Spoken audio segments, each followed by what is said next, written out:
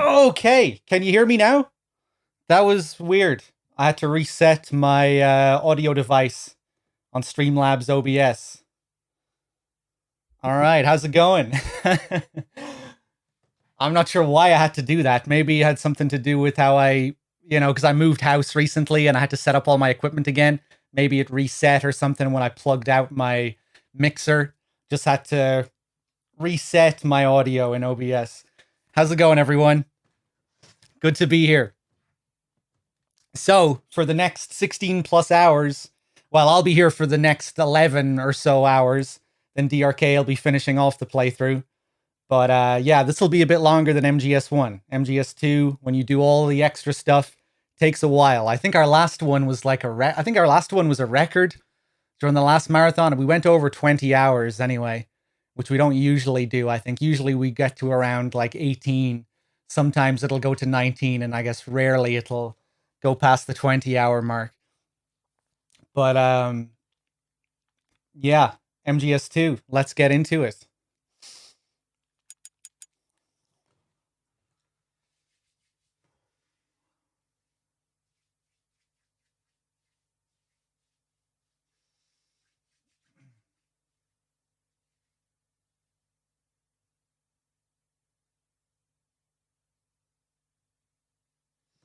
Oh, I'll fix the timer.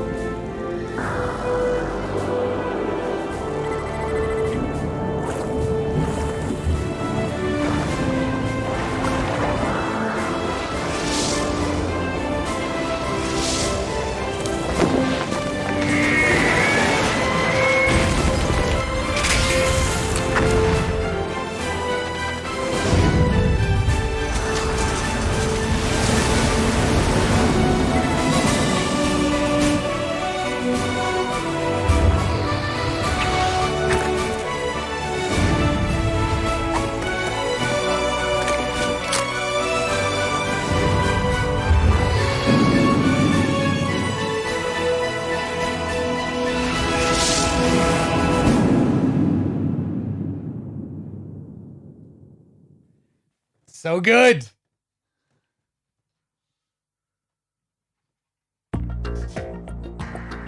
I think someone was being generous with some bits there. Top Ramens with the 1,000 bits.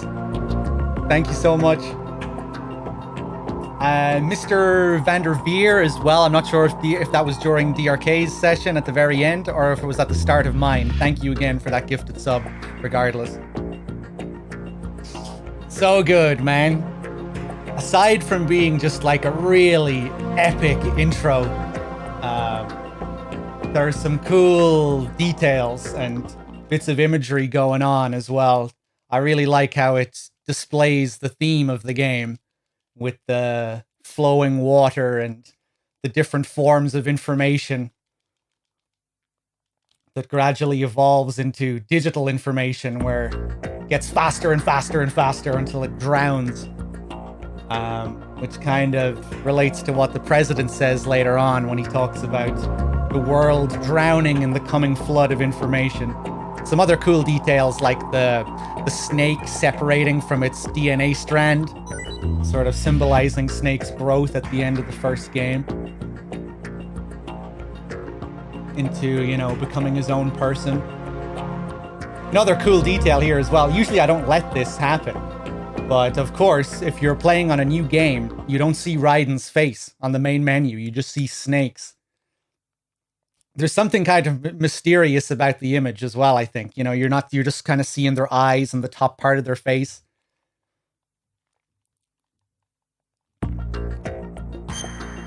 Let's see. Before we get into the game, let's switch some of the options here.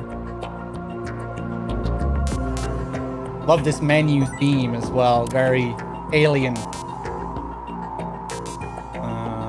Quick change previous, so we can do some fancy strats. Switching back and forth between weapons and items. That image of Rey there as well, to the right, I think that's almost identical to the image of Rey that you get when you complete all the VR missions. You know, in MGS VR missions, when you complete them all or when you get 100%, it flashes that image of Rey on the screen for a couple of seconds. I can't remember if it's that same image. I know it has like a red filter in VR missions, but I think it might be the same piece of art. New game. Tanker plant. We will do extreme like last time, just so we can show the ration calls, ration related Easter eggs.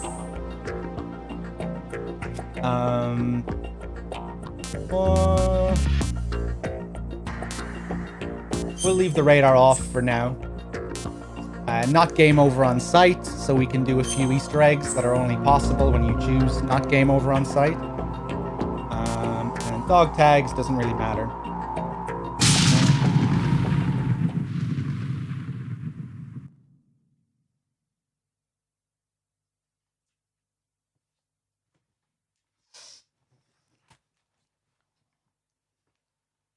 The Hudson River, 2 years ago. We had classified intelligence that a new type of metal gear was scheduled for transport. The whole thing stank, but our noses had been out in the cold too long.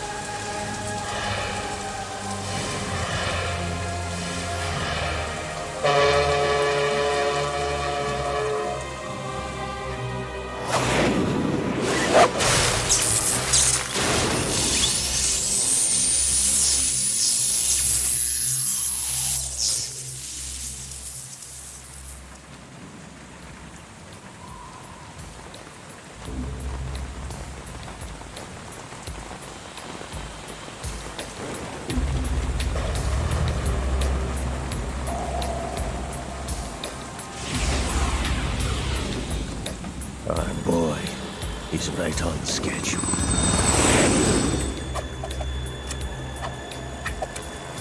He'll know soon enough.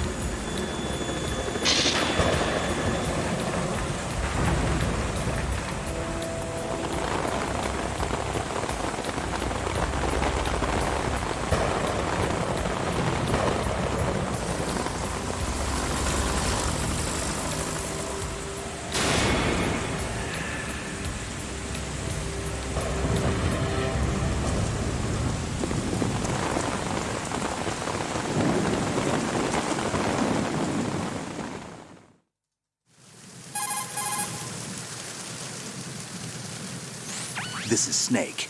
Do you read me, Otacon? Loud and clear, Snake. Kept you waiting, huh? I'm at the sneak point. Everything going okay? The stealth camo's busted. Landing impact. We must have overused it. Sorry, but you're gonna have to deal with it.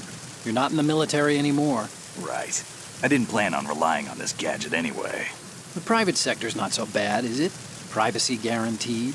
I'm happy as long as no one gives me any more unwanted gifts. You mean that thing with Naomi? And I can't say I miss the chattering nanny. Mei Ling's not so bad. That reminds me, I have to get in touch with her again about that new Natick flashware. Diverting toys from the SSCEN again? Look, give her a message from me. Someone will find out, sooner or later. She's better off assuming it's sooner and quit while she's safe. Too true. Okay, Snake, let's get to work. You know how the technical specs of Metal Gear were sold on the black market after Shadow Moses? All Ocelot's doing. Exactly. And now every state, group, and .com has its own version of Metal Gear. Not exactly a classified weapon for today's nuclear powers. This new one seems to have been designed to wipe the floor with all the other models. The only consistent description is that it's an amphibious, anti-Metal Gear vehicle. That explains why this one is under Marine Corps jurisdiction.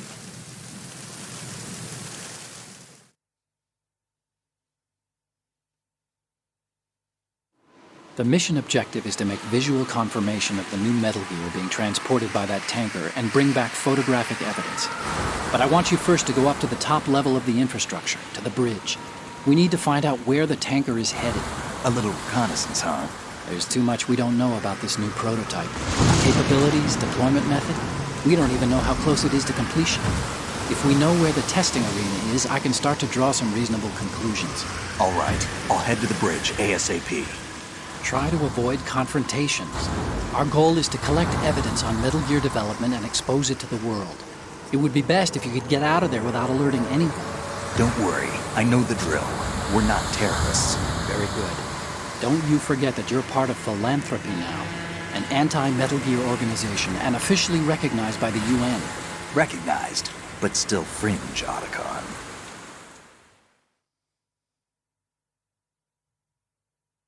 All right, let's look at your gear. Your weapon is a tranquilizer gun converted from a Beretta M92F. M9. It's a little hard to work with because you have to reload after each shot since the slide locks. Better than scavenging at the mission site. Good suppressor, too. The chemical stun will take effect in a few seconds and last for hours. You can take down an elephant with that thing. Check out the laser sighting, too. The effects of the anesthetic round will vary depending on what part of the body is hit. We're talking about a difference of tens of seconds between hitting limbs, chest, or head. As for the equipment... Hey, Snake, cigarettes? What's wrong with you? It's kind of a lucky charm.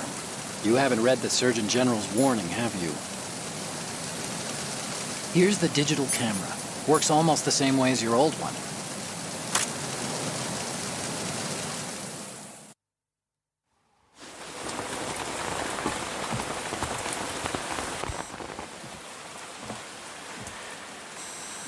They don't look armed.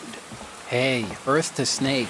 These are nice, upstanding Marines, not terrorists. Don't get caught. You're in stealth mode here. Sure, and if it comes to that, a little beauty sleep never hurt anyone. By the way, Otacon, are you sure of this intelligence? Absolutely. Hacked it out of the Pentagon's classified files myself. No traces? Oh, please. I'm too good for that. But this might be a trap. Remember, there's a price on our heads. You're just being paranoid. I hope so. Those men, you wouldn't think they were anything but civilians from here. With all the ships passing on the river and in the harbor, putting uniformed Marines on the deck would be a bad idea. People can get a clear view of the water from riverside, too. The water line is too high. According to the navigational plans, this ship should have discharged its cargo upriver. It's in there, no doubt about it. The military trains you to watch for threats from the stern on a boat. That's SOP for counter-terror ops, too.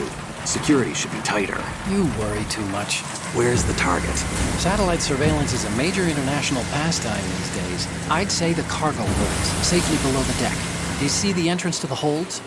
Looks like there are a few entryways into the crew quarters. The chopper. What?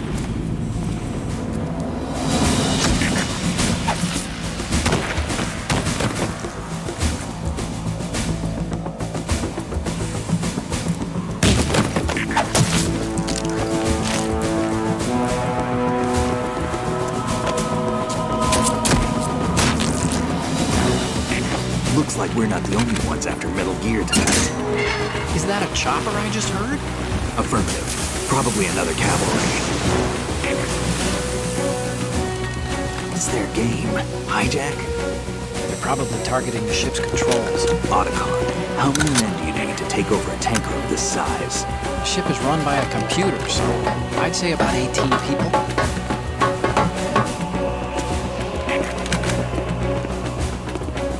AKS 74U.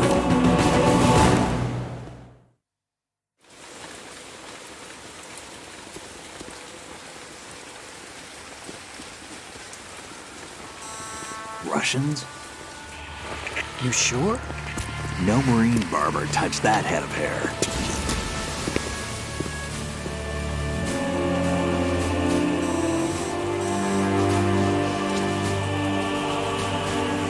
I'm transmitting a photo. Let's get an ID on him ASAP. I'm on it.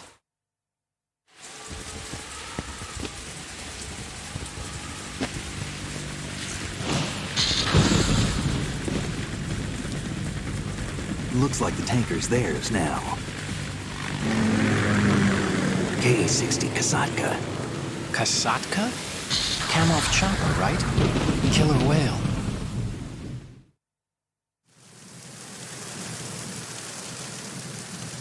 We need to get a fix on who they are.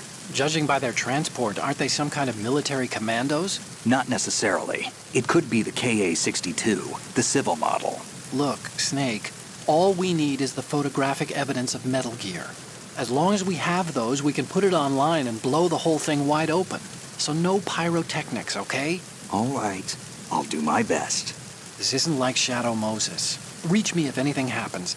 The frequency's 141.12. How can I check in and save my progress? I'll do it. There's a frequency set aside for it. 140.96. Sorry, but no Mei Ling this time. Call me on the codec when you want to save. Got it. I'll be waiting just past the Verrazano Bridge. You need to be off that ship by then. I'll be in touch.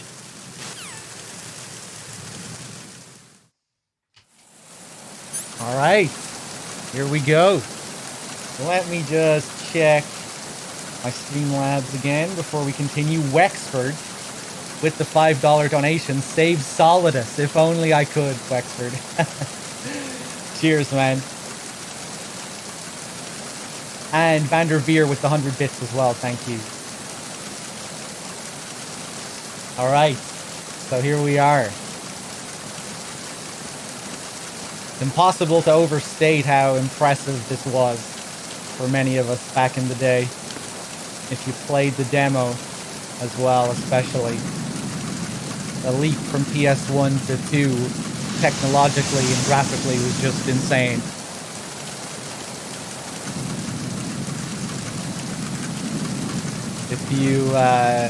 If you look up the MGS2 reveal at E3 on YouTube, you'll just see the funniest thing, just the crowds in absolute awe of what they're seeing. This can't be possible.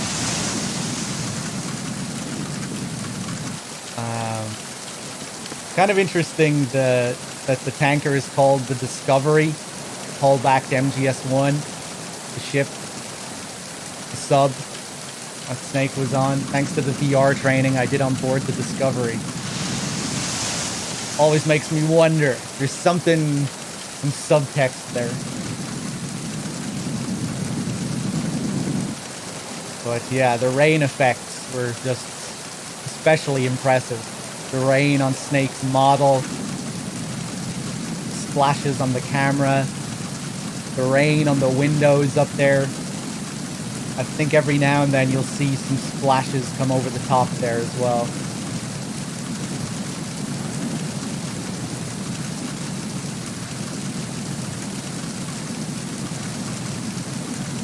And gameplay-wise, there were just so many improvements over the first game. Like, even simple things, just like the movement. You know, one of the frustrating things about MGS1 was that you had to run at all times, you know, and it could be awkward getting up behind an enemy if you wanted to choke them out. You know, you'd accidentally bump into them and you'd get an alert. Things like that were a bit, you know, unpolished in MGS1. Or just sort of awkward, you know? Even just simple things like that were greatly improved on in this game. And then obviously, aiming in first person, the enemy AI just so much better. All the, like, the clearing that they do, the way they change their patrols and caution and evasion, and being able to hold them up, sticking them in lockers.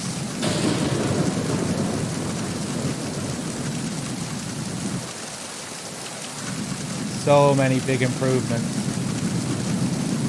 I'm gonna wait for this guy to move over to the left. See, look, now we can see those splashes.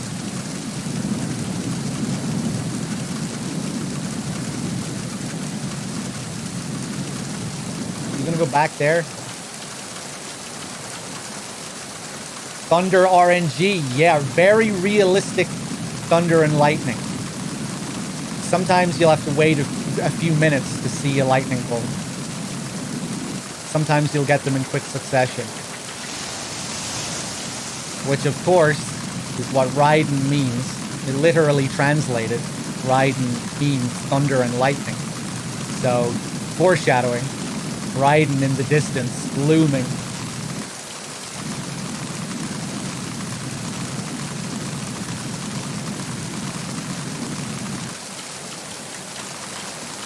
What do we have here? Some chaff. Look at those splashes. They look so good. And of course, when we go under here, the rain fades and we just get the fog blowing in. Really nice.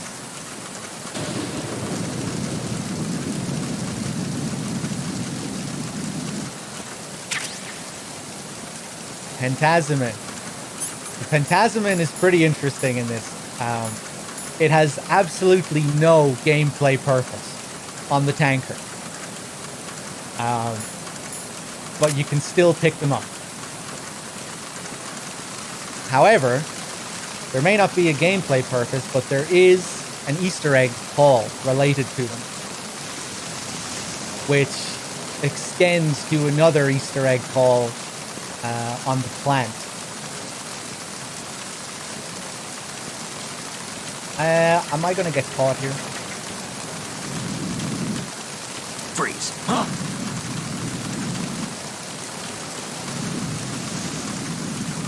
What are you? Oh, tough guy. Would you shoot a prisoner? Oh!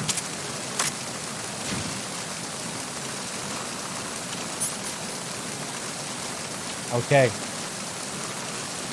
Let's drag this guy down.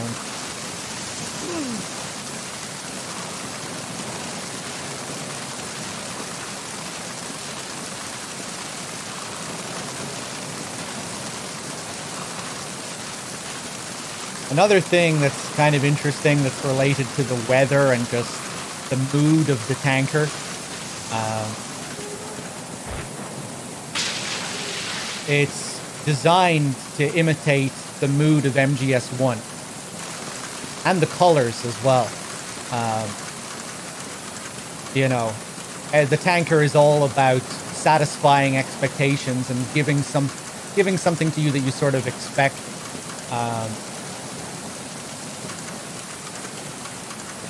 And yeah, the feel of the tanker kind of ties in with that, the look. Just like Shadow Moses, it's dark. We're playing at night. The greens and blues and the color palette.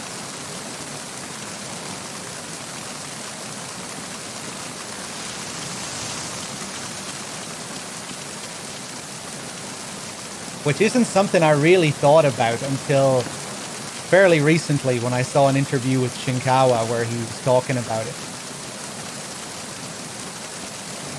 But then once you hear it, it's like, man, that's so obvious. You know, with the big shell taking place during the day and how the Colonel mentions that unlike in VR training, you never had daylight VR training, right? So we have the tanker resembling Shadow Moses.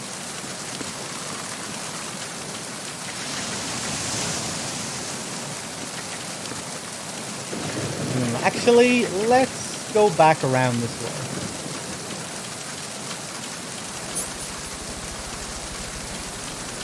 Hey, what's up, Gil? How's it going? And Nirvana with the 3 months. Thank you. Paz with the 42 as well. It's been nearly 3.5 years. Where does the time go? Thank you so much, Paz. Good to have you.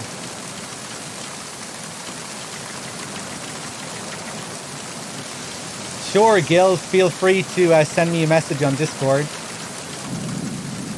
Am I going to get spotted here?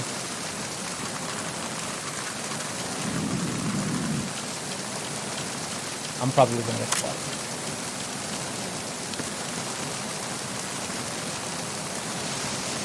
Look at all these fancy little movements. Shit like this was just the coolest, you know? Even though it's a small little detail, just doing this little peek thing, it just felt so badass. You know, compared to the movement options that you had in MGS1. This guy's patrol route is pretty long. It's going to take him a while to come back here. I think I'll wait for him to come back, though. Yeah, here he is.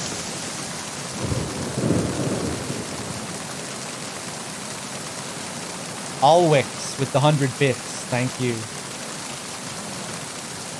Freeze. Move! Mo!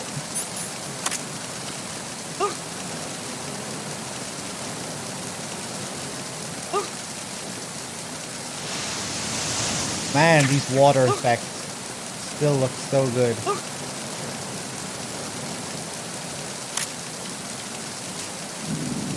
Ooh. Alright, will we kick him over? Oh, how? And of course, I put him to sleep because I put a trank dart in him by mistake. Alright, we'll let him just chill there for a second.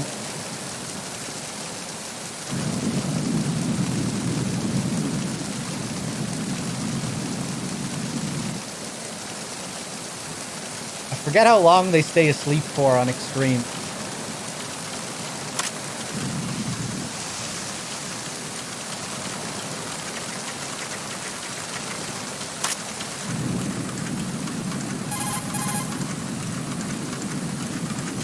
I see a lifeboat. That's a fully enclosed fire-resistant model, equipped with its own oxygen pump. Those have a water-based cooling system and self-contained air supply on board. This means that even if the boat is sealed, there would still be air available for the crew and engine operation. It automatically rights itself if it's overturned, and can withstand contact with fire for a significant period of time. But you won't be able to use that lifeboat. It's too noticeable, for one thing. And it just doesn't have the kind of speed we need.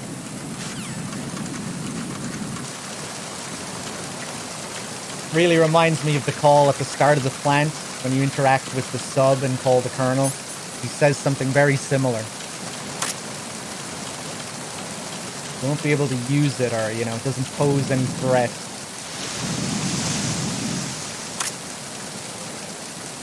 So another thing to take note of when it comes to certain things that are lining up with expectations or resembling what we know from MGS1, the codec screen here. This is a subtle little thing that changes when we get to the plant. If you look at how like the signal bars are shaped, it's just like the codec screen in MGS1. Just kind of naturally flows up. But when we get to the plant chapter, it'll be slightly different. The codec screen won't look the same. Same with the game over screen.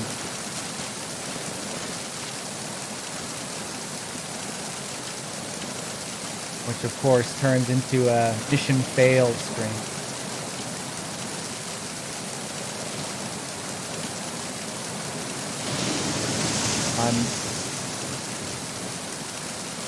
I really want to kick this guy over the edge.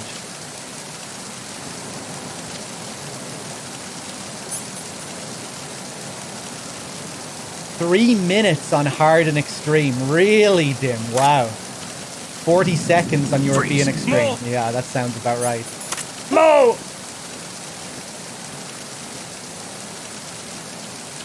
Right, let's try this again. What? How did he end up over there? All right, let's try it again. Okay. All right, let's try it again.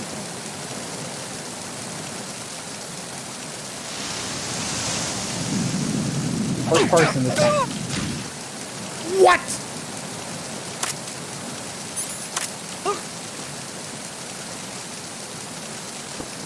What the hell? And now he's fucking knocked out again. What an asshole. I'm not giving up. I'm not giving up. Oh, at least that doesn't take long. Freeze. Mo!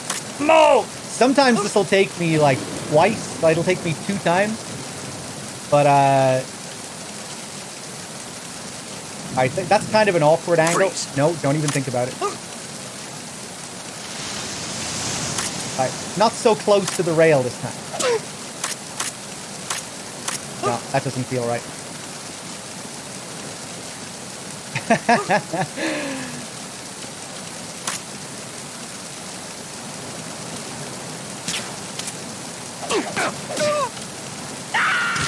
Nice! I shot him by mistake again. Love how we get a little scene for it. Smacks against the camera. Alright, success.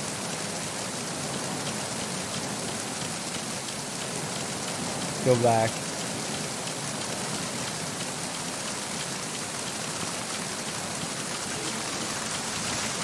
Zo. Arch of Tyranny with the 69 months. Thank you.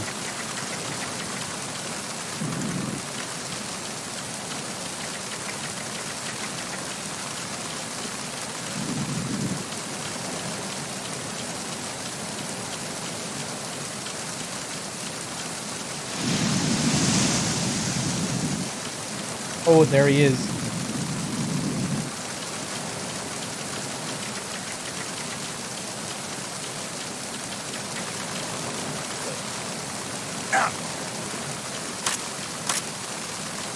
Freeze.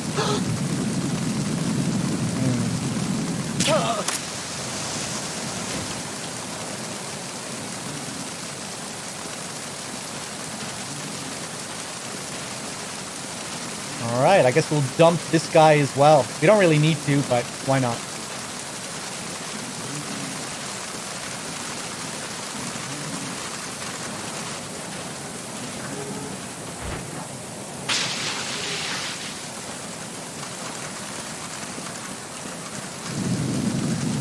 Cool detail that we'll miss out on playing the HD collection is the photographs. You know, after the President Johnson scene on the plant, when Snake is telling Raiden about what happened on the tanker and how photographs were taken by the Cypher and uploaded to the internet.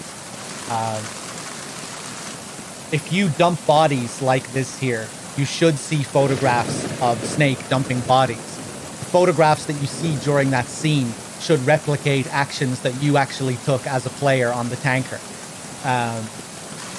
And that's what happens in the original version. However, on the HD collection, it's something that they fucked up because you just get standard default pictures.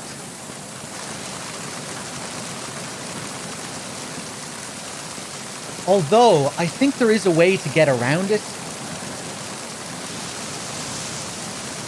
Does it actually work on this digital version? I remember before, I'm pretty sure a few playthroughs ago, I noticed that it actually did take the photographs correctly. Or something like that. I can't remember exactly. Or I think it's just that the pictures will change if you play plant only or something like that. Maybe that's what I'm thinking of. I can't really remember.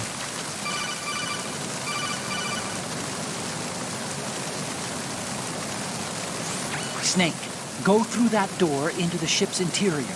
Push the action button down in front of the door and wait until the door opens before letting go. If you need to open the door faster, hit the action button repeatedly while you turn the handle. Make sure you keep doing it until the door's open. All right. Another thing to take note of as well, in comparison to the plant sequence and the beginning of the plant sequence, the game treats you with a lot more respect with regards to letting you play the game and telling you controls and things like that. If you just hang around like this doing nothing at the start of the plant sequence, the colonel will call you and tell you to hurry your ass up. But on the tanker, you know, Snake and Otacon are on the same page. They're on the same wavelength. Which is not what happens with Raiden and the Colonel. You know, you are beneath everyone as Raiden. Even Otacon takes the piss out of you and calls you a stubborn, simple-minded fool, you know?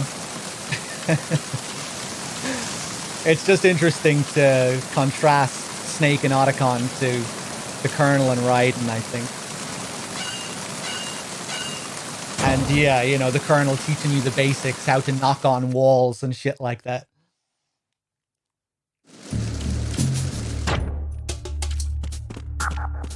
All right, we're inside. Freeze.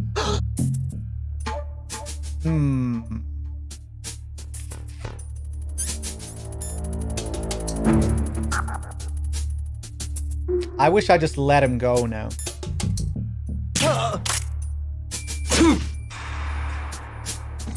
Oh, I wonder, do we start the game with a cold on Extreme? Probably. On European Extreme, you start the game with a cold, which can be a pain in the ass. However, if you keep moving, Snake will never sneeze. That's the trick. Of course, you can take medicine as well, but yeah, he'll only ever sneeze if you're stationary.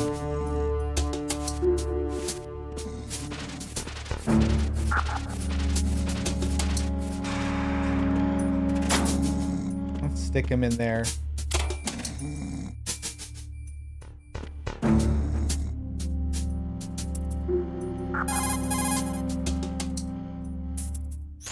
What do you think you're doing, Snake? You don't have enough to keep you busy? Try to remember the mission if you can. Classic. Hey, bye Toot, or however I pronounced your name. Thank you very much for the resub.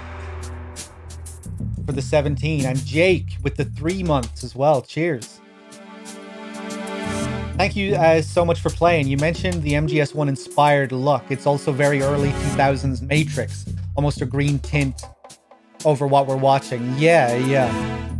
I reckon that might be more of a coincidence, given that MGS1 also had that same color palette. But yeah, I wouldn't be surprised if Kojima also took some inspiration. Funnily enough, Dead Cell were originally going to have sunglasses. And they decided against it because they thought people would compare it to The Matrix too much. And I'm not sure if the idea was... I don't think the idea was intended to be a Matrix reference. So that'd be another interesting coincidence. Although maybe it was. I can't exactly remember what they said about it now. But yeah, originally Dead Cell were going to wear sunglasses. And you can still get those sorts of sunglasses as an Easter egg item for Snake. You know, if you play on NG+, Snake will have the sunglasses, and Raiden will have those big goofy glasses.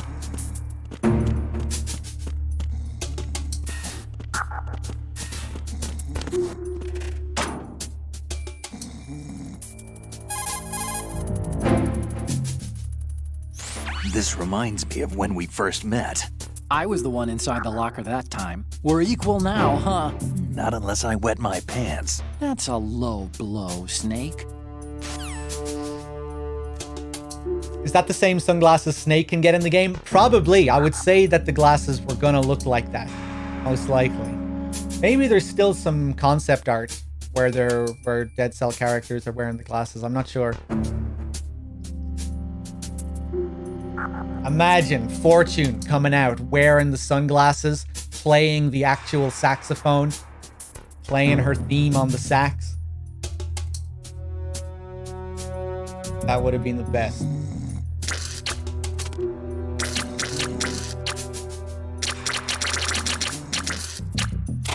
This poster.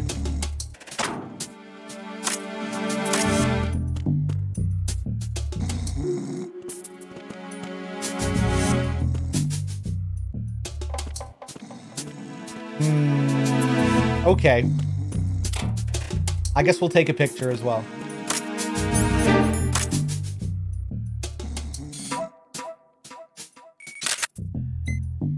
Good. Good.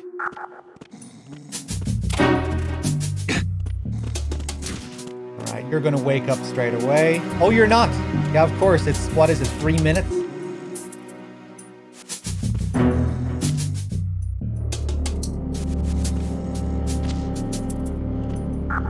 We'll carry him outside.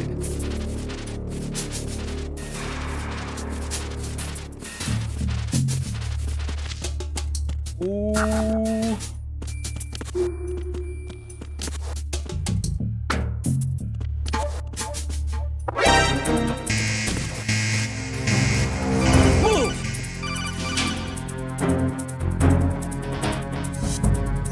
Snake, get yourself out of sight now. Enemy search parties are on the way. It's a clearing. These aren't sentries you're dealing with. They're searching for you, and they know you don't want to be found. You can't make some feeble attempt at concealment. Make sure you're completely hidden in some place they wouldn't think of searching. Move!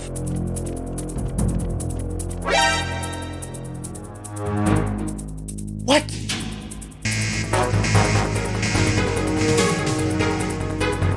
They didn't do the thing!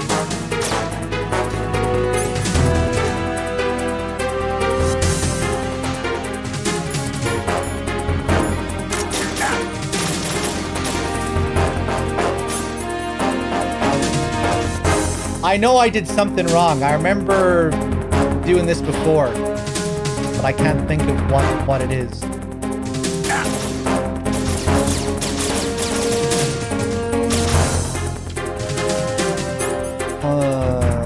I think I might let them kill me here, because it might not be possible to do it if I reload the area, just to be safe.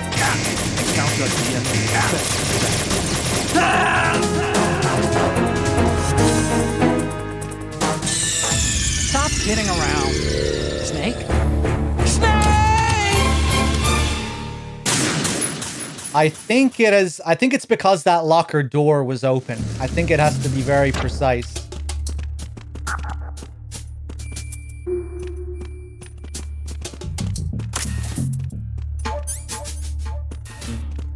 Okay, let's try it again.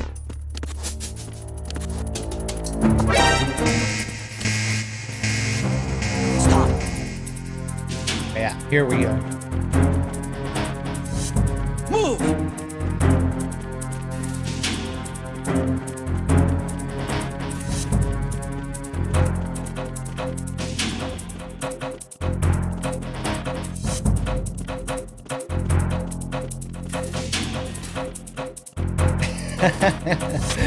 There it is.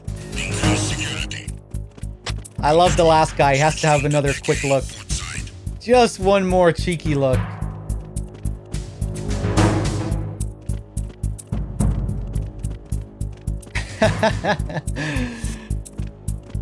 So we have, what, 3 Easter eggs related to this one locker?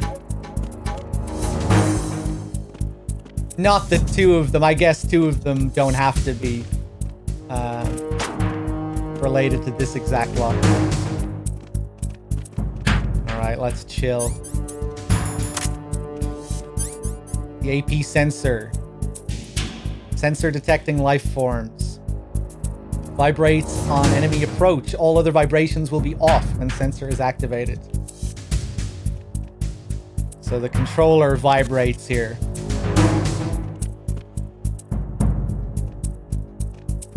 To let me know how close the enemy is. If they're really close, it vibrates really fast.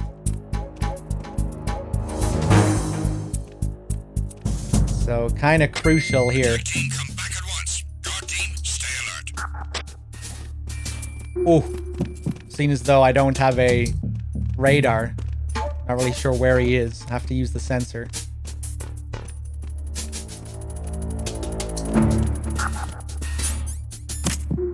Yeah. Freeze.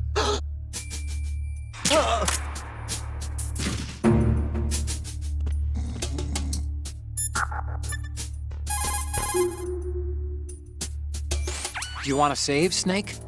I understand. I understand.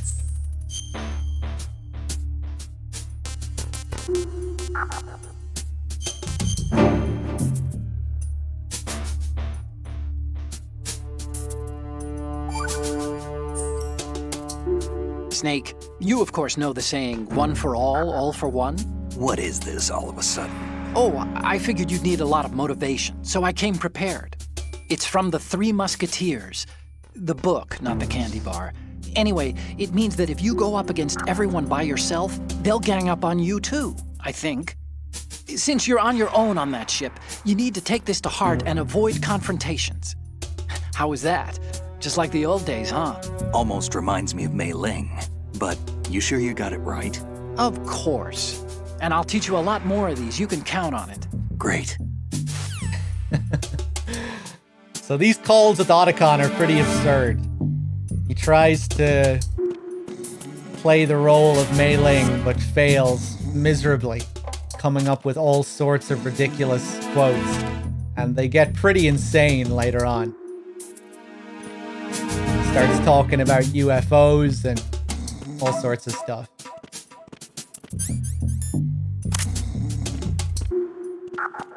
Again, it's another thing that I think is supposed to be sort of cheekily playing into what the tanker is, you know, just a big ruse, a big lie, essentially. Otacon trying to feed you all this bullshit information and passing it off as if it's actually true.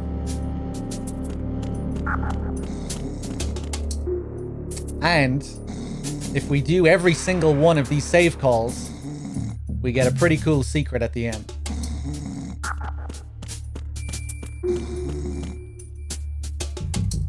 The Ragged Shrew, how's it going? Let's call Otacon again, just normally this time. Snake, those pipes you see along the wall and ceiling are steam conduits. They're thin enough to penetrate with gunfire. Don't touch the steam. One of those blasts from the hole will burn your skin off. You may be able to use it as a trap of some sort, though. Pretty cool. What you're wielding right...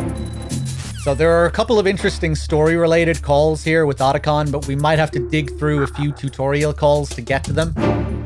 The very first mention of the Patriots is in one of these optional calls, which is pretty cool. You have pentazamine in your inventory. If you need to take some, select it in the item window and push the enter button. Pentazamine is a mild tranquilizer used to treat clinical depression, obsessive-compulsive behavior, and anxiety.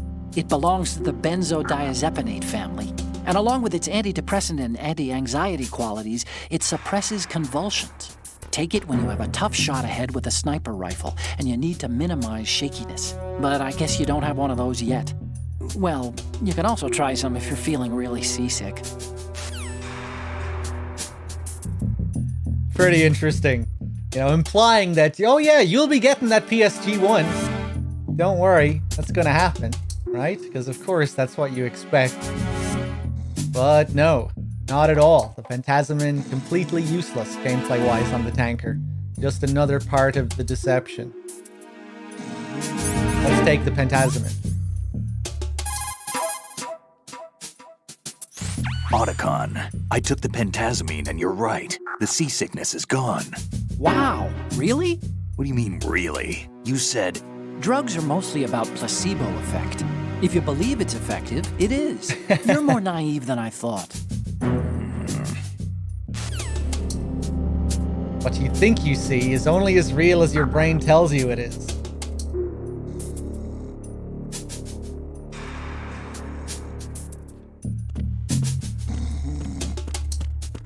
Alright, we'll get a continuation of that on the plant later if we take Phantasmin as Raiden and call Snake. He'll reference this call. There are a few details like that in this game where you have like Easter eggs within Easter eggs, or like certain optional calls will unlock other optional calls later on. This game is pretty insane when it comes to Easter eggs and little touches like that.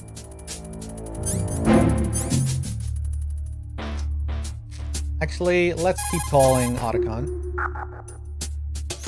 Snake, go to the bridge first and find out where this ship is headed.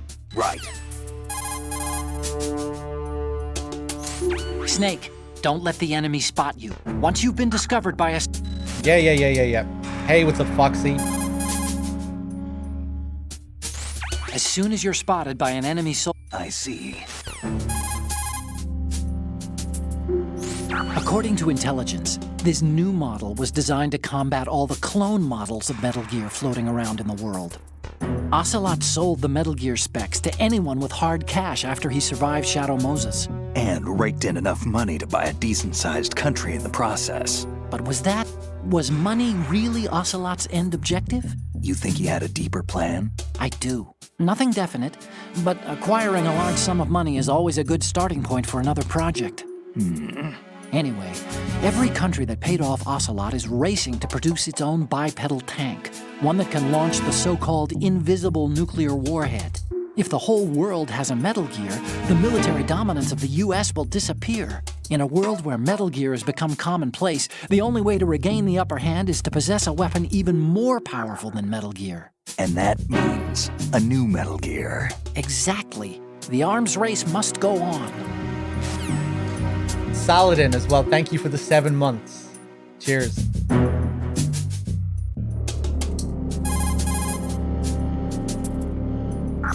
Push the action button near a scalable railing to hang off the other side. This is called hanging. That's right. Hanging? If it's about waist high... Yeah. There's one more call I want to get. Change to first-person view with a weapon. That's right. The Metal Gear that the tanker is transporting is being developed under Marine Corps jurisdiction. But I've also heard a rumor that the Navy is working on its own Metal Gear.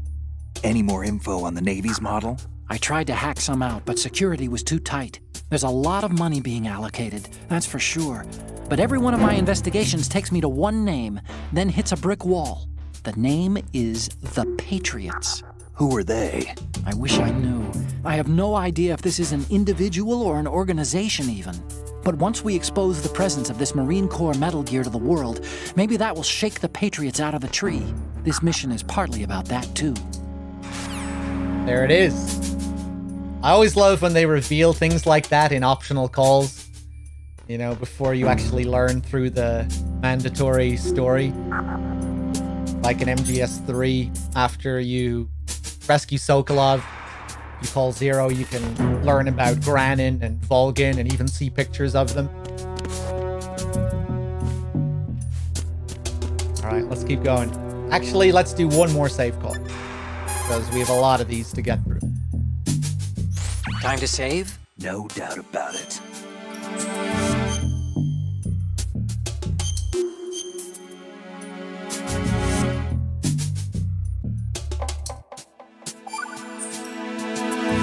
Okay, there's a saying that goes, even a bird on high dies a glutton's death, as do the fish of the deeps.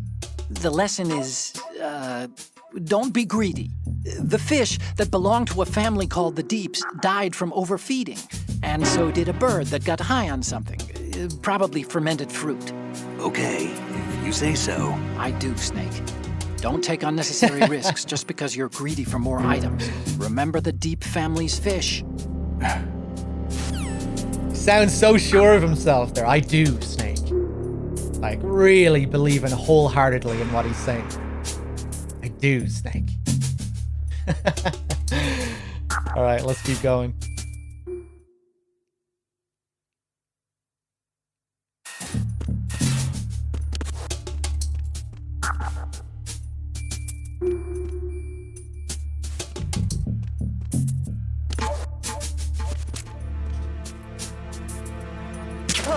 Take him out. Wait for this guy to come back. Gonna see the body.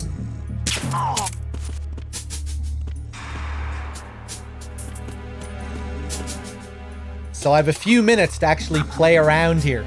This can be a bit of a pain on European Extreme if you want to show all the details. They only stay asleep for 40 seconds. Do a little touch here. If we look at the TV, we can see that the image is of the ray holds. That balcony.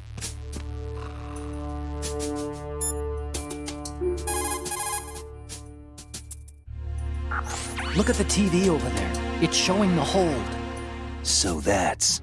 The new Metal Gear. Why are they broadcasting this? They probably want to keep a record of this exercise, and maybe give a little presentation. Presentation? That ship's been transmitting a live video feed via military satellite uplink for a while now. So there's some brass out there smacking their lips over this little home movie. I've been trying to pinpoint the receiving location, but I haven't had much luck. There's a heavy-duty firewall in the way. I'll try some more, though. Wherever it is, it must be a warm, dry office with hot coffee on tap. Far cry from that tanker, huh?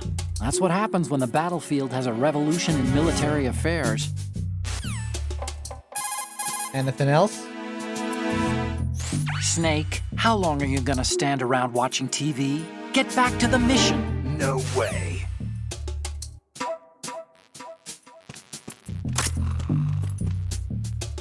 Ooh, I thought I heard someone come up there.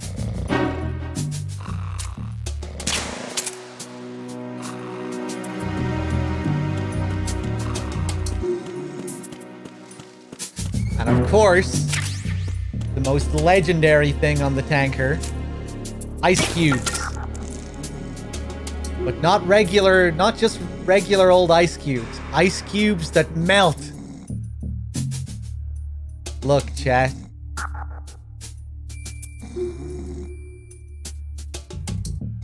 Oh my god. Behold! The power of the PlayStation 2.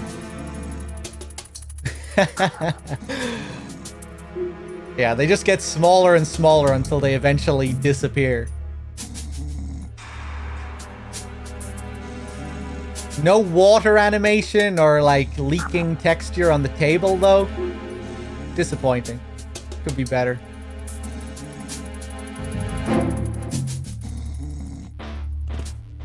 Individually modeled bottles as well, which we don't see later on in the series. You shoot it at the bottom, it breaks at the bottom. You shoot it at the top, it breaks at the top. Try doing that with an MGS4 bottle or an MGS5 bottle.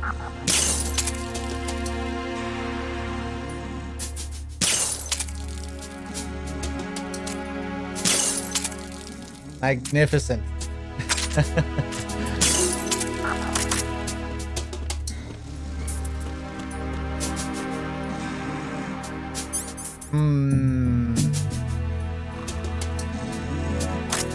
These guys are gonna wake up soon.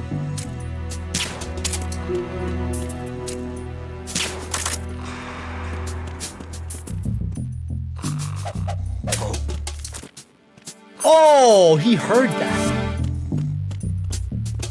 Impressive.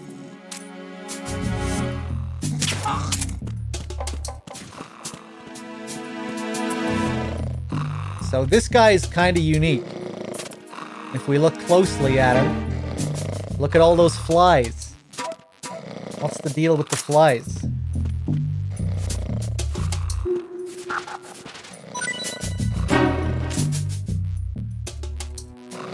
Ah, so it's the ration. And if we pick up the ration, the flies will follow us. You know, I can't remember if this affects... I'm not used to playing on extreme. We've only recently started playing on extreme again for these marathons, just so we can show things like this. And you know, because on European extreme you can't even pick up rations, and there are codec calls and certain things related to them. So yeah, that's why we're playing on extreme again, just so we can see the rations. But yeah, we pick up the rotten ration, and it's the flies follow us around. But I don't think it affects gameplay. Like, I don't think the enemy will be able to smell us or anything. And when we move on to the next screen, I think they just disappear completely.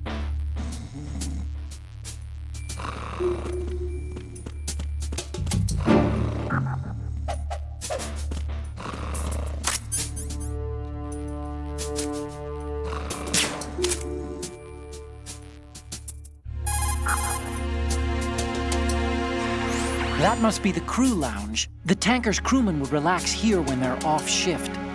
There's a lot of stuff there. Make sure you don't move it around too much. Someone may notice that it's been tampered with. Leave no traces. That's common sense when infiltrating a target, right? Yep. Anything else, Otacon? Snake, go to the bridge first and find out where this ship is headed. The bridge is on the top level. Right. When you're flattened against a surface behind a corner, you're in corner view. You'll be able to survey the area without exposing yourself. The corner view lets you... I think the enemies can use the flies to track you. The flies move more slowly, so they can follow the flies if they see them. That's true, Wexford. Yeah, they have to catch up to you when you move, don't they? Yeah.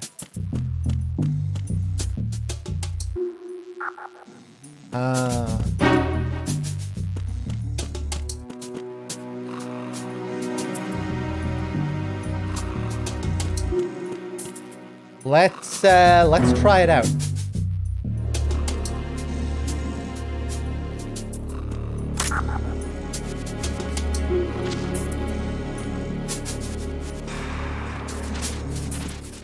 Oh shit. I thought I heard someone wake up.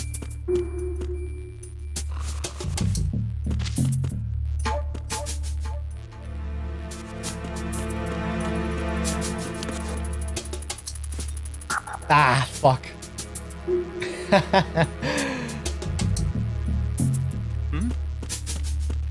I saw the bottles.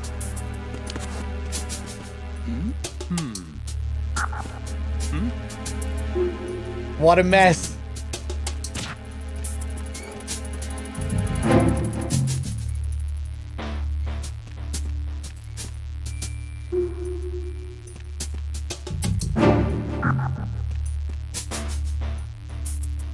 Alright, let's just wait for them to go back to their usual patterns.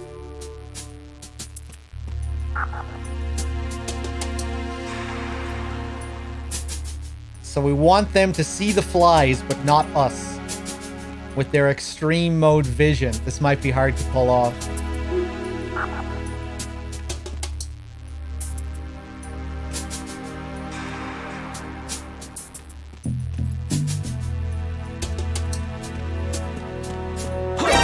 Fuck. If I had a radar, it'd probably be a bit easier.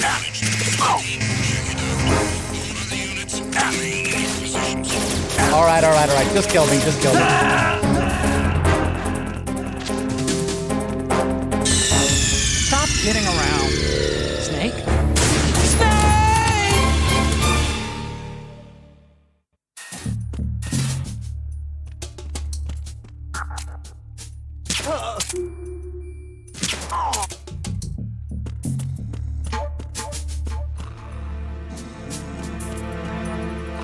Okay, I'm gonna grab the ration, but then I think we'll just proceed. Ooh, hello. I got you. Send reinforcements. Remain in your positions.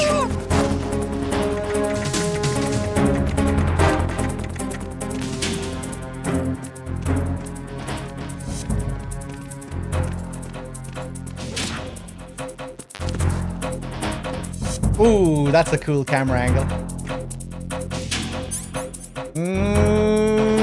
I don't have any cardboard box or anything. Turn back. Return to your positions. Oh, Backup team is on its way to the station. hold him up, please. Freeze. More! Mo! Please don't.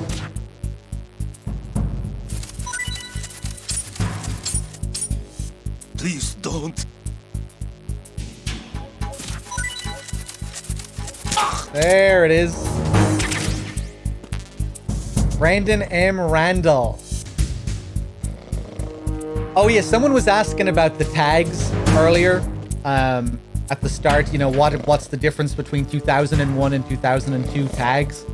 Those are for the different versions of the game. You know, there was Sons of Liberty in 2001 and Substance in 2002. And I forget exactly what the deal was with this, but you could apply on the Konami website to have your name written on the dog tags in the game. So there are different names for the different versions of the game, basically.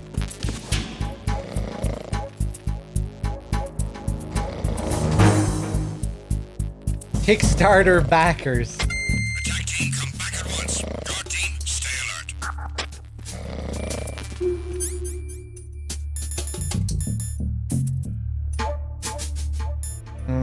Let's see.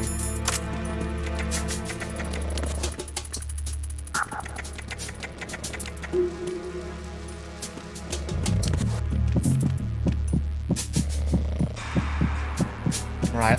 Okay, right. Let's see if we can do this. Get him to see the flies. But not Snake. We're gonna have to be so precise with how we time it. So he turns here. Stays there for like 2 seconds. So right before he turns, I want to jump out just so he'll see the flies when he turns.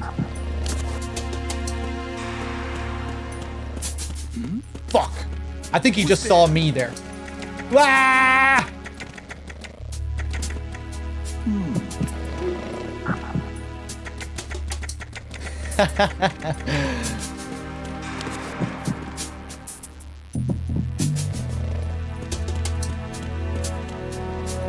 Fuck.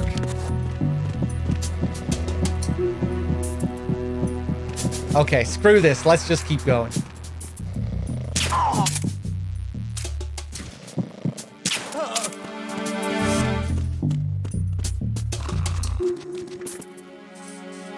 Four rounds. Oh, we are on extreme, so maybe we'll get some ammo from these guys.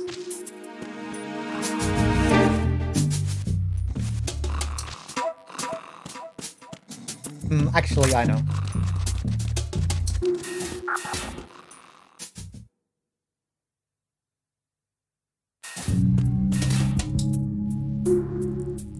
But yeah, unfortunately, when we move on to this screen, the flies are gone. I wonder if that might be an issue with the HD collection. Might have to test that on the PS2 version. Sinister Clicker with the $10. Relatively new here, but love this community and everything you guys do. Hey, cheers, man. I'm glad. It's good to have you. Much appreciated.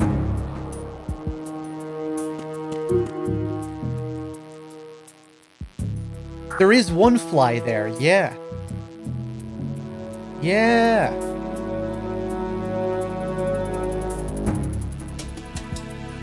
Is he still there? He's there.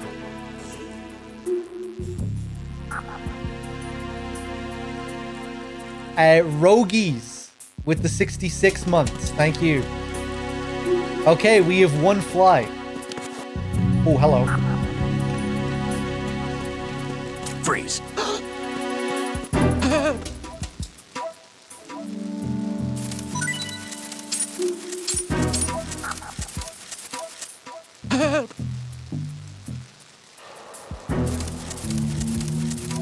That's it. USP rounds. Fuck. Whew.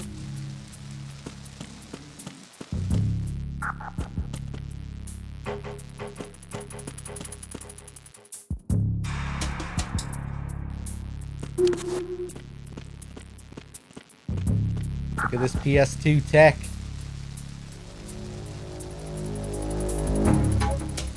Unfortunately, there aren't too many parts of the game where you need to worry about your shadow. Yeah, look, you can see the flies here. That's weird that they just aren't as pronounced here.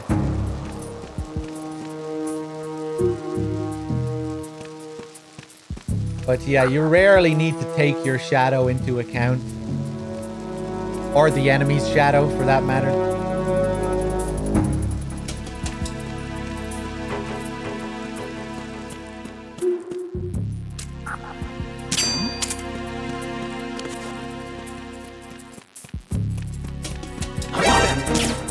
You're not allowed to come here.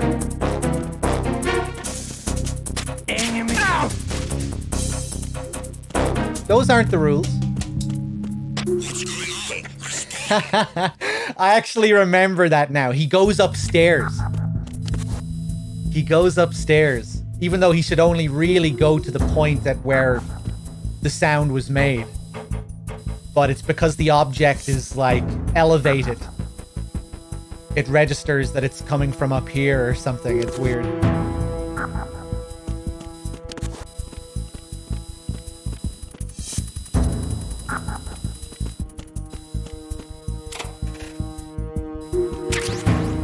Chaff.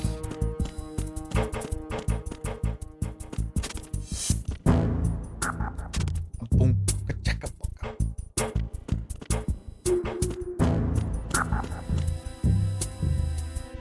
You know, I'm not used to having no ammo here. But I think we'll survive. Just about. Let's save. Oh, you need to save? Just a second. I understand.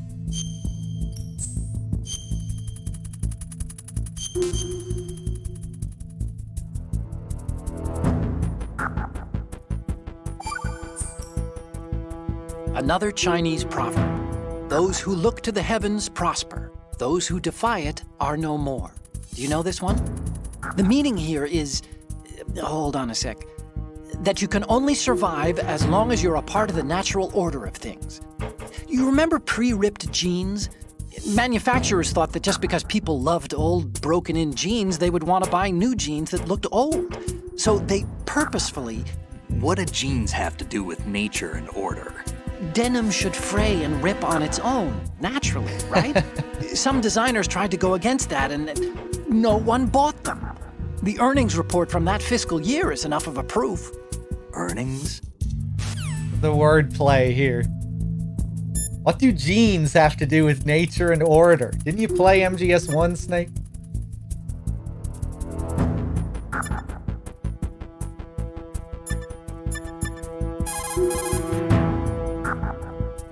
Snake, those pipes you see along the wall and ceiling are steam conduits. They're thin enough to penetrate with gunfire.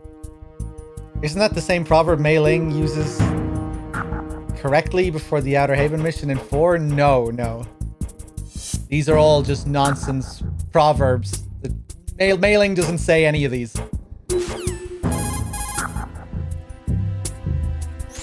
So you've got rations now. These are military food supplies and allow you to recover some life with use. If it is equipped in advance, the ration will automatically be used and life will be regained when you receive damage. You can select it in the window and push the confirmation button to use the item on the spot. Rations were designed to be carried and eaten on the field. They're all about functionality and calories. They use special freeze-drying methods developed by the NROC. They're compact, portable, and last for weeks. Well, Mei-Ling has a few different quotes in 4. Snake, go to the bridge first and find... I see. When you're flattened against... Could be. When the photos are in, we'll put them online and blow this whole thing wide open on the web. Don't you think that the authorities will just shut us down? Probably, but it won't matter. There'll be mirror sites spawning within minutes after those images go up. We won't even have to ask. People will be grabbing the pictures. There's no way anyone can stop it. Information has a life of its own, and as long as it lasts, it'll keep existing, even if it has to change its form or location. Life? Yeah, the desire of people to learn, the demand for data. That's called idle curiosity in my book. Everyone's got some of that, and sometimes it can pave the way for truth. That's what I believe.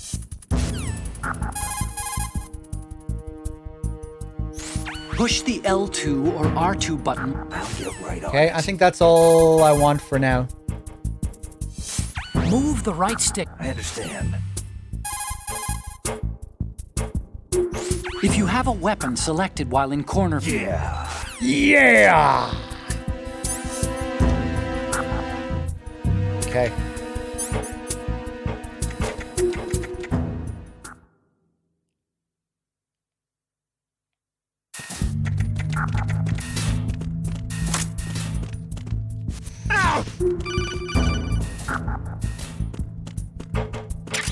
Ooh, M9 ammo. Beautiful. Secure the perimeter. Understood. Backup squad to deck D. Guard the galley area. Right, Seth. I didn't mean to say that they had no basis in reality or anything, but yeah, just that Otacon's talking out his ass. The one about pre-ripped jeans is especially interesting, I think, because it really feels like it's commenting on the game. People who wanted to, what he says about people wanting new jeans that just looked old.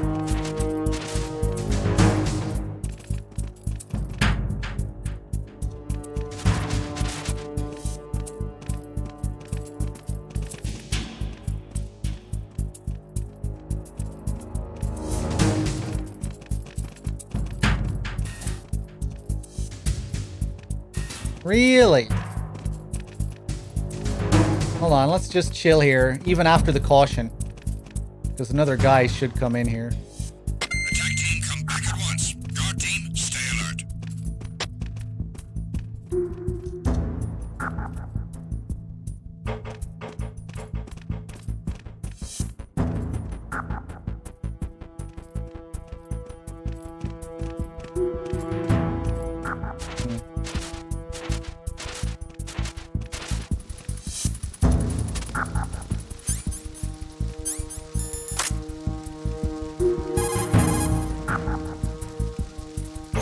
Snake, that's the pantry where they keep the food supplies. Huh. Lots of cardboard boxes. You could probably use one to blend in and avoid being discovered. Using the old cardboard box trick, huh? Looks good on you, Snake. Camouflage is the best way to slip past enemy surveillance. But cardboard is just paper when it comes down to it. It won't withstand any serious assault for long. Don't rely on the trick too many times either, and I recommend you keep it dry. One of the worst box calls in the series. What the hell was that, Otacon? What kind of bullshit was that? We get some good box calls on the plant, though, thankfully. That was an embarrassment to all box calls.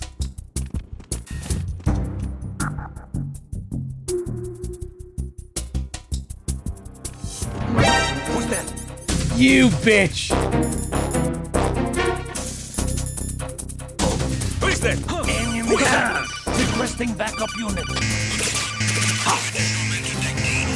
To defend the stairs at all costs.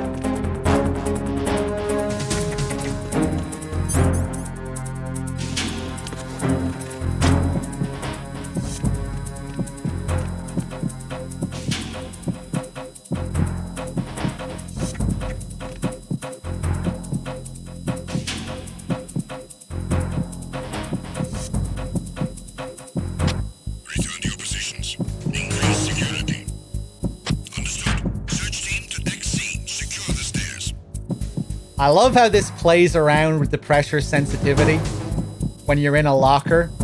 Like if you mash down on R1, you'll smack your head into the locker, which makes sound, which will alert the enemy. But if you're really careful with it, you can peek up like this. Get right up close and look out. See, that's what happens if you just mash it. I'm gonna get caught, but I thought I'd show it off anyway.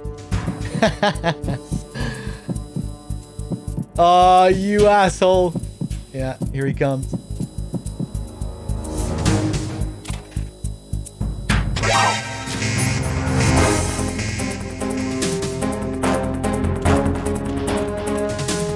Understood. Backup unit, you're wanted at the stairs on deck C. Stop the enemy from getting any further. Oh, shit. He was right there. Should be safe here. Return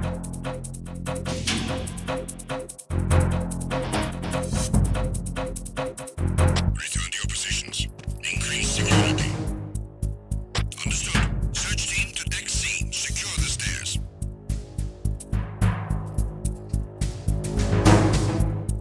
AJN, thank you for gifting a sub to Also Hal.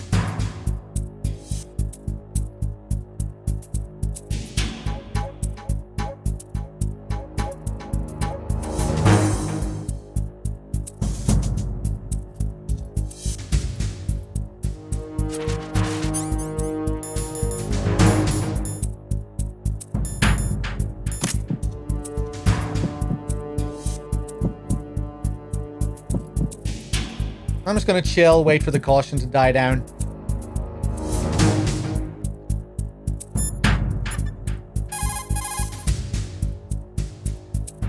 Oh, Snake, you want to save? Yeah.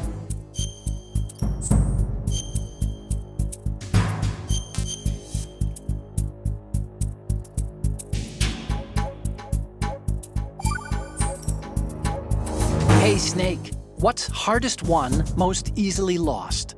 It's time, get it? Amazing how relevant these Chinese proverbs still are. Once the moment's gone, it's gone. Except for daylight savings time, of course. That extra hour to do anything you like with every autumn. Gotta love it. Then again, you lose an hour every spring, so I guess the proverbs are right. Wow, they thought of everything. Did they even have daylight savings back then? Of course not. They knew how to save time. We're the ones that need to be tricked into it. But you said... The moment never returns, Snake. Let's not waste it on idle questions. Okay. Going round in a loop.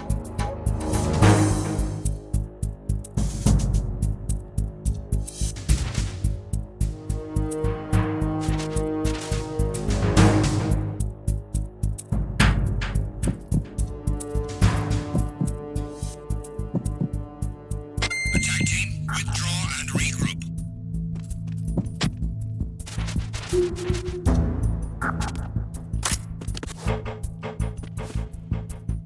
Okay, we good?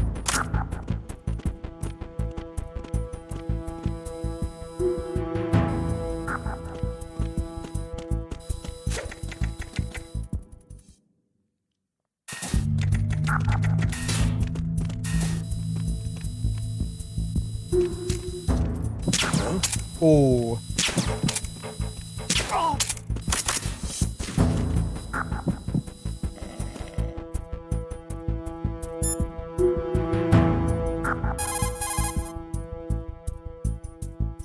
So he was about to have dinner. And got a bullet in the head instead. Poor bastard. That must be the mess hall. It's pretty small considering the size of the ship. I guess modern tankers are so automated that you only need a crew of about 20. That's not a lot to feed. There's a lot of things there, but make sure you don't disturb anything and leave traces. The enemy might notice.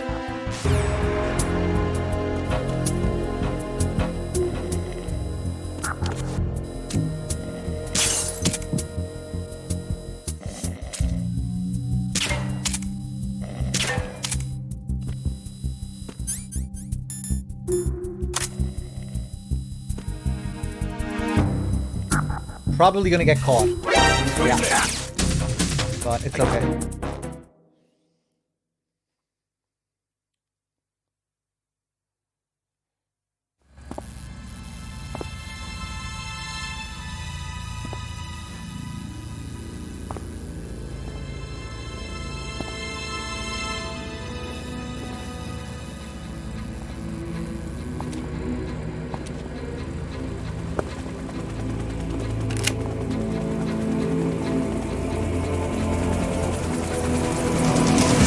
So it is the Kasaka.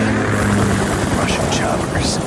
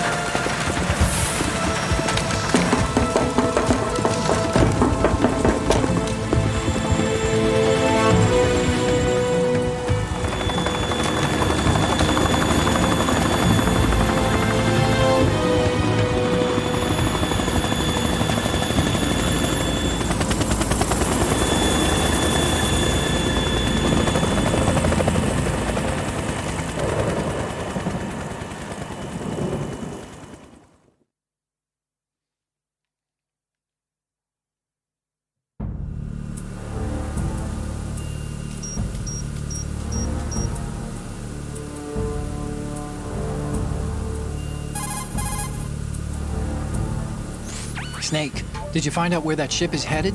I'm looking at it. 35 degrees longitude, latitude around 58. More than 500 miles off the coast of the Bermudas, out in the middle of the Atlantic. So the prototype is ready for solo testing. It's basically combat worthy. That area is outside the Second Fleet's operational range, too. It must be a standalone Marine Corps project, which means this prototype Metal Gear must be designed for independent deployment, without any naval assistance. Anyway, analysis can wait till later. Snake, you need to go down to the holds and locate the actual metal...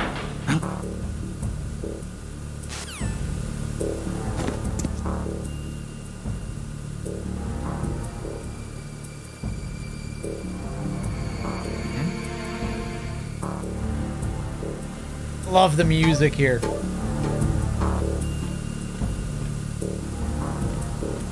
who do we have here? Love how if we strafe here, we can get a pretty decent look. But her face is still covered. Talking on the radio.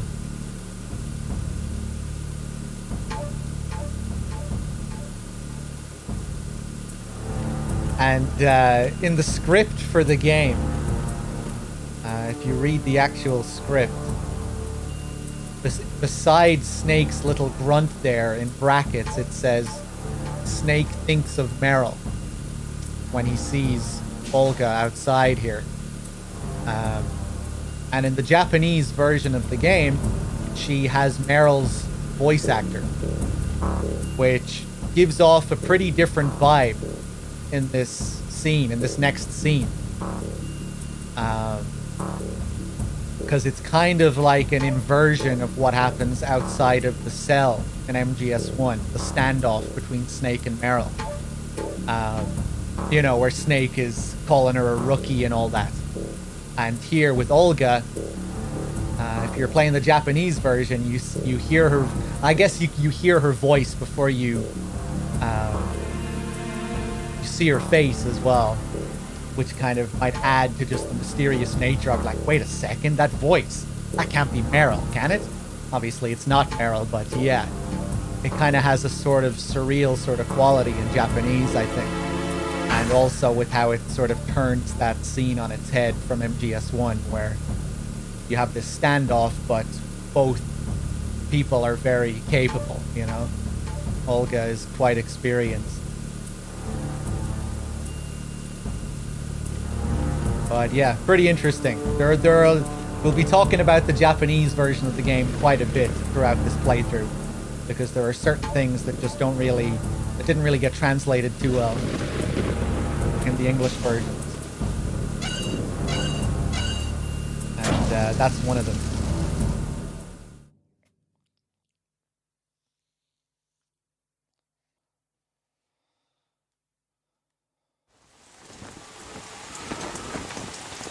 Shalashaska has landed.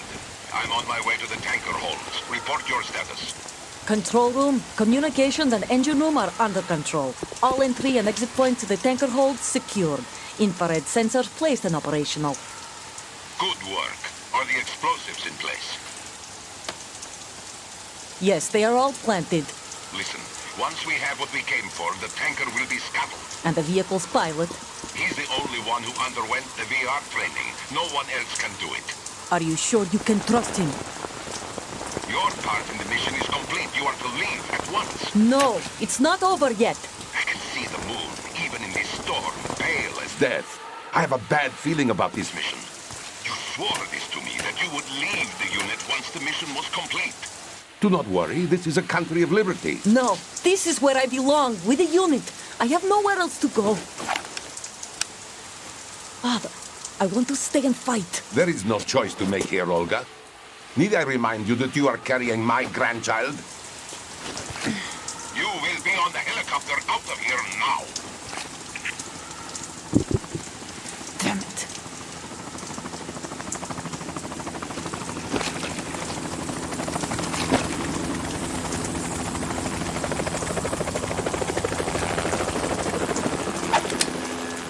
Freeze! Hands over your head, now! Toss your gun overboard, slowly.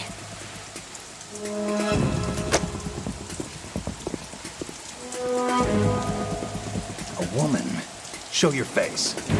You men, you're all the same. Who are you? We are nomads. Wanderers. I said don't move.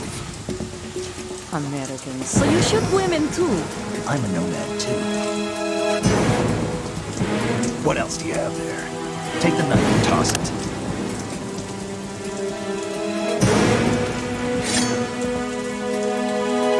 Not there. Toss it overboard. Hold that position. Now, turn around. You know what you're doing.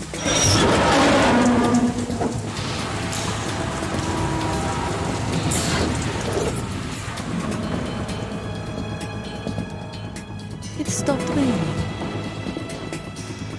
Not too shabby, is it? New York, I mean.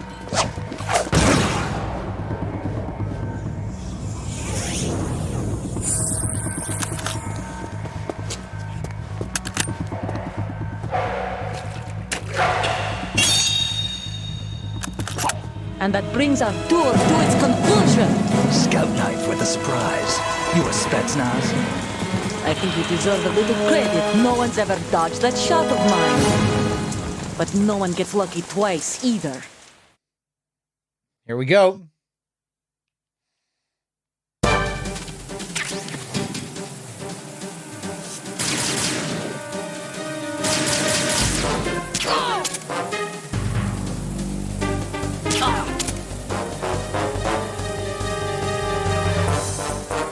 I've been with the unit since I was born. I grew up on the battlefield. Conflict and victory were my parents. The unit is my life. Okay, let's see if we can get her to laugh. Everything, all the bad and all the good. I have no one. This can be Nothing kind of except tricky. the unit. Nothing else matters to me.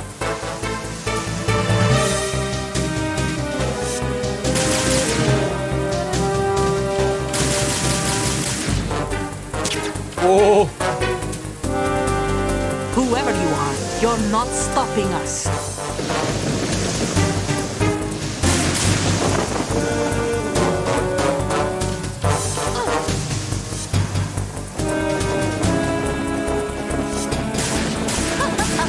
oh, first try. That is rare. I'm not sure if you were here last time when I was trying this. I swear, we did it like 20 or 30 times and she wouldn't laugh. Again. Sick. 2 in a row. What do you think I am? Nice timing.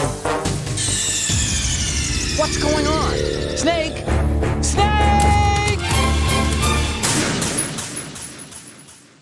So there's Olga's laugh. You haven't heard that before.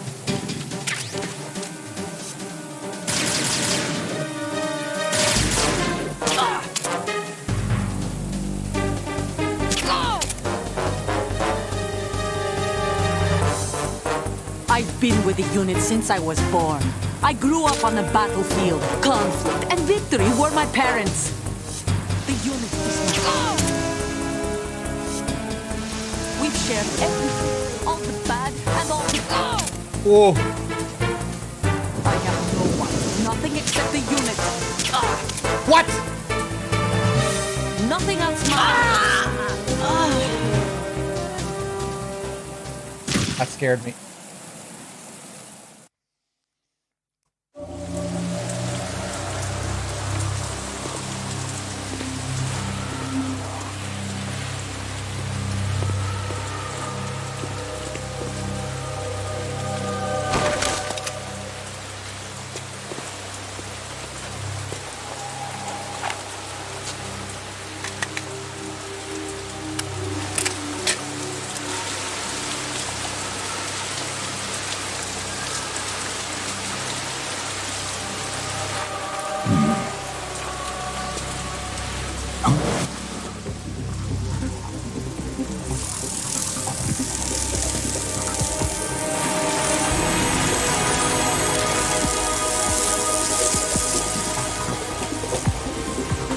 Cipher?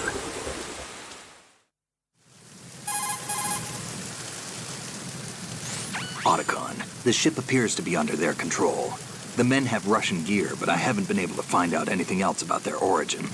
I know who they are. You do? We've ID'd the old man, Who is he? Sergei Gerlukovich. Gerlukovich, one of Ocelot's allies. Yeah, the GRU colonel. He's the one Ocelot was supposed to meet up with after Shadow Moses. They're after Metal Gear. Everything's changed. This is not going to be as simple as we thought. You could say that. I saw a surveillance remote just now. It looked like the Cipher. A Marine Cipher T? No, Army. First the Marines, then the Russians, now the Army? You're right. This isn't gonna be simple. Snake, there's something I have to tell you. What? We didn't dig up this info about the new Metal Gear on our own. Not like usual. How did you find out then? It was a tip. An anonymous tip. Anonymous? You've never trusted those. Why would you start now? I have a younger sister, a stepsister. We have different parents. I only knew her for 2 years. You've never mentioned her before. So? The sender of the tip was EE. EE? Her name is Emma, but I always call her EE. Emma? Emmerich? Yeah, it just caught my eye, you know. I figured it was a coincidence, but I couldn't get it out of my mind. There's really no one out there who knows about her. When was the last time you saw her? Over 10 years ago. You think it's a trap? To lure us out here? I don't know. After I got the tip, I did break into the Pentagon system to get confirmation. Okay. Watch your back, Snake. Maybe I screwed up. I've got a light-equipped USP. I can take them on now. There's no ammo, but it takes a 9mm, just like the Marines' M9. I'll find those somewhere around here. Don't raise too much racket with that thing. I hear you.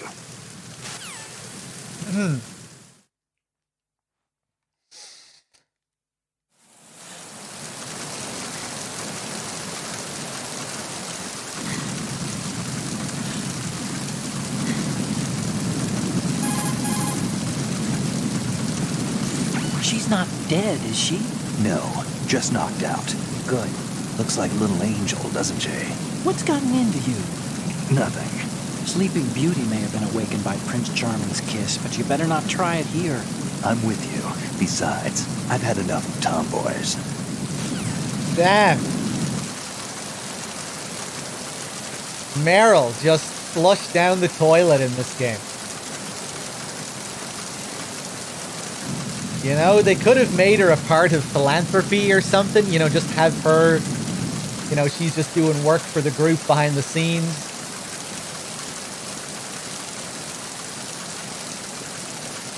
Why does Meryl get brushed under the rug in this?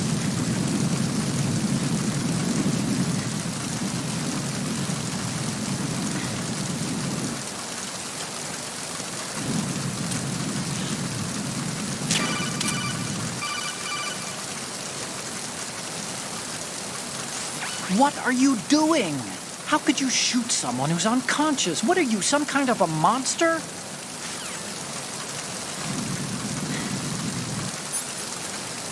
Sorry.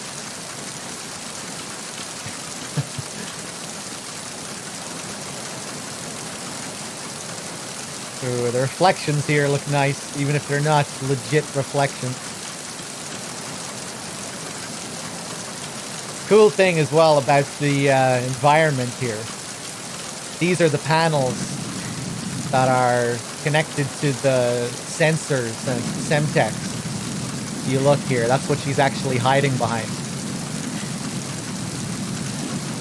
Very easy to miss, even though it sort of stands out here, but I think a lot of people miss it or they just don't really pay attention to it. And then of course you have the things here laid about, which she was talking about on the radio to Gralukovic. Pretty cool. Someone in chat also mentioned another pretty interesting parallel between Meryl and Olga in that they're both daughters of the commander, the commanding officer of the mission, just from the enemy's perspective this time. Gil, you also mentioned that originally her design was going to be even closer to Meryl's. If you look at the concept art, I remember looking at the concept art before, but I can't actually remember right now. But that's interesting.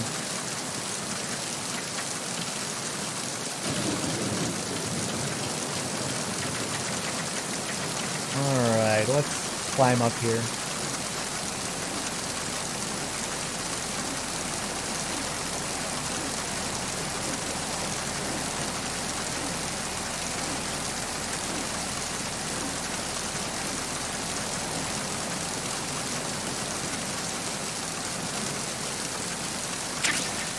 And we get some thermals. Visualizes heat source distribution, allows one to see in the dark. Claymores can be seen when used.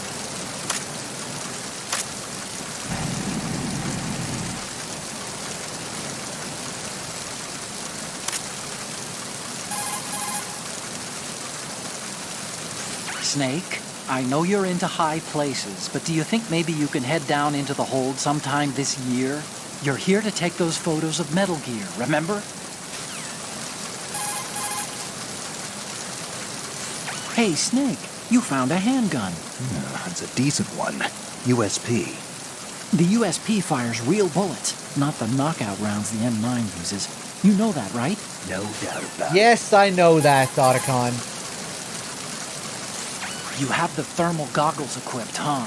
They provide night vision by using variances in heat distribution to create an image. It uses a two-dimensional solid-state projection system to create high-res images at 60 FPS in real time. Oh!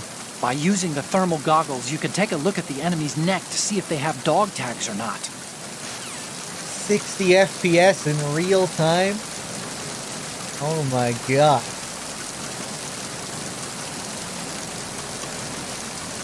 This game was 60 FPS on PS2 as well.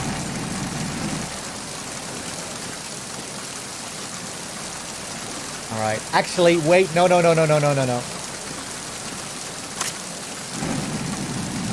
gotta stop. Just for a minute, just to see if we can see any lightning. Sometimes you have to wait forever.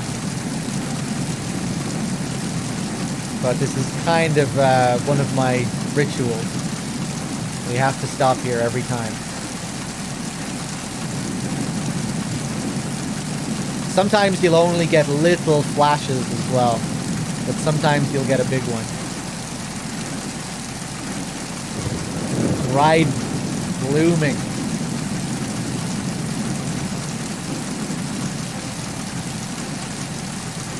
I shouldn't be glancing at the chat here as well, because I'll probably miss it.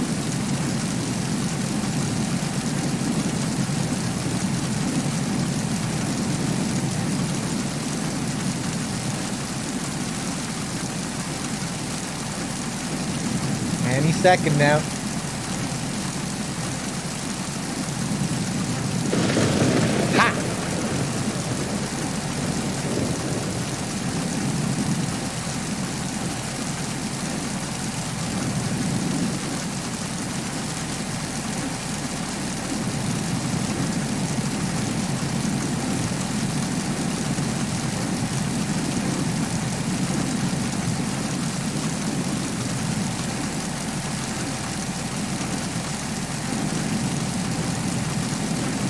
Game starts in New York and ends in New York, interesting enough. Ooh, there's a flash.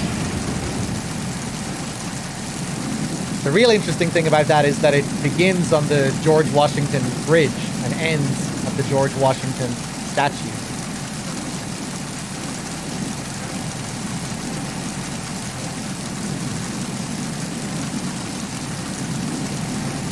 Okay, we got one small flash. Come on, we need a bigger one than that.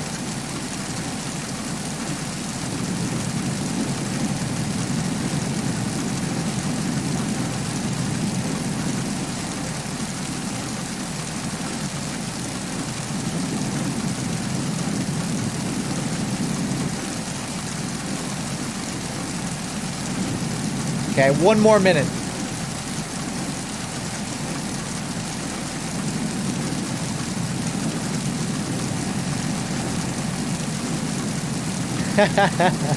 This is exciting stuff. How could I not be excited about this?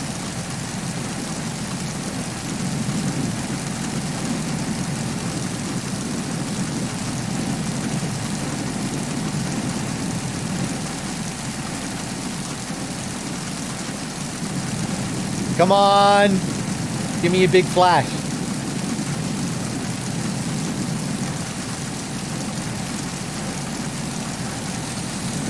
I'm getting frustrated, but I'm not going to stop.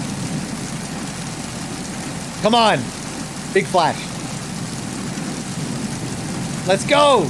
Any second now. All right. Within the next 10 seconds, we're going to get a big flash. I can sense it. 10, 9, 8, 7, oh! 6, 5, 4,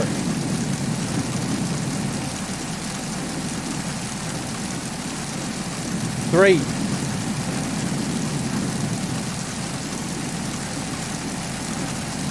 2. No! Come on, game!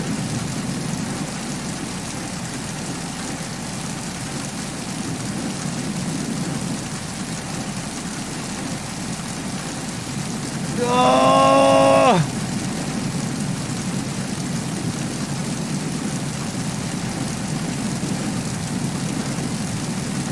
We're not getting good luck today with the lightning. Jesus.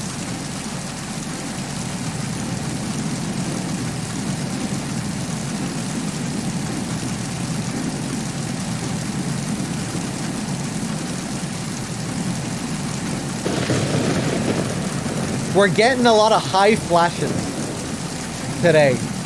See that little flash up there? Okay. 20 seconds. And then we're going, okay? 20, 19, 18, 17, 16, 15, 14, 13, 12, 11, 10, 9, 8, 7, 6, 5, 4, oh, 3, 2. I can't give up.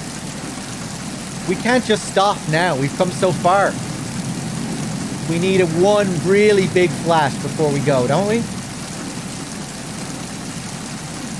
One really big lightning bolt. Ah! I like it. The shame of climbing down that ladder, you know? After spending all this time.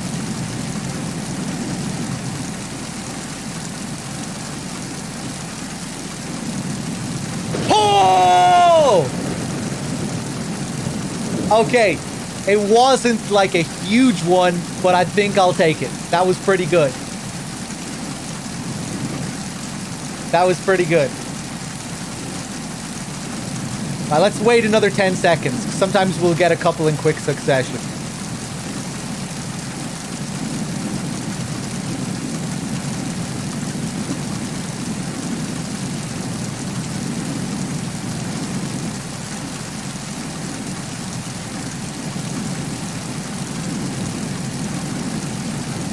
Okay, I'm happy with that. 5, 4, 3, 2, 1. Okay. I'm happy with that.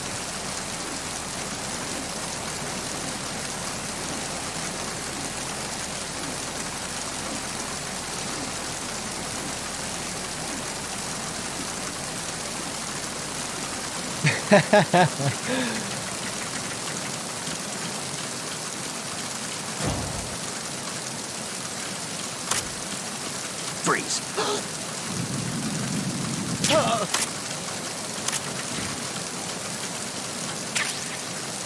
Get a wet box.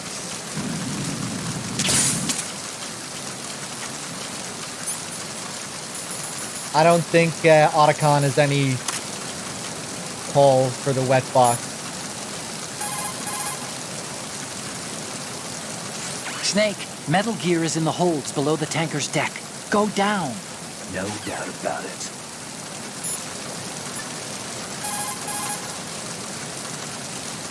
Oh, Snake, you want to save? That's right.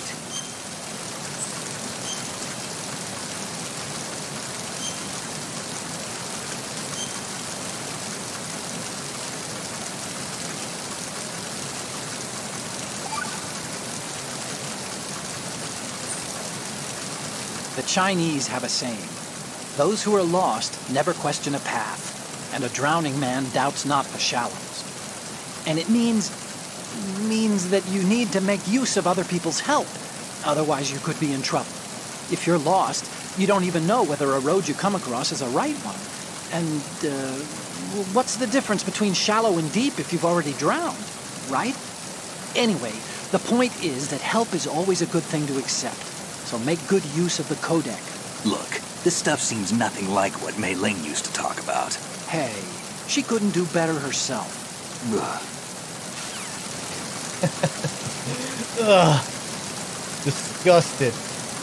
Someone was asking about this flag. You know, I'm not really sure how this flag relates to the game symbolically. It's the phi symbol from the Greek alphabet, which is also used as some kind of mathematical symbol as well. I never really looked into it. I've always been intrigued by it, but I'm not actually sure what it means in relation to this game.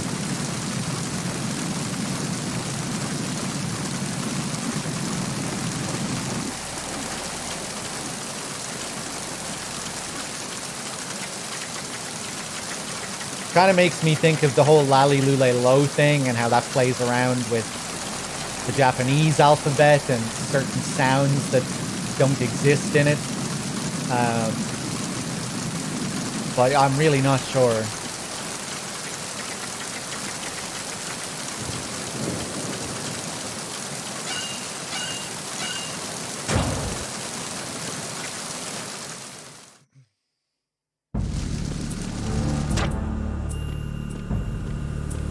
Okay, before we continue, I want to get a few more calls with Otacon. These ones can be a bit of a pain.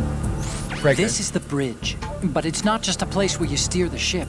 In a modern tanker, navigational, engine control, communication, and all other major operational functions are consolidated in the bridge.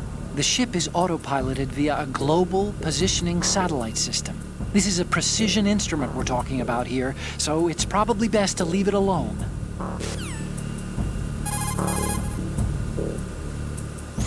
Bodies can be moved to another location by dragging. First, make sure no weapon is selected. Then push the weapon button. Yeah. I recommend you hide the enemy. All right. You can also hide the enemy's body in a locker. Yep. He has a call about Gerlukovich and a call about the cipher. Snake, if you... That's what I'm trying to get now, but we have to dig through a lot of these calls to get them sometimes. If your life gauge... That's right. Snake, the M9's anesthetic rounds have different... Right. Aim the gun and push the... My thoughts exactly. Come on, man. Push the crawl button. You gotta be joking. Come on. Give me the Gerlukovich call. If you tilt the left... Not in a million years. Give me the cipher call then. You can hold someone at... You gotta be joking.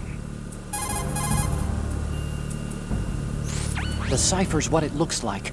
A flying surveillance saucer. It's an unmanned aerial vehicle used for ground and ocean surveillance, and it also assists in communication. It can take off and land vertically, and uses a ducted airstream from its rotors and the surrounding shroud to fly. The one you saw was the type used by the Army, if I recall, but I can't see the Army officially cooperating with a top-secret Marine Corps project. No, which means that there's someone besides us and the Russians that are interested in the new Metal Gear prototype. Ciphers can stay airborne for about 3 hours, so there should be an integrated mobile ground station controlling its flight pattern and output nearby. It's got to be on land. I'll bet you anything it's disguised as a regular truck or something, driving along Riverside. Let me check it out. Good call. All right, now Gerlukovich. You can aim the handgun. Not in a million years. Ah! These aren't sentries you're dealing with. They're searching. Not in a million years. Whenever you see an item. Not in a million years. I want him to do the grunt again. Snake, when I have something. No way. You'll be less like. You gotta be joking. Snake, in some. Not in a million years. Jesus. Being stubborn today. Don't break things. Don't. Oh, I spoke over it. Even if you success. No way. If you're spotted. What No the way. fuck, man? The handgun ammunition. This is crazy. Snake. I'll get right on How it. many fucking calls? Didn't think Gerlukovich was involved. Thank of you. all people. Ocelot's former CO, and a man with a private army of ex-Russian military and GRU soldiers. I don't like it. And Liquid was planning to team up with that bunch at Shadow Moses. All he managed to do back then was to provide a toy or two.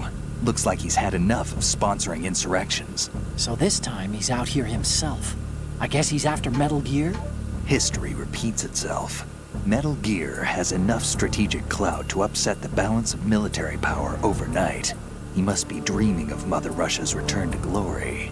Like you said, history repeats itself. Some people never change. Maybe it's the world that doesn't, or won't, change. Maybe. But we're fighting to upset the status quo too, aren't we? Very good. Do you want to save, Snake?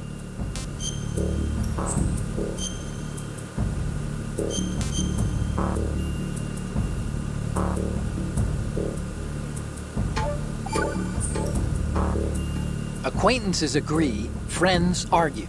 That's a straightforward one. The better friends you are, the more openly you can disagree with each other. So feel free to present a counterpoint if you don't agree with what I'm saying. Argue away. Sure, all right. Not a promising start. Okay, forget what I said. Just go along with my advice. I love that one. Is this not European Extreme? No, it's Extreme. There are certain calls and Easter eggs that we can't do on European Extreme.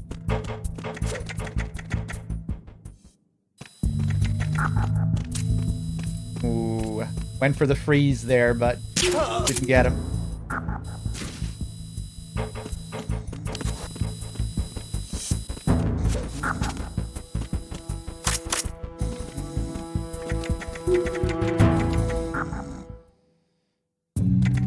Yeah, the game is just a bit better balanced on Extreme as well. It makes the Tengus a lot more enjoyable at the end. You know, you can actually play the game normally when you're fighting the Tengus on this difficulty, which is something you can't really do on European Extreme.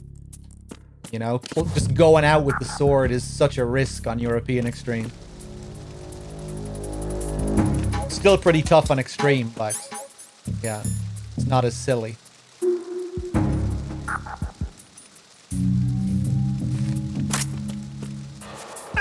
Flip him over.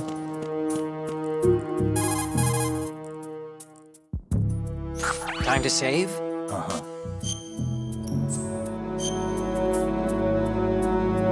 Yeah, like in terms of calls, it's only really the ration call.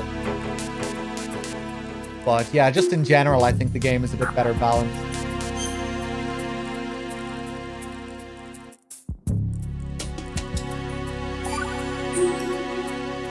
Do you know the saying, one forgets the hurt once the wound is healed? And that, of course, means... oh, where'd I put that piece of paper? Did you say something? No, nothing. Forgetting the pain when the wound's healed means, that you have to get better fast. Yeah, that's it. So stock up on those rations and bandages. Is that really all it means? Hey, I'm the expert here. The way he went, kind of mustering up the courage.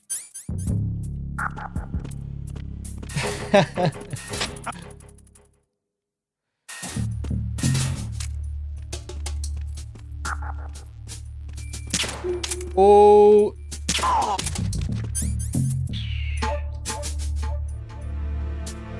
Fuck, I'm gonna get caught here.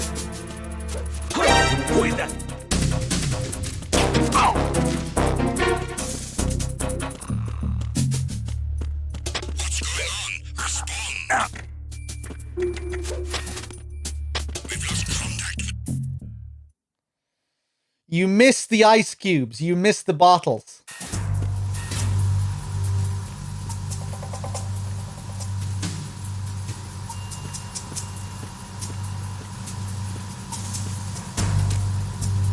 Raven?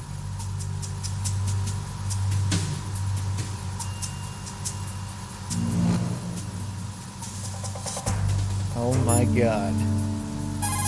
It can't be. Snake, that shadow, it's him. No doubt about it. But Raven was, you know, out in Shadow Moses. I know. Maybe it's the last of his 9 lives. Or maybe his maker decided to give him another chance. You're not serious, are you? Maybe I am. Maybe I'm not. Either way, we'll find out soon enough. Snake, watch your step, okay? What are you talking about, Snake? You're not serious, are you? Maybe I am, maybe I'm not. Why aren't you... Why are you being so weird about it? So this was another thing that was shown in trailers before the game came out. And of course... It's all a ruse. All a deception.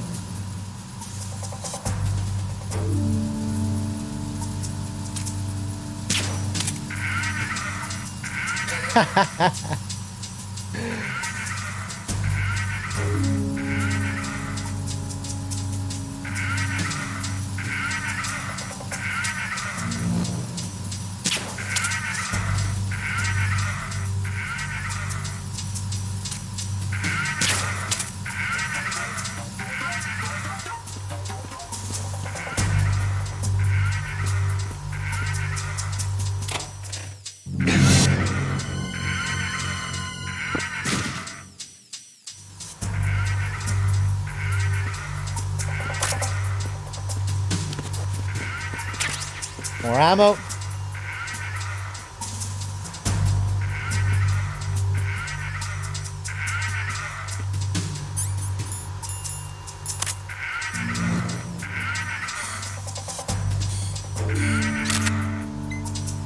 Good. The arcade had this shoot for so long that the game bugged? Really? What happened?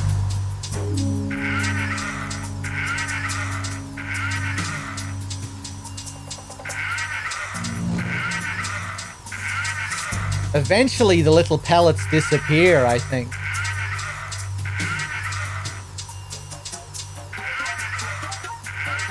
Game just started to lag.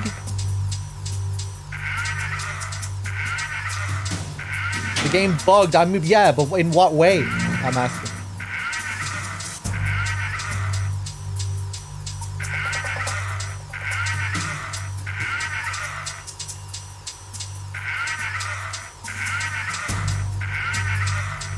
You can see them disappear now. Those ones over there.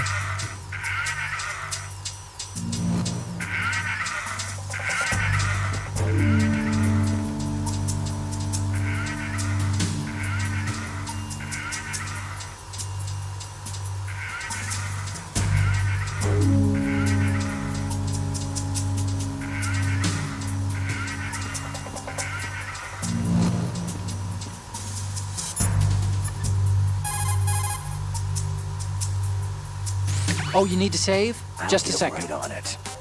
There's no call about Raven, no. Only that initial call.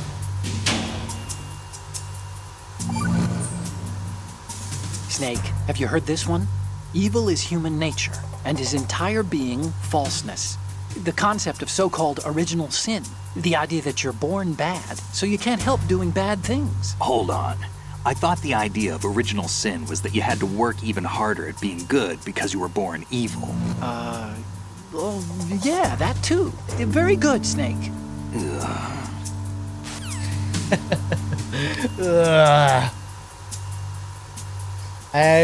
We'll get something related to this picture later on when we upload the pictures at the end of the tanker.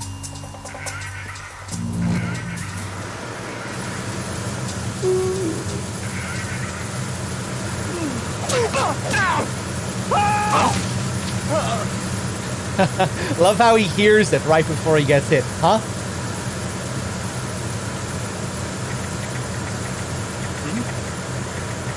There's somebody there. What? I'm surprised he saw me there. I didn't think he could see me from that angle.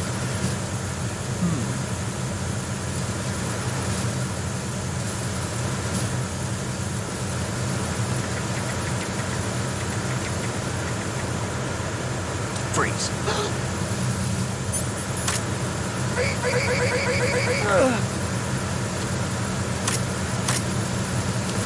I'm under attack. Stay alert. Oh, he woke up already. Wow.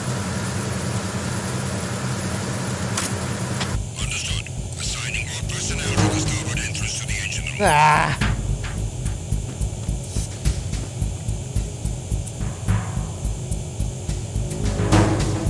About a lamp dump.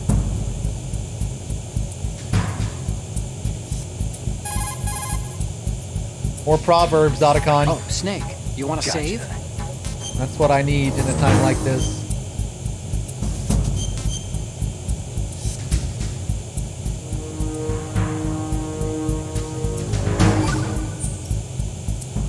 You know the story about Achilles in Paris?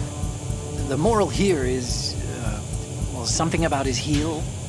Anyway, even the great and virtually immortal hero Achilles was finally done in by Paris. Talk about a dangerous city. So don't get complacent. The mission can turn around and get you. Wasn't Paris a person? What? Paris, I thought he was a...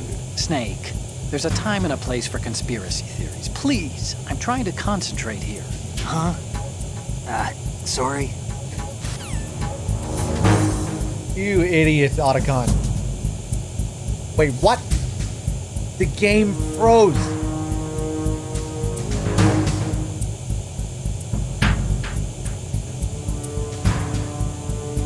I'm pretty sure the game froze.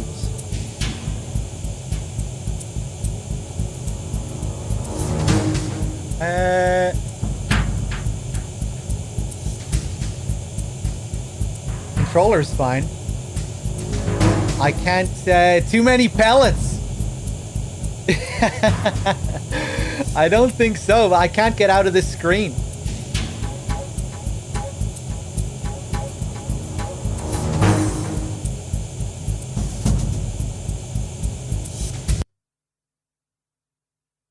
Well, we just saved anyway, at least.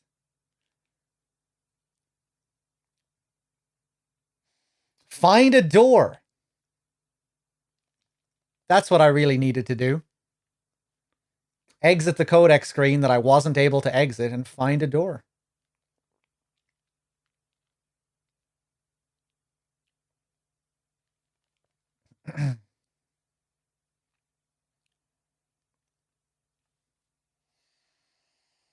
Well, that's a first.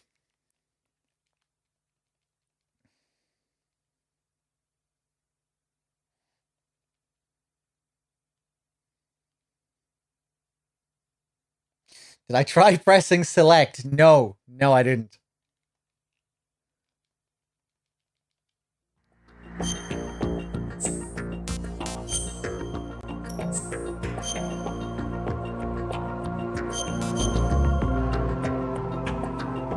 Okay, let's hope that doesn't ever happen again.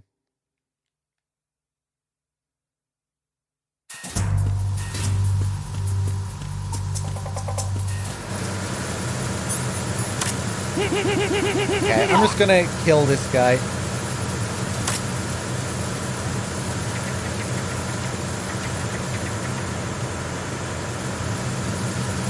Freeze.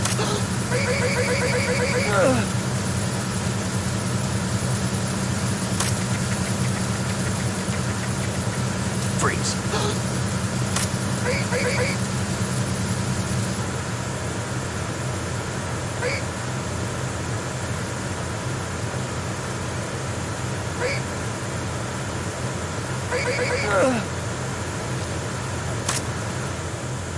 Now, I want to level up Snake's grip here.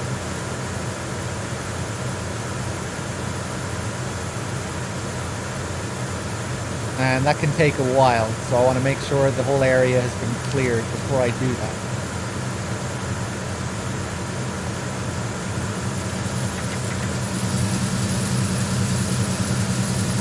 Freeze.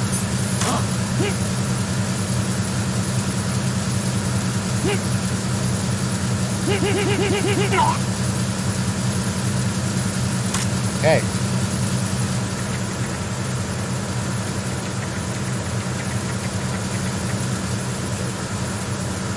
Actually, just in case I fuck this up. And it's kind of easy to fuck it up. Let's reload the area so we don't have to kill these guys again.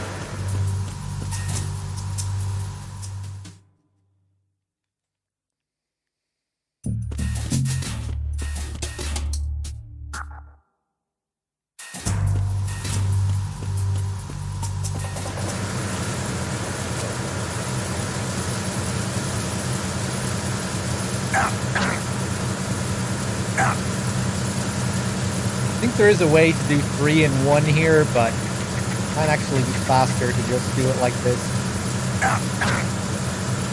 So we can do pull-ups like this to upgrade our grip. And I forget how many we need to do to level it up, but it's faster if we just drop down like this.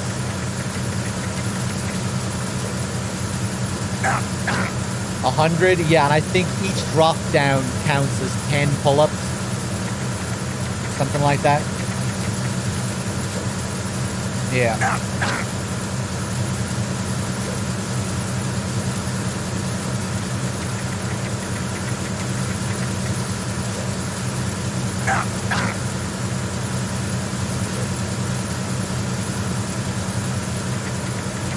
Again, it's not something that we'll really need, but just to show it off.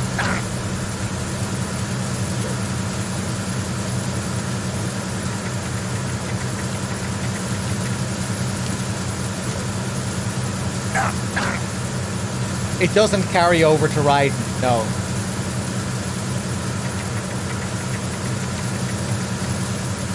But you can level up your grip with Raiden as well.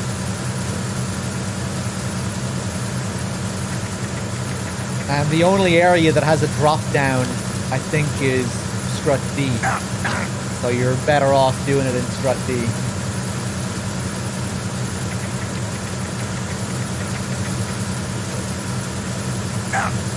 Hey, there we go. Congrats, Snake. Looks like those pull-ups were worth it. Your grip strength is up. You might recognize that line. Congrats, Snake. It's what he says in VR.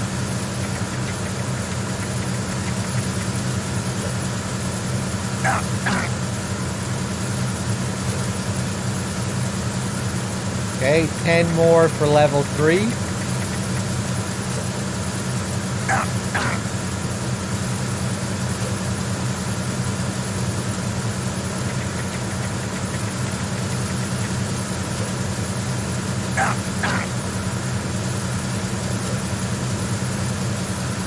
It's to get to secret areas in the final area, yeah.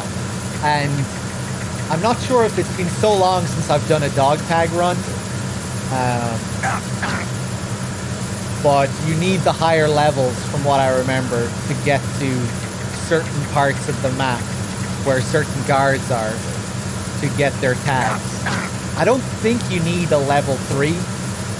I think a full health bar and level 2 is enough to get all the tags, but I can't remember exactly. Your health bar also affects your grip gauge. If you're really low on health, it will drain much quicker.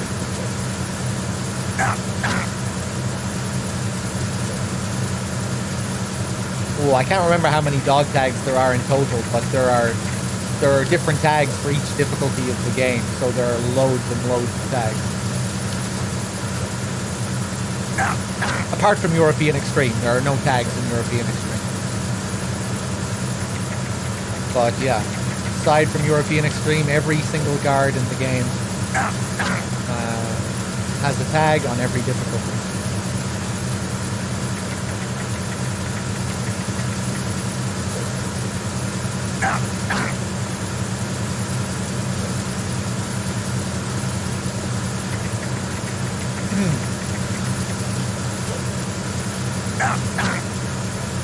Hey! Was that the last one? I wasn't even paying attention. Maybe we got it before that one. There we are, level 3. We don't get a special call for it, unfortunately. But there we go.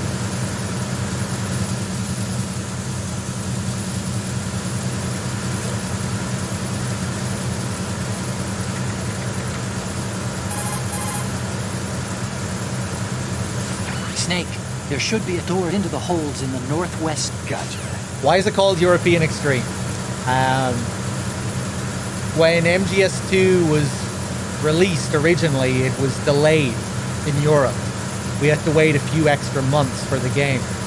And as a sort of apology, I think, they included that extra difficulty. And then when the game re-released as Substance, everybody got to play the difficulty. It was on every version. And it's the same with Subsistence. Subsistence,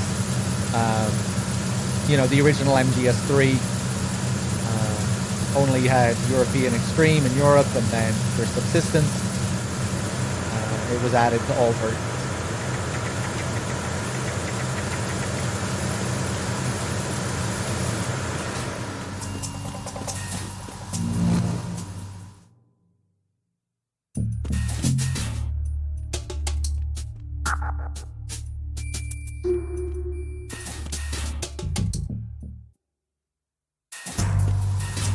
Wasn't it because it came out at around the same time as 9/11? I'm not sure what you're asking. Was that the reason for the delay? No, I don't think so. Again, MGS3 was delayed as well.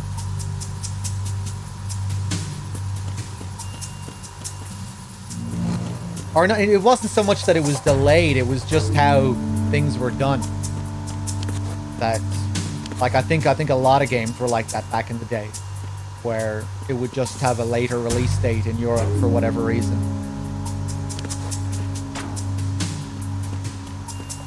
But yeah, it wasn't just exclusive to MGS2.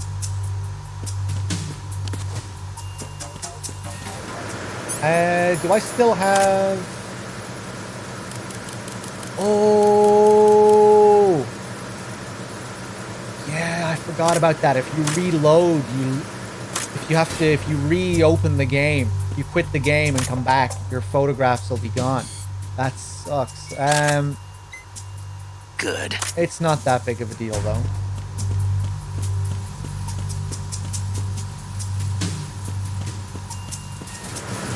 Yeah, it's okay.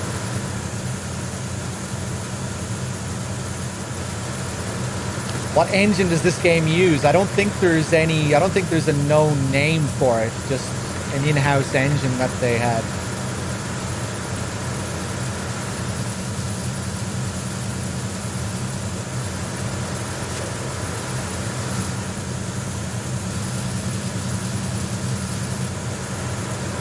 Alright, with our fancy Grip 3. Let's move over to the other side here. Oh, this guy.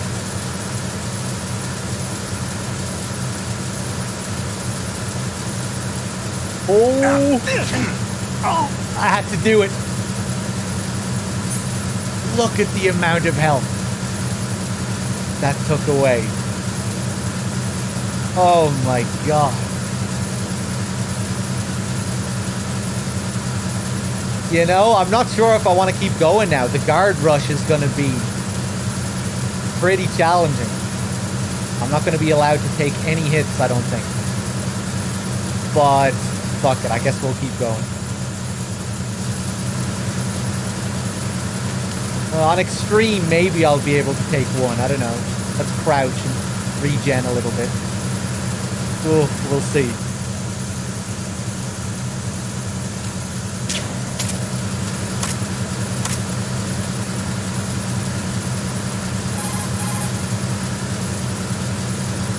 Snake, the engine room is full of solid structures. You could probably use them to get away when the enemy's chasing you.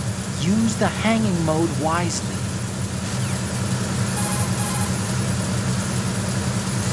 That's the engine room. You can see the tanker's engine. Oh, hey, I have a ration. The engine noise is pretty loud, but that means the enemy's hearing will be hampered too. Of course. I'm just not used to it, you know?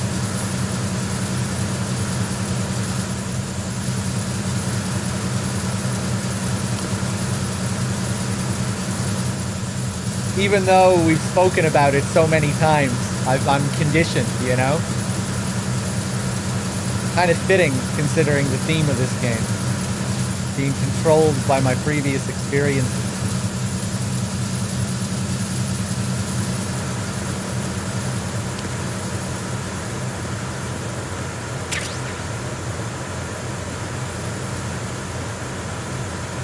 Okay.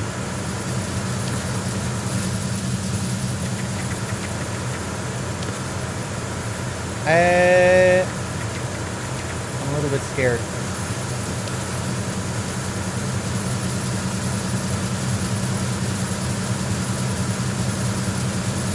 Look at how good this game looks. So sleek.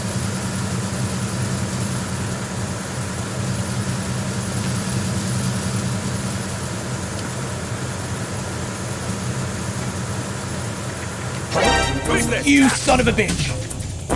I got him. Send reinforcements. Why did I do that? I knew he was gonna come down. I just got greedy. Oh! Snake, what's wrong? Snake! Snake! Fuck. Okay, let's get... Oh, yeah, of course. You do get a checkpoint here. Very rare for that to happen. You know, usually the game will have to load into a new area before you get a checkpoint. But not with the engine room. Or with this part of the engine room. Okay. Let's get that health back.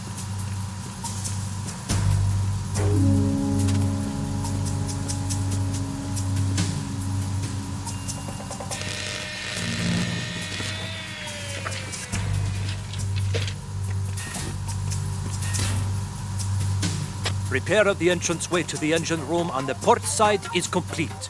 We'll return to position following patrol of the small room on the port side.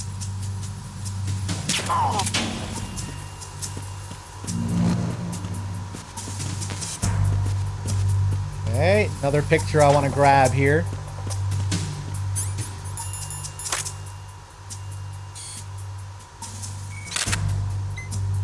Good. Oh, actually, there's one more picture as well, and one more Easter egg.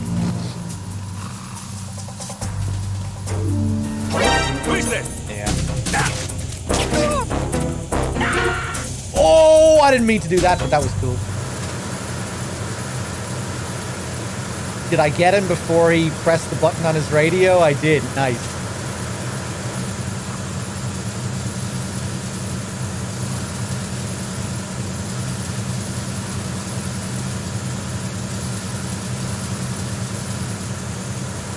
Okay. I want to get one more picture down here.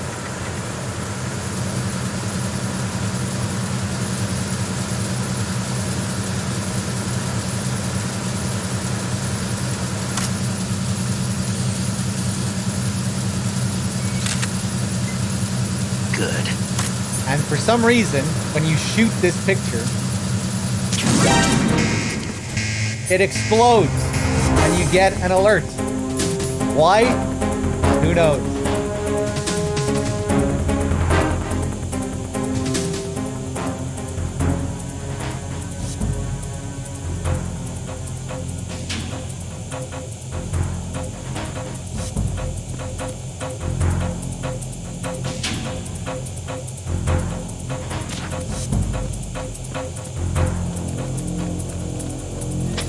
Return to your positions.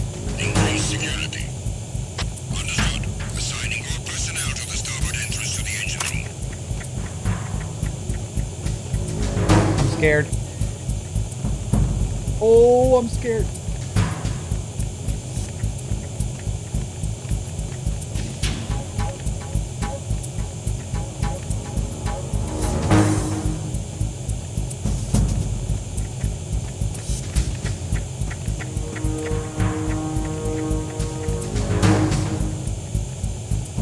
Okay, let's just chill.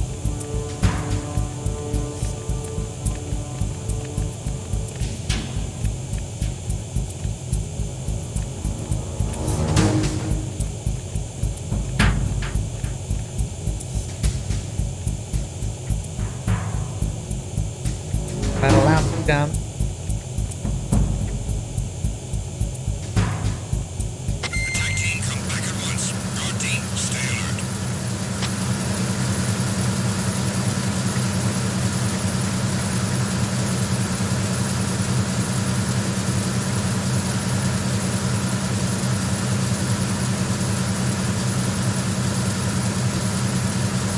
Okay.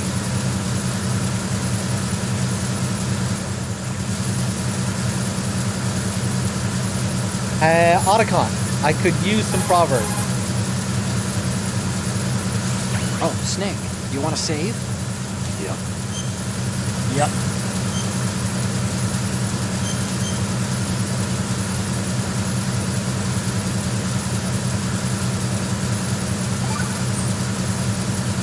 Okay, see you, Snake. Oh, that's the last one for now. We have to move on to the next area before we unlock more. Okay, I'm not sure where this guy is. Okay, when he turns, I guess I'll head over to him. Are you fucking serious? Who's there?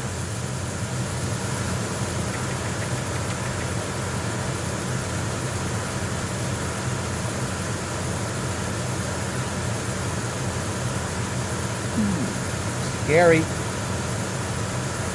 Yeah, he just turns and stays there for a second. Freeze. No!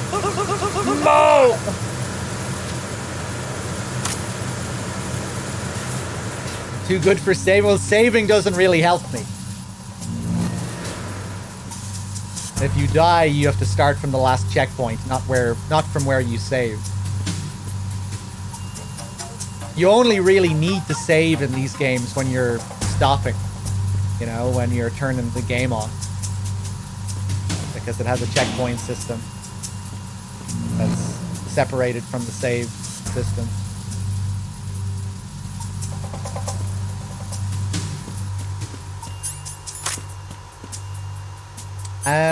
Okay. Let's keep going. Snake, wait! Don't move. What? Look at the walls on both sides of the hall. I see something. Infrared sensors? Right, and they're linked to... Let me guess. Semtex. Exactly. Plastic explosives. So this is what they were talking about. Looks like it. If you trip the sensors... I'll be sleeping with the fishes, along with this entire ship. That sounds about right. I'm not in the mood to go sleep with the fishes, but there are too many sensors. Looks like I'll have to find another way. No need to worry. There's a way through.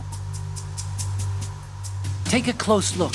Do you see the thing with blinking green lights right next to the explosives? That's the control unit for the sensors. Destroy that, and the sensors stop functioning. You can't get in close enough to touch it, so you'll have to shoot it out. But the M9's knockout rounds won't work. The USP you picked up should do the trick. Use that gun.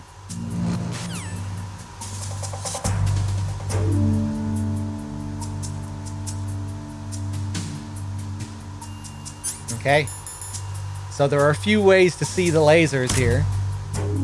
With thermals, cigarettes, the old classic. Or the flower at the very back of the room. Like that.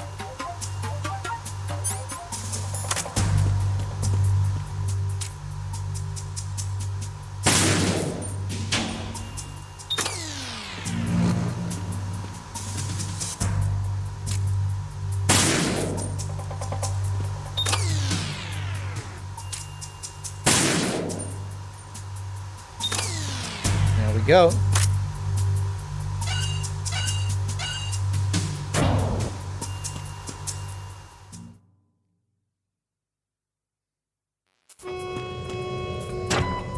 Verrazano Bridge checkpoint passed. All non-essential personnel report to the holds in 10 minutes' time for the scheduled briefing session with the Commandant. You are ordered to continue manning your posts until that time. That's Volgan's VA, yeah.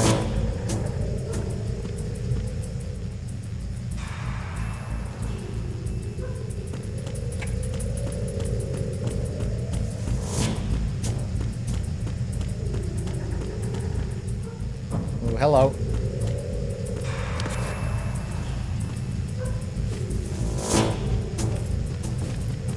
The European demo ended there.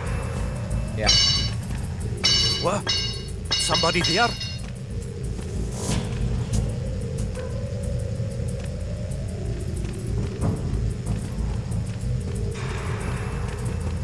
Who's there? Don't sneak up on me like that.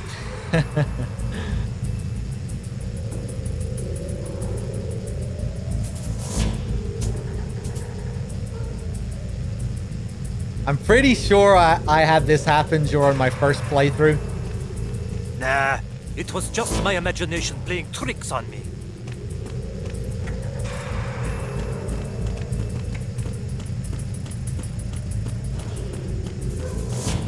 But yeah, pretty easy to miss as well. Yeah, I reckon a lot of people do hide there though. You know, you see the guard come down. You might naturally think to just hide in that room instead of shoot him.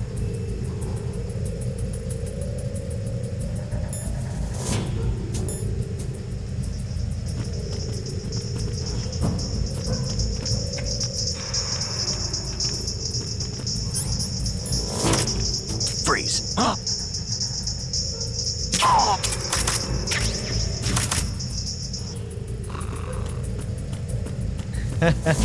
Lots of people slacking here.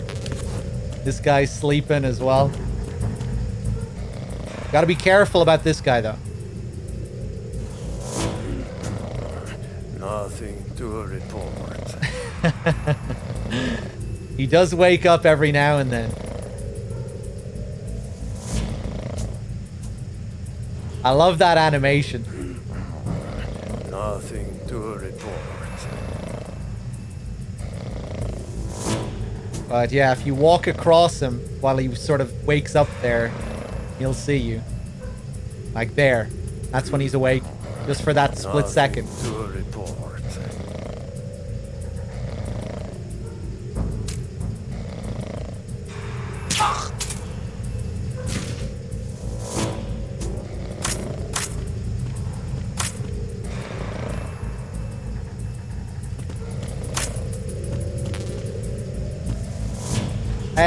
Let's get another call. Oh, you need to save? Just a second. But yeah, I think the US demo for this game ended after you beat Olga. But the European demo ended right before this sequence. When you open the doors after destroying the Semtex.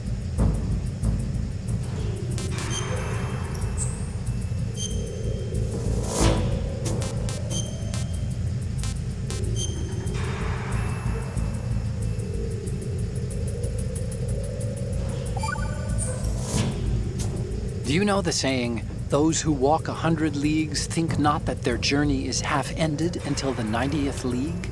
That means... what does it mean? Okay, it means that if you're planning to walk that far, you better damn well know how to do simple arithmetic. Study, stay in school. This seems to be getting more and more random. Correction. It's becoming more deep. Trust me. Thank you, Otacon.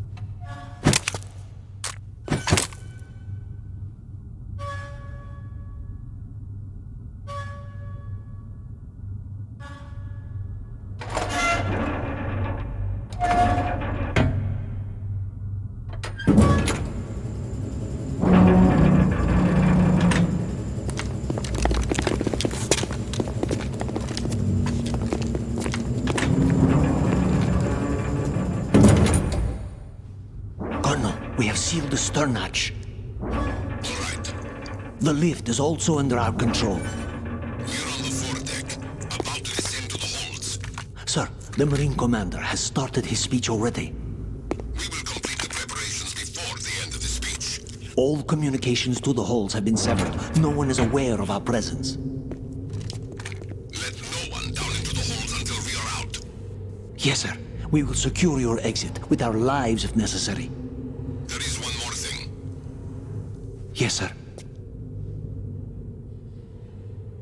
My daughter, keep her safe. Yes, sir.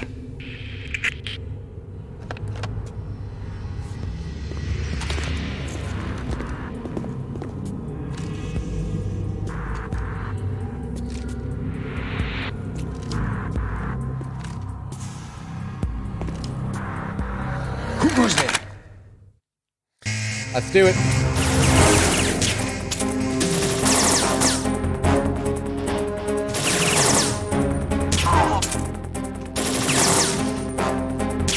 Okay, I'm going to try to be really careful here.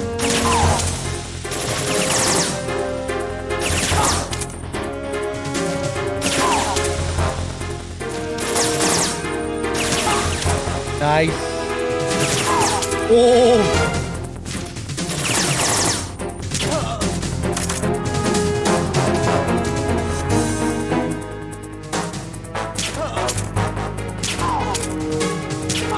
Beautiful.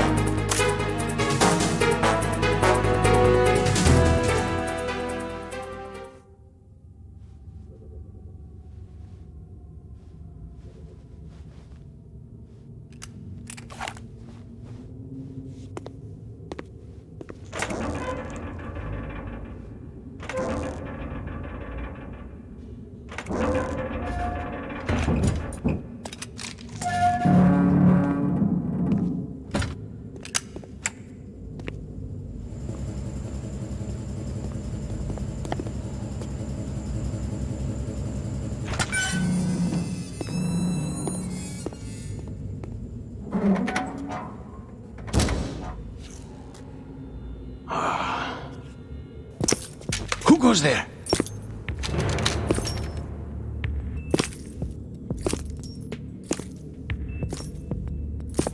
Oh, Shalashaska. Why are you here? We thought you were with the Colonel. What the?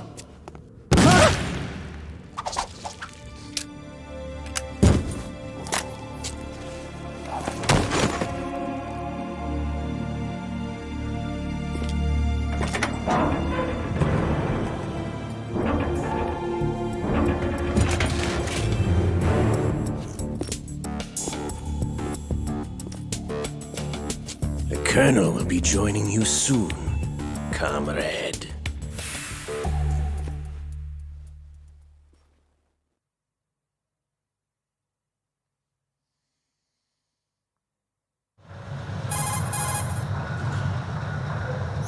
Snake, are you in yet? Have you made it to the holds? It's taking longer than I expected. We've already passed the Verrazano Bridge. All right, we'll use another recovery point. They may be planning to change course. What? The exits to the deck are all sealed. What are they planning? If they get Metal Gear, we're going right off the fringe. You're all familiar with the Shadow Moses. The men down here are definitely Marines. The current state of nuclear... If the deck is sealed off, they have no way of knowing that the ship's been taken over. I'm not interested in fighting these guys. The weapons won't do me much good here. Can you see Metal Gear? No. I'll have to go around to the bow. They have some serious defenses here. I doubt the recent arrivals want to blast their way through the Marines either. Wonder where they're headed? I don't know. Not the beach, that's for sure.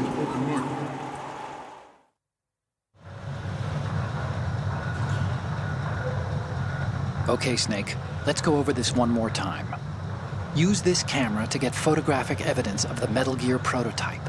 Now do your thing and take pictures that speak louder than the government's plausible denials. We need 4 shots. Metal Gear from the front right, and front left, and a close-up of the Marine Corps marking. Marking? There should be a Marine's insignia on the body of Metal Gear. Just let someone try explaining away a clear shot of that. All right. There's actually one little thing. Just spit it out. I'm used to things going wrong. It looks like someone's monitoring our transmission. Who? I don't have a clue. All they're doing is watching. It would creep me out less if they tried to interfere with our communications. Could it have something to do with that cipher we saw? Maybe. I've switched the encryption protocol for our burst transmission for now. What I want to do is use a different method for sending these photos, just in case. Instead of using the codec? Exactly. There's a workstation in the southeast corner of the block where Metal Gear is housed. I've made arrangements so that you can send the pictures from the machine. Arrangements? I hitched a ride on Link 16 into U.S. military's proprietary network. Managed to get into that workstation and overwrote a part of the system software so I could remote install a little app I wrote. Why bother with anything that complicated? No, it's pretty simple, really. Look, all you have to do is stand in front of the machine and push the action button. The app will automatically launch and download the image data from the camera, split the files, and encrypt them individually. The data packets can then masquerade as... Okay.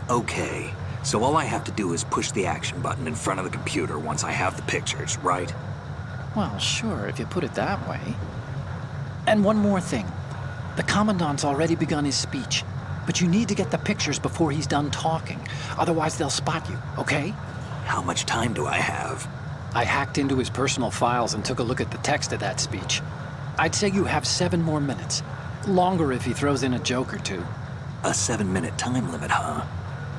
Remember, Snake, just the photos, okay? With these kinds of odds, I won't be making any sudden moves. But that doesn't mean we can just let Metal Gear be hijacked. Okay, but first the photos. All right, we'll deal with the rest when we get there. Stay low.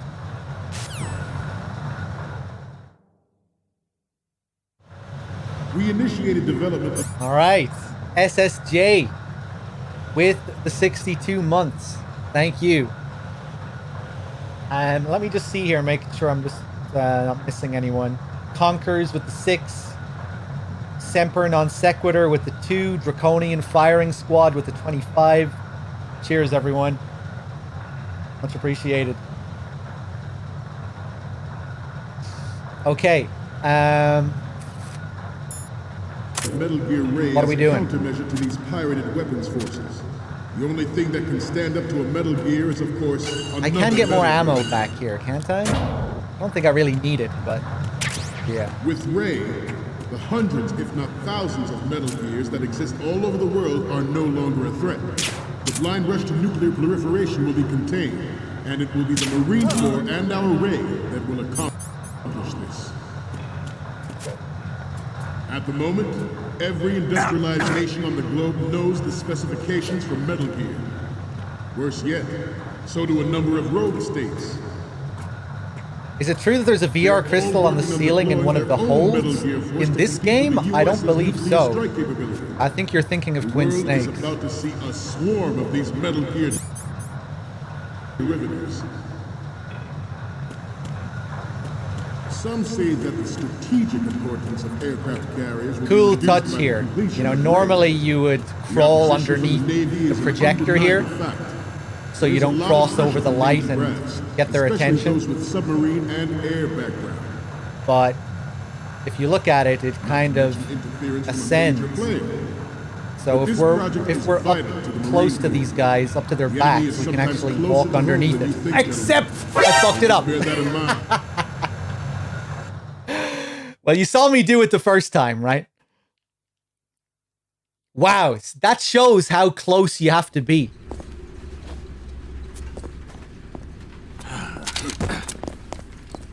That's crazy. I can do it when I just run straight through, but when I actually try to precisely position myself...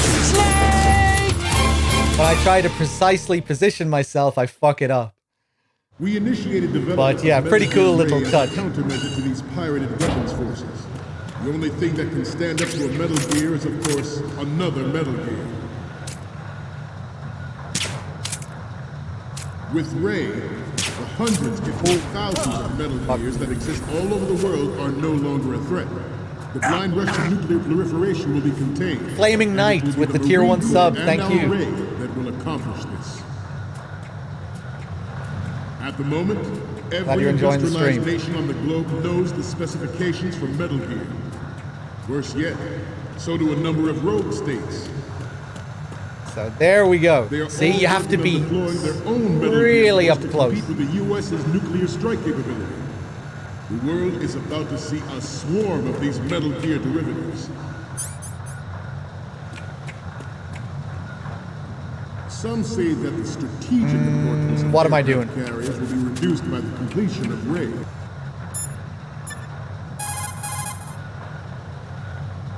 Do you want to save, Snake?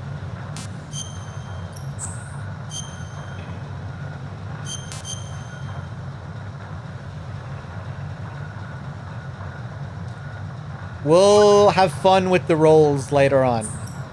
They can smash. The Chinese have a proverb that goes, scholars hold in esteem knowledge, not acts. See, they just sit around thinking instead of actually doing something, which doesn't make them too useful. Action is what matters, I think. Look, what I heard from Mei Ling was that... Snake, have you noticed that you bring her up a lot? Huh? That isn't the... Here we go again. What am I gonna do with you? Like I was saying... You and your hyperactive libido. It's a good thing one of us can keep all the details straight. The opposition from the Navy is an undeniable fact. There is a lot of pressure from Navy brass.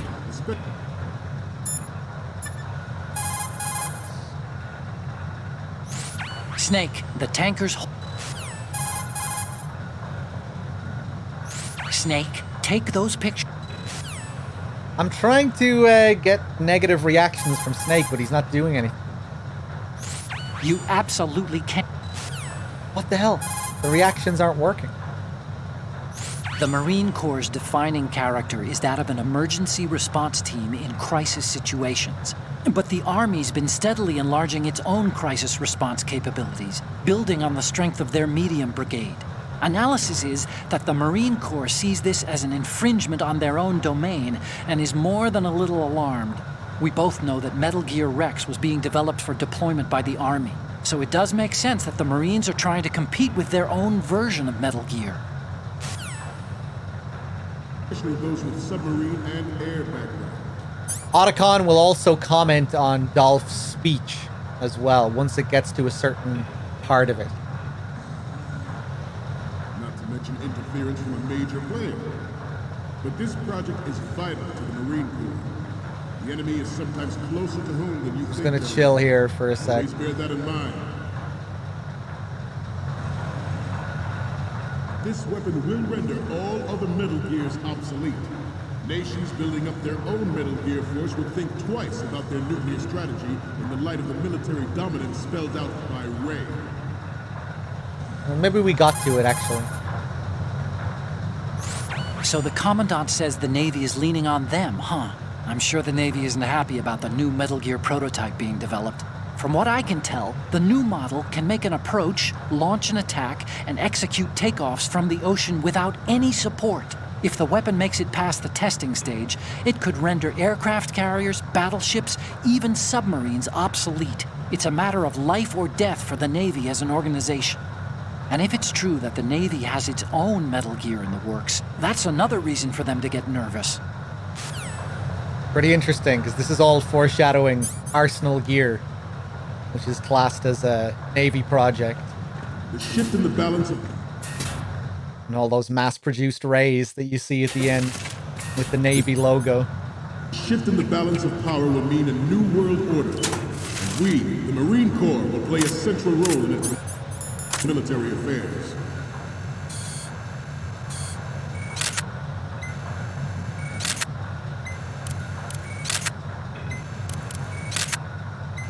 Ours is not the only military project devoted to Metal Gear development. But it cannot This is another thing that bugs out on the HD collection, where it just won't register for some reason. To the uncontrolled fire of nuclear proliferation. But it doesn't matter, we'll still be able to get the ghost pictures with Ocelot. Such a policy are attempting to derail our own raid project. But I promise you that they will not succeed. I have a daughter. It is my greatest wish never to have her or her children experience the horror of nuclear war in the light of the military dominance spelled out by Ray. The shift in the balance of power will mean a new world order, and we, the Marine Corps, will play a central role in its military affairs. Some say that the strategic importance of aircraft carriers will be reduced by the completion of Ray. The opposition from the Navy is an undeniable fact. There is a lot of pressure from Navy brass, especially those with submarine and air background. Not to mention interference from a major player. But this project is vital to the Marine Corps. The enemy is sometimes closer to home than you think, gentlemen. Always bear that in mind. Ours is not the only military project devoted to Metal Gear development. But it cannot be more different in nature from the Navy. Snake, you okay? Snake! Snake! Classic top 10 Easter egg right there. Maybe top 5. So we good. Initiated development of Metal Gear Ray as a countermeasure to these pirated weapons forces. The only thing that can stand up to a Metal Gear is, of course, another Metal Gear. With Ray, the hundreds, if not thousands, of Metal Gears that exist all over the world are no longer a threat. The blind Yeah, they grab their guns. Yeah, they're pissed. And it will be the Marine Corps and our Ray that will accomplish this. At the moment, every industrialized nation on the globe knows the specifications for Metal Gear. Good. There we go. Rogue states. They are all working on deploying their own Metal Gear force to compete with the U.S.'s nuclear strike capability. The world is about to see a swarm of these Actually, Metal Gear hold on. derivatives. Some say that the strategic importance of aircraft carriers will be reduced by the completion of Ray. The opposition from the Navy We is do an have undeniable level fact. 3 after all. There's a lot of pressure from Navy brass, especially those with submarine and air background. Oh, we don't have much health though. Oh shit, are we gonna make it? But this I don't think we're gonna make it. To the Marine Corps. The enemy is sometimes closer to home than you think, gentlemen. Shit. There is that wire there that we can drop down through though, isn't there? This weapon okay, will I'm not gonna make all it. other Metal Gears obsolete. Nations building up their own Metal Gear force will think twice about their nuclear strategy in the light of the military dominance spelled out by Ray. I don't know where I'm going. The shift in the balance of power will mean a new world order, and we, the Marine Corps, will play a central role in its military affairs.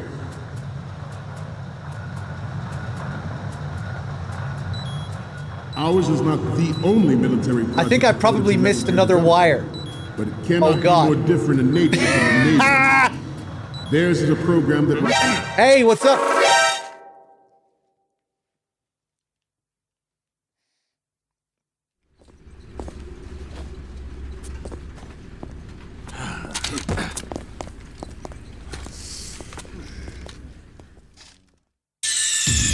Snake, respond! Snake! Snake!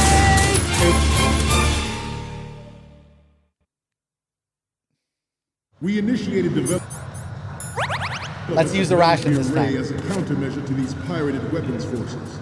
The only thing that can stand up to a Metal Gear is, of course, another Metal Gear. Still not full health though. With Ray, the hundreds, if not thousands, of Metal Gears that exist all over the world are no longer a threat. The blind I could barely see that wire underneath me. And it will be the Marine Corps and our Ray that will accomplish this. At the moment, entire Twitch every chat. industrialized nation on the globe knows the specifications for Metal Gear. Worse yet, so do a number of rogue states. They are all working on deploying their own Metal Gear force to compete with the U.S.'s nuclear strike capability.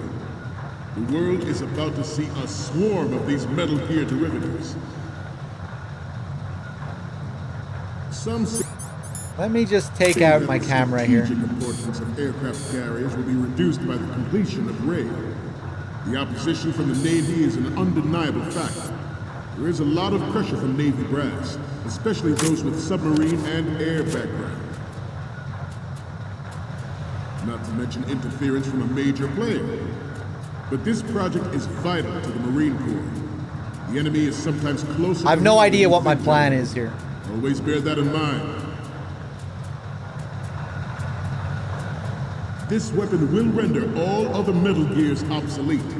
Nations building up their own Metal Gear force will think twice about their nuclear strategy in the light of the military dominance spelled out by Ray. The shift in the balance of power will mean a new world order. The Marine Corps will play a central role in its military affairs. Snake, what's more? Snake! Snake! Worth it. Still worth it. We initiated development of Metal Gear Ray as a countermeasure to these pirated weapons forces. The only thing that can stand up to a Metal Gear is, of course, another Metal Gear. With Ray, the hundreds, if not thousands, of Metal Gears that exist all over the world are no longer a threat. The blind rush to nuclear proliferation. Did he died? I think so. And it will be the Marine Corps and our Ray that will accomplish this. At the moment, wait for this guy to go back every around. industrialized nation on the globe knows the specifications for Metal Gear. Worse yet, so do a number of rogue states. They are all working on deploying their own Metal Gear force to compete with the U.S.'s nuclear strike capability. The world is about to see a swarm of these Metal Gear derivatives.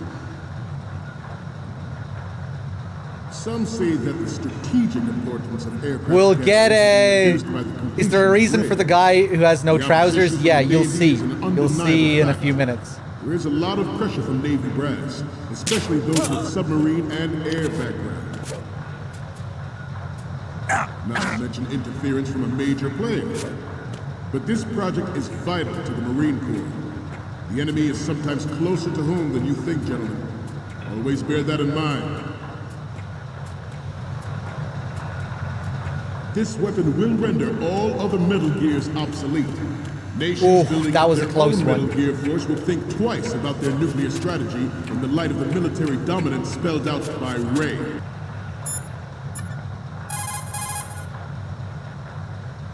Do you want to save, Snake? For some reason, Snake's reactions aren't working anymore. I hope they're not fucked on the plant as well. We might have to reload again.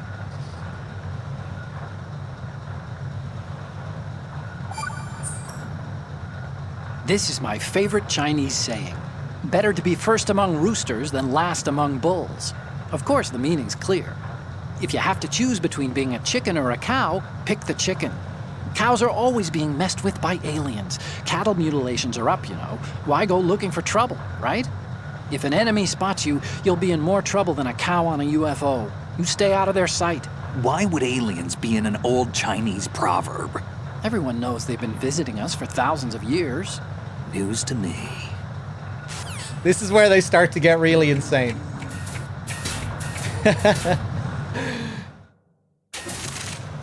The shift in the balance of power will mean a new world order. And we, the Marine Corps, will play a central role. Okay, before we continue, I want to show one thing Ours here. is not the only military project, But it'll take a couple of minutes. But it cannot be more different. We're just going to sit here and listen to Dolph's Theirs speech. is a program that will add fuel to the uncontrolled fire of nuclear proliferation. But stay tuned to the screen, because after a couple of minutes, you'll see the Gerlukovich soldiers run in up on the balcony. Project. But I promise you that they will not succeed. So just stay glued to the screen and you should see the Gerlukovich soldiers eventually. Really cool detail. This turned out to be longer than expected. At ease. Rest a little.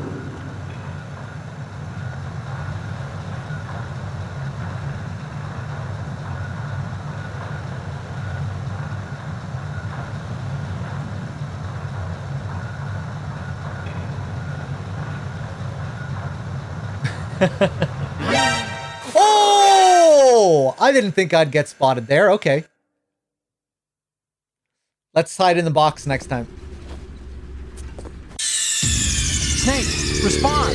Snake! Snake! I thought I was safe there.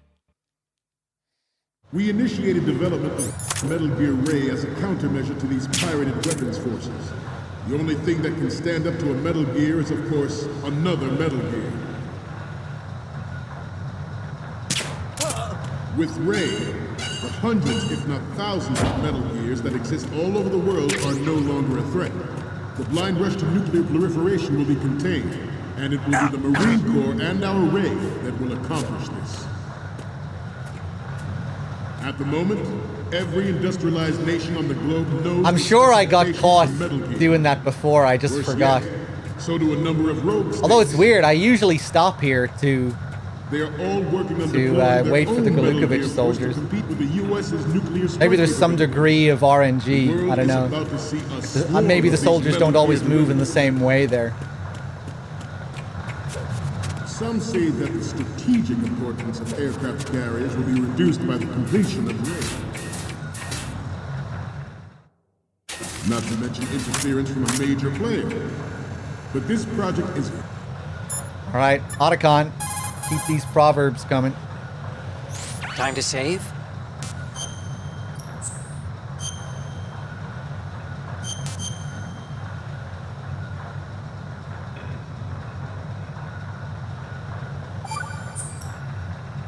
Snake, do you know the Chinese proverb, care avoids error? Error is thought to be a Kung word, meaning what? There's some linguists who think that this accounts for an almost universal utterance of the syllable when people are at a loss for words. A kind of vestigial... Hey! What a crock! What did you do with that little cheat sheet I made you? Oh, there it is. Hey! That's really, How could you do that? You know how busy I am and you... It's not what you think. Oh? So what am I thinking? What's going on over there? Oh, hi, Snake. Do you know the Otacon's been... Mei Ling, we're in the middle of a mission and everything, so can we, you know... Fine. Sure. And Snake, the real meaning of care avoids error is that if you're cautious, you can avoid making serious mistakes. Even if you've gotten used to the mission, watch what you do. Good luck. Yeah, Snake. Good luck. You, I'm not done with. Let's discuss this, shall we? I love the that sound he makes. Vital to the Marine Corps. The enemy is sometimes So there's closer Mei Ling. than you think, gentlemen. Always bear that in mind. What happens after they hang up there, I wonder? This weapon Mei Ling will gives them a render spanking. all other Metal Gears obsolete. Nations building up their own Metal Gear force will think twice about their nuclear strategy in the light of the military dominance spelled out by Ray. Hey, we actually have a pretty good view here. The shift in the balance of power will mean a new world order. But yeah, keep your eyes glued to the screen, and eventually we'll see the Grlukovich soldiers run in. Ours is not the only military project devoted to Metal Gear development, but it cannot be more different in nature from the Navy's. Theirs is a program that will add fuel to the uncontrolled fire of nuclear proliferation. It is a fact that players in favor of such a policy are attempting to derail our own Ray project. But I promise you that they will not succeed.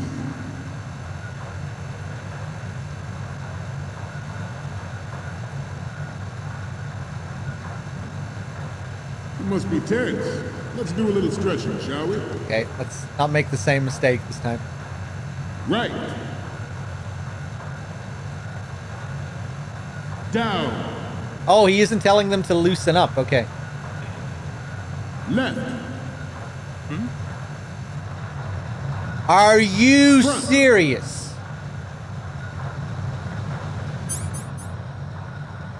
Cardboard boxes aren't cool? I didn't think they'd give a shit about a box over here. Okay, we might still be able to get out of this. Right. You fucking asshole. Front. Up. Right.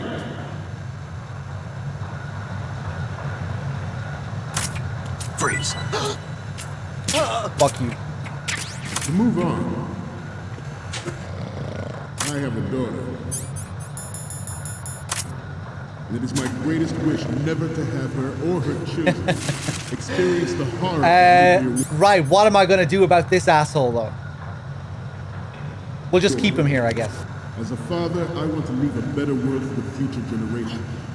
As a soldier, I know that is my duty. Metal Gear Ray is amphibious. Unlike the Army's Rex, it can cruise deep underwater, move in undetected, and make its landing on any shoreline. I'm not sure when they arrive. I think it's at around the 2-minute mark. Information distribution system. Although maybe it's a bit targets with before. unerring accuracy and takes them out with massive firepower. It is the ultimate weapon. No, I think we'll see them It's pretty yours to soon. guard. I'd like you all to think about what that means. This new model of Metal Gear is codenamed Ray, after the great Manta Ray. Our Ray has a sting that nature never gave the Manta. With this latest Metal Gear, we can rule the sea and land as we never have before. How did he see the box? I guess he was just in the perfect location. And when he told him to turn left, his head was just looking straight at the box. Shit. We have intelligence that there are Oh, they're gonna see this fucking guy. anti-Metal Okay. Gear. terrorists planning to target the ship.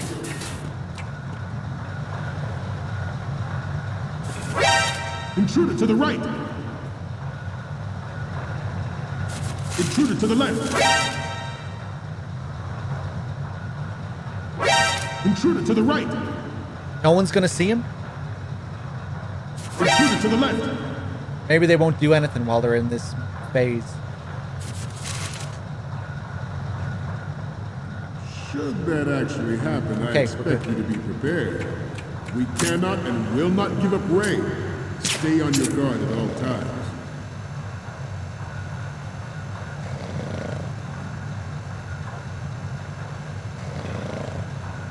Getting back to the topic at hand. Okay. George Sears surrendered his presidency in the aftermath of Shadow Moses. The official reason I hope we didn't miss it. I don't think we missed it. Development of Metal Gear Rex and next-generation nuclear warheads. But even you will have heard rumors that he was forced to resign after the failed cover-up costed his influence in the political community. The Metal Gear Rex development on Shadow Moses was supposedly the first preparatory measure taken against the future possibility of reduced nuclear defense capability. NMD technology leaked to other nations would make that contingency likely. But if this theory is correct, it means that there was a calculated intent to cash in. Okay, we should see them now. Specific interests within the military. Any second now, we'll see them run in up on the balcony. Today to flush out there, and rid see? Our country of these corrupting forces. That is there they go, running down. You will bear that in mind. It is an undeniable fact that there is a force at work in our government and within the military, seeking to control national affairs to suit its own interests. We might see another couple, although I think that might be it. I can't remember. Thwarting their plans and guiding this nation back to its original path. This exercise is but a first step towards that goal. I think that's it. The future of the country rests with you tonight.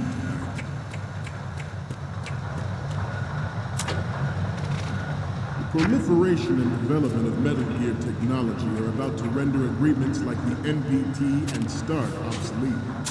There are also forces at work trying to exploit this disturbing. Were they supposed to be the Gerlukovich soldiers who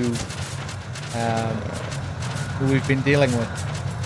The human race is about to forget about it. Endless arms race that last century. We cannot afford to getting ready to hold Dolph hostage at the end of this sequence.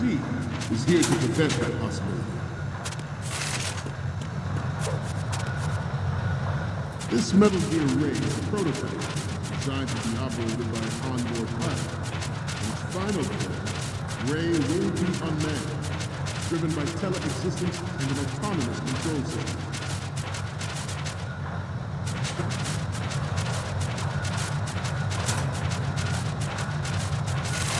The importance of next-generation technology such as C4ISR and RMA. So there are a few different ways of accessing the last area. I usually take this bottom duct so we can get a couple of extra Easter eggs that you can only get if you come down here.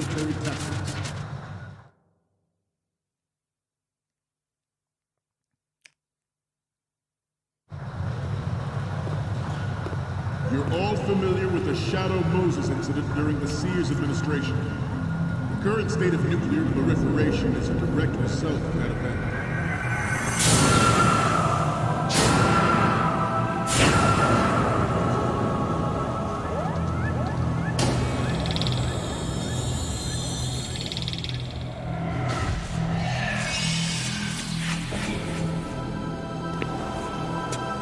Metal Gear.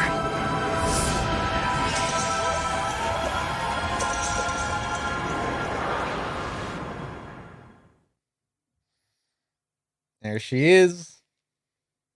The brain drain of nuclear specialists and the black market trade in weapons-grade plutonium.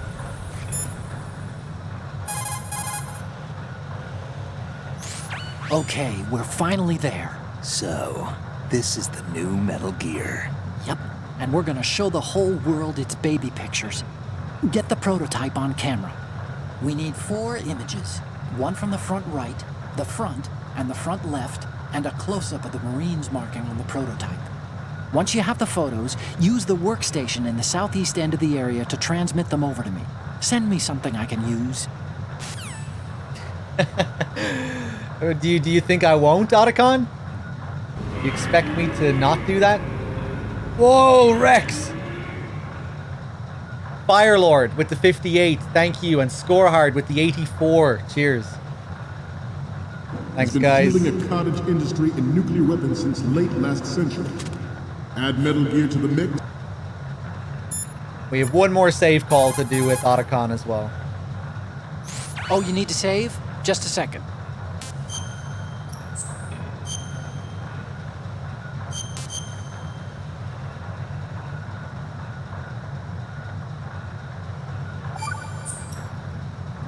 What happened to Mei Ling?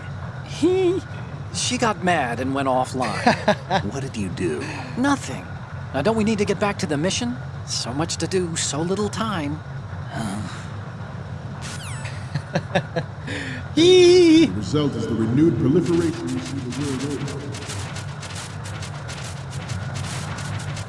Yeah! Once lived in the this Metal Gear Ray can bring other Metal Gears Otacon. Sure, we never You're know great. what's here again. We, the Marines, will be the guardians of this peace. The proliferation and development of Metal Gear technology. Alright, so if we take the bottom duct, we have to come up through here. There are also forces at work And if we take out our camera here, trying to exploit this disturbing trend to further their own power and influence. look who it is.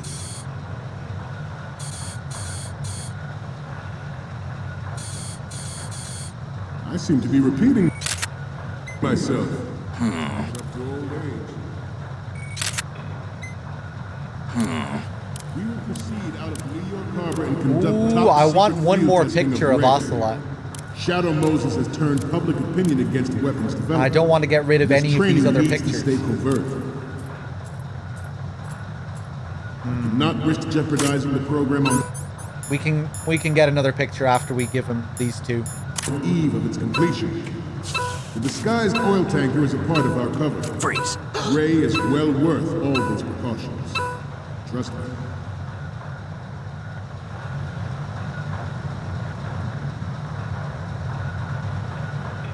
I'm on a roll here. Let's go on a little bit longer. Former President Sears could also act I love that. the nuclear stockpile while nurturing the NMD So concept. good. His speech does keep going as well. Like, he'll have different lines. He won't just repeat what he said before. So if you want to hear his whole speech, you have to do this. It was he who lowered Start 3's ceiling for tactical nuclear weapons in order to bring Russia around to approving a revision to the ABM treaty. Everyone believed the world was headed for the end of the arms race when Shadow Moses happened. Even though the development of Metal Gear Rex is still outside the bounds of official truth, everyone in the international military community knows the facts. Its specs spread across the globe like wildfire. I'm just going to wait here for a sec. Is on again. The only thing that can reverse its It's course not endless, is no. this Metal Gear Ray. Next time it hits 0, it'll be finished. The National Missile Defense Program was initiated in the end of the 20th century, projected to completion in 2005.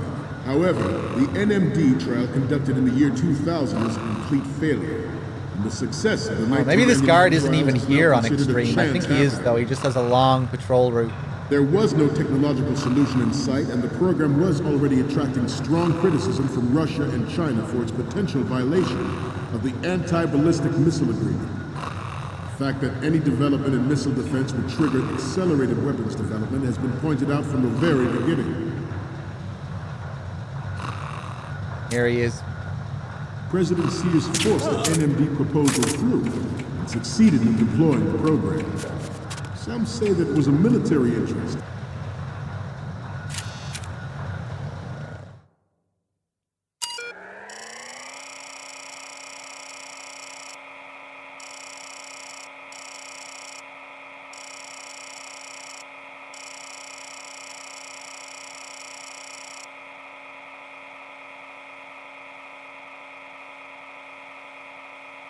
It's actually game over after this timer runs out. Yep.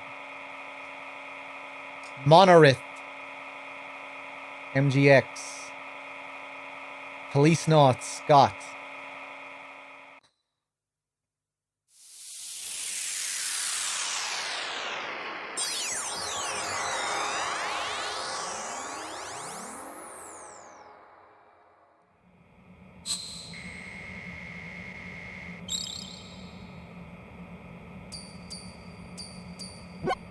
So, any codec moments from you, Snake? Okay, first up. Ah, don't send me creepy stuff like this. What if I get possessed or something? Sorry, but this doesn't work. I hate to ask, but can you try again? Interesting that, like, it doesn't really look like a ghost. We're assuming that it's a ghost. Possessed by an arm, maybe? Ocelot? Or Otacon? Next up is... So, this explains a lot. Not that there's anything wrong with keeping it to yourself. I mean, you know, it's your life and everything. But you're going to have to take those Metal Gear photos now. And the next one is... This is hilarious! This rules. But we can't use it. Get the shots we need. What? I'll just make a backup of this one. What the fuck is wrong with you, Otacon? Why are you blushing? What the hell is wrong with you? Next up is... Oh, this is, What? Nothing. It's nothing. But this isn't a photo of Metal Gear anyway. Sorry, but you're gonna have to go back and shoot another set. I'll just make a backup of this one. Was he also turned on by the other picture? Okay, what am I seeing now? This is hilarious! This rules. But we can't use it. Get the shots we need. So, what's the last one gonna be? Oh. Yeah, another spooky photo? I told you to stop, didn't I? I need to go get some holy water or something. We need 4 images. One from the front right, the front, and the front left, and a close-up of the Marines marking on the prototype. Get the prototype on camera. So good. With plans for the $100 billion program budget that actually arranged the legislative approval. This new model of Metal Gear is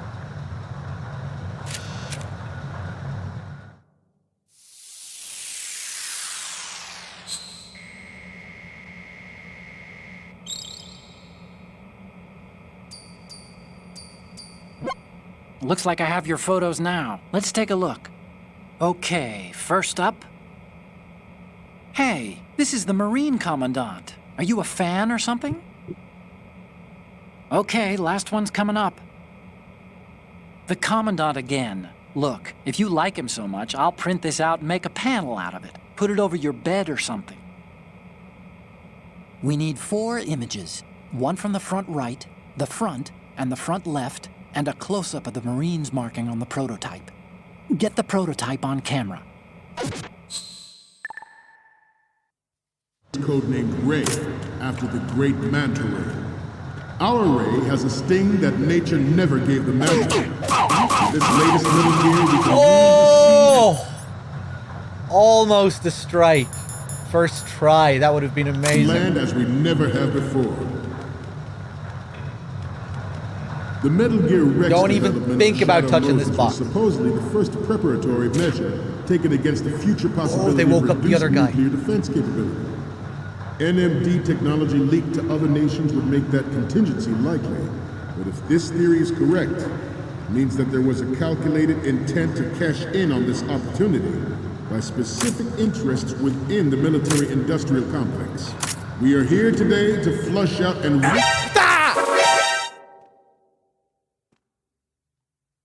I didn't mean to touch him. That scared me. You want to get really close to them.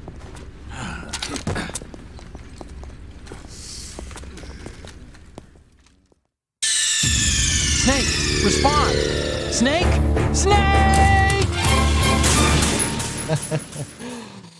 Okay, there's one more call I want to get, or one more picture I want to get The of brain drain Ocelot. of nuclear specialists and the black market trade in weapons-grade plutonium has been proven as cottage industry in nuclear weapons since late last century. Add Metal Gear to the mix. Oh yeah, there's one other thing I didn't show as well when it comes to Ocelot here. At least I don't think I did.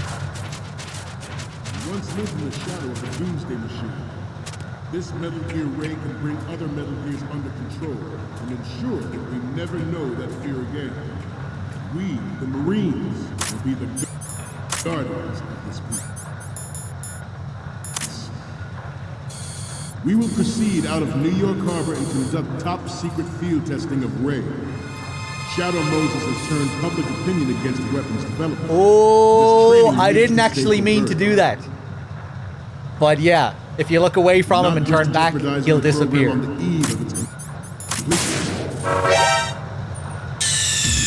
Snake, respond! Snake! Snake! Alright, let's do it again, because I want one more picture. The brain drain of nuclear specialists and the black market trade in weapons-grade plutonium has been fueling a cottage industry in nuclear weapons since late last century. Add Metal Gear to the mix, the result of the renewed proliferation you see the world over. We once lived in the shadow of the Doomsday Machine. This Metal Gear Ray can bring other Metal Gears under control and ensure that we never know that fear again. We, the Marines, will be the guardians of this peace. Okay, there we go. Let's take him out. Conduct top secret field testing of Ray. Shadow Moses has turned public opinion against weapons development. This training needs to stay covert. Not risk jeopardizing the program on the eve of its completion. The disguised oil tanker is a part of our cover. Ray is well worth all these precautions. Trust me.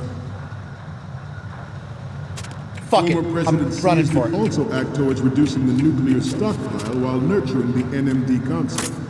It was he who lowered Star 3's ceiling for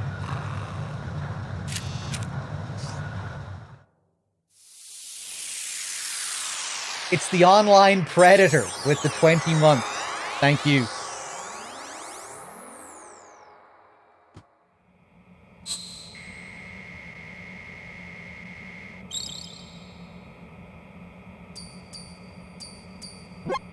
Looks like I have your photos now. Let's take a look. Okay, first up. Stop it, okay? Are you trying to freak me out? Okay, last one's coming up. Will you please stop sending me pictures of the Commandant? We need 4 images. One from the front right, the front, and the front left, and a close-up of the Marines marking on the prototype. Get the prototype on camera. The Commandant is almost done with his speech. We're just about out of time. Hurry! That's a pretty good follow-up to the other one, because he gets pretty pissed off with the last ghost picture as well. Weapons in order to bring Russia around to approving a revision to the ABM treaty. Everyone believed the world was headed for the end of the arms race when Shadow Moses happened.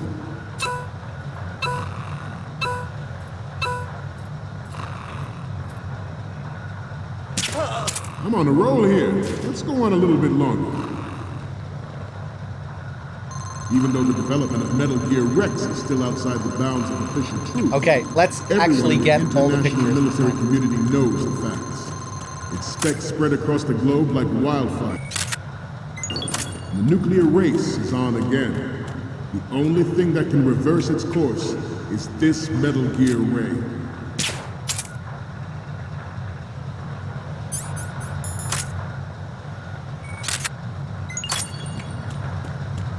Let's stretch those neck muscles. Oh shit. Again. Left. Right. Nobody cares about the body though.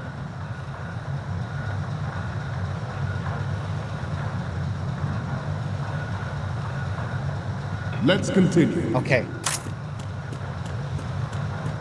The National Missile Defense Program was initiated in the end of the 20th century, projected to completion in 2005. However, the NMD trial conducted in the year 2000 was a complete failure, and the success of the 1999 trial Good. is now considered a chance happening. There was no technological solution in sight, and the program was already attracting strong criticism from Russia. Oh, there's another China call for that I potential need to do. violation. I hope I can still get it, actually. Snake, that workstation is the transfer point between the tanker's intranet and the outside world. Use it to send those pictures over. All you have to do is face the computer and push the action button, and the photos will be sent. Hope you took a good one. That workstation is hooked up to the greater military network. The speech in the holds is being relayed out through that machine. We'll be making use of it too. I managed to get in through an Army IC router in Ohio. All I had to do from there was use the Link 16 to remotely install a few drivers and an application onto that workstation. So your camera can talk to their computer now. Hey, even military networks use products based on commercial technology. Nothing too unfamiliar there. Besides, I cut myself a back door when I still had access. I had a lot of access privileges when we were developing Rex. Hey, are you listening? Oh, yeah. Really? Anyway, the program will compress, encrypt, and packetize the photo's image data. I used Baton for encryption, by the way. And the beauty of it is, the packets are disguised to look like the TADIL-J message format. Get it? It's the standard tactical digital information link message format, and the packets will be sent out cloaked by their own speech broadcast. Tell me that isn't brilliant. Want me to go over it again? No. Once was enough. Classic. The anti-ballistic missile agreement. The fact that any development in missile defense would trigger accelerated weapons development has been pointed out from the very beginning. Okay, one more crack at this. President Xi's forced the NMD proposal through. Okay, that could have been better. Succeeded in deploying the program. Some say that it was a military interest, with plans for the $100 billion program budget that actually arranged the legislative approval. This weapon will render all other Metal Gears obsolete. Nations building up their own Metal Gear force will think twice about their nuclear strategy. How did that kick not get him? Military dominance spelled out by Ray. The shift in the balance of power will mean a new world order, and we, the Marine Corps, will play a central role in its military affairs. Some say that the strategic importance of aircraft carriers will be reduced by the completion of Ray. The opposition from the Navy is an undeniable fact. Okay. There is a lot of pressure from Navy brass, especially those with submarine and air background. Not to mention interference from major players. This project is vital to the Marine Corps. Almost. The enemy is sometimes closer 3 of to them, home I than think, you maybe gentlemen. 4. Always bear that in mind. Oh, they're all going in for the kick. At work in our government and within the military, seeking to control national affairs. Is there a guy still on the ground there? What's going on? Metal Gear Ray bears the burden of confronting this. That was weird. Thwarting their plans and guiding this nation back to its original path. Another guy is waking up another guy over there. This exercise is but a first step towards that goal. The future of the country rests with you tonight. This new model of Metal Gear is codenamed Ray, after the great Manta Ray. Our Ray has a sting that nature never gave the Manta. With this latest Metal Gear, we can rule the sea and land as we never have before.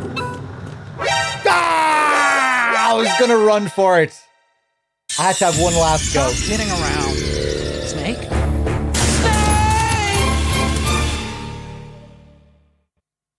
The brain drain of nuclear specialists. Okay, I think we'll just finish it now. With weapons grade plutonium has been Still have my fueling the pictures, cottage don't I? industry Yeah. in nuclear weapons since late last century.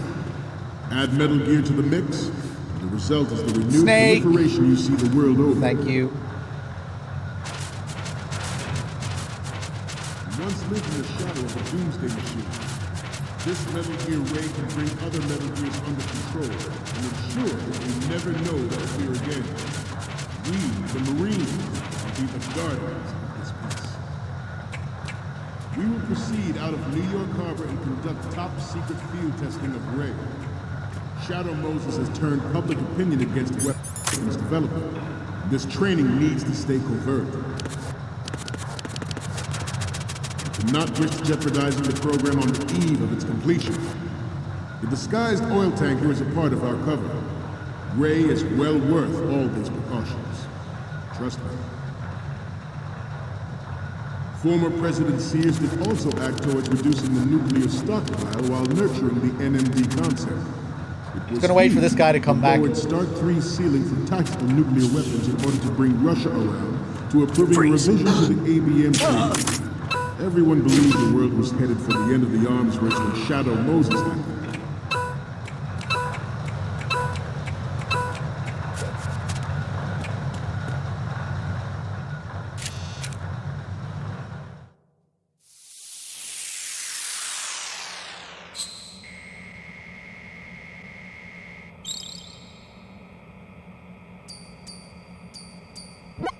Looks like I have your photos now. Let's take a look. The first one I'm seeing is... This is great! The Marines lettering shows up really well. And the next one is... Okay, that's good. The shot from the right is in the bag. The next one's... Okay, this works. It's a great front view. So, what's the last one gonna be? You're a pretty good photographer. We can definitely use this left shot. Okay, now we have all the photos. Snake, the speech is about to wind up. Forget the photos and get out of there now. We, the Marines, will lead the charge into a new world order with Metal Gear Ray. That is all. Dismissed.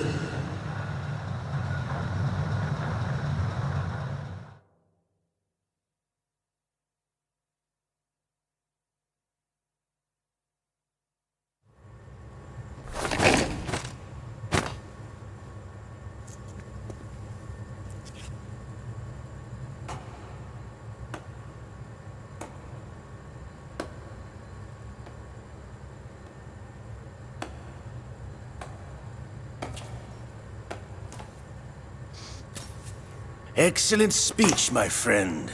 Who the... Gift of the silver tongue. They say it's the mark of a good officer. And of a liar. Americans are too in love with the sound of their own voice to speak the truth. Identify yourself.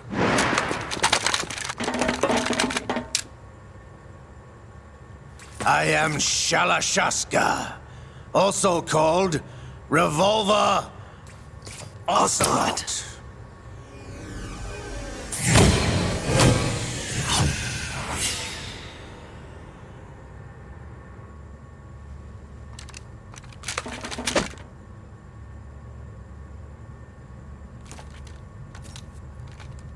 What do you want? This machine will be quite useful. What are you planning to do? Steal this thing? Steal? No, I'm taking it back.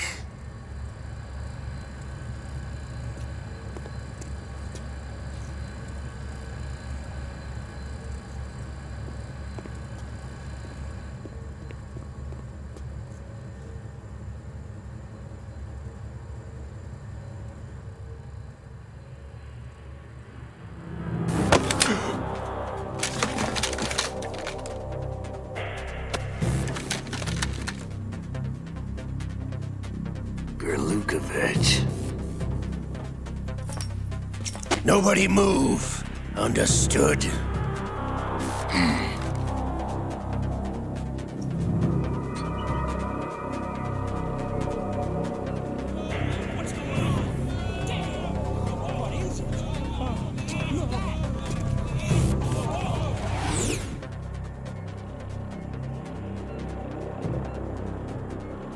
This ship now carries enough Simtex on its key structural points to blow it out of the water at the touch of this button.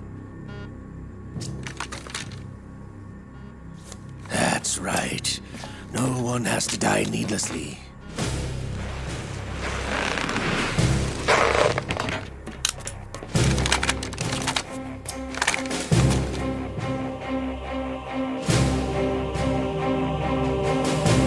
We're almost at the target. Get a move on.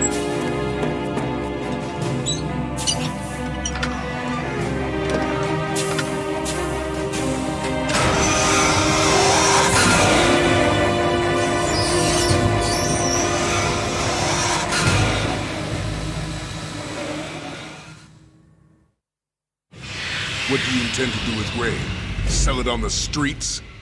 I was raised in Snezinsk, formerly known as Chelyabinsk 70, the nuclear research outpost.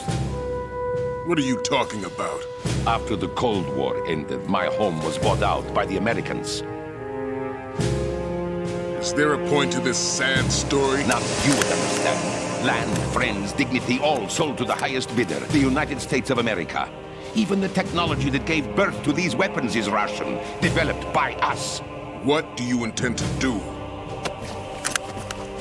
Russia will rise again. And Ray is the key. I regret to inform you that I have no intention of selling Metal Gear. As I said, I came to take it back.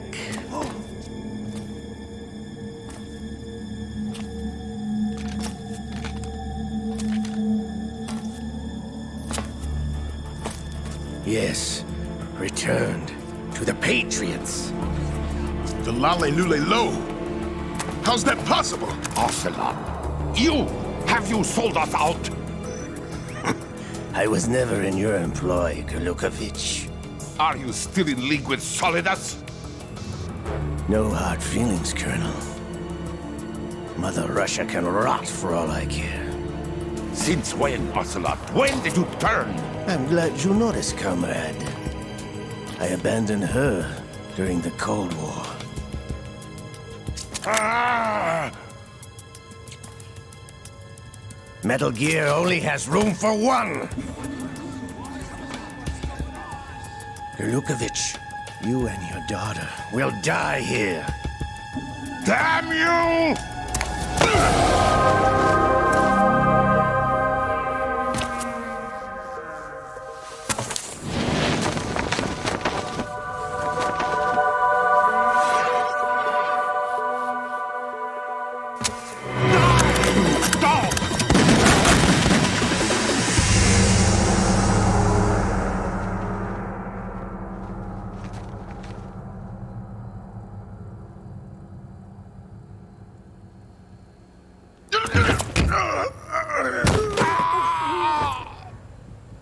Sergei, looks like you were long overdue for retirement.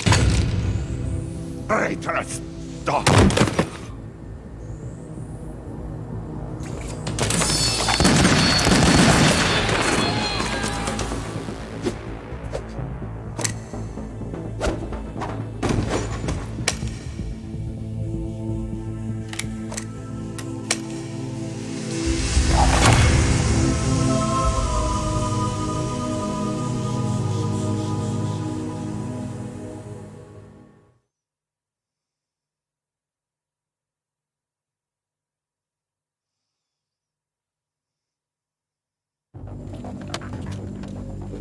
Show's over. If you wish to live, I suggest you run now. This ship is still in the lower New York harbor. You may yet make it to shore if you swim for your life.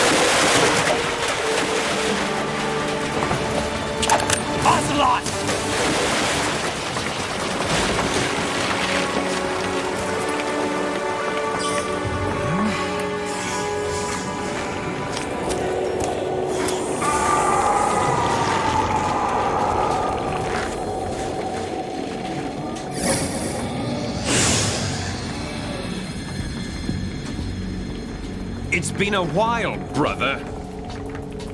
Who are you? You know who I am. Liquid? Not so young anymore, eh, Snake?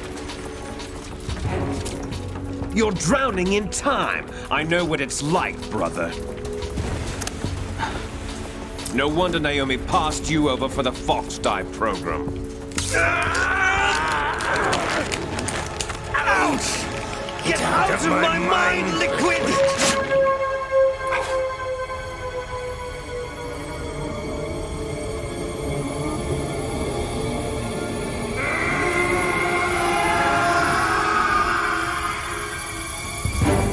The price of physical prodigy. Few more years and you'll be another dead clone of the old man. Our raw materials are vintage, brother. Big Boss was in his late 50s when they created his copies. But I live on through this arm! Liquid's arm.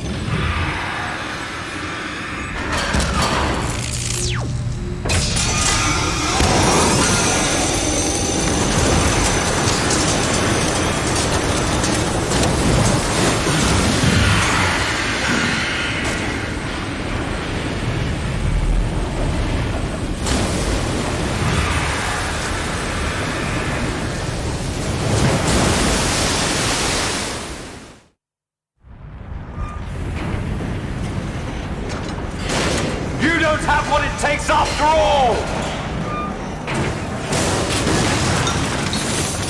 You're going down, Snake, with this tanker!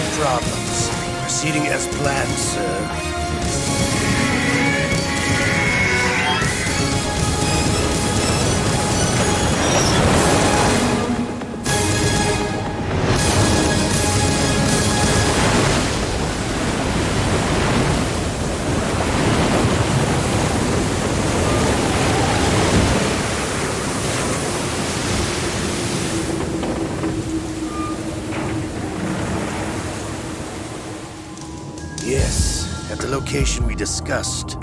Yes, I have photographic evidence of Snake on the scene. The cipher was most useful. I look forward to tomorrow morning's news flash.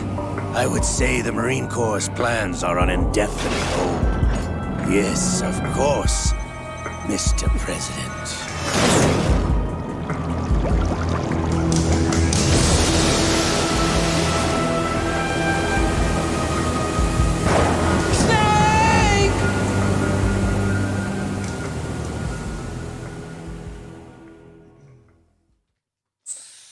There we go. There we go.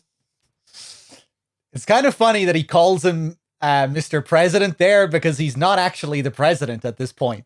But they're obviously just playing off of the end of MGS1.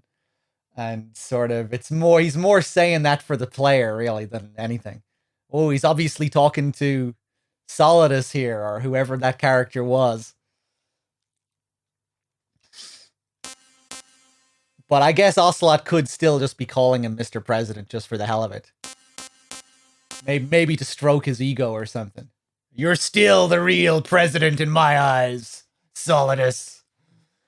All right, before we get into this next sequence, before we start the big shell, as you know, most of you who watch this stream all the time anyway, we like to go over a couple of details just for people that aren't familiar with them or who may not have caught on to them. There are a couple of really interesting things at the start of this next scene with regards to Raiden's character and how he behaves and his voice. At the beginning of the big shell, Raiden is not known as Raiden. He has the code name of Snake. He's referred to as Snake by the Colonel. And while he has this code name, his personality is completely different. He's doing a Snake impersonation. And his voice is deeper as well. He has a slightly deeper voice. And when his code name is changed from Snake to Raiden, instantly his voice changes and it becomes higher pitched and he becomes much more on edge and much more like the Raiden we know in MGS2.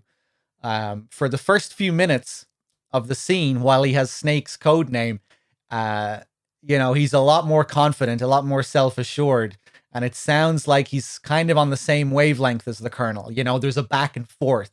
He's kind of sort of snappy with his responses and just a lot more cool. Pretending to be Snake. And then when his code name is changed, instantly they start talking about VR and his previous experiences and how he feels like a legendary mercenary, how he feels like Solid Snake. But yeah, it's a really interesting detail.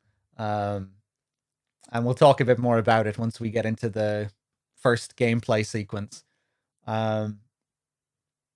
Another interesting detail to take note of is how the Colonel's dialogue changes strangely when he has a line that is supposed to mimic a line from the start of MGS1. He says at one point during the intro, "When we need to reach you, contact you, the codec will beep." He says when we need to reach you, and then he stops himself, corrects himself, and says, "contact you." Why does he do that? It's because that's what he says in MGS1. That's what the Colonel says at the beginning of MGS1. He says, "When we need to contact you, the codec will beep." He doesn't say when we need to reach you. So this is a really early indication that there's something not quite right with the Colonel, that the Colonel is an AI. He fucks up his MGS1 dialogue and has to correct himself. You could also speculate more about this, go deeper into it. You could ask the question, well, why did he fuck up his dialogue? It's kind of weird, isn't it? But we'll talk a little bit more about that when we get into the actual, when we get into the first gameplay sequence. Spoilers! Yeah, we'll be talking full spoilers right from the get-go because, the whole game is just covered in foreshadowing. It's kind of impossible to talk about the game unless you talk about spoilers. All right, let's get into it. But yeah, we usually like to talk about those two details before we start this next scene, just for people who never picked up on it.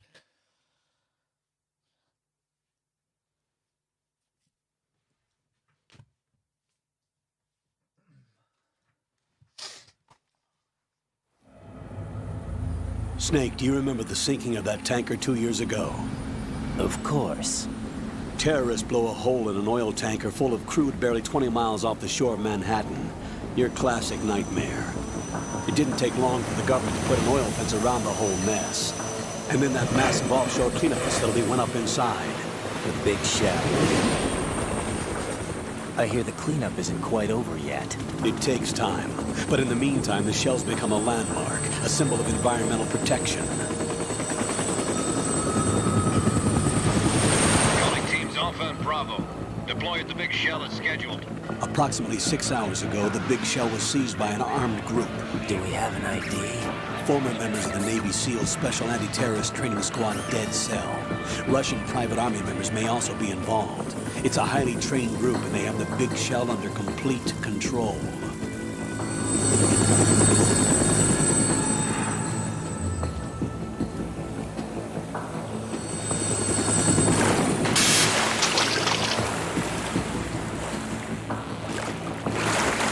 Come in from downwind and pull up fast. Get ready to fast rope down to Shell 1. 5 minutes to ETA. Alpha, your top priority is to rescue and safeguard the President. Team Bravo, watch out for Stillman's back and get those C4s disarmed.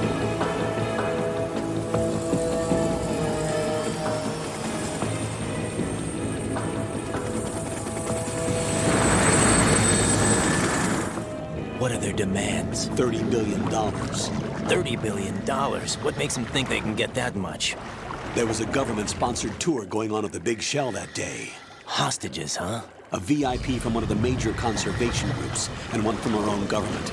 The most important person in a sense. The most important person? James Johnson. The president? Unless the demands are met, the terrorists intend to blow the big shell out of the water. And the crude will ignite, turning the Manhattan Harbor into an inferno. That's not the worst-case scenario. If the chlorides being used to decontaminate the seawater go up with the oil, toxins containing catastrophic levels of dioxins will be released. In other words, the bay's ecosystem will be wiped out, and the sea will turn into a toxic soup for centuries, becoming the worst environmental disaster in history.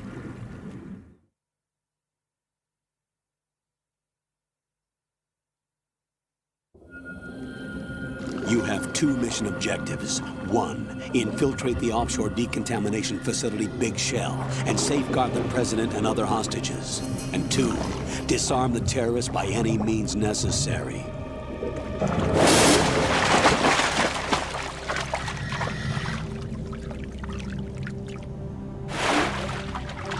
You should know that SEAL Team 10 is also conducting a rescue operation.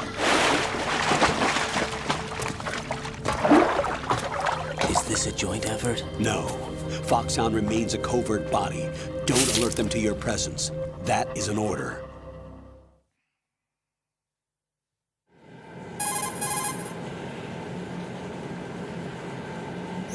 This is Snake. I'm now inside Strut A of Shell 1. How are things? We're in luck. Looks like there are no sentries posted here. What's the visibility? The lights on the plant struts are functioning. I won't have to use the IR goggles. Any problems? There was a brand new hole cut through the oil fence. There's someone else besides me that wanted to get in badly. That's not possible. What about SEAL Team 10? They landed on the roof of the Big Shell as planned. And by the way, Snake, we're changing your code name for all following communication. What's wrong with Snake? Just a precaution. You are now designated Raiden. All right, Raiden. You've already covered infiltration and VR training. I've completed 300 missions in VR. I feel like some kind of legendary mercenary. Okay, we'll skip that part. Make sure nobody sees you. If you need to, contact me by codec. The frequency is 140.85. When you want to use the codec, push the select button. When we need to reach you, contact you, the codec will beep. When you hear that noise, press the select button. The codec's receiver directly stimulates the small bones of your ear. No one but you will be able to hear it. All right. I'll contact you if anything changes. First, make your way to the upper section of the big shell. How do I get up to the next level? There's an elevator at the far end of that area.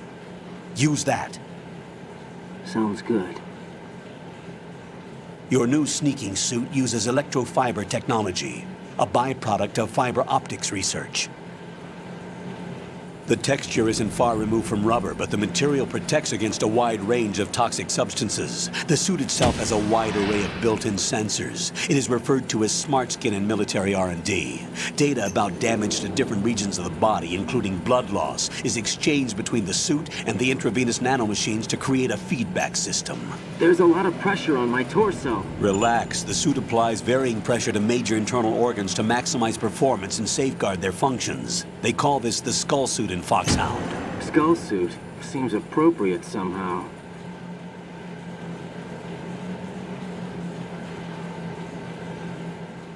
The hatch with a circular handle will open into the elevator area. Locate the hatch first.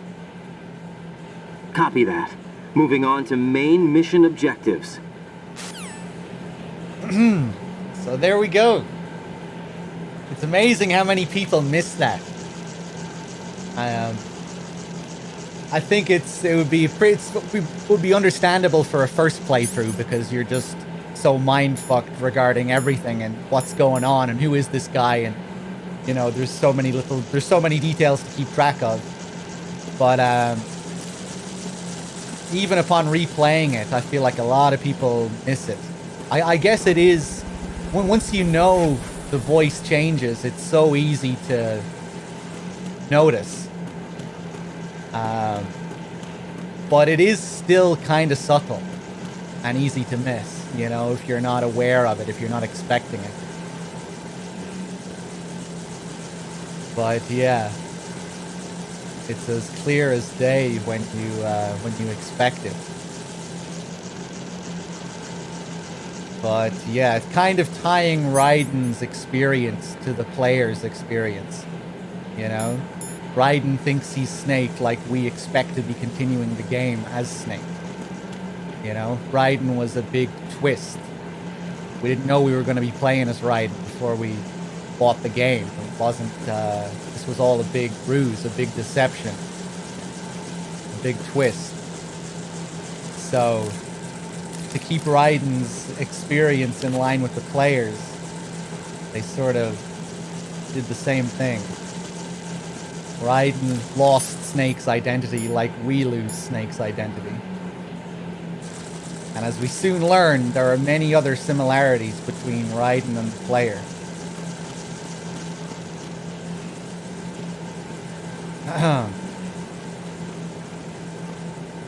Let's take a look around. There's some pretty interesting calls we can get here.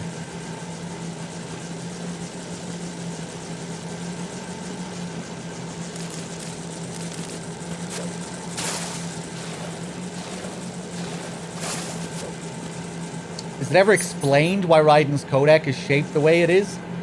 No, it's never explained. I don't think it really needs much explanation, though. It looks like a gun, right? Looks like a pistol. So, it's, you know, kind of obvious what it means, I think. Symbolically, you know, he's a hostage. And especially when you get to the very end of the game, you know, you pretty much are, you know, the Colonel is taunting you, telling you, kill Solidus or Rose dies. Kill Solidus now or Olga's child dies.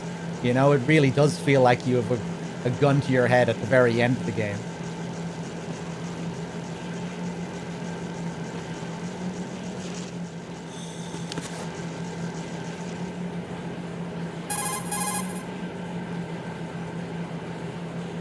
Colonel, there's a gym suit. Looks like a high barometric pressure diving suit. By maintaining barometric pressure within the suit, it should allow its wearer to carry out work at sea depths of as much as 300 meters. But it doesn't look even remotely usable. It's a very old model. Yeah, and it's rusted all over. doesn't even look like it's been used.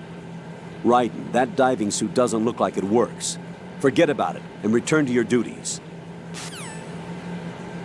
Yeah, on the tanker, the codec screen is shaped just like in MGS1. It has like a natural flow. But here it changes. And a lot of the sort of trademarks or tropes change. Like, you know, the game over screen is another one.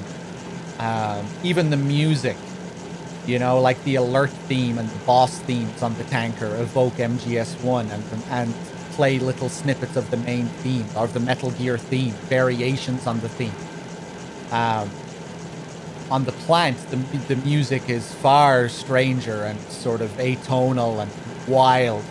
You know, the Yell Dead Cell theme is crazy. You know, that saxophone that's going all over the place. You know, whereas on the tanker, it's sort of steady and melodic and has a beat to it, has a steady beat to it. The music kind of reflects what's going on in the game as well, in the story.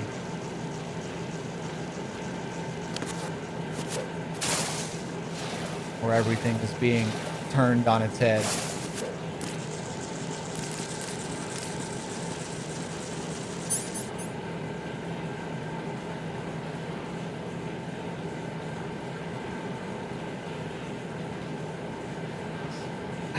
Dim, what are you saying here? Of all the things they could have changed... Hold on, I have to scroll up here. You're complaining about the stuff that Bluepoint added. Of all the things they could have changed, the ineligible writing on the lamp and doors to Bluepoint went with absolutely retarded Metal Gear 3 Guns of Patriots. Metal Gear 2 Guns of Patriots, actually. Imagine if it was something like display model, not for sale, or address of a fictional prop. Yeah, I don't know. It's just really weird. I don't know, like, what their logic was with that. I don't know what they were thinking at all. It doesn't really bother me too much. It's just kind of weird. I don't know.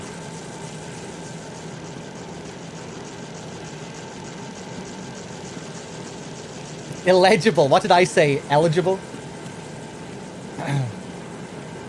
Let's take a look at the submarine over here. But yeah, we'll get to that in a second.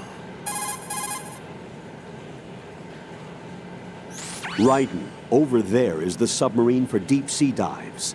It is apparently used in repairing submerged areas of the Big Shell and for studying deep-sea ecosystems and changes in water quality. It can dive to depths of around 500 meters at a maximum speed of roughly 3 knots. In addition to its normal water-resistant lighting, it is also outfitted with lighting resistant to muddy water. I doubt that you'll get it to work, though. That submarine is not operational. It doesn't pose any threat. Forget about it and return to your duties.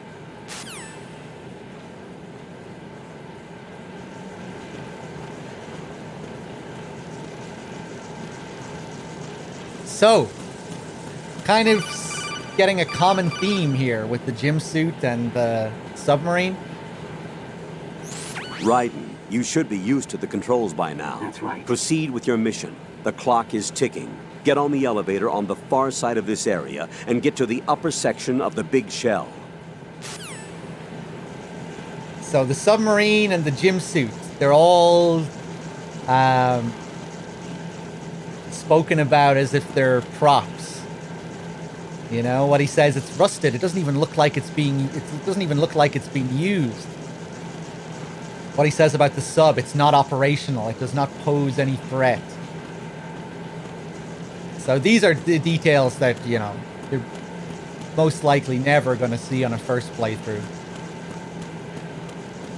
But yeah, really cool. Take a look at the bugs over here. Look at all these bugs. The seawater is polluted with crude oil, and yet they can still survive. It's an altered bug that can resolve crude oil. Altered? Yes, through genetic engineering. It was created in the lab to combat frequent oil spills. It doesn't exist naturally. The bug is genetically altered with DNA from a bacteria called Pseudomonas, which can decompose crude oil. It has an enzyme in its body that can break up oil, and was modified so it instinctively consumes any crude oil that it absorbs. One of the reasons the Big Shell has little oil pollution is because of this bug. It also helps in reducing costs and the number of spill maintenance workers. It's a form of bioremediation. It's for the most part innocuous, so no need to be worried. Those bugs have ravenous appetites. Be careful that they don't end up eating your rations. Shake your equipment to protect the items from sea lice. So the bugs, too, don't exist naturally. Genetically altered.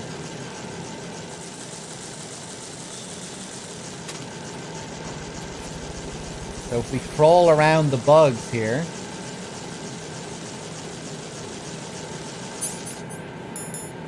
Oh no, still not? Maybe I actually... Oh, there, now we can see them crawling around the model. Sea lice, genetically engineered bugs for oil spill accident. Eats and decomposes oil. Rations are their favorite as well.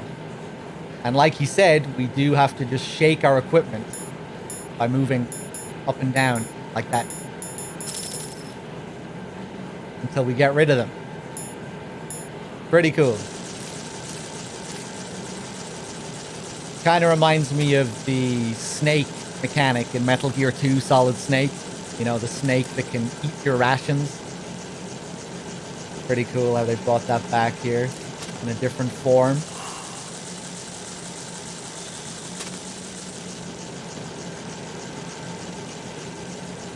So Raiden's identity, Sub, the gym suit, the bugs. Nothing really seems real. Let's call the Colonel a few times here. Raiden, first get to the upper section of the Big Shell. Take the elevator in the north end of the area. To get to the elevator area, go through the connecting passageway to the north. The passage is behind a watertight hatch. It should look like a door with a circular handle. What's the meaning behind the bugs again? We were talking about the bugs quite a bit last time during the last in-depth playthrough.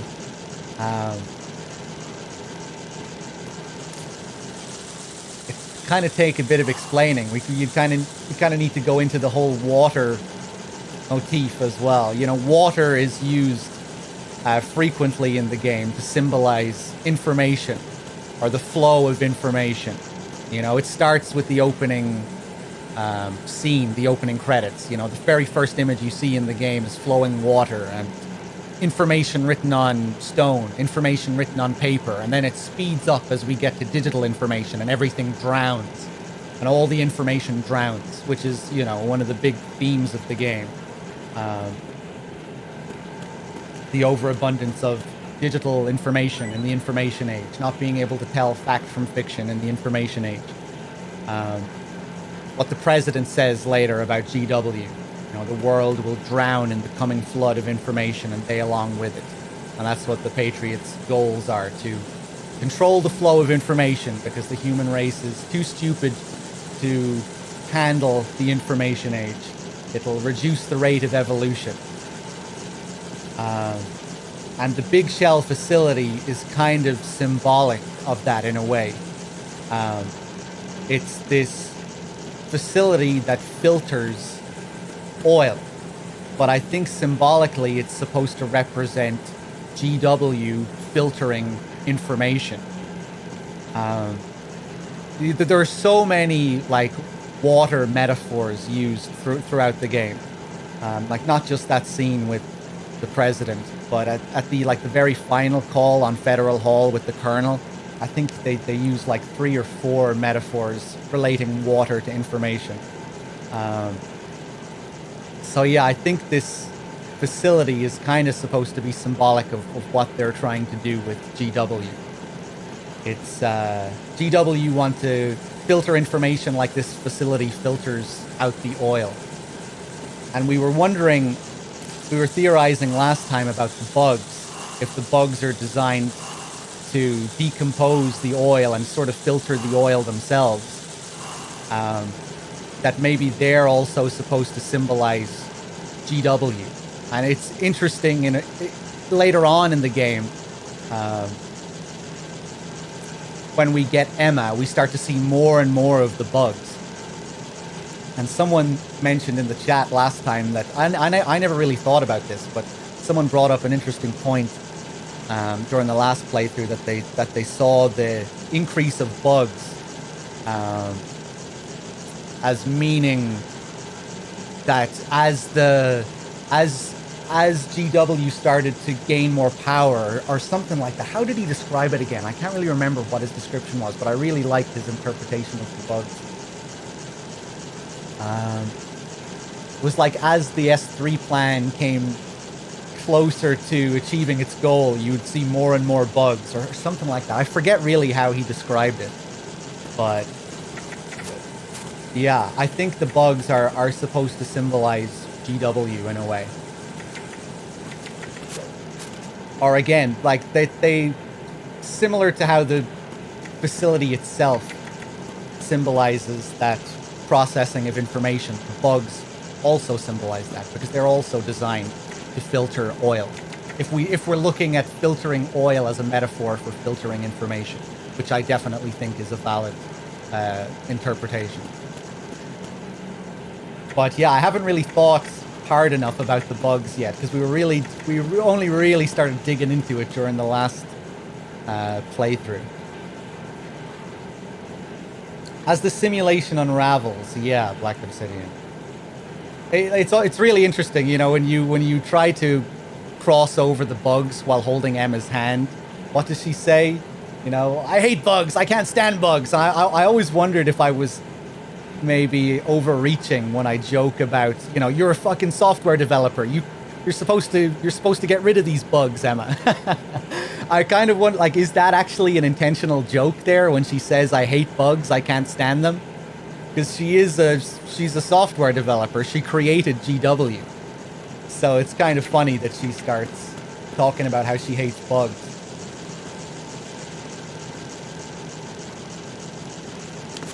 And especially ironic if we look at the bugs as symbolizing GW in a way.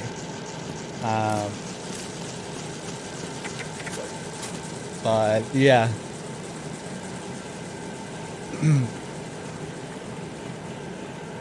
Obviously, the big shell doesn't only just symbolize information filtering. You know, it's also a big shell, a big cover. The shell on the turtle's back that's protecting Arsenal gear. That's what it's also supposed to be, a turtle shell, a cover.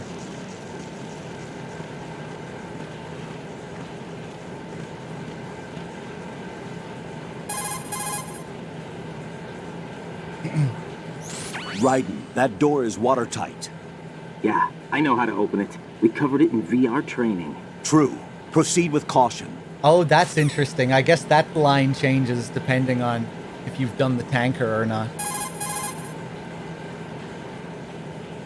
You're currently using artificial blood primed with nanomachines. What did you do with my own blood? It's being kept in cold storage. It will be circulated back into your body when you return. If the life gauge drops to the red zone, you won't be able to stop the bleeding by yourself. Bloodstains can give your presence away to the enemy. Be careful. To stop the flow, select a bandage from among your items. You can also go into a crouch or crawl and stay completely still for a while. All you have to do is stop moving for a duration of time, and your nanomachines will arrange for platelets to be produced in large numbers. The bleeding will stop as a result. They do use bug in Japanese too, yeah, or bagu, as they put it. Even Snake uses it in Japanese MGS1. I'm talking about fox die, right. Yeah, I'm sure it is supposed to be symbolic like that, or it seems pretty likely anyway. Kojima does love his wordplay as well. But yeah, it's not like you're seeing... It's not like you're gradually seeing more bugs over the course of the game. It's only really when you meet Emma. Where the bugs really stand out is in the area, in the shell core, right before you get to the scene with Emma's death. When you're making your way back to the shell core after the sniping sequence, and there's a load of bugs in the hallway. That's the strangest appearance of the bugs. That really makes me wonder, you know, what's going on with these bugs? Why are these bugs here? Because they're not surrounded by water or anything. But maybe it's supposed to have something to do with the flooding.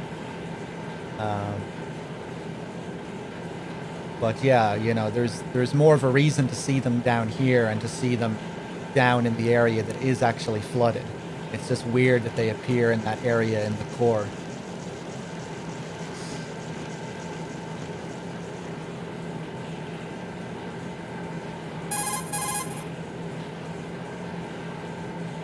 To get to the elevator area, go through the connecting passageway to the north. The passage is behind a watertight hatch. It should look like a door with a circular handle. But yeah, I do like that idea. As you get closer to fulfilling the S3 plan, you see more and more of these bugs, symbolizing GW's control over the simulation, over all the information.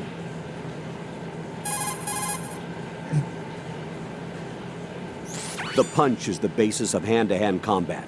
Push the punch button. Hit it repeatedly to do a combo and take out the enemy. Unlike in VR training, you can fight in first-person view also. Use that to your advantage.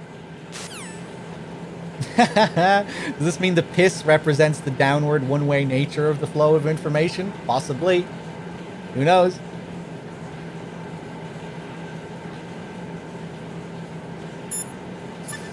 What's that line at the end that I loved?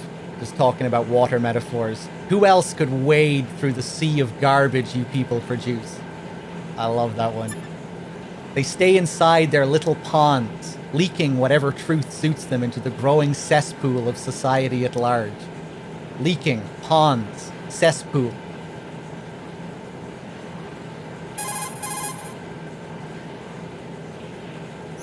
Move in close to the enemy when you have no weapon selected. You can throw him with the weapon button. The throw inflicts greater damage than the punch. Keep that in mind. Who else could wade through the sea of garbage you people produce? Retrieve valuable truths. Move in behind the enemy and push the weapon button without touching the left stick. No doubt. Right. Push the R2 or L2 button while in first-person view to strafe right and left, respectively. You can use the strafe to quickly slide out of cover and scan the area. Of course, you'll be spotted more easily when you're visible. If you spot a terrorist coming your way, let go of the button and duck back into cover.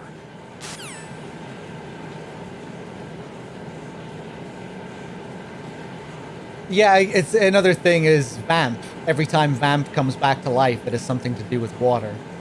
First, the teardrop falls on his face, and then he drowns in the water when you fight him, and then falls back into the water when you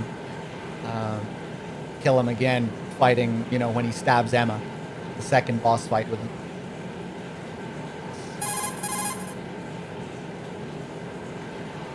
Once you see the codec screen, set the... No doubt. Yeah.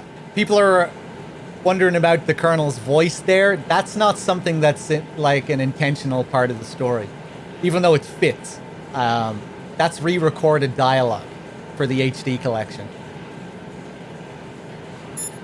I'm not sure why they had to re-record the dialogue, but for certain calls where they mention specific controls for tutorials, all those calls are re-recorded whenever the Colonel has to mention specific controls. I think it has something to do with like copyright for the old controllers, for the old PS2 and Xbox controllers, that they weren't allowed to use their names or something like that. I'm not really sure what the deal is, but I think it might have had it might have something to do with copyright issues for the controllers. Marks, any grifters? No grifters at all. you can stop grifting. As a matter of fact, there we go. There we go. No more grifting. Thank you. Raiden, when you're flattened against a corner, you have the ability to survey the scene behind you while staying concealed. This is called the corner view. Use it to find an opening in their surveillance and move ahead undiscovered. Strafing is allowed, unlike in VR training. Peek by using the L2 and R2 buttons, and make jump-out shots with the weapon button. Take advantage of the different options.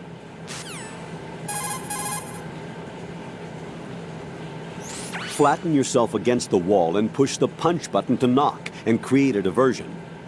You can trick the enemy into coming over to investigate. Deception should be one of your strong points. Or is that only if the other party is a beautiful woman? What do you mean by that, Colonel? So, I hope DRK showed the call in MGS1 that mirrors this call. It's kind of crazy. There's a call in MGS1 at the very beginning of the game if you keep calling the Colonel for tutorials, like what we're doing here. And in that call, it's the same tutorial. You know, they're teaching you how to distract the enemy. And how does it go in MGS1 again? Oh yeah, Naomi butts in and she says, "You're good at tricking people, aren't you, Snake?" And Snake responds, "Well, only a beautiful woman such as yourself," or something like that. It's an early indication that there might be something up with Naomi and her relationship with Snake.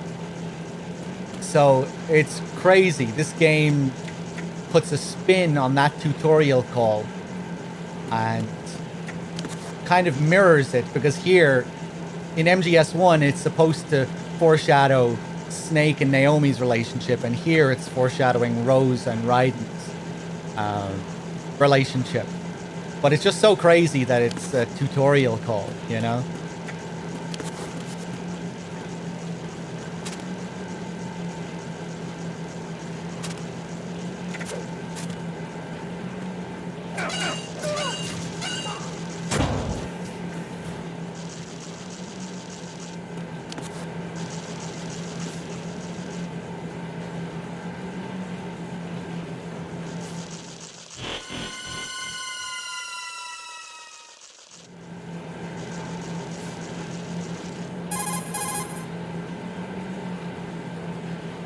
Colonel, I've sighted an enemy sentry. AN-94 and a Makarov. Those grenades, all his equipment, is Russian-made. Must be a Gerlukovich man. Gerlukovich? A Russian private army that was in line to work with the Shadow Moses takeover group 4 years ago. What's their stake in this one? They must have made a deal, an arrangement with the terrorists. They've become a band of mercenaries, an army without a country. Sounds familiar? Another intruder besides me. Gray Fox?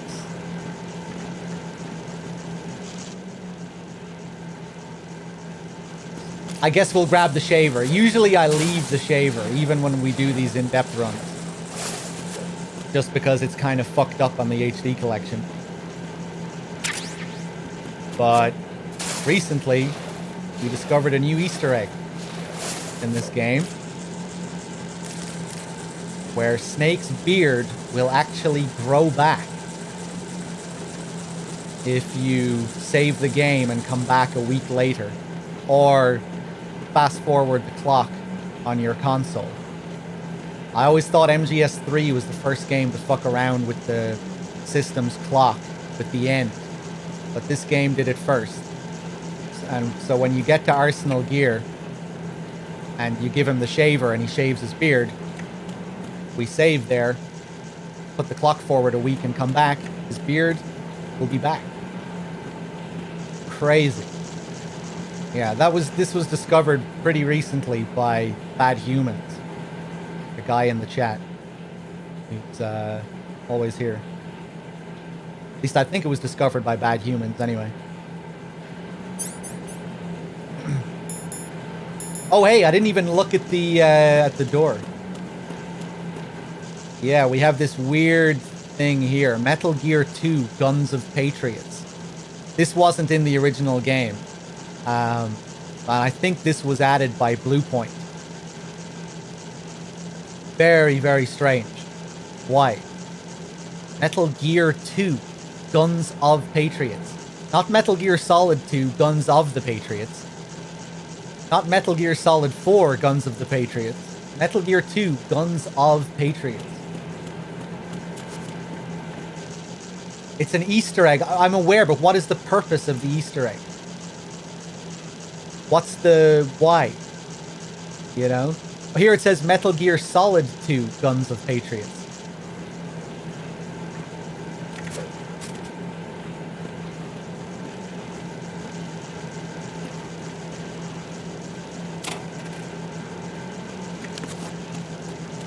It's just a very strange, you know, it's a strange idea. Let's jumble up Metal Gear video game titles and stick it on a door here.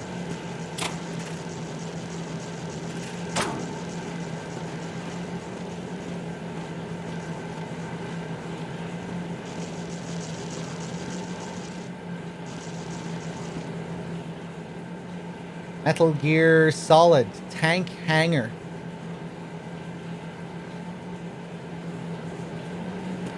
A shame they didn't put Metal Gear Solid Dock there. That would make a lot more sense.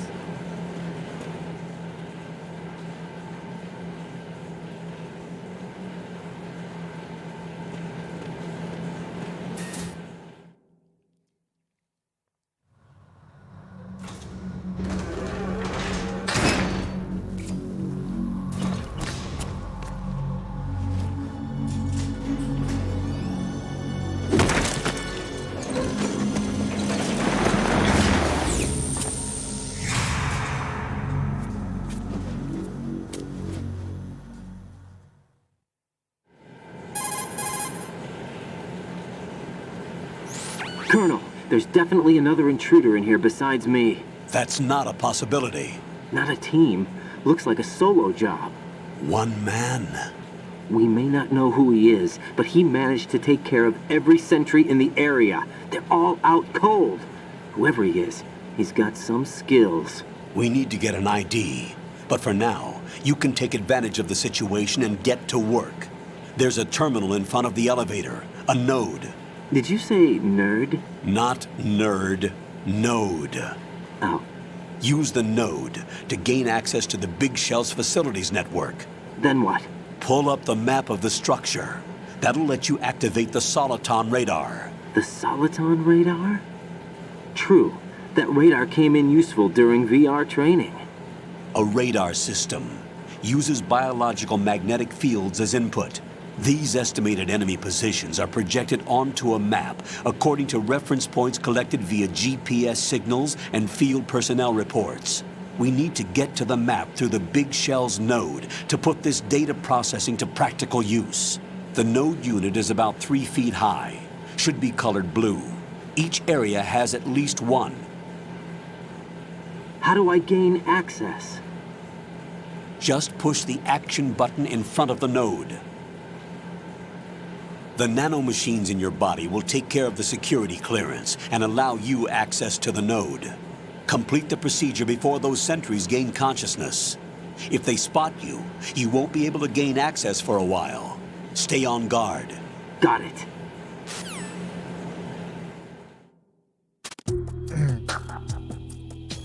All right, let's call the Colonel. Colonel, I remember this place. Of course you do. This is level 1 from the VR missions. You're right. I see it now. You may not have field experience, but you've been trained in the hyper-reality of simulated combat. Don't give in to fear. Just do as you were trained and everything will be all right. Strange. This is level 1 from the VR missions. So what's he talking about? Doesn't really look like level 1 from the VR missions. but it kind of does follow the same structure. If you start, he means MGS1, he doesn't. He means level 1 from the VR mission. The area does also resemble the dock from MGS1, though. That's true. But level 1 from the VR missions is sort of structured in a similar way. You start off at the bottom left of the screen. There's something obstructing your path right above you. You need to go and turn right. We don't have two options here, though. In VR missions, we just have one little path. But we do have to go up and then turn right, and then the goal is at the top right corner of the room. Just like the goal is here, except here it's a node. But it's colored blue, like the Colonel says, just like the goal in VR missions is colored blue. So we're kind of getting a combination of two things here. We're getting level 1 from VR missions and the MGS1 dock with the forklift and everything.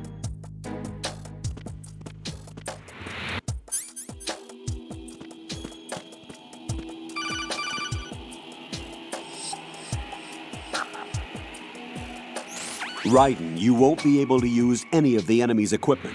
Why not? You should know that all active weapons are equipped with a personal identification system.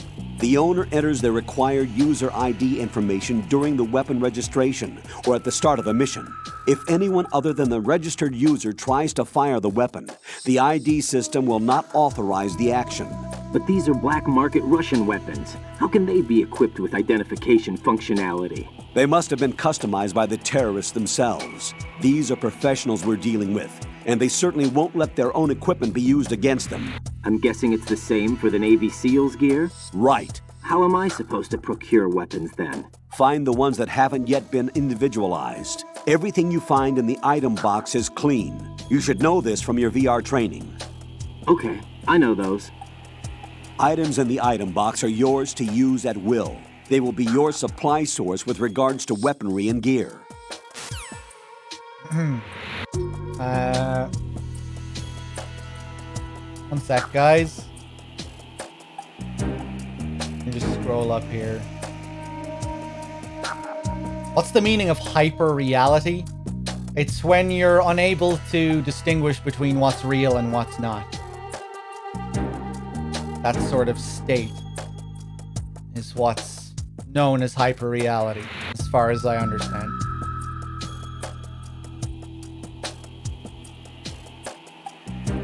Let me Google it.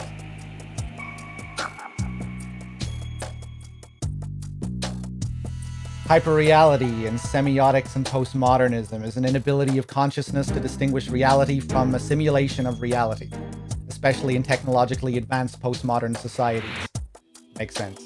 Hyperreality is seen as a condition in which what is real and what is fiction are seamlessly blended together, so that there is no clear distinction between where one ends and the other begins, but allows the commingling of physical reality with virtual reality, VR, and human intelligence with artificial intelligence.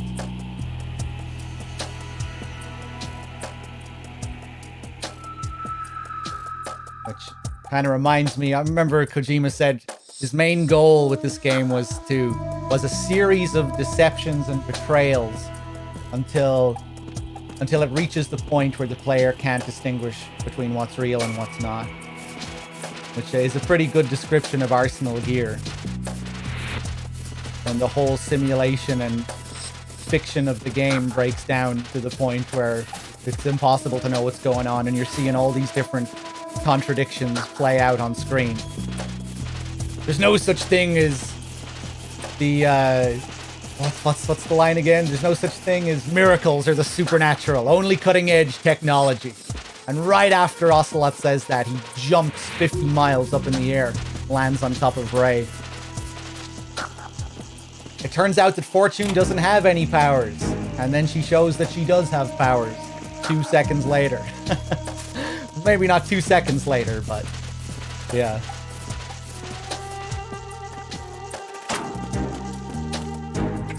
I love just the pure, unreal chaos of the Arsenal gear sequence.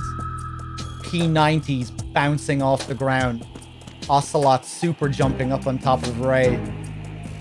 Fortune actually having powers. arms, ghosts inside arms taking over people's bodies.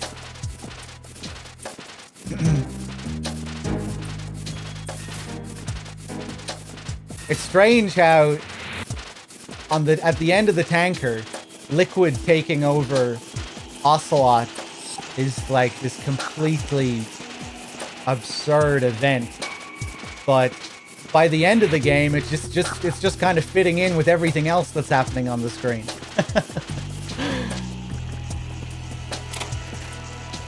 Although it still is the cherry on top of that insanity cake. It still is pretty insane at the end.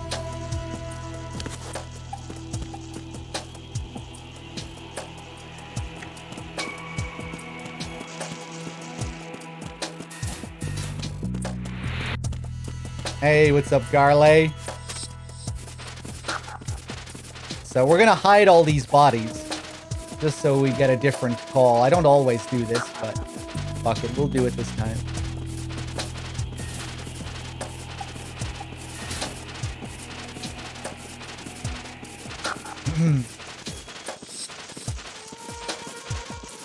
Yeah, Shroom, I like the Cobra unit.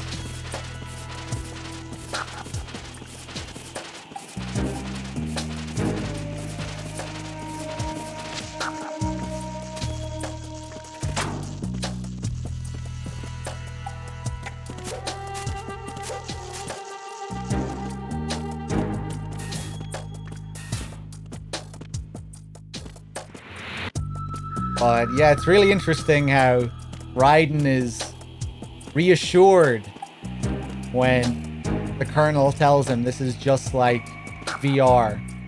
You know? You would think the natural reaction to what the Colonel says there would be like, what the fuck are you talking about? Why is this like level 1 from VR missions? Isn't that a little bit strange? This real mission that I'm supposedly doing? Why is this resembling my training so closely? But no, the Colonel tells us this to make us more confident. It's interesting to see how Raiden changes in that regard over the course of the game. You know, later on he'll start to get really pissy with Colonel when he starts bringing up the simulation, and you know, he gradually sort of snaps out of it.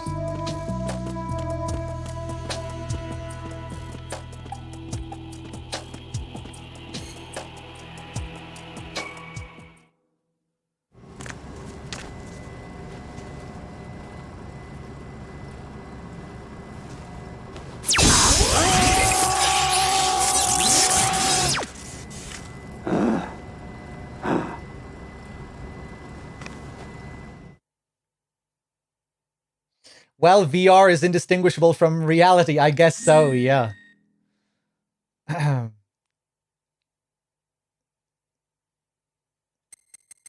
Raiden can't think for himself anymore after all of his training. So he doesn't question it.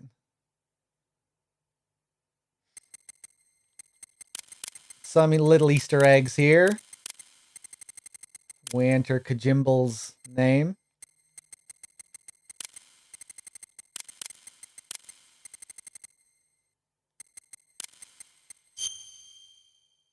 It's weird how you can't enter the year on the HD collection as well. This is something you can do in the original version. I have no idea why you can't do it here. Very strange.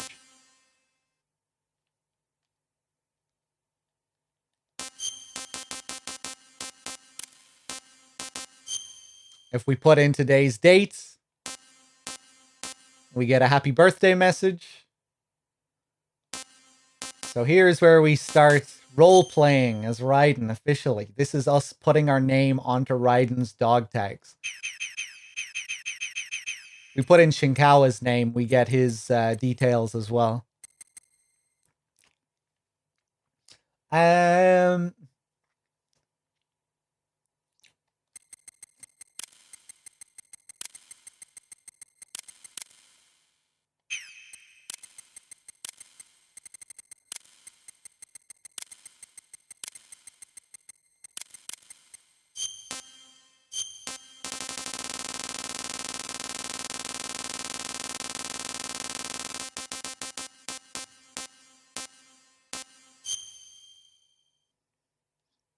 I'm happy with that. Chad Hogan, USA.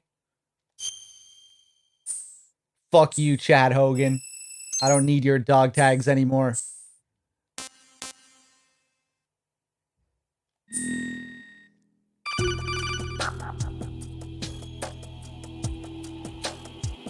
Good work, Raiden. The radar should be functioning now? Remember your VR training sessions. The tool is exactly the same one. It maps the terrain as well as the position of enemy personnel. The bright dot in the middle is you, Raiden. The red dots are your enemies, and the blue cone shape represents their field of vision. Your radar isn't affected by the weather, but if you're discovered by an enemy, you won't be able to use it. It gets jammed easily, I'm afraid. It's all made from currently existing technology. You won't be able to use it in an area with strong harmonic resonance, so be careful. The Big Shell's layout map should now be available after touching the Start button. How do I save the mission data? I've set aside a proprietary frequency for saves, and an analyst to work on the data too. Jack, is everything all right? What are you doing here? Jack, can you hear me? Rose, you're not supposed to be involved. What's going on? Jack, I'm a part of this mission. Colonel, what the hell is going on? Raiden, meet the mission analyst. She'll be overseeing the data saving and support. Why her? The Foxhound analyst that was supposed to take part in this mission was in an accident. Rosemary was brought in as a replacement. An accident? And according to the files, she knows you better than anybody else. Rose may be in the service, but an intelligence analyst is no field officer. Not to worry. She has our technical staff at her disposal. She's never been a part of a field mission. This is insane. I have my own reasons for selecting her for this mission, soldier. Colonel, I fail to see... I know your VR training performance in and out, but sometimes that's not enough. You're familiar with the Shadow Moses incident? You know I covered it in VR. If there's a crucial tactical detail that case taught us, it was the power of the operative's will to survive. I was trained to fight. My personal feelings have no place in a mission. We've learned that it doesn't work that way. And on the field, you need all the help you can get. Jack, you're stuck with me whether you like it or not. Rose. You need someone to watch your back. But I have conditions that need to be met, Colonel. What is it? I'll perform my duties and save that mission data, but I'm aware that technically I'm not part of the mission control team. After all, I'm just a normal girl who's worried about Jack. But that means, Colonel, that I am not required to follow your orders outside of my immediate duties. Jack is not simply a field personnel for me to track. His safety comes first to me, not the mission. And because of that, I will be monitoring and keeping a record of every communication you have with him, Colonel. Given the circumstances, you're free to do what you see fit. Hey, I prefer this to being kept in the dark waiting. I'd like to make a request, if I may. Of course. His handle is Raiden. For the duration of the mission, could you call him that? Yes, sir. All right, Raiden. Let me know when you're ready to turn in a save. The proprietary save frequency is 140.96. I just switched frequencies. Jack? What? Do you know what day it is tomorrow? April 30th. Is there something special about it? Isn't there? I can't remember. I'm sorry. Oh well. I'll keep trying till I hear the answer. I'm gonna let you go now, Jack. Take care.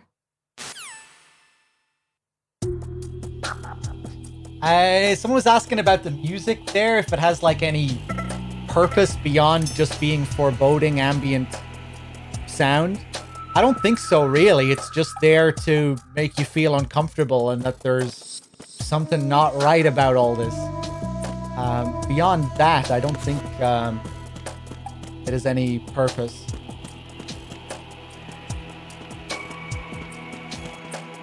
Now we wait. It's more interesting if we have to deal with the guards here, but whatever.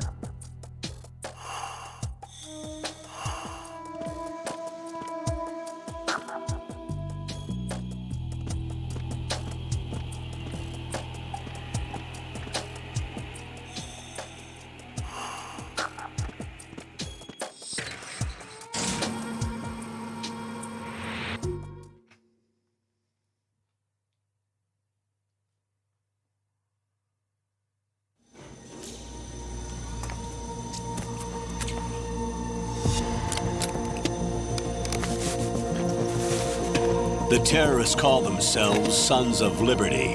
Sons of Liberty? The name of their leader is Solid Snake.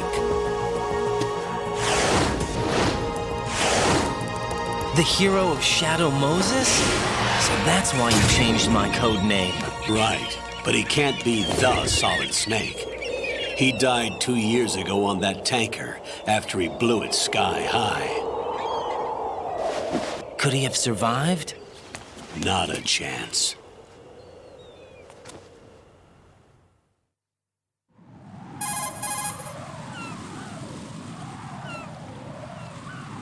Colonel, I'm on the roof. There are no sentries, but it would only take one to spot me in this light. You never had daylight VR training after all. Stay extra sharp until you can find a node to log in from. What about the commandos? SEAL Team 10 has landed on struts B and C. And the President? Seems he was spotted on strut B. Strut B?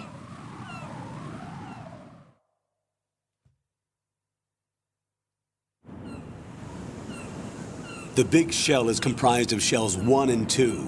Each unit consists of a central core and 6 struts surrounding it. So the whole thing is shaped like 2 hexagons connected end on end. Exactly. And you're on the roof of strut A, shell 1 at the moment.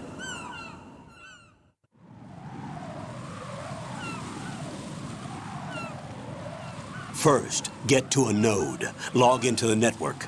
Got it.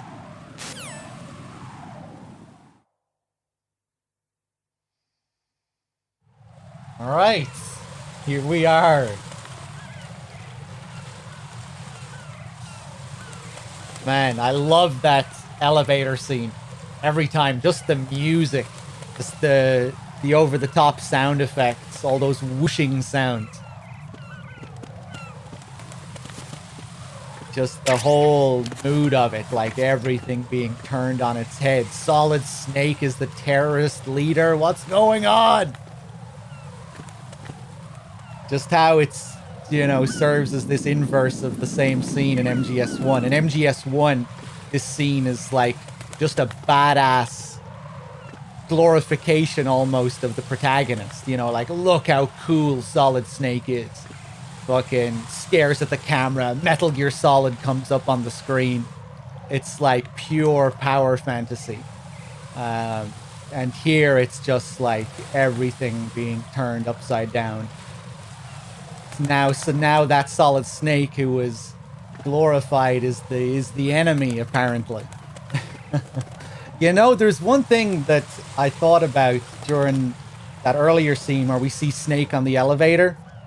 And I don't know how I never thought about this before, but I guess it's because when I see Snake at the start of the plant, I'm mainly thinking of how he's filling the Gray Fox role. You know, there's another true intruder besides me. He's already taken out 3 people. He knocks out the 3 guys at the bottom of strut A, and he's fulfilling that Gray Fox role. But obviously, he's also fulfilling Liquid's role. Who's the first person we see on the elevator at the start of MGS1? Liquid. I have to go and swat a couple of bothersome flies, and we see him go up the elevator. The first person we see on the elevator in this game is Snake. Solid Snake. The terrorist kingpin. Or so we're told. I don't know how I never thought about that before. It seems just really obvious. I love how Snake has his back turned to you as well. When he ascends.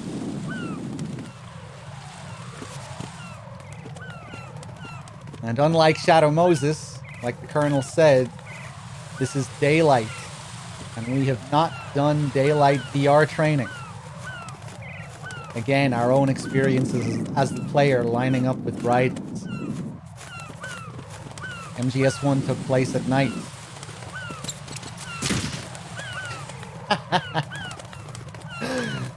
Solid Snake wouldn't slip on bird shit. He's way too cool for that.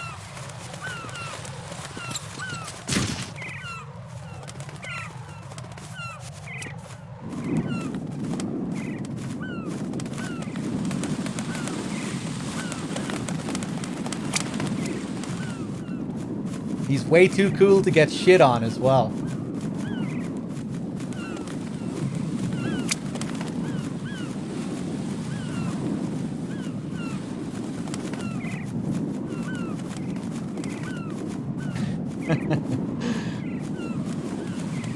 Never knew this was a thing. Look at how detailed that shit is. Like, I think that is genuinely impressive bird shit.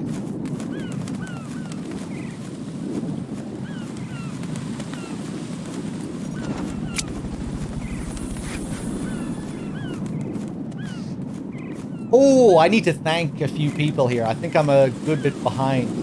Taffer with the Prime sub. Richman with the 2 months. AKA Wolverine with the 500 bits. Oppener with the 5. Gray Fox with the 28.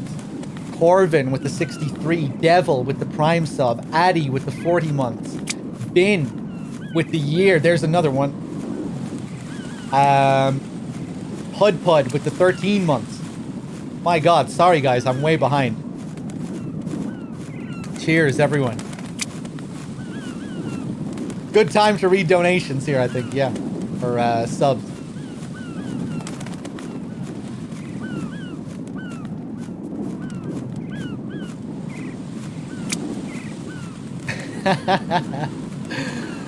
Oh, nasty. If only we could see it on his actual model here. That'd be great. And if it affected cutscenes. You know, walk into a scene and he has the bird shit on his face.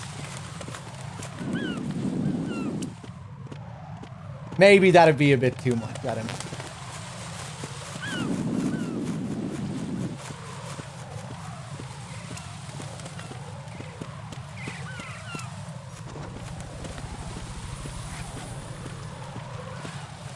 Tegel with the 47 months. Cheers.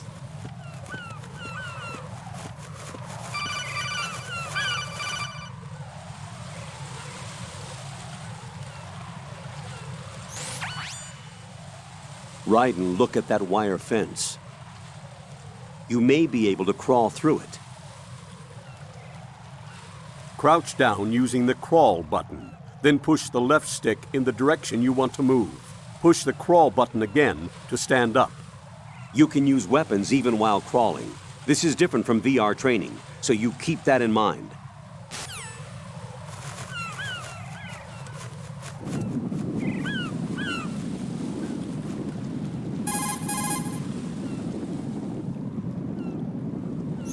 Colonel, don't you think it's strange that the fence is missing this spot right here?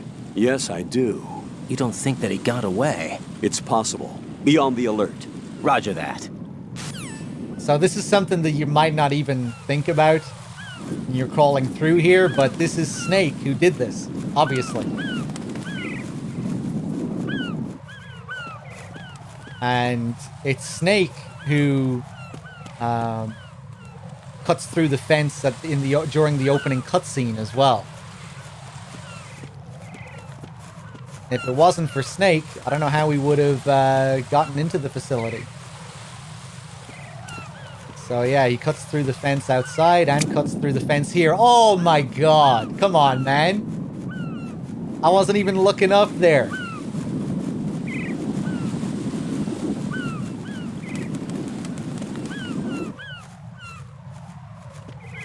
But yeah, it's just interesting to think, you know, when it comes to Snake helping us. Because we're told repeatedly throughout the game that Snake is not a part of this mission. He's not a part of the simulation.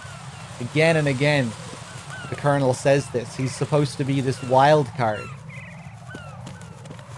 But he fits all these roles, you know? He's the Liquid Snake stand-in. He's the Gray Fox stand-in. But he's not an intended part of the simulation, apparently. Just an interesting thing to think about.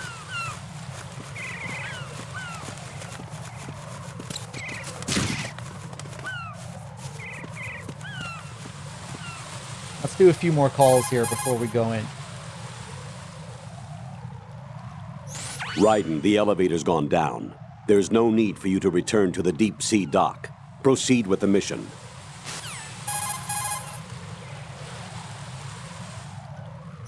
If you see an approximately waist-high railing, push the action button near it. You will be able to climb over the railing and hang down from the other side.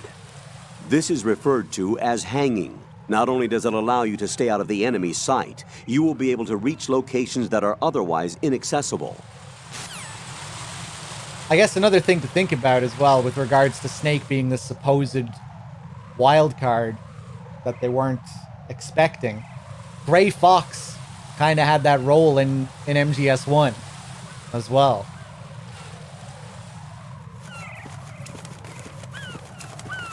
So maybe the Colonel telling you that Snake isn't a part of the simulation is just another part of the simulation.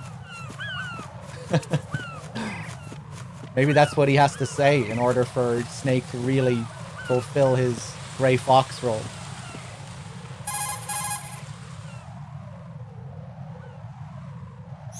According to the SEAL Team 10's communications, the President was sighted on Strut B. Raiden, head for Strut B. It's to the northwest of Strut A, your current location.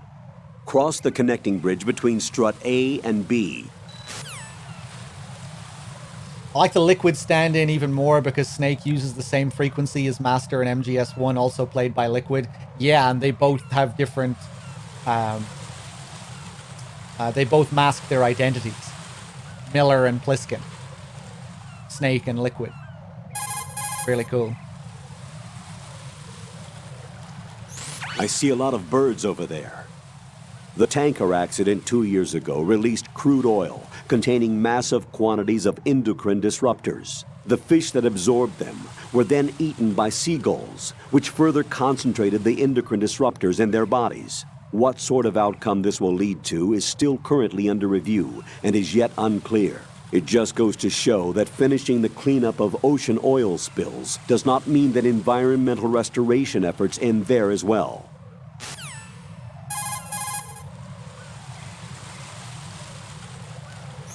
Colonel, do you think the terrorist ringleader is really Solid Snake? Yes, I do. But during the Shadow Moses incident, Snake was a hero? Yeah. Certainly. You went through VR training, but it is not as if the simulation is faithful to every fact. It changes people. You too, Colonel? Raiden, focus on the task at hand. Solid Snake is the terrorist kingpin. He is an opponent you can't underestimate. Understood? It changes people. Arcor with the 26. Thank you.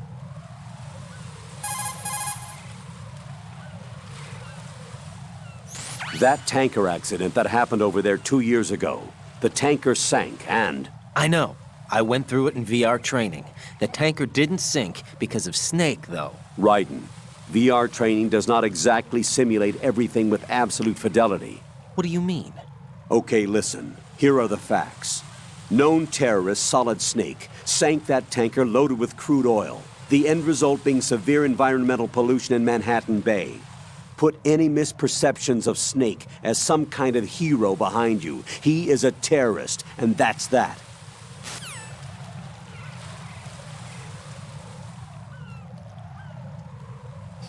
I think that MGS2 plant characters might have dual MGS1 roles, like Olga is supposed to be the ninja, but in her last scene she's more Frank Jaeger, and Solidus could be the ninja powered exoskeleton character destroying Metal Gears. Yeah, I kind of like that, Bad Humans.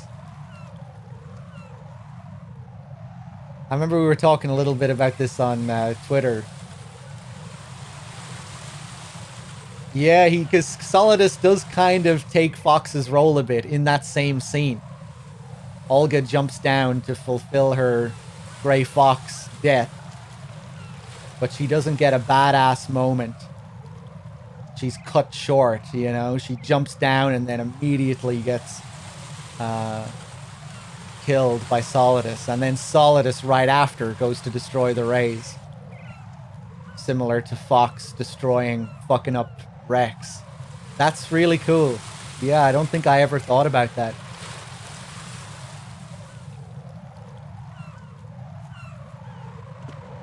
But yeah, generally in this game, the characters won't have just one single role, like where, you know, Fortune is standing in for Psycho Mantis or Vamp is standing in for Wolf. You know, Vamp will take on multiple roles. I think most of the characters are like that.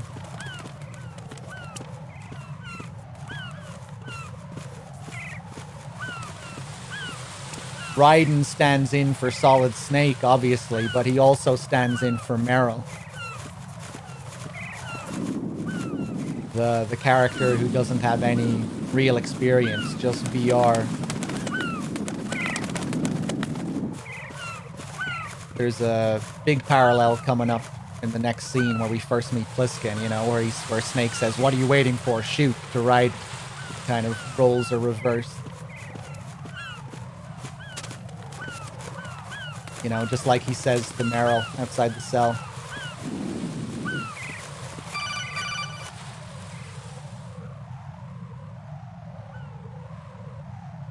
Raiden, SEAL Team 10 is in. Do we really have no line of communication with the SEALs? They don't know a thing about us. You know we work in the dark, and this mission is no exception. Only a few people know about your presence here. There's no need for concern. This operation is under Pentagon's direct command, and the NSDD came from the Vice President and the Secretary of Defense. Your mission may be top secret, but it's gone through the usual channels.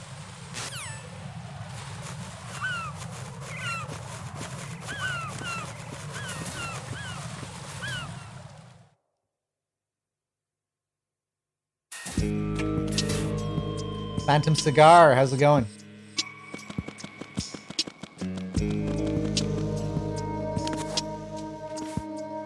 I'll go check the roof. I'll leave the first floor to you, okay?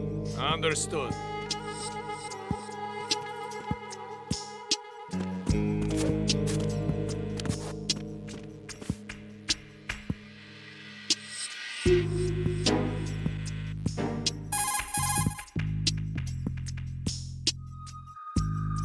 Colonel, I've located the node, but it's under heavy surveillance. I can't get in any closer.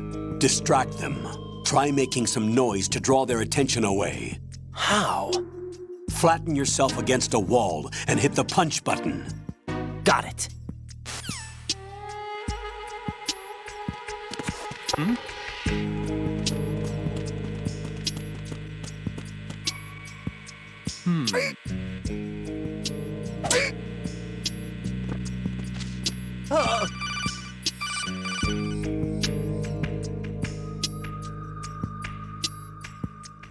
Got one, I see. Don't leave him lying around.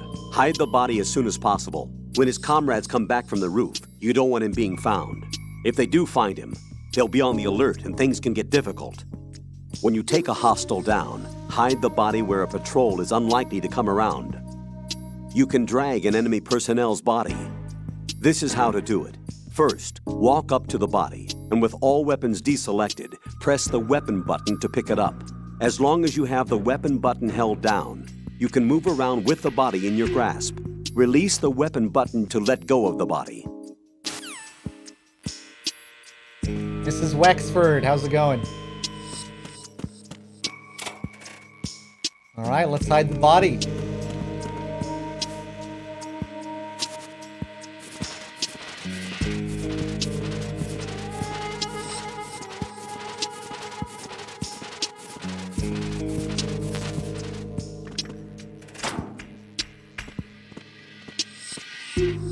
Ragnar as well, what's up? Yeah, I love this music. Feels very Bond. Something about that guitar riff.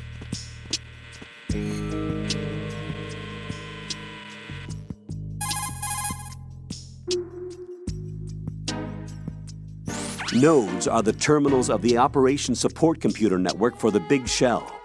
Of course, only Big Shell staff can gain access, with their job description determining their system authority and access.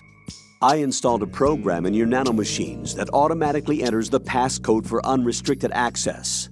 Press the action button in front of the node to activate it. Use the node by pressing the action button in front of the terminal. Roy Campbell, installing programs in people's nanomachines.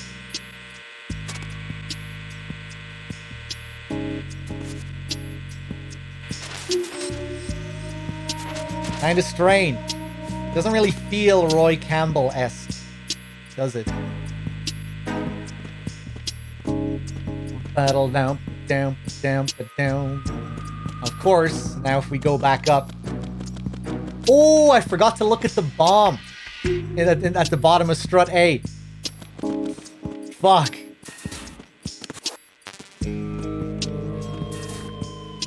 Yeah, you can see the last bomb that you freeze at the bottom of strut A, right at the start of the game, and the light isn't blinking, which is pretty cool. Sort of get to see how it's, you know, it's just sitting there waiting to activate once we freeze all the bombs up here. There isn't a call about the bomb, no.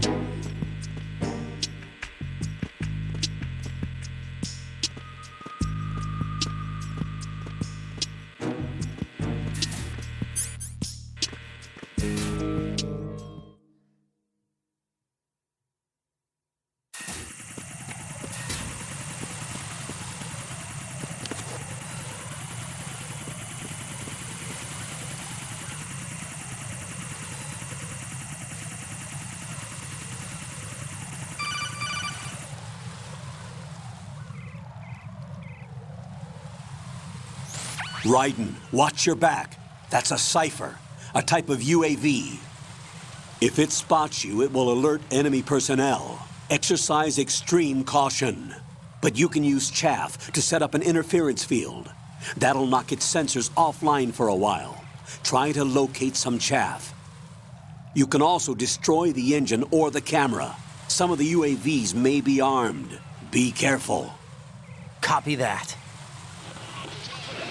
Wait a second. I just intercepted new intelligence on the operation being executed by SEAL Team 10.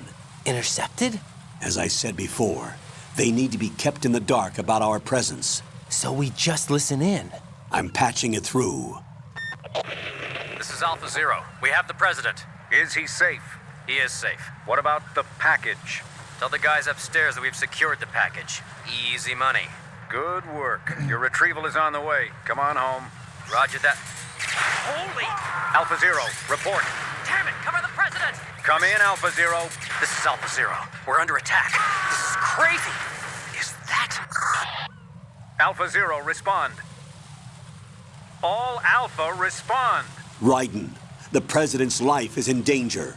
Head to Strut B now. Not yet. We're gonna take a little detour first. So Raiden never met the real Campbell? No, we learn that much later inside Arsenal Gear. It's quite a creepy call when he tells Rose that he never met him. But yeah, we'll get to that at the very end. Go.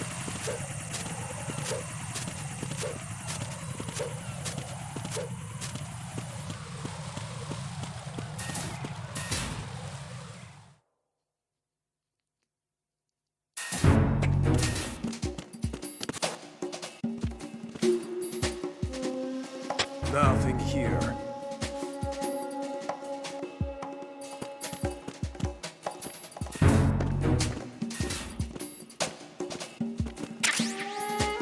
And here we get our M9.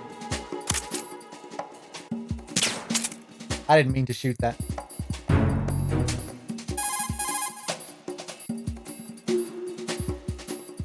Raiden, didn't you hear what the SEAL said? The president is in trouble. Head for Strut B.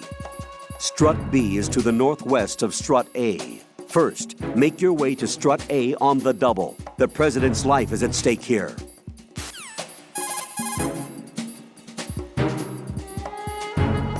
Raiden, I see you found a weapon. Why are there weapons here of all places? The big shell is supposed to be just a facility for marine filtration, right? The terrorists probably brought it in with them. Dunno. Looks like it's been here from before them. What are you saying? Raiden, there is no time for armchair theories. Concentrate on the task at hand. Roger that. I love this call. There's no time for armchair theories. So obviously there is time for armchair theories. Lots of time. and there's something being withheld here. What are they lying about? What are we not being told?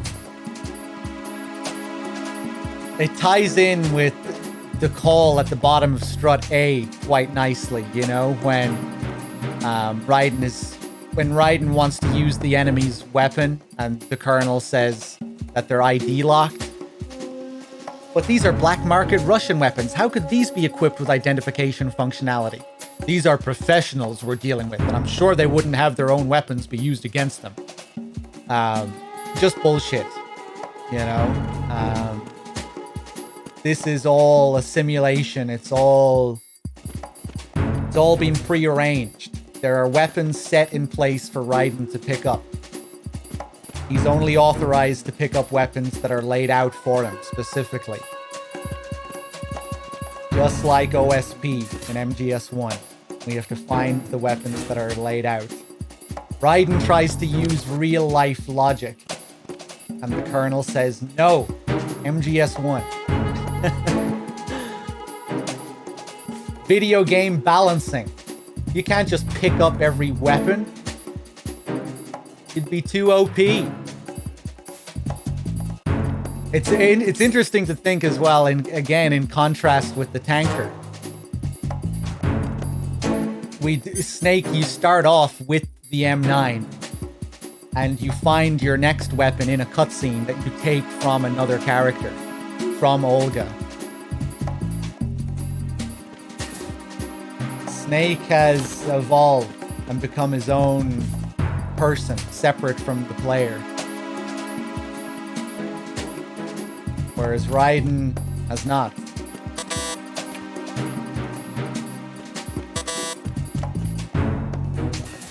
I think that's why when Raiden gets the sword, it's supposed to be this big moment of transformation for the character. You know, again, it's given to him by Snake.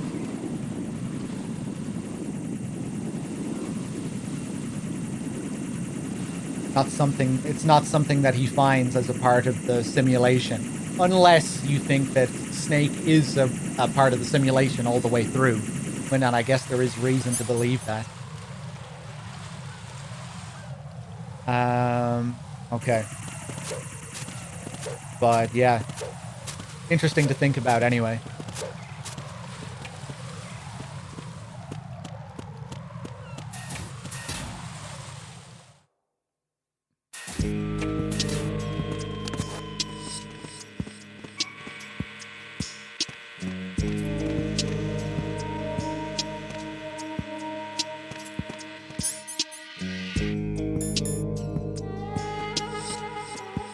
Freeze!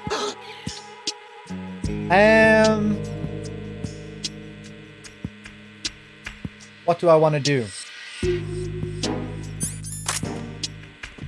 Let's get his tag. Freeze. Are you going to shoot me? Oh. If I had my SOCOM, I certainly would.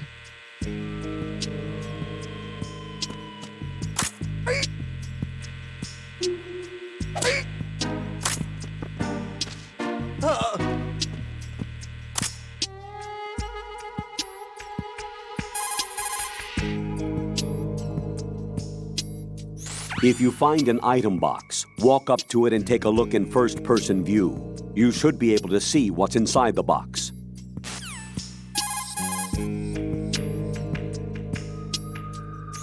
Jack, I did a search on the Big Shell. The tanker accident 2 years ago spilled a catastrophic amount of crude oil into the bay. The Big Shell is an offshore decontamination facility built to restore the Manhattan Bay environment by trapping and disposing the spilt oil. Around the perimeter of the Big Shell, oil fences were erected in order to protect against any further dispersal of the oil. You see those steeples erected here and there in the fence? Those are piles to draw up the polluted seawater.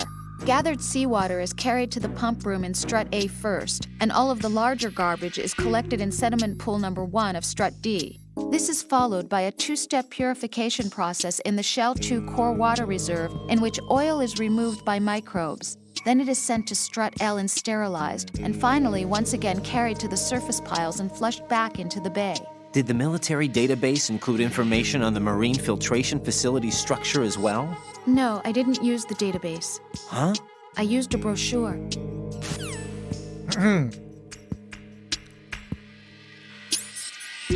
So what's going on there?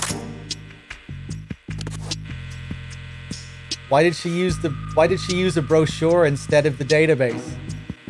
Why is she giving me information from the brochure instead of the database? I'm not really sure what to make of that.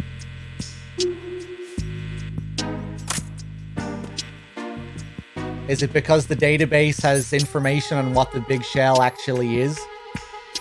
And she's just reading out the information that goes to the public because that's the false information that we also need to believe? Does the, you know, if she was to tell us the information that was on the database, would that mean she would be telling us about the true nature of the big shell just being a cover for Arsenal gear? Just a joke? Oh, I don't think so. Like, it certainly fits with the themes in the game. The game is all about information.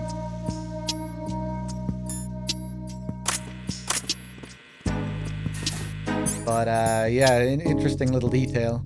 I love how flat all of Rose's information is. You know, it's just like Wikipedia. It's great later on when we have both Rose and Snake serving as experts on Dead Cell. And, you know, Snake gives us all this first-hand information, just casually talking to us about Dead Cell, and Rose has given us, like, the flat Wikipedia explanations of Dead Cell. It's an interesting contrast between the two sources of information.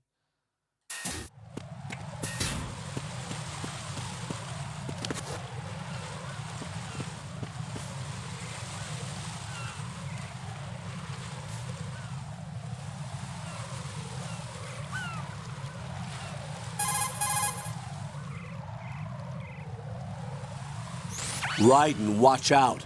There are sentries posted on the connecting bridge. They will spot you if you continue on course. Any recommendations? Use the hanging mode. Hanging? Face any waist-high railing and push the action button to clear the railing and hang over the side. Once there, you can move sideways while keeping out of enemy sight. All right, I'm giving it a try. Don't forget the grip gauge. It will keep decreasing during a hanging maneuver, and once it runs out, you will fall. Hanging? Hold on, someone asked a question here. So is Raiden in a VR chair somewhere, or is Big Shell a carefully controlled obstacle course? I think that question was originally supposed to be up to you. Until MGS4 answered questions that Kojima never wanted to answer. So it's really up to you.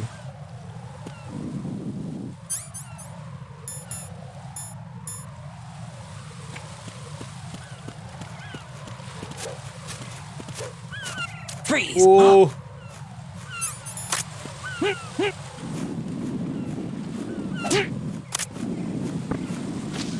Oh.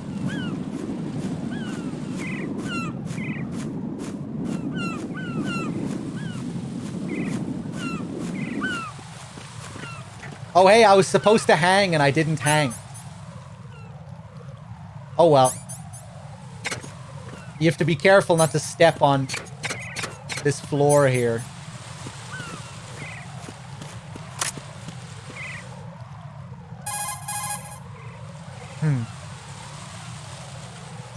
Raiden, stay out of sight at all costs. The bridge is too narrow to offer any way out.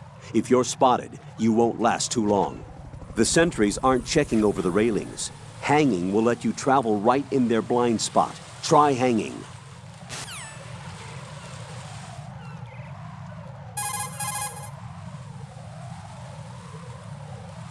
An item box can sometimes fall out while moving an enemy's body. Pick it up quickly.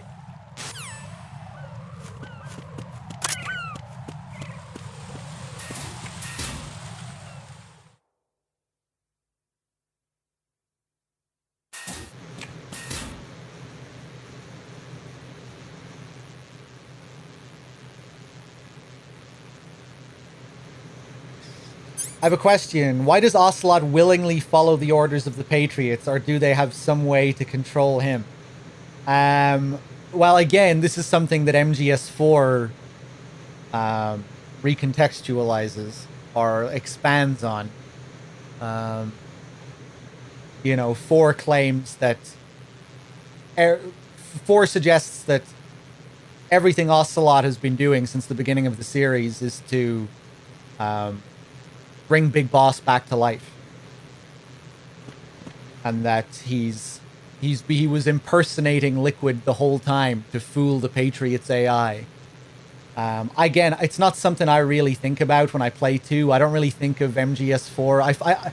Personally, I don't think MGS4 really adds anything to MGS2's story. When I think of MGS2's story, I usually like to just think of MGS2 and MGS1.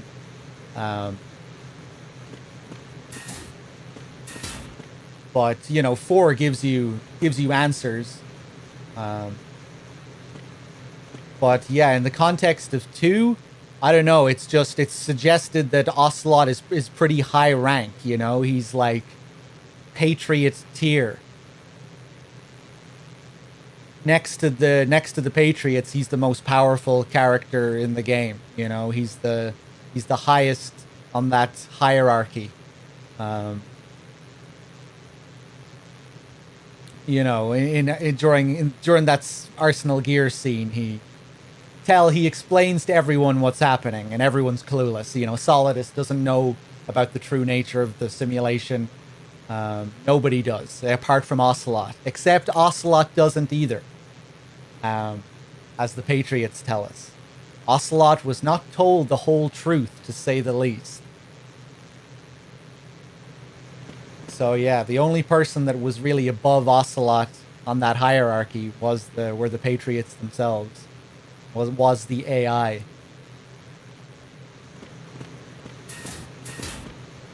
And then, yeah, 4 would go on to tell us that it was all an act on Ocelot's part, so he could eventually control the AI, destroy the AI.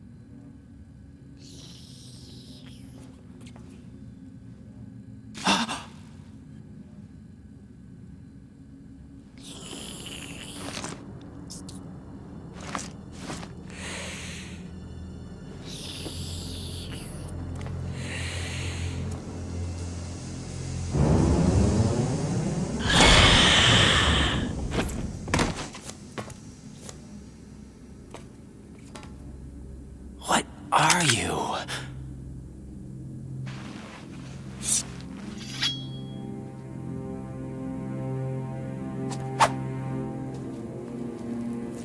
Five today. Or rather, 6.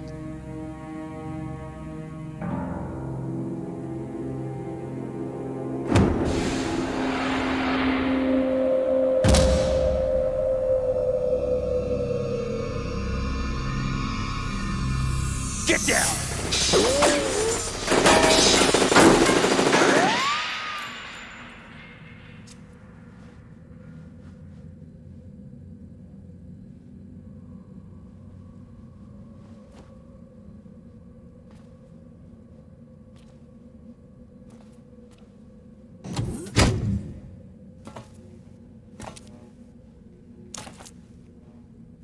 Where is he?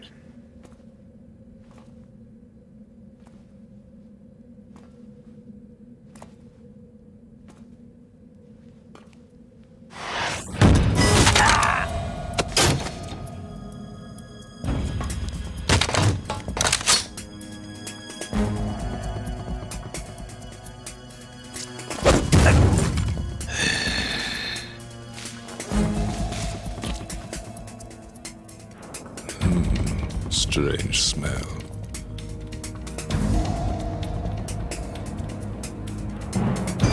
You smell like... Are you? It has to be. Shoot him! What are you waiting for?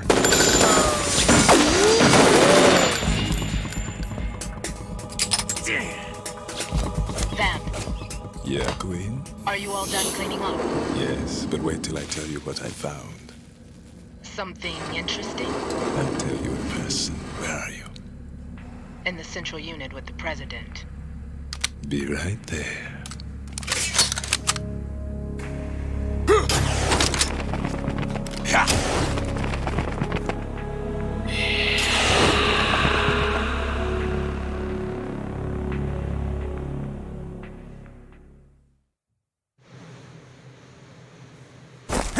Hold on. I'm not an enemy. Calm down.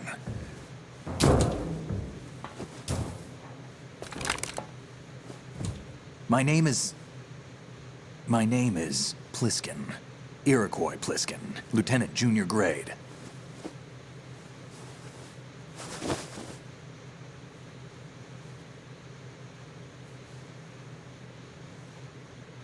Are you a Navy SEAL?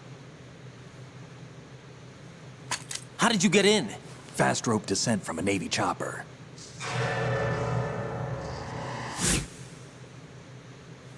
Have I seen you before? That suit. Are you Foxhound? That's right. Foxhound was disbanded. Huh? Where were you before Foxhound? Delta Force? I was part of the Army's Force 21 trials. Force 21? That's about tactical IT deployment, right? Any field experience? No, not really. So this is your first. I've had extensive training, the kind that's indistinguishable from the real thing. Like what? Sneaking mission 60, weapons 80, advanced... VR, huh? But realistic in every way. A virtual grunt of the digital age, that's just great. That's far more effective than live exercises. You don't get injured in VR, do you? Every year, a few soldiers die in field exercises. There's pain sensation in VR and even a sense of reality and urgency. The only difference is it isn't actually happening. That's the way they want you to think, to remove you from the fear that goes with battle situations. War is a video game. What better way to raise the ultimate soldier?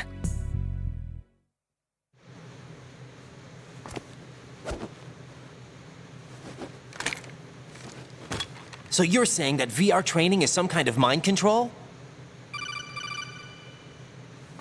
Raiden, what's going on? The Alpha team from Navy SEAL 10 is dead. No, a single survivor. The kid's wired with nanomachines.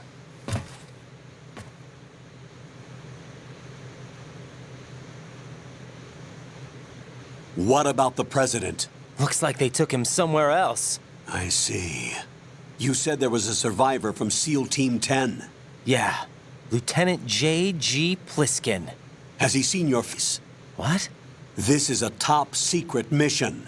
No one can know that we're involved. It's a little too late for that. What's up? Take a look.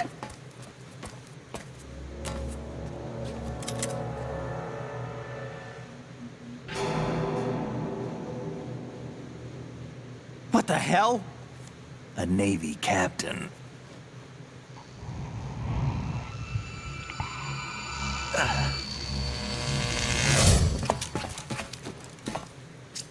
You all right? Give me a few minutes. Must have lost a few more pints than I thought. What was that man just now? That blood-sucking freak? That was Vamp. He's Romanian, a wizard with knives, as you saw. The way he moved didn't seem human. You won't see that in VR, I guarantee. What is he? One of the members of Dead Cell. Dead Cell? Him? A special forces unit created by ex-President George Sears.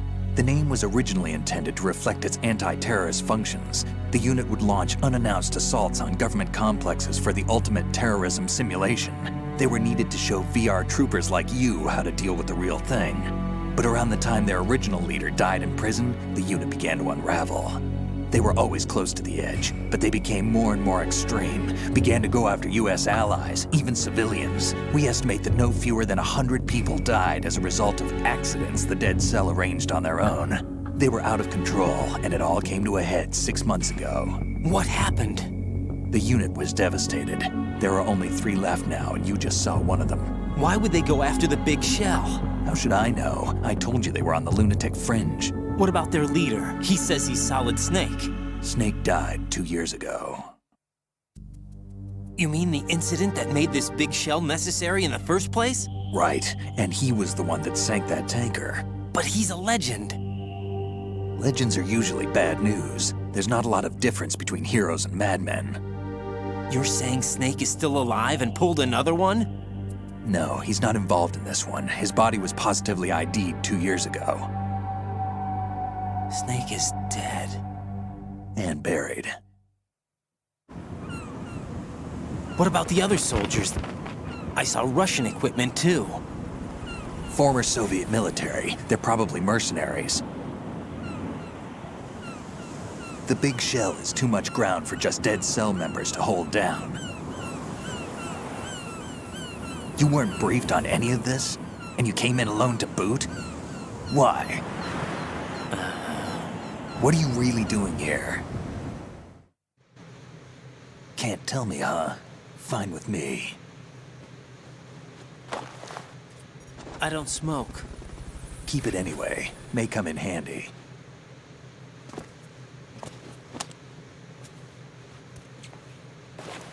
Take this too.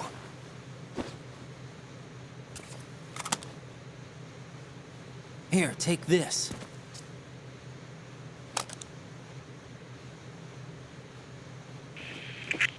Come in, Alpha Zero. This is Bravo Zero, currently at the bridge between struts B and C. The President is... Damn, I can't hit this thing. It's like some bad dream. Alpha, anyone, come in, all Alpha. This is Bravo Zero. Aren't you going to answer him?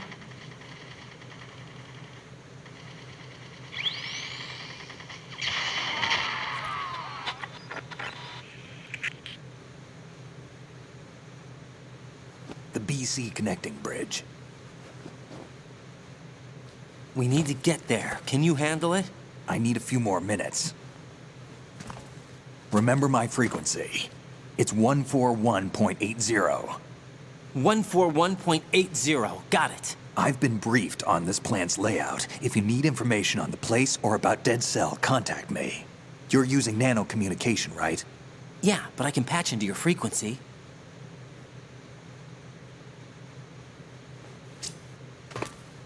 Hey, what's your name?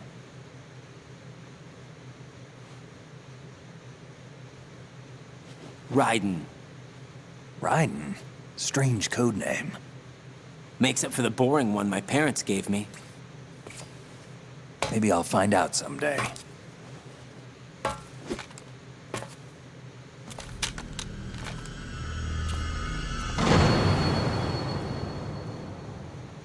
All right.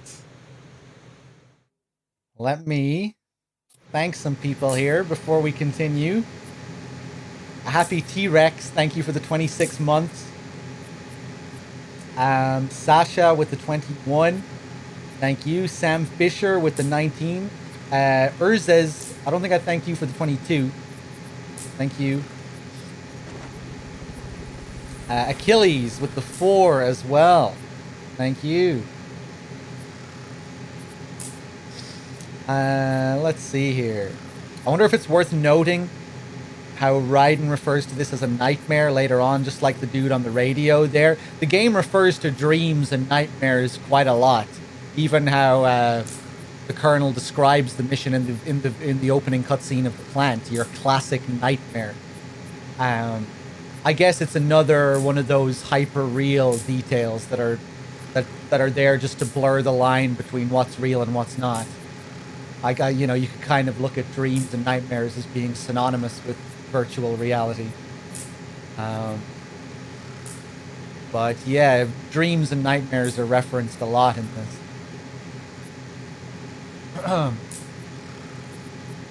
Let's see.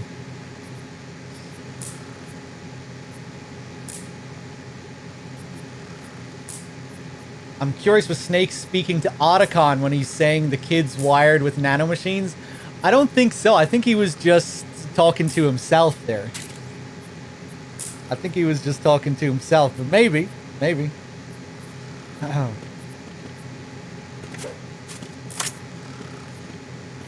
It's interesting how Snake falls back there and you get that slow motion as if something is about to happen. I think that's supposed to be fox die bait. You know, wait a second, is Snake gonna have a heart attack? Because it's kind of similar to what happens in MGS1, you know, that sort of build up like, oh, something's gonna happen, but then no, he just falls back and it's an anticlimax. I think that might be what they're doing there. Because this is the first character we meet. And we're seeing all these things that resemble MGS1. The first character we meet in MGS1 is the DARPA chief, and the DARPA chief, of course, has that heart attack after we have the conversation. So, yeah, kind of interesting to think about. Obviously, Vamp representing Fox is quite obvious. Slicing up all these soldiers, just like the Corridor of Death in MGS1. The real interesting parallel to MGS1 in that scene, though, I think, is the scratch he leaves on Raiden's face, which I think is supposed to resemble the scratch that Wolf leaves on Snake's face in MGS1, sort of marking her territory.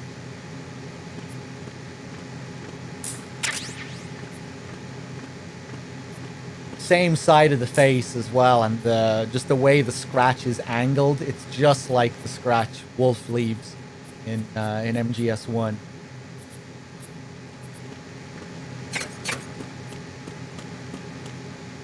I remember in the script for the game, they talk about this scene and how the light shining through the windows here is supposed to look like light shining through a church window, hearkening to Vamp's backstory, getting crushed by the rubble and the crucifix. I don't think it looks particularly church-like, but yeah, you can kind of see what they're going for.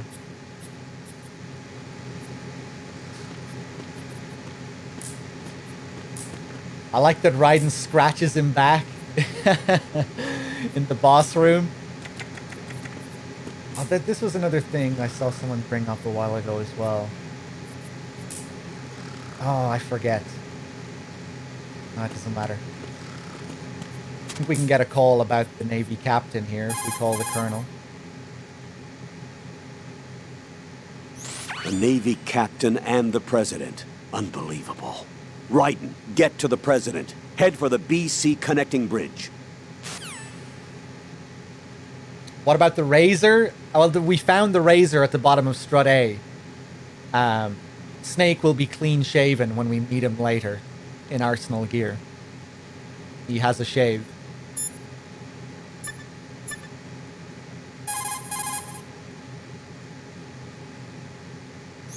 Raiden, SEAL Team 10 has engaged someone on the BC connecting bridge. The president is most likely there as well.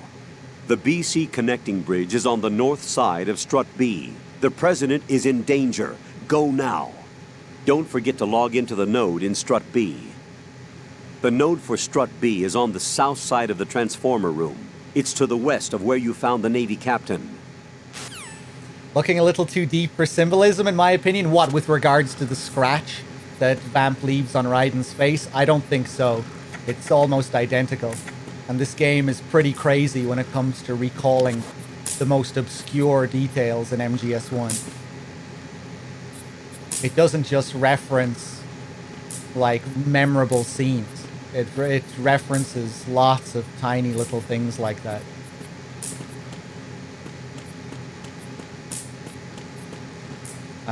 With regards to the Windows, oh, well, the Windows is written in the script of the game. That's what I just said. That's in the actual script for the game. So that's definitely not breaching. And I was actually saying how I kind of don't really see it. But yeah, no, that's what it is supposed to be resembling. It's supposed to be resembling church windows, hearkening to Vamp's backstory. But yeah, it doesn't really, they don't really feel like church windows to me. Although I guess just that kind of, from here, I can kind of get that feel a bit. But yeah, that's in the script. Lots of interesting details in the script, by the way. Things that aren't ever spoken outright in the game, like Snake's accelerated aging and things like that. When Liquid says at the end of the tanker, our raw materials are vintage, in brackets beside that line of dialogue in the script, it says Snake thinks about the accelerated aging that he started to feel recently, which is pretty interesting. A lot of people seem to think that idea was new to MGS4, but no.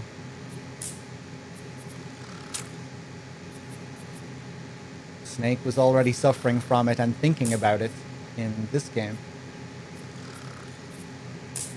Unfortunately, it's something that 4 doesn't really reference.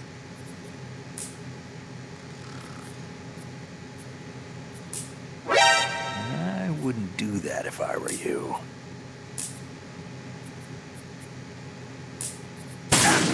What are you thinking? It was probably an idea when they were writing MGS1. You know, because we learned that Liquid and the clones and everything, were all on the verge of death at the genetic level. So that was probably the idea even way back then. What are you trying to do, kid? Gray Fox, yeah, you haven't aged well, Snake. You look terrible, Snake. You haven't aged well. Again, maybe that's what they were getting at in MGS1. What are you thinking?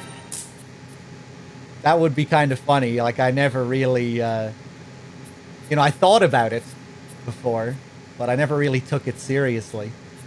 But maybe there was an underlying, maybe there were a couple of layers to that line.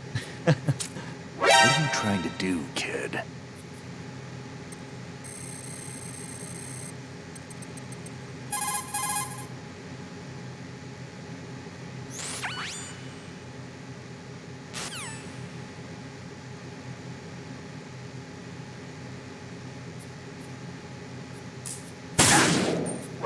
Kid.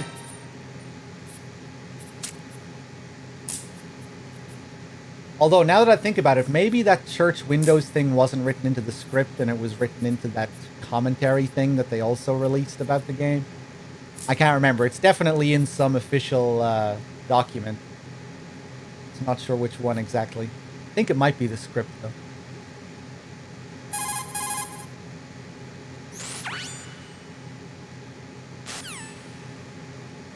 Drowning in time, another water metaphor. Yep, lots of drowning and lots of water metaphors in there.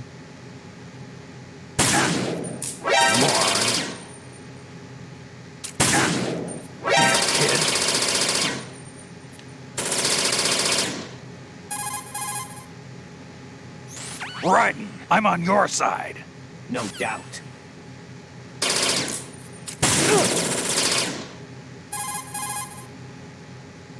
Raiden, I'm on your side. All right.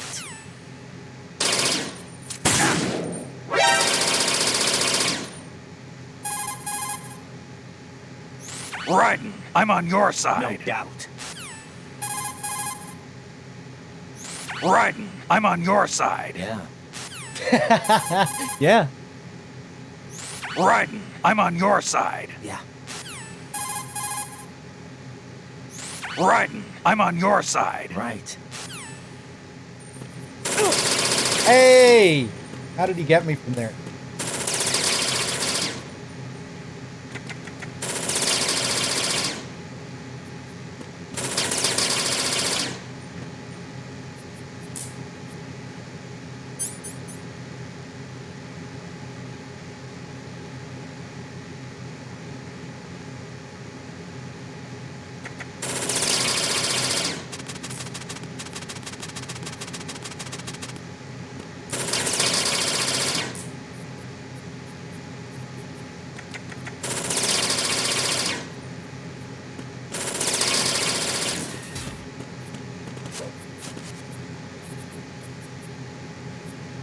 Yeah, Keelix, again, like, I wouldn't have thought the windows were supposed to be symbolic unless I read it in that document.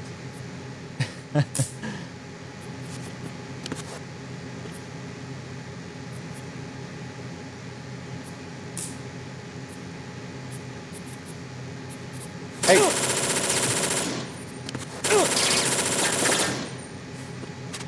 Oh!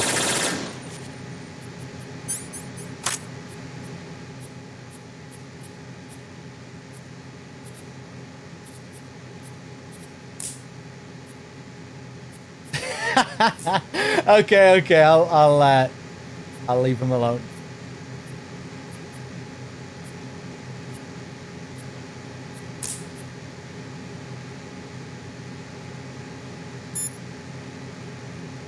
Is the MGS2 script available publicly? It's a part of the document of MGS2, which was a disc that they released that had all sorts of stuff in it. Like, you could look at the character models, move the camera around in cutscenes. It also contained the game plan for the game, like just the original game plan. And I think it does have the script as well, but the script is only in Japanese.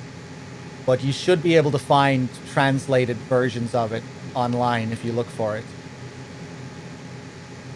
Do be careful though, because there are also versions of the script that aren't translations of the actual script. Just, you know, people writing. It's just you'll find random scripts aside from the official ones.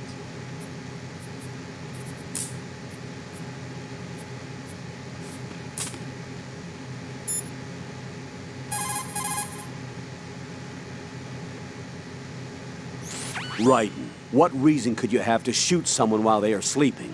I can't believe you. And he was on our side, right? I strongly disapprove. Hurry up and return to your duties.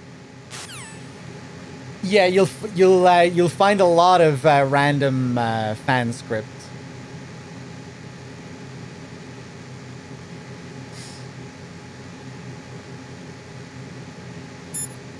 He was on our side, right? But they're really changing their tune about Pliskin.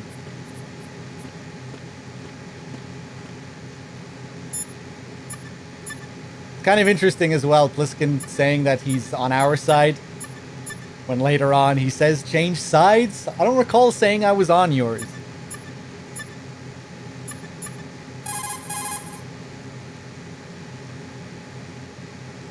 Raiden, SEAL Team 10 has engaged someone on the BC connecting bridge. The president is most likely there as well. The BC connecting bridge is on the north side of Strut B. The president is in danger. Go now. Don't forget to log into the node in Strut B. The node for Strut B is on the south side of the transformer room. It's to the west of where you found the Navy captain.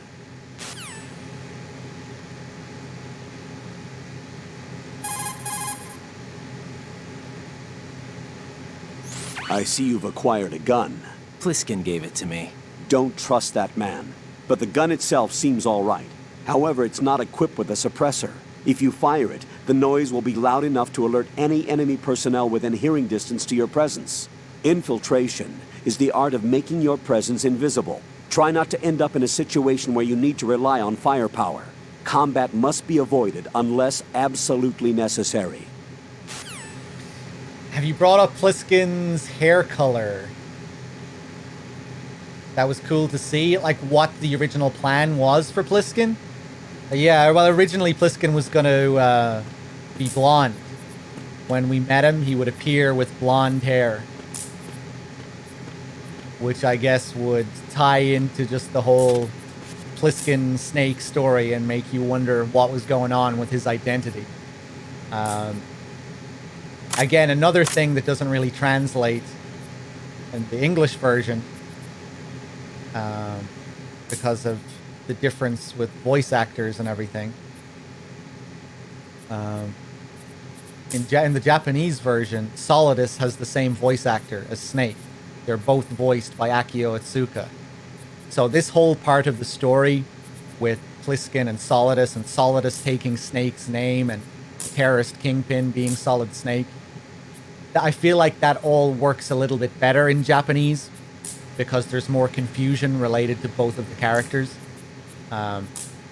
You hear Solidus's voice several times before you see him in the flesh.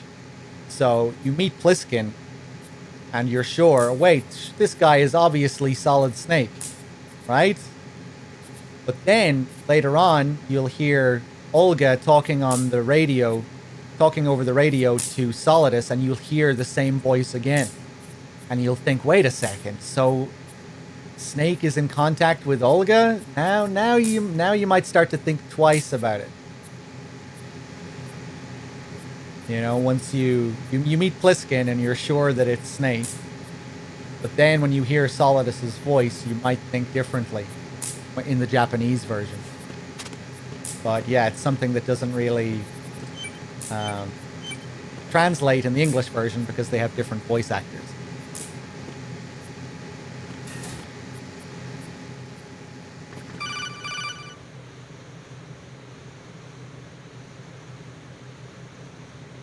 Jack, it's me.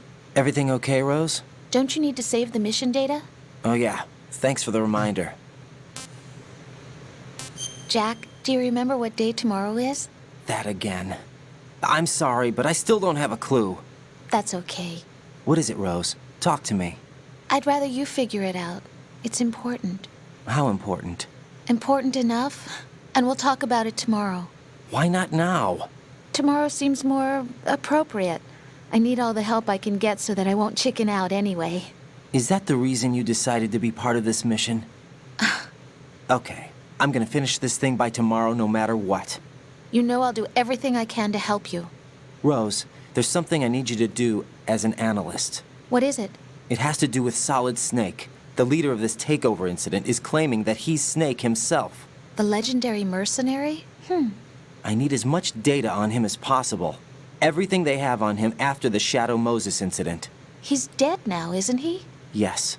Should be a burial record somewhere, too. You should be able to request top-level security clearance from the Colonel. That should get us into the most classified material. I'm on it. I'll contact you as soon as I find out something.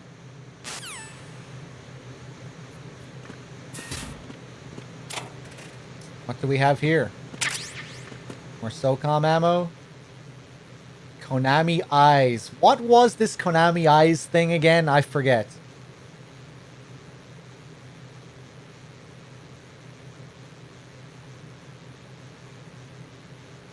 Looks like concept art here. It always makes me think of Fat Man's bomb blast suit, or maybe the gym suits. Statue of Liberty.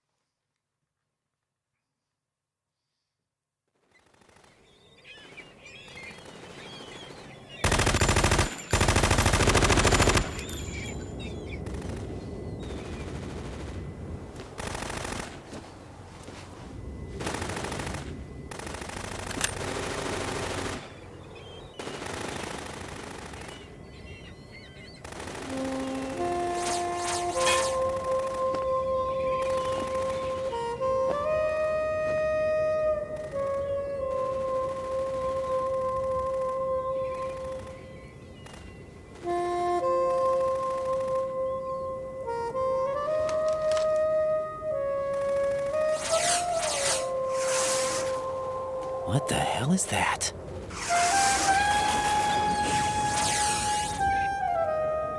Come, put me out of my misery. This is impossible. Nothing will hit her. Is she the one they call Fortune?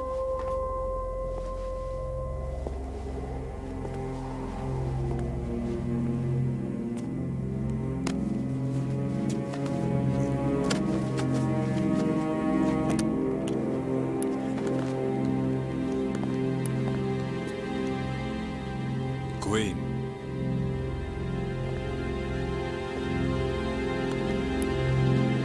Don't let them take the president!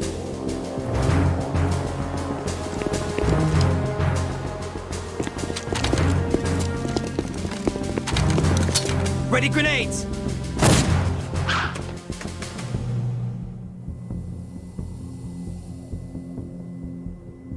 A dud!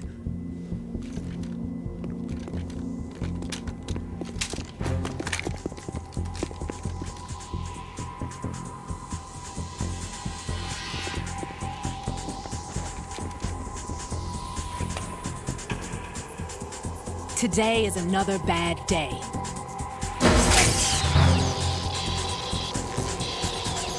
Is there anyone here that can give me happiness?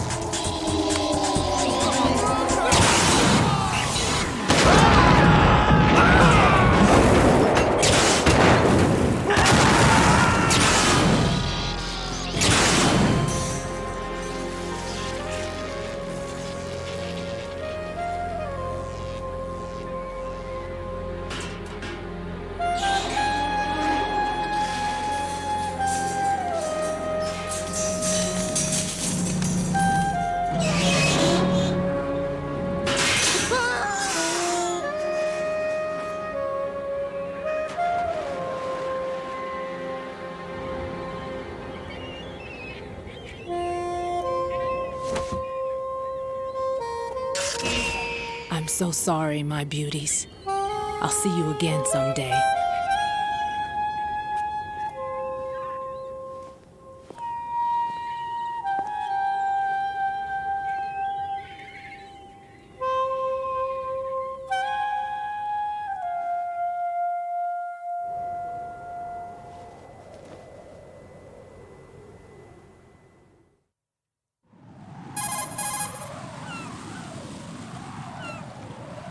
Colonel, SEAL Team 10's Bravo team was wiped out.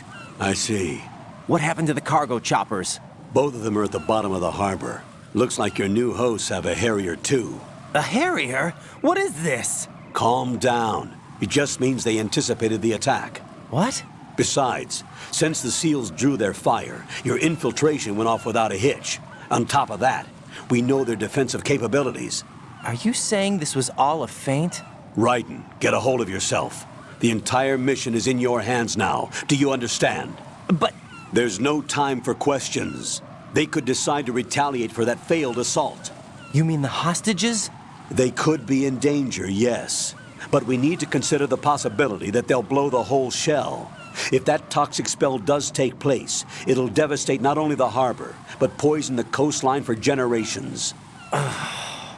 Raiden, we've had to adjust the mission objectives. The priority is now on removing those C4s of the terrorists wired over the big shell. The President can wait, but this can't. Colonel, you know I'm no bomb disposal expert. That's not a problem. The Bravo team brought an explosives pro in with them. He was supposed to stand by on Strut C according to their mission plan. You should find him there. Is this according to simulation too? What are you talking about? Get to Strut C and find him. Understood. But I need to ask you something before I go. Make it quick. Who are they? Dead Cell, I mean. They couldn't hit her no matter how hard they tried. And that vampire too, it's like being in a nightmare you can't wake up from. Jack, snap out of it. And you, Rose, I can't believe you're on this mission. I keep thinking I'll wake up. Raiden, this is real. And that's why you won't wake up. But nothing seems real. I've made up my mind to stay with you. Whether this is real or a bad dream, I'll keep watching you till it's over. Thank you, Rose. And I won't let you be just a dream. Are you two done? Raiden, you're needed on Strut C. Thanks, Colonel, for putting a stop to that. And I won't let you be just a dream. Fucking tone it down, Quentin. Jesus. So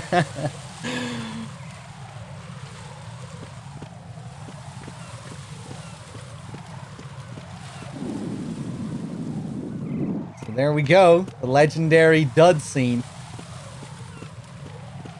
So this is where I usually like to talk about the original concept for Fortune, which I think I brought up briefly earlier on. Originally, in the plan, Fortune was going to play her theme on a saxophone. During that scene, we get to hear her theme and the lovely sax melody. But originally, she was going to play her own theme on the sax. I'm not exactly sure what, how those scenes were going to be framed or what was going to happen in those scenes where she played the sax. But I think it would have been sick if she just walked out playing the sax while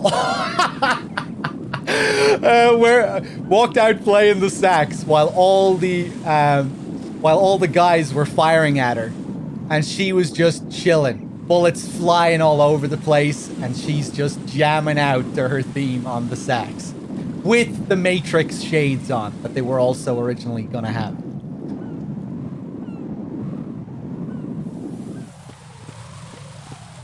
You can picture her like really getting into it, because it's a pretty emotional track. I can picture her really getting into it, bullets whizzing past. What the hell is that?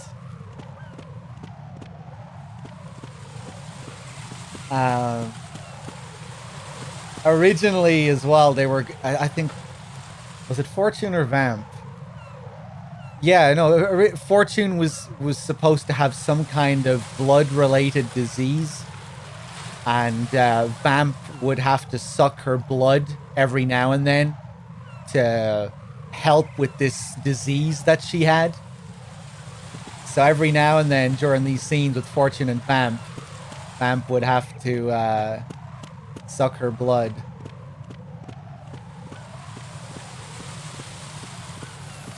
Such a shame we didn't get to see this, really.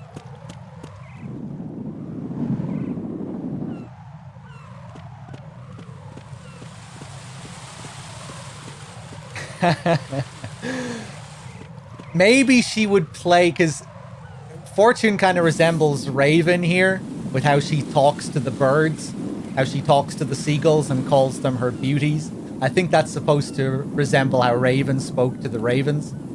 I guess she carries a really big fucking gun as well. But maybe she would play for the birds. Maybe that's what they were going to go for.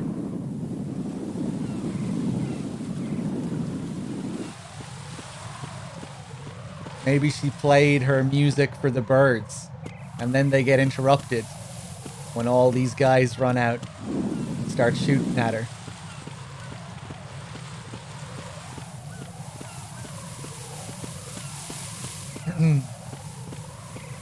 Alright, let's keep going.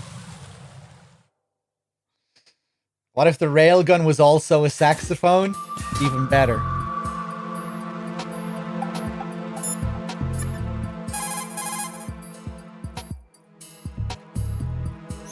What's up, Jack? I love you.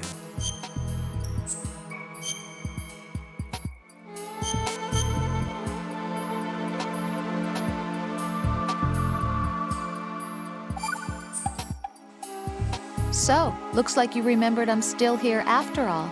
Huh? I thought you'd completely forgotten that I existed. Of course not. What's wrong with you? It's just, you haven't saved in a while. That doesn't mean I forgot. Is that so? And didn't you think I'd be worried? But... I was really worried. You're okay, right? Yeah. Good. We're not with Mei Ling anymore. That's for sure.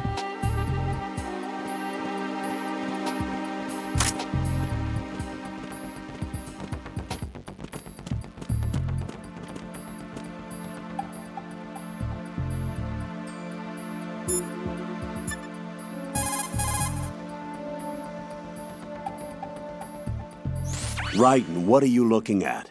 Oh, I see. Rosemary, What? could you excuse him for a moment? Huh? You know, so he can... Ah, I get it. Jack, let me know when you're done, okay?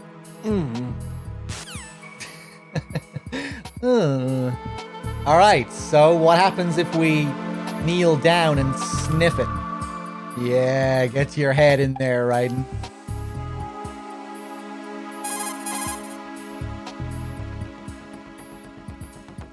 Raiden, I didn't know you had such weird interests. Not that there's anything wrong with that, though. Just that, well, it's a little weird. Jack, I think that's a little weird.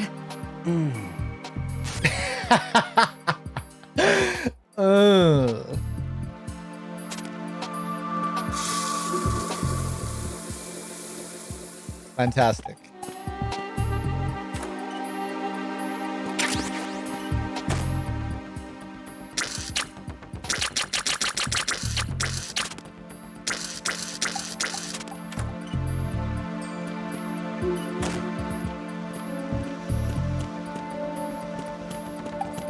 Hold on, gotta dry our hands.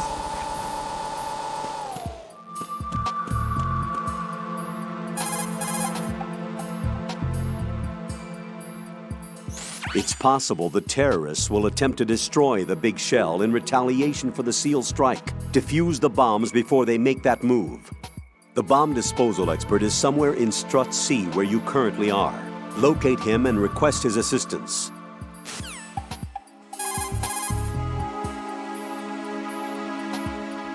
Colonel, do the terrorists have a Harrier? Yes, an AV-8B Harrier II designed for the Marines. It is a V-STOL attack aircraft outfitted with a 25mm gun, air-to-air missiles, and anti-ground rockets.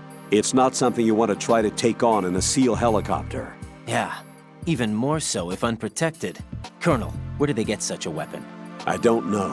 Are they really just run-of-the-mill terrorists? Relax, Raiden. Right now, just think about your mission at hand. Do you understand? That's exactly it. Oh yeah, I think someone was asking about that moment during the last scene when Vamp, when Vamp is holding up Pliskin and he says, "You smell like." He's about to say Solidus. Vamp has this superhuman sense of smell thing going on. Snake and Solidus, both clones of Big Boss. Both smell the same. That's what that's going for. And the reason you see the bug during that scene, crawl underneath Pliskin, that's because we saw him at the bottom of Strut A, where there were loads of those bugs. So just another little hint that that's the same person.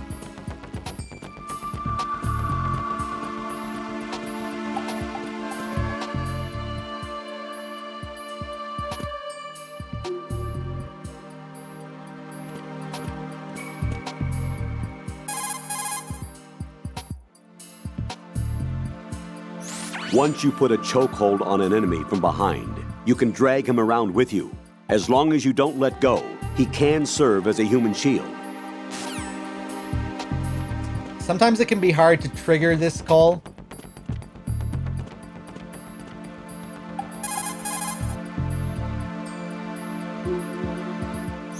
I can't believe you, Jack. Do you know what that place is? I just thought maybe the bomb disposal instructor might be in there. Why would he be in there? You never know. He's AWOL and... Even AWOL, a normal guy wouldn't go into a woman's bathroom. You're the only one I know who would. You're like really strange. Rosemary, settle down. But... It's all right. Raiden, Rosemary is right. You should probably look someplace else. I can really sympathize with you there, though. What, sir? Nothing. Raiden, that's that. Return to your duties. Mm-hmm. You guys are unbelievable.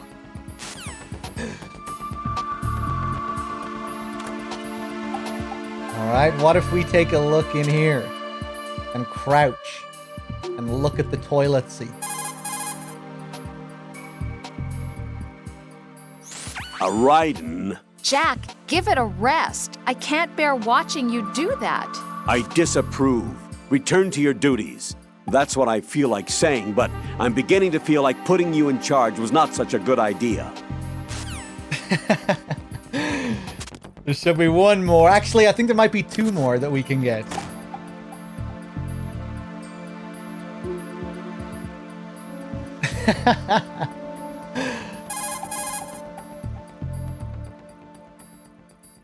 Raiden, that's long enough. Hurry up and get back to your duties if you've seen enough. Jack, in retrospect, I'm really glad that I took this assignment. Huh? It's given me a chance to see you for who you really are. Goodbye. Well, that is her goal, as she tells us later. See you later, Rose. That didn't last long. More Pentazemin. Nice.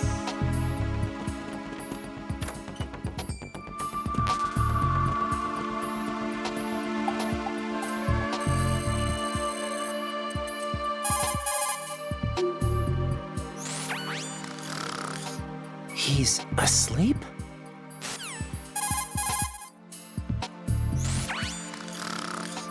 How much longer is this guy gonna sleep?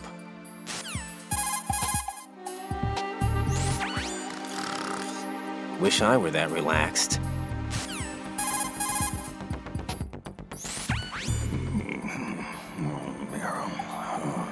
He's still sleeping.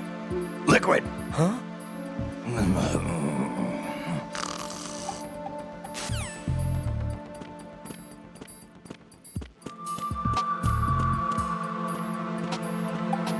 Trying to think if there's anything else I want to do. I think we're good to continue.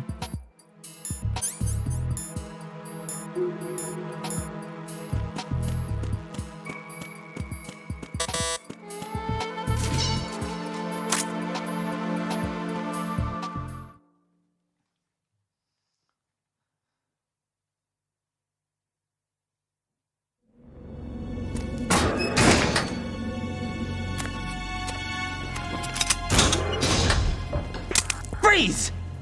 Don't shoot.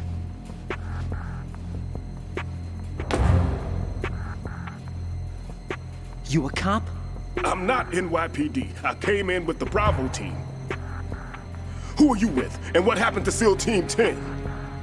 They're all dead. All of them? That's bad. Did I tell you you could move? It's all right. He's not one of the bad guys. Don't go pointing that thing everywhere, kid. What's your name? My name is Peter. Peter Stillman. I'm lecturer at Nav Scolio at Indian Head. Also a consultant for the NYPD bomb squad. A poor old man who got dragged along for this picnic. I thought you'd retired. I did. Can't keep up with everybody, as you can see. A famous church got wiped off the map thanks to me, with too many lives inside. All I lost was this leg. So you're the bomb disposal guy.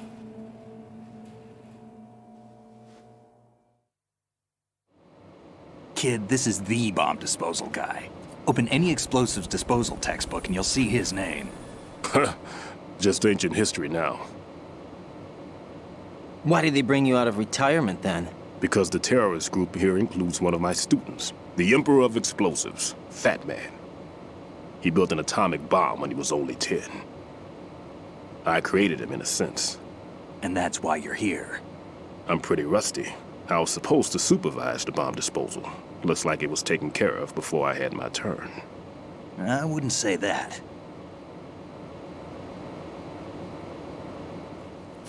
There are at least 2 people here who can claim to be experts at bomb disposal. Are you two with SEAL Team 10? I didn't see you at the mission briefing.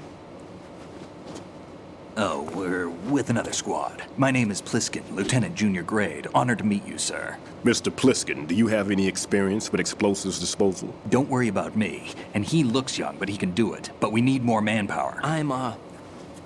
What's your name? Raiden. That's an odd name. Any other survivors? There was also an engineer with me. An engineer? A skinny guy. He went in with us. Where is he? I haven't seen him since that skirmish. Was he killed? I don't think so. I didn't find his body. I see. They told me he was a security systems architect for the big shell. Why would they take a civilian along? Everything in this structure is computer controlled. He was supposed to get us past all the security measures. I never heard anything about that. He had official orders with him. We'll leave that for later. Right now, we need to figure out how to deal with all the bombs. But there's no one left from the SEAL's EOD squad. Yup, so we have to do it ourselves. But I've never defused a bomb before. Hold on a sec. Off to confer with the CO again?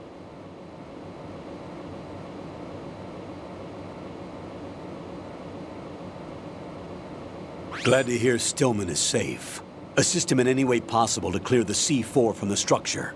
Colonel, you know I've never been trained in bomb disposal. It's all right. The man you're working with is the best in the field. All you have to do is follow his directions. You will, of course, keep your identity and mission objectives to yourself. Is it true that an engineer came in with Stillman? I wasn't informed of that. It's probably something the SEALs decided on their own. There are more important issues at hand, Raiden. The enemy may retaliate for the failed assault. Get those C4s neutralized now. Colonel, I'm not qualified for bomb disposal. Jack, it's me. Rose? You can do this. Trust me. You haven't had bomb disposal training per se in VR, but you're more than capable of handling C4. This is a little different from using C4. You're up for this. You know that. How about it, kid? Are the results in yet? There's no need to think about this so much. You won't actually be dismantling the bomb. That's not for amateurs. What we'll try here instead is a temporary freezing measure. Here, look at this.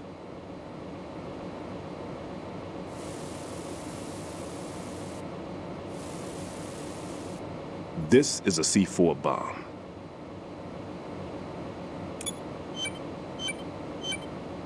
It's live. You can see it pulsing. Now you spray this on the sucker and... there we go. Simple, huh? The spray freezes the detonator instantly. How long does the effect last? There's no way the thing can detonate in this condition. Even if you leave it alone, it'll stay out of commission for at least 24 hours. That's enough time. If we had the manpower, I'd recommend complete disposal. But this will have to do. The spray can be used from several yards away. Now check the floor, ceiling, walls, under a table, everywhere. Try to imagine the locations the bomber would choose. That won't be easy. We don't know a thing about Fat Man. Is there anything that'll help us locate the bombs? Here, take this with you. It's what they call an ion mobility spectrometer. It can recognize ionized gas emitted by C4s. The what? In other words, that little gadget sniffs out C4's scent. That's right. I've established a link-up with your radar network, so any scent detected will be represented visually. Have the sensor activated and keep your eye on the radar. What if he's using some other odorless substance?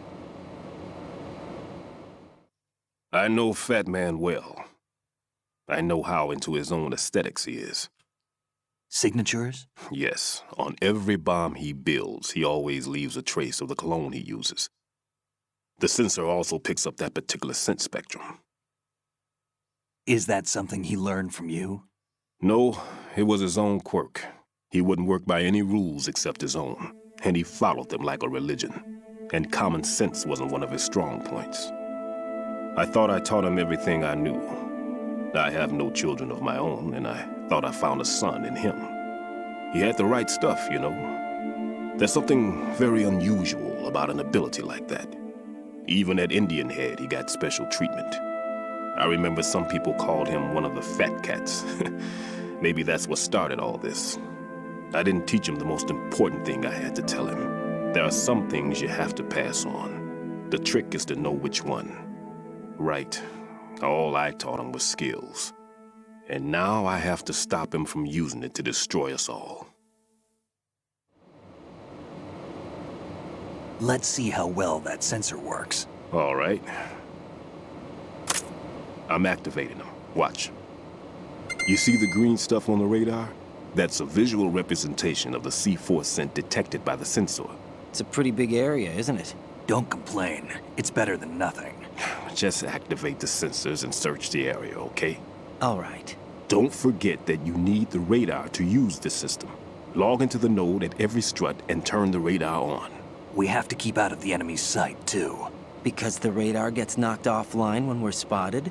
Exactly. Fat Man would have allotted some C4s here in Strut C as well. Here?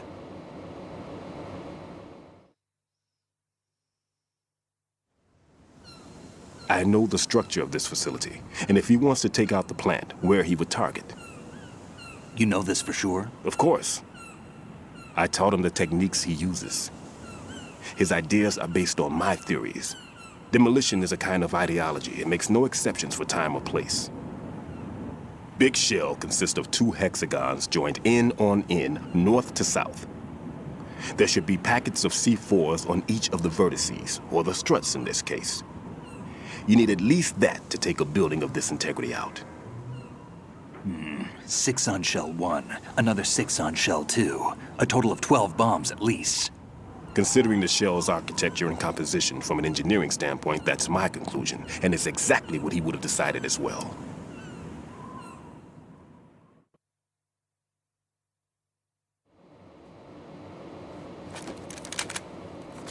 Kid, this place is all yours. I'll take care of Shell 2. Take this.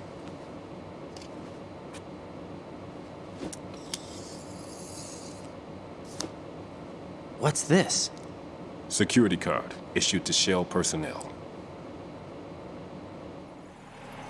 The Big Shell security layout includes varying levels of clearance. The clearance level is identified by the number printed on these doors. Raiden, your card key can open doors with security clearance level 1. Pliskin, your card can get you into level 3 areas. You'll need it to get next door to Shell 2. How did you get this? That engineer I told you about gave it to me. He was supposed to program a set of all-access cards once we were on site. Unfortunately, this card won't get you into every area of this structure. We'll have to deal with the remaining security lockouts as they come up. Let's get going. You stay here. No, I'm going. The 2 of us can handle it, don't worry. But... You'll just slow us down with that leg of yours. There's a war going on here. I don't have time to babysit anymore. Why don't you just let us handle the grunt work? You can tell us what to do over the radio, like in the original mission plan. All right. I'll give you instructions from here. I may also need to prepare a backup plan just in case. In case of what? Good luck to both of you. This is a dangerous one. Who dares, wins. If anything comes up, let me know. My frequency is 140.25. Good luck, kid. I'll see you later. Semper Fi. That man's no SEAL. I don't even think he's a Navy man. What? Semper Fi. Marine Corps talk.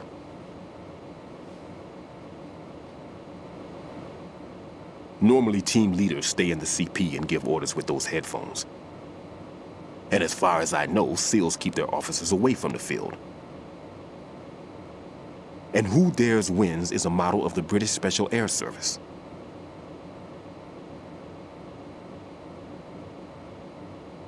Is he one of the terrorists then? No, somehow I don't think so. If there's someone to suspect, I'd put my money on you.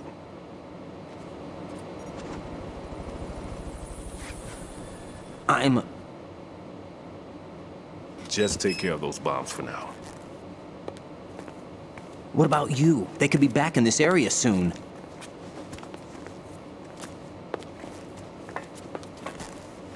I'll hide out in this pantry for a while.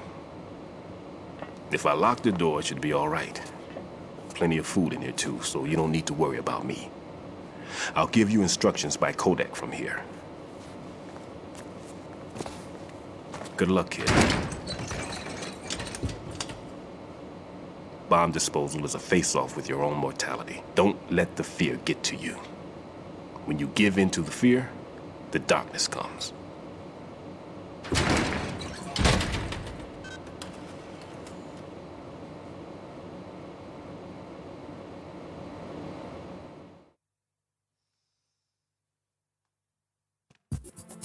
All right.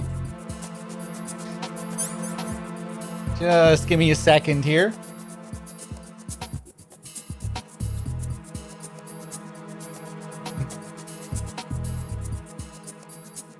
Ball ass.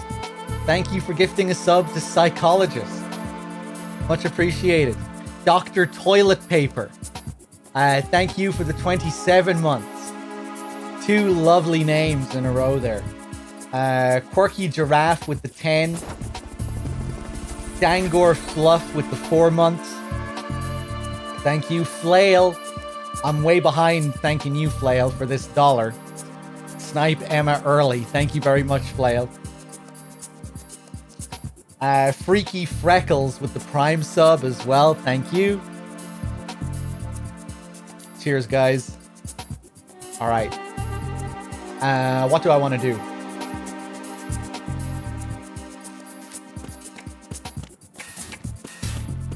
I guess we'll head out to the bridge before we do anything.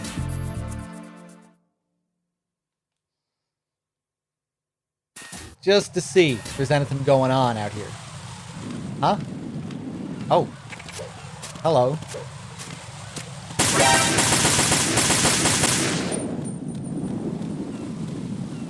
Layers. Layers of boxes. Oh my god. Why don't we ever get to use this strat when we're playing as Snake? I forgot to call him there. If you call Pliskin while you're shooting him there, you won't get a reaction. You won't get a response.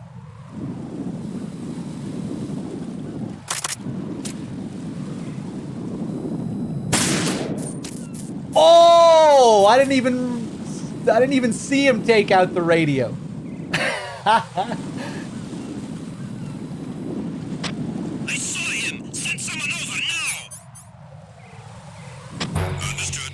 What? Reinforcements are on their way to the CD connecting bridge. Exercise extreme caution. Bump.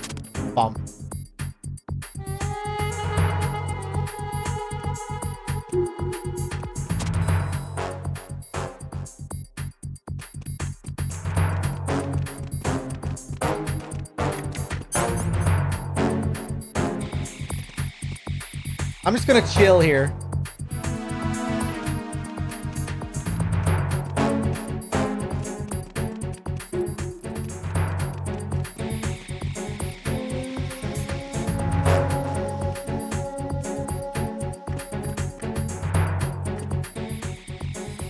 Why is that warning sign mirrored? Yeah, that's strange.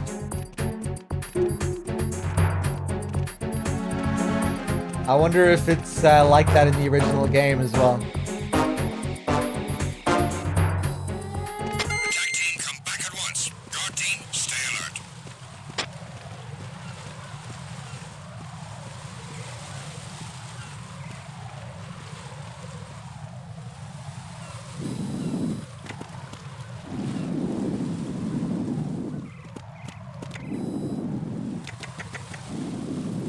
Oh, you asshole.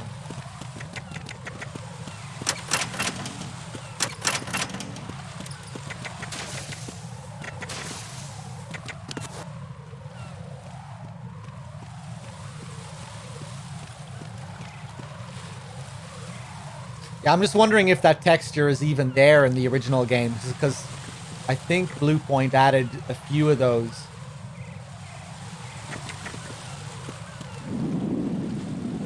Hey! So it's the right way around over here, mirrored on the other side. Oh shit.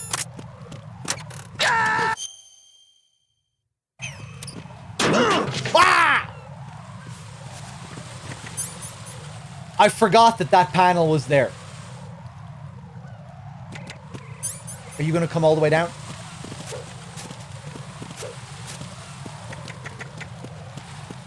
That was crazy. The fucking thing hit me as well.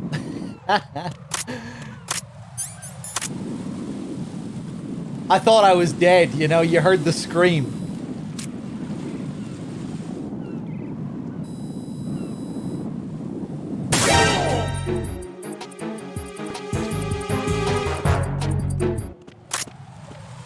That was crazy.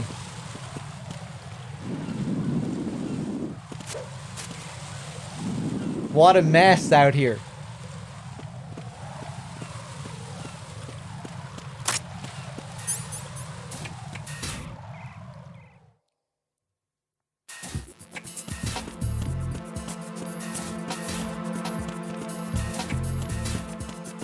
Freeze!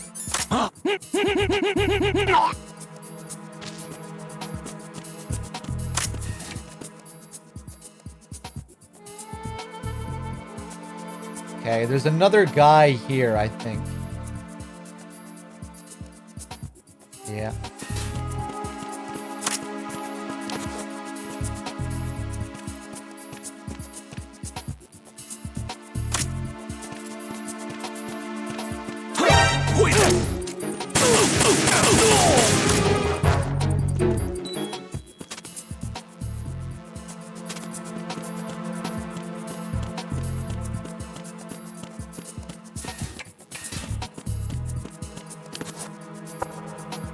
If you need to talk to me, use the codec. No need to worry.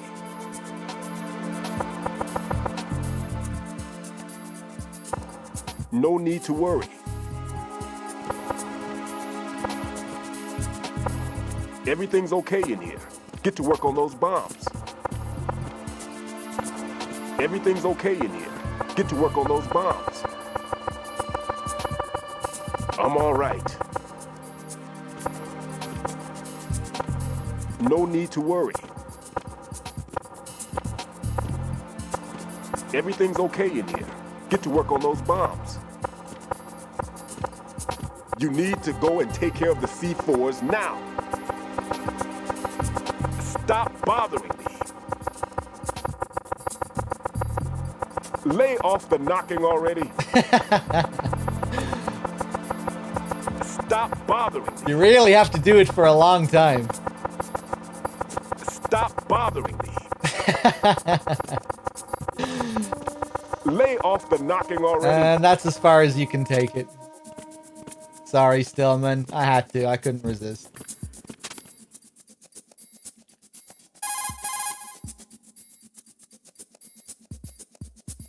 Looks like there's a lot of stuff laying about. Make sure not to scatter it around. The enemy will increase their security if they discover anything out of place. Don't worry. I'm used to cleaning things up. Rose's room is... Jack, don't say any more. fine. Oh, anyway, the key element of covert operations is not to leave anything behind. Understand? I love Raiden's response there. Fine.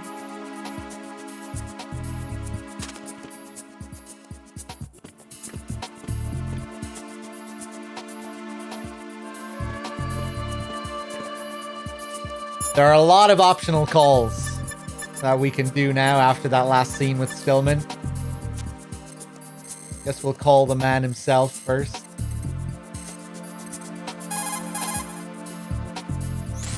sensor A that I gave you is set so that the position of bombs will appear on the radar. Didn't I say that if you don't first initialize the radar, you won't get anywhere? Now search for the node. If you're not sure where the node is, ask your superior officer. He should know. Right. There's still C4 in the strut where you are. Where? All right, let me give you a hint. Look for a place that guys have never entered up to this point. A special place that guys have wanted to enter but simply couldn't. A place that you couldn't enter if the situation wasn't as such. Oh, looks like you were in there already. My. I love how you can get a different call here if you were already in the woman's bathroom. I love how he beats around it as well. Like, he won't dare say the words woman's bathroom. A place that guys have always wanted to enter up until this point. A place that you couldn't enter unless the situation wasn't as such.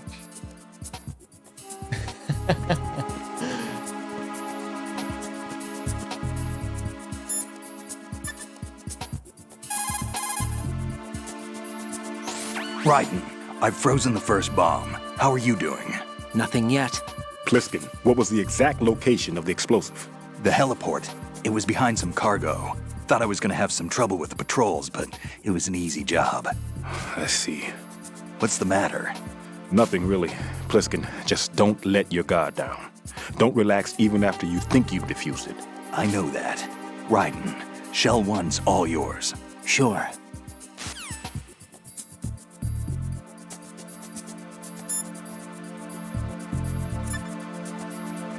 So do you reckon the Patriots told Fat Man to put the bomb in the woman's bathroom to test Raiden? Well, if you're being serious, I don't know. Like, obviously Fat Man is being used by the Patriots. But maybe they let him do his own thing to an extent. I don't know.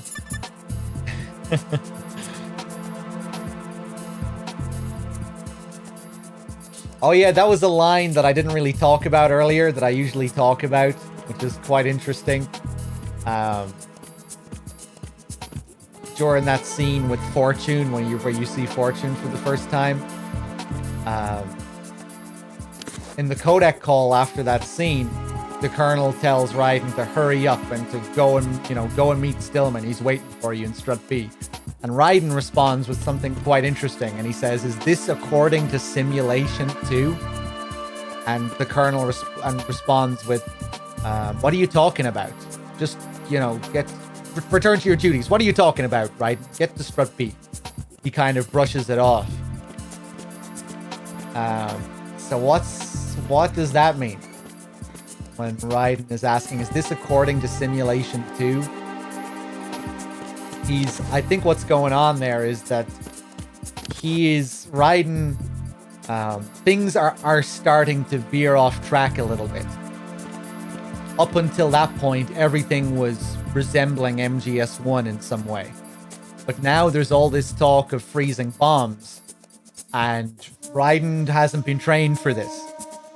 At the bottom of Strut A, he's reassured when the Colonel tells him that this is level 1 from the VR missions. Oh yeah, I see it now. Just do as you're trained and everything will be alright.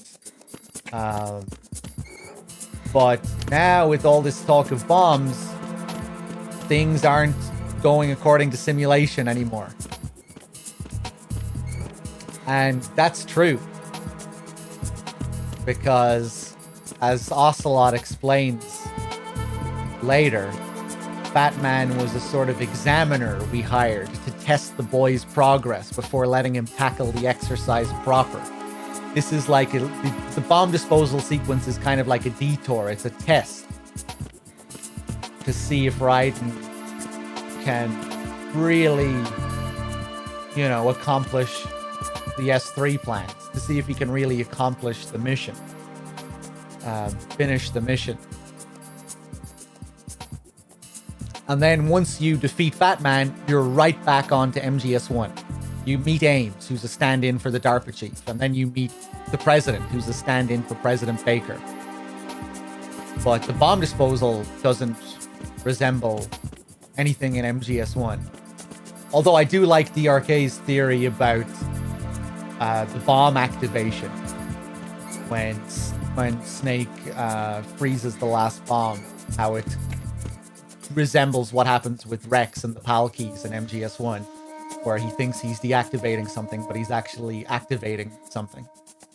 Actually activating the bomb. That's pretty interesting. But again, maybe that's a coincidence, or maybe it's not. Who knows?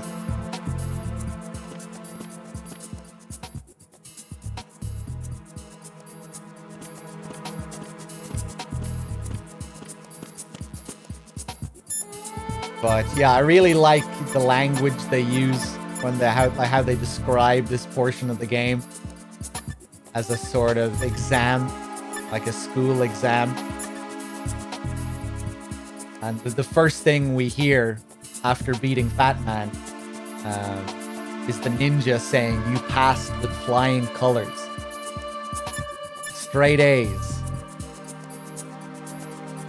Ties in really nicely with how Ocelot describes Fat Man later, an examiner we hired to test the boy's progress. Let's get a few more of these calls, shall we? Raiden, don't get yourself worked up. It's safer to take out the enemy first, then look for the bomb. Don't even think about searching for the bomb while looking over your shoulder for the enemy. Knock them unconscious or take them out altogether first.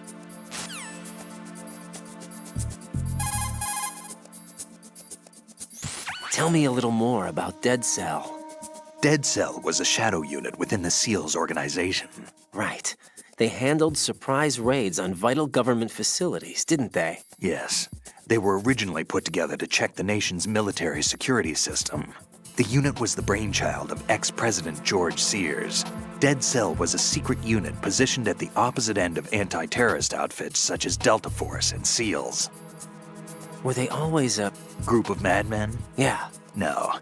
They got weird when Colonel Jackson, Fortune's husband, was sent to jail. Sent to jail?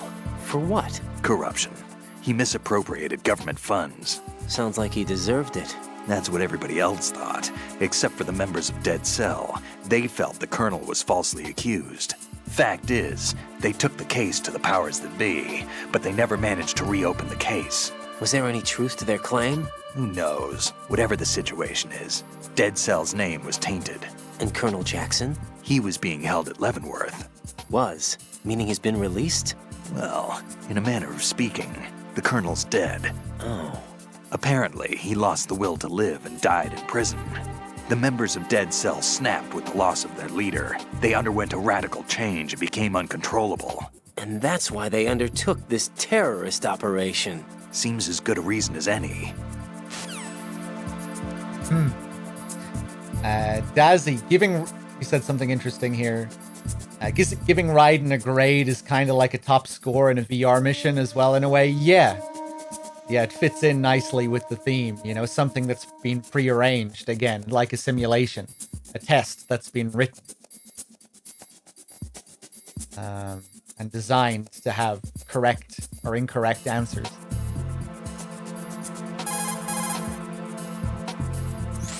Vamp is a member of Dead Cell. Born in Romania, his specialty is knives. But I guess you know that by now. When he was just a kid, he lost his family to a terrorist bomb that went off in a church they were attending. His body pierced by a crucifix, Vamp was buried under the rubble for 2 days before he was finally rescued.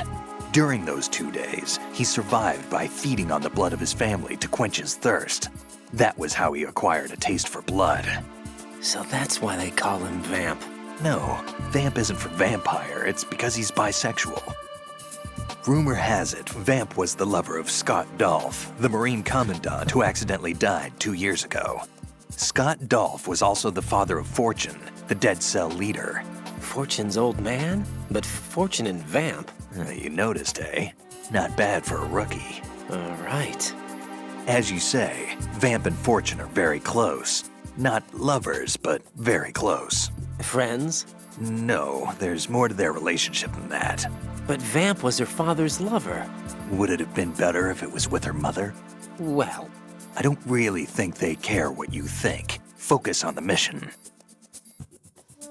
by the way, have you ever met the guy before? No. But he seemed to know you. Right. Well, No, it can't be. What? Nothing. I told you the Dead Cell is a group of madmen. I wouldn't take anything they say very seriously. He isn't called Fat Man because he's a fat man. He's called Fat Man because he's bisexual. What do you know about that strange woman? You mean Fortune? She's the Dead Cell leader. Her real name is Helena Dolph Jackson, known to her friends as Lady Luck. Lady Luck? Yeah. She got the name because bullets seemed to veer away from her in battle. Oh. People have heard her say that her fortune in battle was payback for the lousy luck she's had in life. Lousy luck? The death of her father, the Marine commander. The conviction of husband and Dead Cell leader, Colonel Jackson. These events were followed by her mother's suicide. The loss of a husband and the idea of a convict in the family apparently took her over the edge. Fortune was 3 months pregnant at the time, and the shock of her mother's death led to the loss of her child. Add to this her husband's death in prison a few months later, and to sum it up, in the 6 months after her father's death, she lost her family and everything that mattered in her life. Jeez, she's had it rough. Yeah. The thing is, she didn't grieve long. Yeah. Instead, she joined the military. Now why is that? Do I look psychic? My best guess is revenge. I heard that she firmly believed that her husband was framed. Anyway, by the time she came out of basic training, she'd proven many times over that she was gifted with an unusual streak of luck. In fact, some say she sold her soul for it. Her soul? Her uncanny luck earned her a reputation that led to her appointment as the head of her husband's unit, Dead Cell. Fat Man. Supposedly, he's nicknamed after an atomic bomb, but to me, he's just a fat man. Something straight out of a sideshow.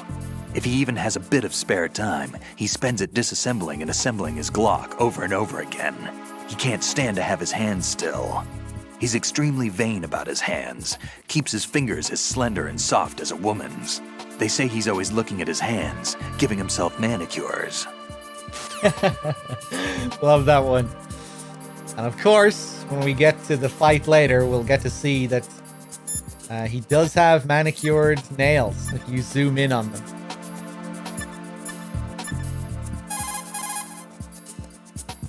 Pliskin, I saw someone wearing a cardboard box just now. A box?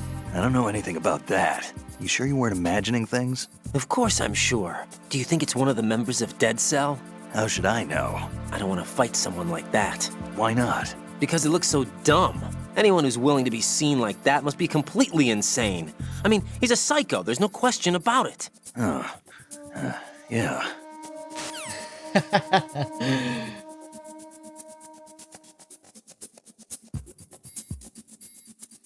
Would you consider Fortune's entire backstory to be fabricated as well? Or was it just an opportunity for the Patriots to exploit her? I'm not sure. Obviously, the whole explanation that Ocelot gives for Fortune is absurd. You know, if you think about it for more than a second.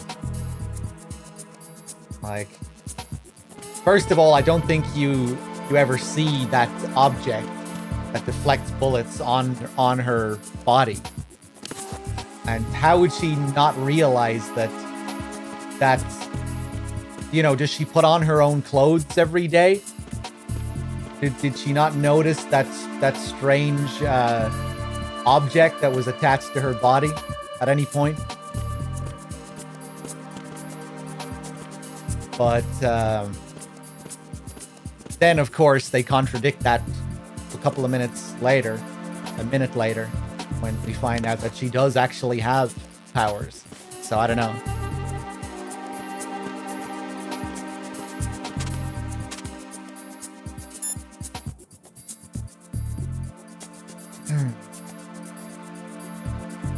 Perhaps it was explained to be a part of her railgun's function. What, that the device was attached to the railgun? Possibly, yeah, maybe it's inside her body.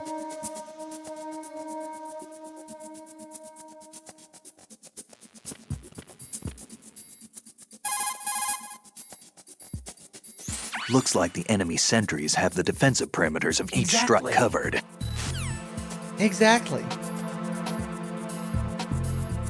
I always thought it was her nanomachines. With regards to when she does actually deflect the missiles. Yeah, I don't think there's really supposed to be any real explanation for it. I think it was designed to be just unreal and a contradiction of what we were previously told. I think that was the goal of the Arsenal Gear sequence anyway, you know, where everything just breaks down. The whole game is breaking down to the point where you can't tell what's real or what's not real. You have Ocelot telling you that there's no such thing as supernatural or the supernatural or... I always forget that line. There's no such thing as miracles or the supernatural, only cutting-edge technology. And then 2 seconds after he says it, he does this insane super jump up on top of Ray. Then a few seconds after that, you see P90s bouncing off the floor. Ghosts inside arms possessing people.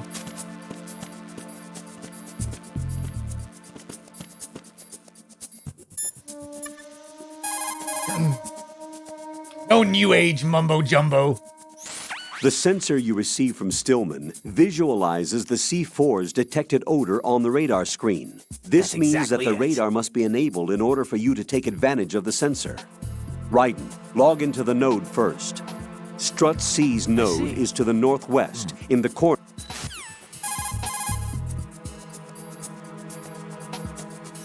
Raiden, Stillman is a top-notch explosives technician. Follow his orders and disarm the explosives.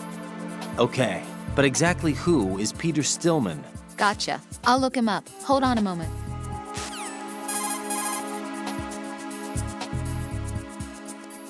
Make doubly sure you stay out of the enemy sight. If the radar goes offline, the sensor is useless. The C4s will become invisible to you again.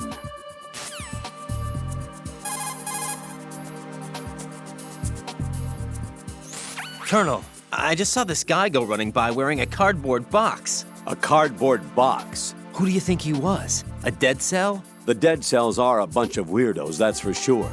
But they don't wear cardboard boxes. I'll look into it. I'm counting on you. I love this game, but there are some absolutely ridiculous things in it, like Vamp walking on water and the Ocelot shit at the end. Yeah, I don't know. I feel like it works, personally. I feel like the breakdown of reality at the end of the game is artfully done. You know, you also have the Fear running on water in MGS3. But MGS3 isn't really about the nature of reality like MGS2 is. Snake doesn't question what he's seeing in MGS3. So I guess players generally don't question the insanity of 3 either. Because the game doesn't really ask you to, unlike MGS2 where it does.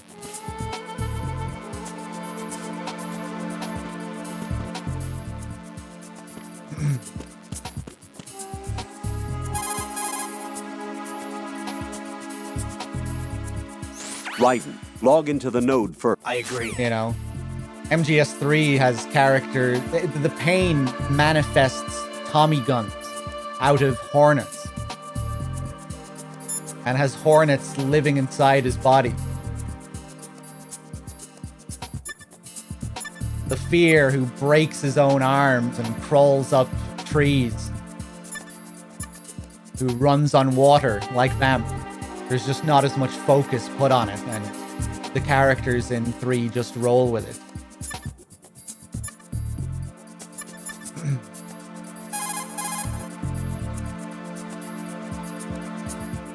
Raiden, log into the node first.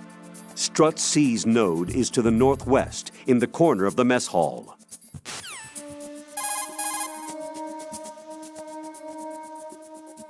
Raiden, log into the node first. Strut C's node is to the northwest, in the corner of the mess hall. Is there not anything else to do here, Colonel? I feel like there should be more calls to get. Colonel, do you really think they'll blow up the big shell? It's highly possible. We'll have to listen to their demands in full. They are pros. They won't hesitate to take the upper hand if they see an opening. Do you plan on meeting their demands? Absolutely not. You're the only person I can depend on. You must remove the explosives quickly.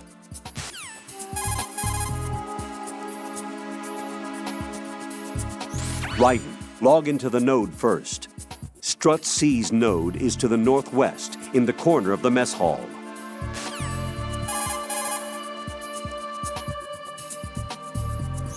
If the big shell explodes, massive quantities of chlorinated chemicals used in killing marine bacteria will go up in flames along with the crude oil. If that happens, expect a large amount of harmful chemical substances, including dioxins, to be released into the atmosphere. Dioxins are common nomenclature for polychlorinated dibenzodioxin and polychlorinated dibenzofuran. They are organic chloride compounds that are highly acute and toxic, and are powerful chemicals that can cause cancer, genetic disorders, and birth defects. On top of that, they do not decompose easily, nor dissolve in water, making it easy for them to accumulate within the bodies of living organisms. The environmental impact on the bay and coastal area ecosystem would be unfathomable. Environmental restoration would likely require several generations. That is why we cannot allow them to blow up the big shell. Raiden, you must disarm the C4. All right, I'm convinced, Colonel.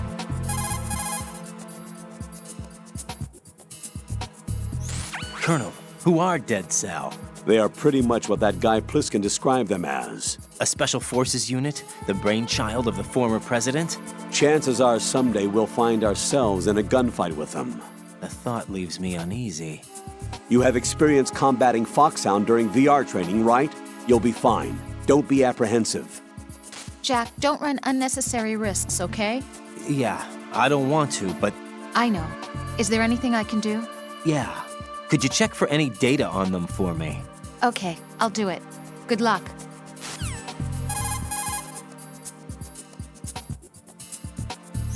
Colonel, who exactly is that woman? Her name is Fortune. She leads Dead Cell. Hang on a moment. I'll look her up for you.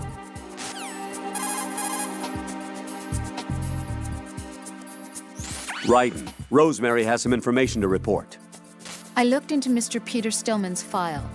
Full name is Peter Stillman, known as Pegleg Peter. He is a legendary bomb disposal technician. He is also a longtime instructor at the Naval School Explosive Ordnance Disposal and a consultant for the NYPD bomb squad. But 5 years ago, he lost his leg in an accident. And since then, he hung up his gloves to focus on being a lecturer. He was called back into service because, as he said, he is the only explosive specialist who can stop Fat Man. Although no longer an active consultant, he is still without a doubt the #1 guy when it comes to disarming explosives. He should be very helpful to you.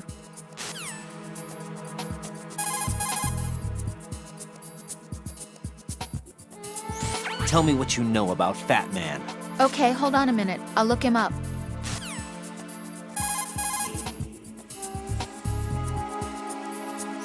Raiden, Rosemary has something to report. Jack, I looked into that guy a few minutes ago wearing a cardboard box, but... Did you find anything? No, there's no corresponding data in the files for neither Dead Cell nor Colonel Gorlukovich's private army. How about as a surviving member of SEAL Team 10? Of course I looked into that possibility too, but... You didn't find anything? No, I'm sorry I couldn't be of any help. Wonder who the heck he was. Raiden, be on the lookout. Shin Lane, I like the idea of breaking reality in this, but there's a difference between I can dodge bullets because I'm fast to I can float on water without any explanation. Games are based on some basic reality defining things like gravity.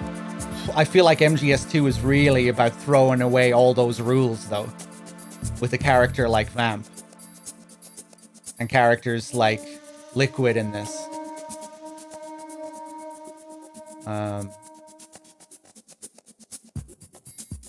You know, the nature of the reality of this mission is all up in the air.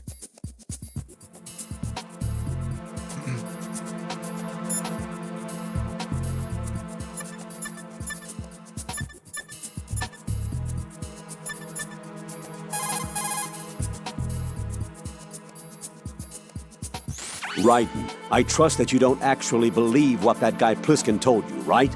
I believe him. There's something about him, like an iron will. Enough to trust. Raiden. He's not included in the simulation. Don't trust him, ever. You got it? Roger that.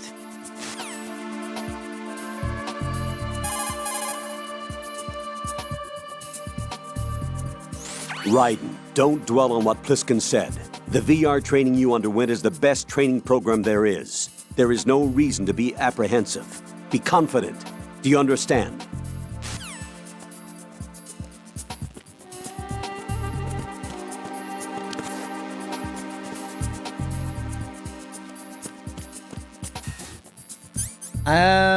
Do I want to keep going?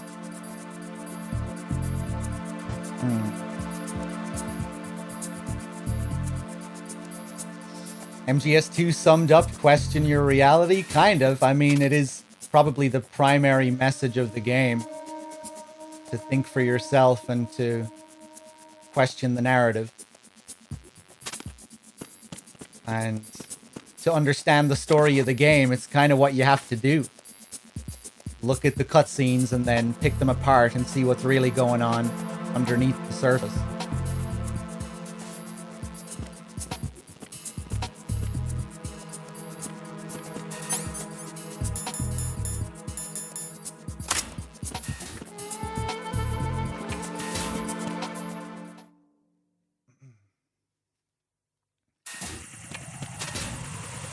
Forget canon and appreciate subtext. Yeah, I guess that's part of Snake's message at the end.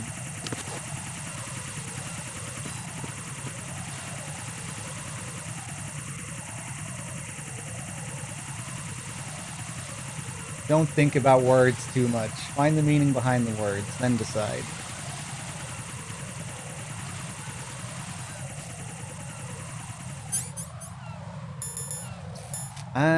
I feel like I'm forgetting a couple of things.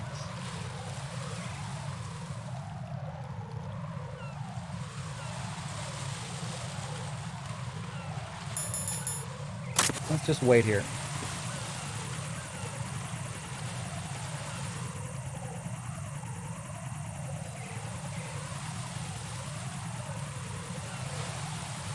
Normally I run out and just blast this cipher. Boom. One shot on the camera, takes it out. 3 shots on the body, takes it out. You can choose.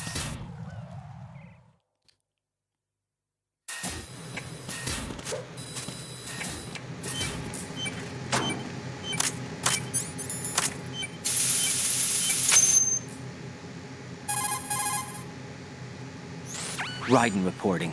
The C4 in Strut B has been disposed of. The wall containing the transformer panel was set to blow. That's not like him. Anything wrong? Maybe. Pliskin's reported other locations too, and none of them are effective demolition points. What do you mean? It means that they wouldn't be the best places to choose if you wanted to destroy this place. Are you saying they don't plan on blowing the shell up? It certainly seems that way. So far we haven't seen anything but a waste of good explosives. Unless, of course, we're missing something. A trap? He couldn't have overlooked the fact that I would be called into this. There's something going on.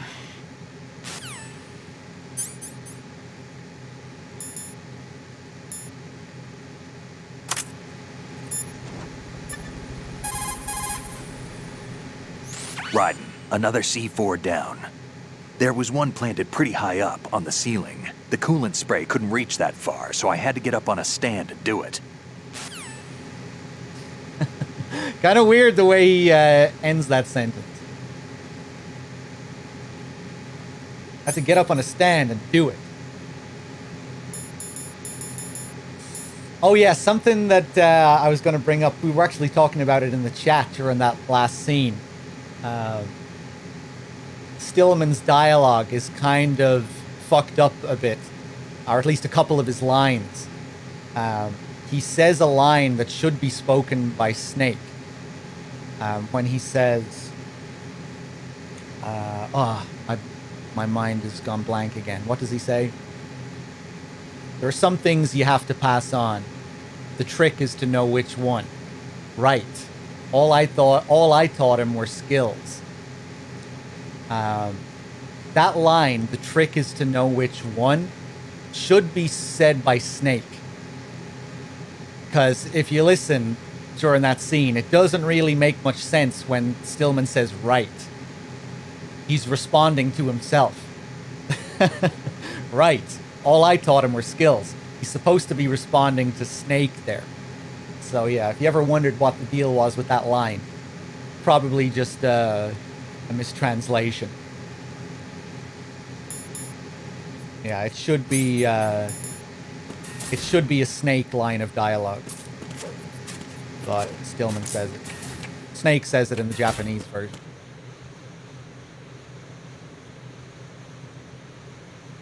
No, he's supposed to say the trick is to know which one. He's just not supposed to say the line before that. Snake is.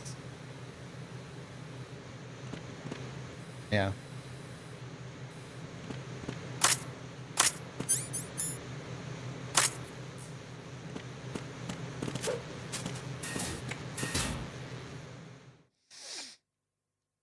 Couple of parallels to MGS1 as well in that scene. Obviously, Stillman and his bad leg. I'm afraid Mimicking Otacon. Otacon and his bad leg. Except in this game, it's a lie, a deception, like everything else.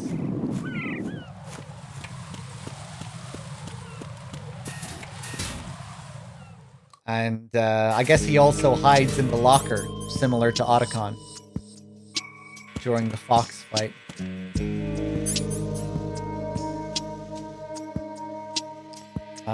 Cypher with the 9 months. Thank you. Burning Z with the 4 months as well. Cheers. Fury Hots. I'm not sure if I thanked you for the 64. Thank you. DJ with the 16. Setzer with the 13. Thank you. Cannon Spikes with the 5.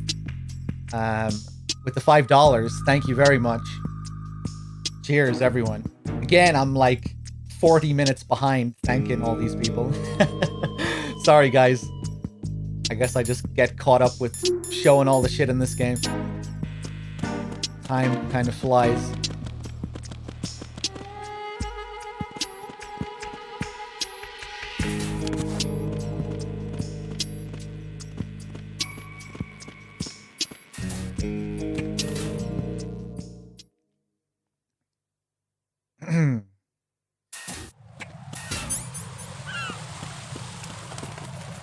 There's some things you have to pass on. The trick is to know which one.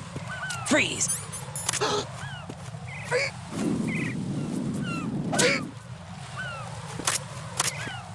Just give this guy a little spank. Not close enough. Still not close enough. Oh, I was, just about.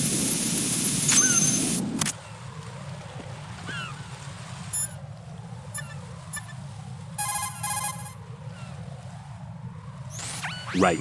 There's a possibility that C4 was planted indoors as well as on the roof. Go inside and confirm this. So with regards to Emma, well, Emma is the Meryl stand-in during the gameplay sequence with her. Yeah. And there are quite a few parallels. But I guess she also stands in for Wolf. Her death scene mirroring Wolf's death scene, where we even get the flashback to Wolf. That's my least favorite thing about that scene, actually.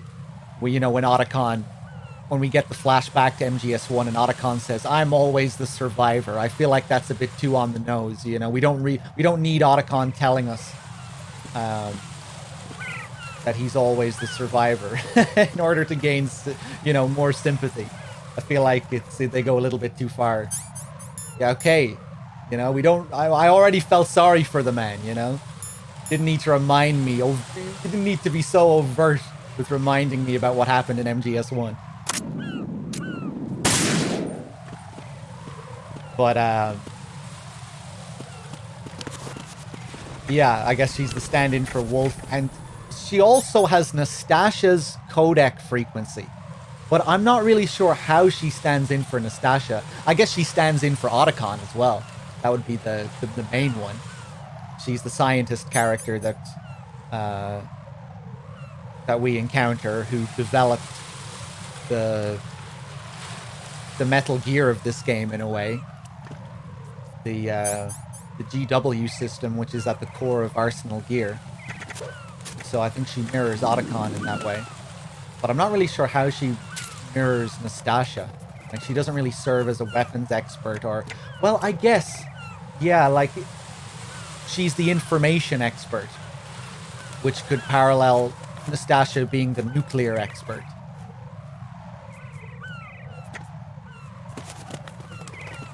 You know, this game isn't really about nuclear weapons as much as it's about information. Or, you know, while nukes and nuclear weapons were the focus of MGS1, information and information control is the focus of MGS2. So I guess, yeah, in that sense, you could see Emma as resembling Nastasha. That's probably why, anyway.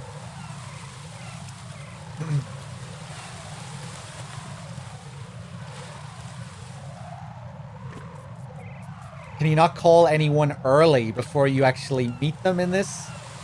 I'm not sure what you mean, but no, I don't think so.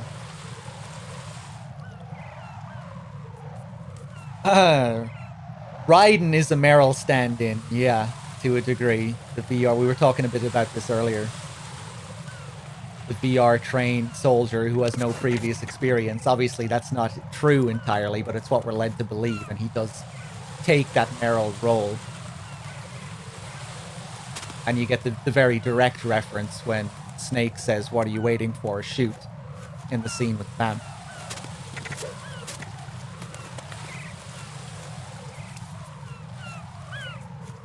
I don't get this Stillman thing. My mind doesn't compute. What, with his bad leg? That'll be explained later, so you don't need to. You won't need to think too hard about it.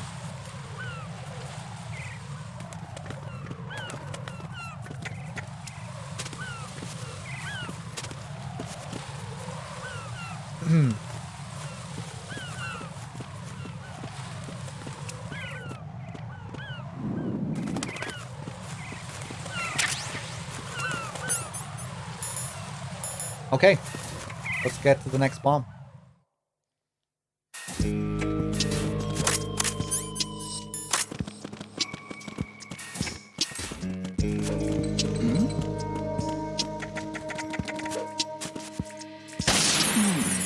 Just gonna throw that chaff one side to distract him.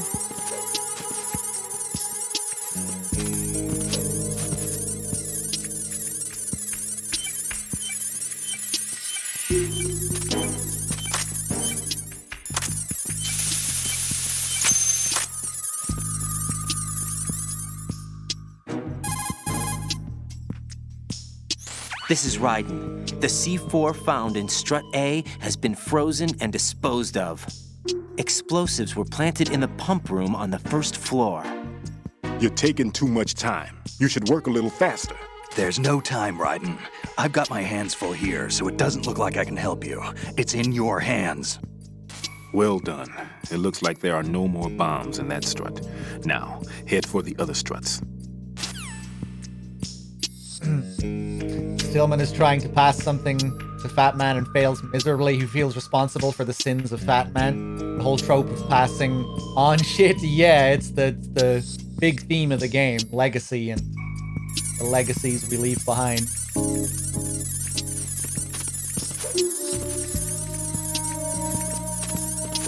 You have all these sort of parental relationships in this game, but they're not biological or genetic. But they're still spoken about as if they were almost, you know. Stillman seeing himself as a father to Fat Man. Solidus seeing himself as a father to Raiden. Emma and Otacon being brother and sister, but they're not blood related. They're stepsisters. Stepsisters, stepbrothers.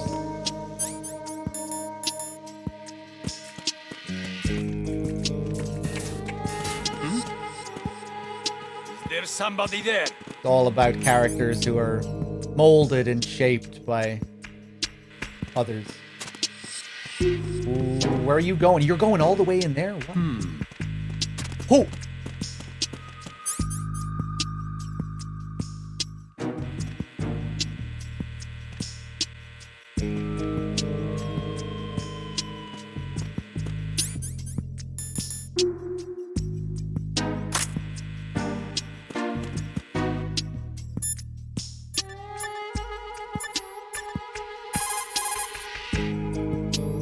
Well done. It looks like there are no more bombs in that strut. Now, head for the other struts.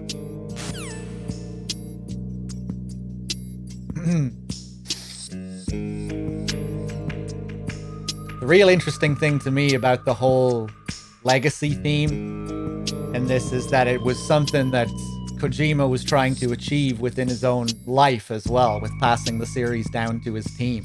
It was one of his major goals with this game. The story of the game was reflecting what he was trying to do with his team, where they would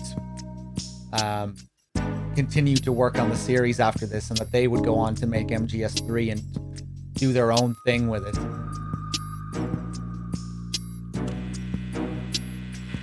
Which is a big part of why 4 is the way it is. It's all about him dealing with the fact that he failed to achieve his goals with MGS2.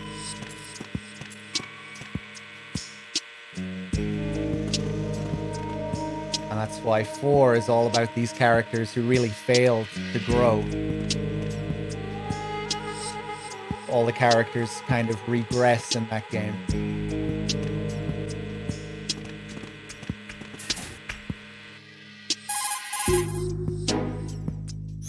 Put simply, bomb disposal is a one-on-one with fear itself. Don't try to run away from it. Instead, acknowledge the fear and take it straight on. MGS4 is really on the nose. I think there's plenty of subtle stuff in MGS4, but yeah, I'm really just not a fan of the overblown melodrama in that game. That's the main thing that gets to me, you know, like Naomi's death and all the stuff with Meryl and Johnny and, you know, Mount Snakemore and Liquid Ocelot's fake Fox Die, his Fox Die fake out, and yeah, just the drama and the tone in that game. I'm really not the biggest fan of. That's my main issue with 4.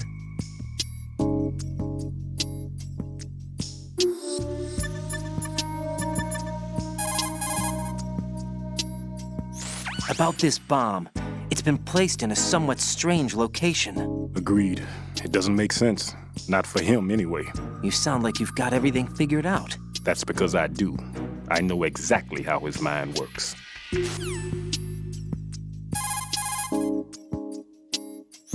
Stillman, tell me something about Fat Man. Well, to start, he was born the son of a clockmaker, neglected by his parents and without friends. It seems that he spent a lot of time by himself in his father's workshop. Maybe that was the reason, I'm not sure, but apparently he has had a tremendous fascination with clock mechanics since he was a child. It was at the age of 10 that a guidebook that he found on the internet changed his life forever. That guidebook served as a basis of his eventually piecing together an atomic bomb. It was from there that he came to be known as Fat Man. And soon enough, there was no one associated with bombs that didn't know his name. In a sense, Fat Man was a hero. Although what he did was recognized only by those in the trade, I'm sure that it served to greatly stir the ego of the teenaged boy at the center of it all. But he leaves his mark nowhere else. Apparently, he was hated and shunned by everyone in school. So he went on to focus all his energy on explosives. He scorned the reality that surrounded him and instead chose to embrace a world that would easily grant him recognition. Well, to be sure, it never amounted to anything more than, say, occasionally bringing a gun into school. Eventually, Fat Man came to Indian Head, the exercise training facilities of the Naval School Explosive Ordnance Disposal, at which I was a lecturer. He absorbed all kinds of knowledge, as if he hungered for bombs. Close to 20% of the students at Indian Head flunk out of what is truly a hellish curriculum. Despite this environment, he achieved extraordinarily high marks that were without precedent. After leaving Indian Head, he joined up with Nest, said to be the most accomplished bomb disposal unit. It was there that he apparently got into some trouble. What exactly? You got me, but Fat Man was definitely not cut out for group operations from the very start.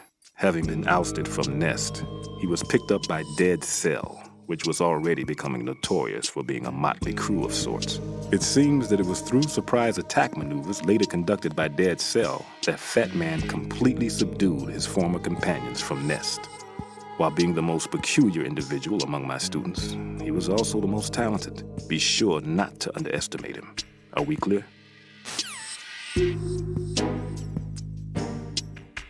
All right. Thank you, Stillman. Let me just make sure I'm not behind on thanking people. Meryl's Pixelated Breasts with the $1. Thank you very much. Martian with the $25. Thanks for the marathon, Threedogg. Kill Rose early. I'll try, Martian. I'll try. Thank you. Lucas with the 42 months as well. Thank you. Burning Z with the 4.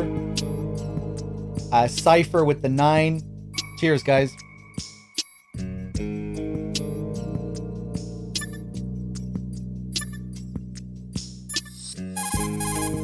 I mean, we may as well call Rose. Jack, do you need to save? How cute. Now that Martian brought her up. Have there been any new theories on the bugs in MGS2 since the last marathon? People can't get enough of these bugs. We were talking about it at the start of, at the beginning of the Strut A sequence. I don't think so. No new bug theories yet. But I do like that idea that they are just symbolic of GW, like the plant symbolizes the filtering of information.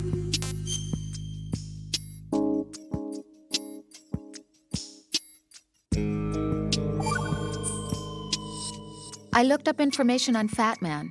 Fat Man, the emperor of explosives. You've already heard how he manufactured an atomic bomb at the age of 10. He appears to have been known throughout the world of explosives since he was a child. He entered the Naval School Explosive Ordnance Disposal at Indian Head and graduated at the top of his class. That's around the time that he met Stillman. He was assigned to the Nuclear Emergency Search Team. He quit soon after, though. After that, he joined Dead Cell as an explosive specialist. He's been there ever since. Thank you, Rose.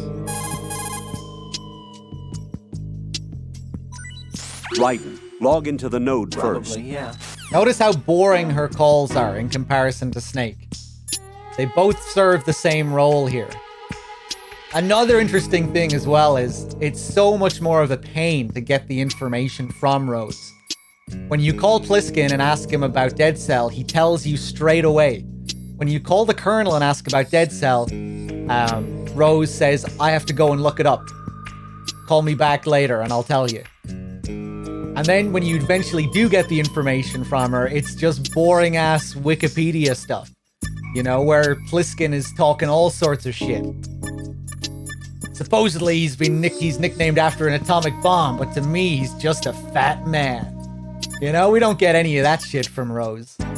Just flat bullet points.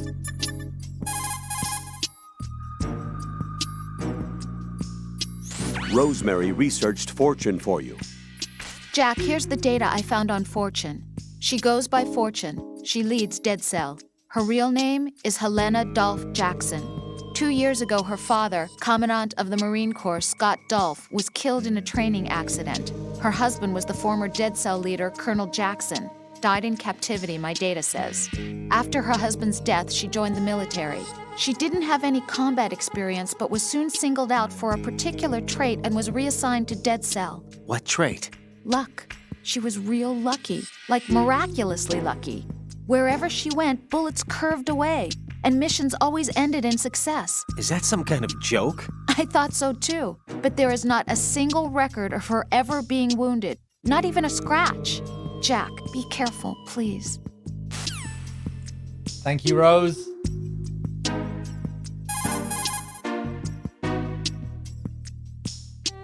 Raiden, how is Pliskin doing? Looks like he's doing fine. Stillman said it too. There's something strange about that guy. Don't let your guard down. Understood?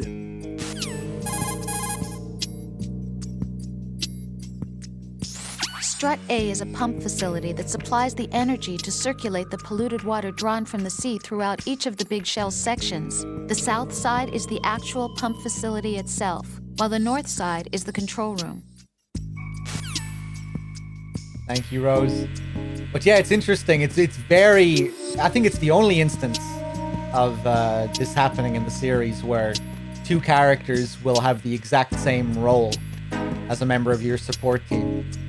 You know, where Snake and Rose are both there to give you the same information on Dead Cell, just background info.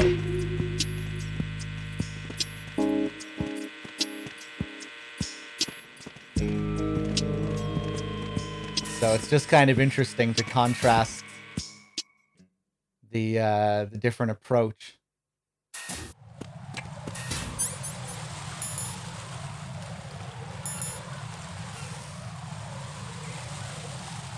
Is there a weapon specialist? Snake serves as your weapon specialist in this.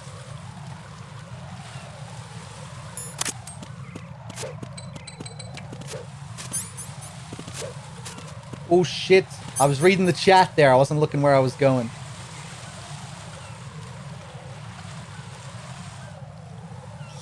What about the idea of Snake being a bug? I mean, sure. And you do see a bug crawl out from underneath Snake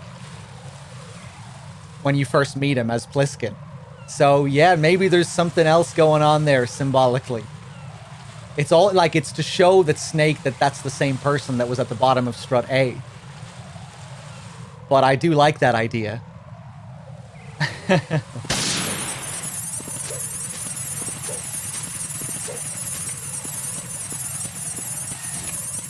But I also like the idea that Snake is an intended part of the simulation. What am I going to do about you? Wait, I already fucking grabbed the M9 here. Again, I'm going off previous experiences here. I didn't need to pick up the M9. Freeze! Oh, you son of a bitch! Freeze! Who's there? What's going on? Respond.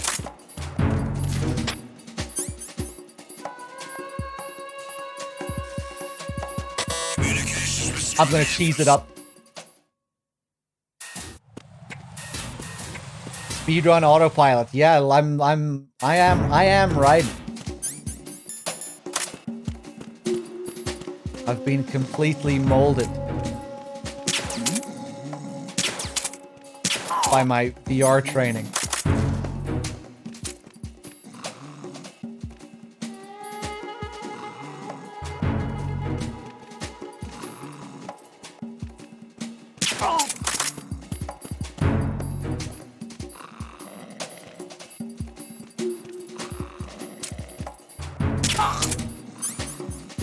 Okay, go.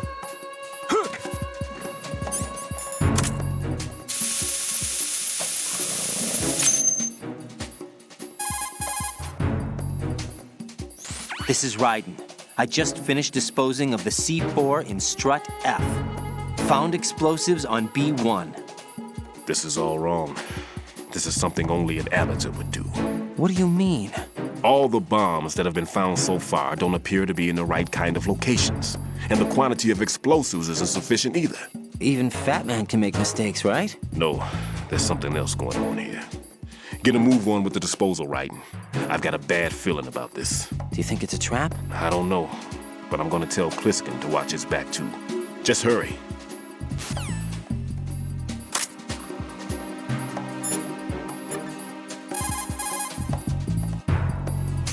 One more bomb defused. There was one I managed to find only because I took a good look in first-person view. You should try it too. First-person view. So if we think about Raiden as being a real person who exists in this universe, he's not looking in first-person view? Just like normally? Does Raiden live in third person?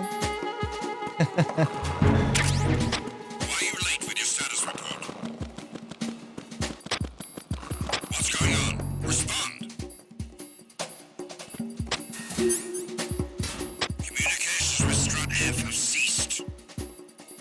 Carry out an investigation immediately.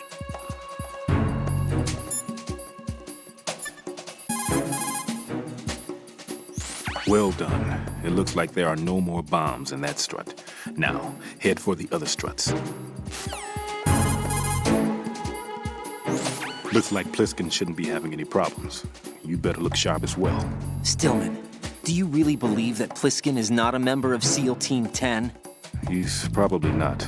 Then exactly what is he? I'm not sure.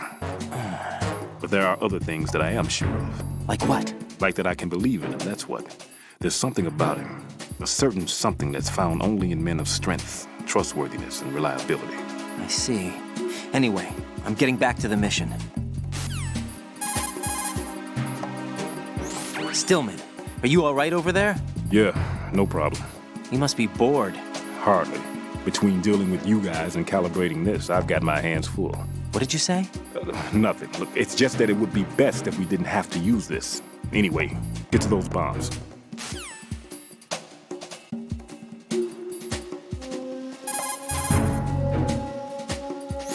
By the way, Raiden, did you happen to see the technician that came down along with me? No, I didn't. I see.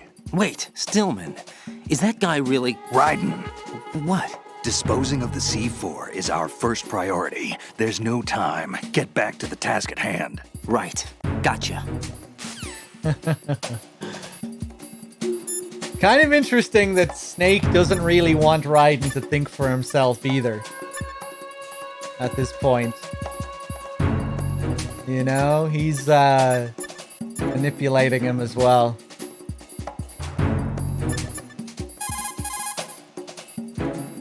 Discretion is a key when taking on a bomb. A degree of caution that taxes your sense of meticulousness. Don't confuse this with cowardice, as it is the extreme opposite. Carefully conduct yourself with a courage that ensures you get the job done right.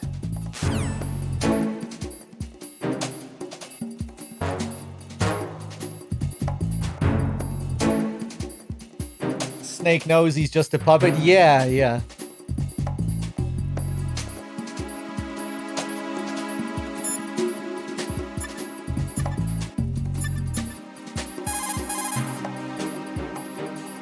Listen up, Raiden. No matter what, don't be impatient. Impatience is questionably the one state of mind absolutely guaranteed to seal your fate when defusing a bomb. No matter how the situation presents itself, you must never lose your composure. Understood? Anything else, Stillman? Bomb disposal is also a race against time. The slightest hesitation can lead to a loss of time and inevitably lives. Don't do anything rash. Focus yourself on being fast and efficient. Well, we don't really need to be fast, though, do we? Not now. When dealing with a bomb directly, the only one you can depend on is yourself. Don't count on anyone else. Foolishly doing so will bring death upon you. Believe in yourself, and you'll be all right. Equipping yourself with Sensor A will bring up a... Exactly. All right, I think we can move on.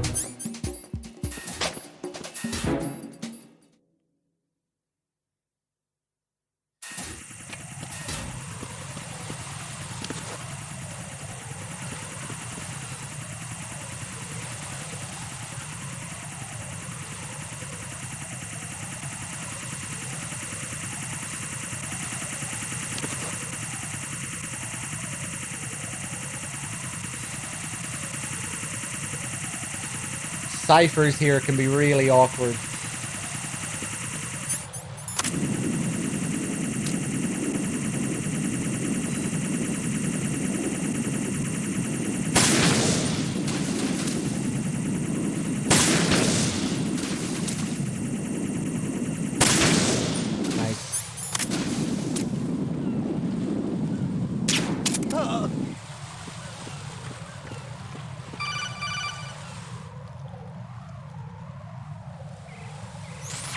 Be careful. There are claymore mines around there.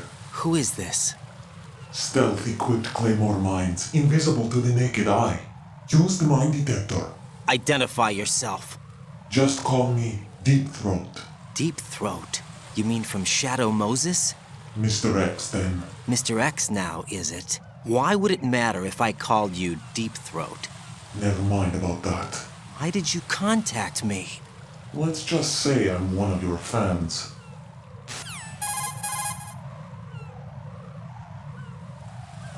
Colonel, someone calling himself Mr. X just contacted me.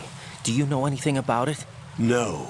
And whoever it wasn't a burst transmission. The transmission was sent from within the big shell. He called himself Deep Throat at first. Do you think... I caught that part too. But the possibility of it being true is none. Gray Fox was the one who used that alias in Shadow Moses, and he's dead. Is it an enemy trap? Could be. Exercise extreme caution. Okay. That's not strange at all. How about we pick up the claymores?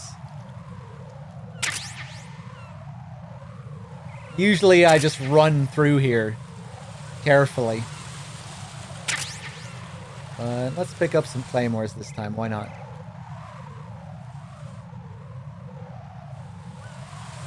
I never realized Raiden just automatically assumes it's a man there. I guess that's subconscious of the player too. Yeah.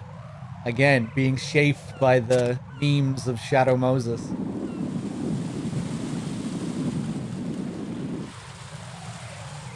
Maybe that's why so many people don't cop on to the fact that it's Olga as well. Like, it should be... Well, maybe not fairly obvious, but, you know, you have the accent, you see that flash of her face.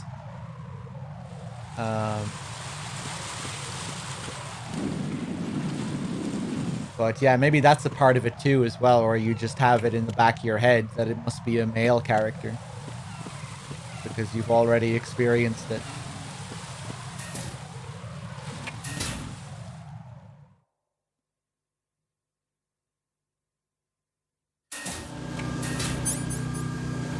Okay, we have a few guys to take out here. One there. One there. One there. Take out the camera.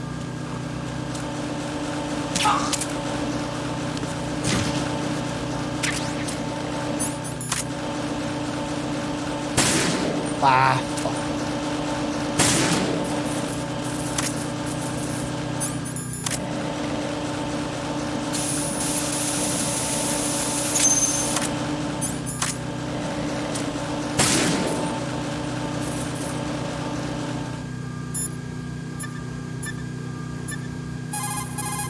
Sen Gaming, what's up?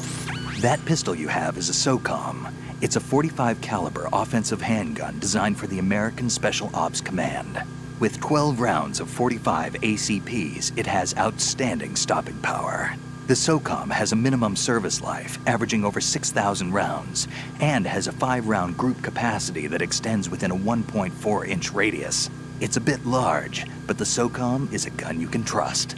It also comes equipped with a laser aiming module. A suppressor can be attached to the SOCOM to silence gunshots. You should try to find one.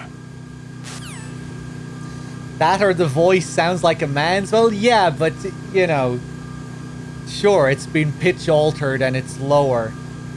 And everything. But the accent is still there, and the accent is still pretty clear, I think. And there aren't many other Russian characters in the game that have that accent. But, yeah.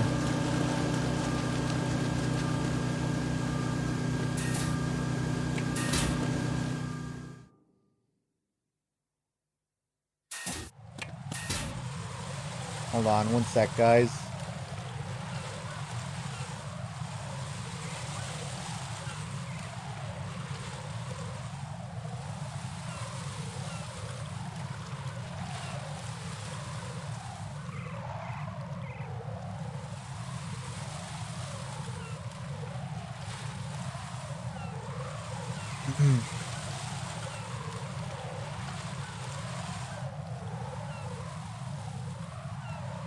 I find it weird that neither Raiden nor the Colonel ever consider the possibility of Mr. X being a follower or protege of Grey Fox, or an enemy trap adopting this pretense. Wastes potential.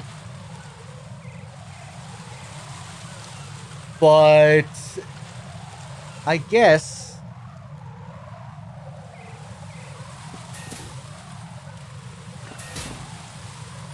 for that to then lead to the fact that she is just a stand-in, would that be satisfying or interesting, I wonder?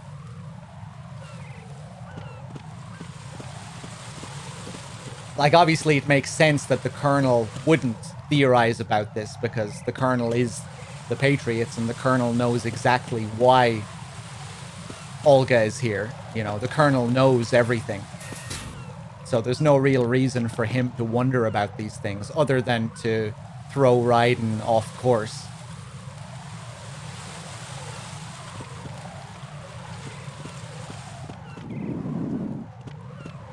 But yeah.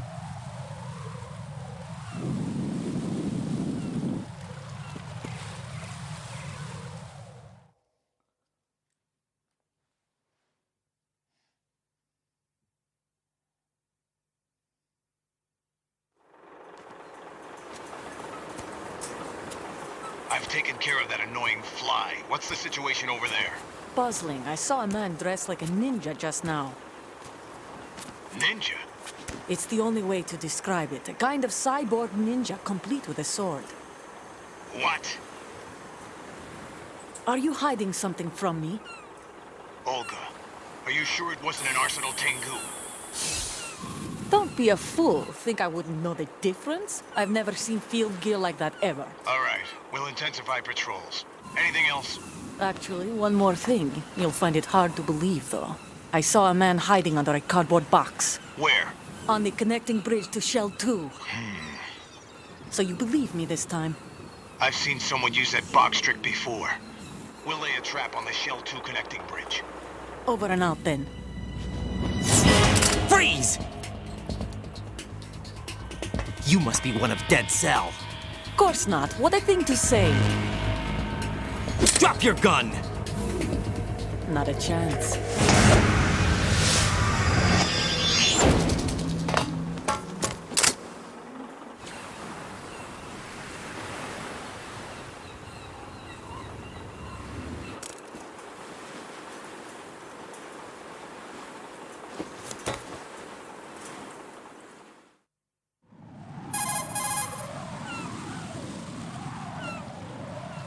I saw a female soldier.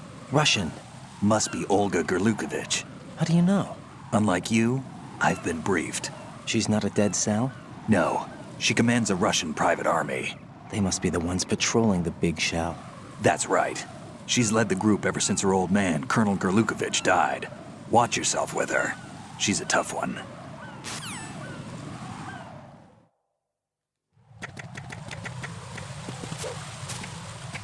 Yeah, and of course it's interesting that the next character we meet after getting that call with Mr. X is the woman herself.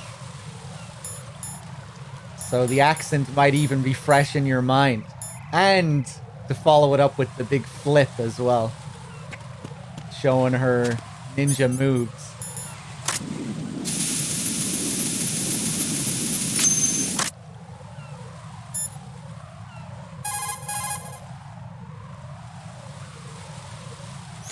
Raiden, that's a Harrier 2 you see over there.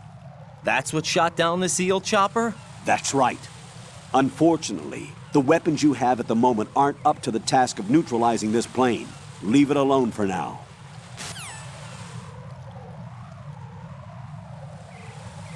All right.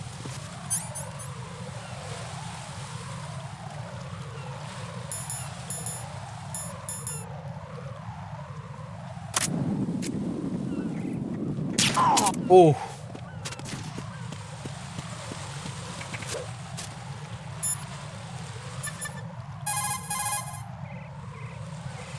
Raiden here.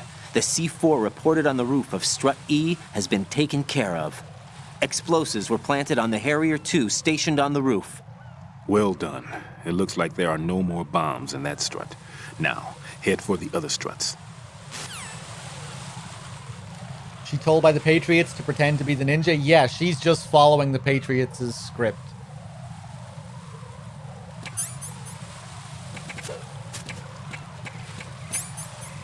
She's just playing this role in order to save her child.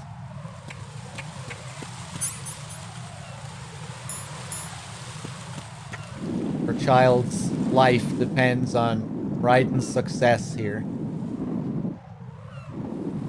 Oh. Ooh. Hello. What's that?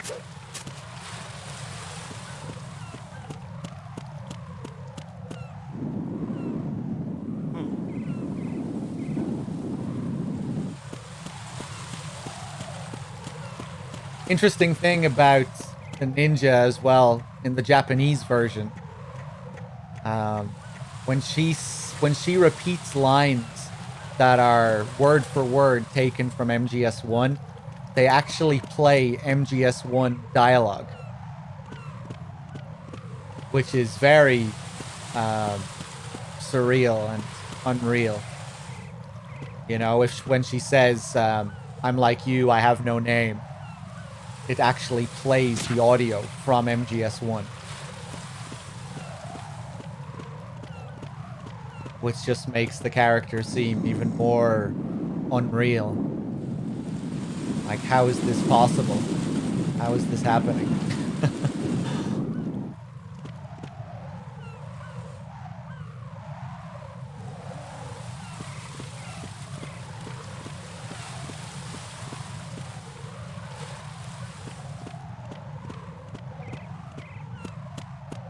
Yeah, I really like how it's a suit as well.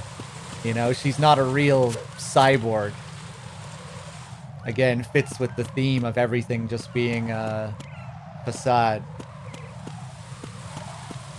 Everything being a setup.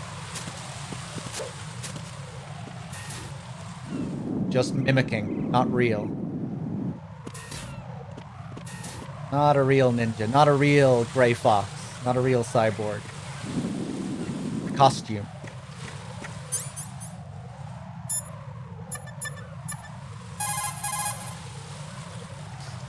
Everything's going smoothly over here. I just finished defusing another C4. For some reason, there was one planted on an enemy soldier's back. Raiden, don't ever turn your back on that Olga woman. Olga Gerlukovich, daughter of Colonel Sergei Gerlukovich, ex-GRU and former Spetsnaz commander. She's the leader of Colonel Gerlukovich's private army that's been wandering around the Big Shell. Those men were gathered by Colonel Gerlukovich. Following his death, she inherited his command and now exercises full control. Her father's name was widely respected throughout the old Soviet regime, and he was the goal of just about every military man. Why would a respected soldier become a leader of those cutthroats? The collapse of the Republic resulted in a lot of unemployed soldiers. Most found themselves suddenly cast out into the civilian world, hopelessly lost. The colonel took these men in. He organized a mercenary army and led his men from battle to battle in various disputed regions around the world, hoping that one day he would rebuild his homeland. Rumor has it that during the Shadow Moses incident, he planned a rendezvous with Liquid Snake's men and assist in their uprising. I assume that the revolt figured into his reconstruction plans for the Soviet regime. I also heard that Ocelot, Liquid's right-hand man, was an old friend of the colonel's back in the old days of the Soviet Union. In any case, Olga inherited her father's military genius and has become a force to be reckoned with. She was born and raised on the battlefield, and she's as tough as she looks. Not my ideal choice for a date. You sound like you've met her. No, I haven't had the pleasure. Just remember what I said. Don't turn your back on her.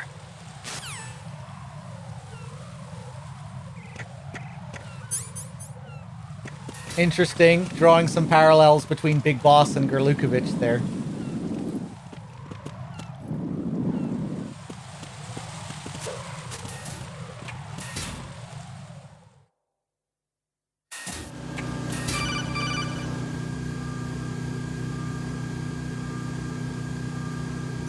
Jack, do you remember the day we met?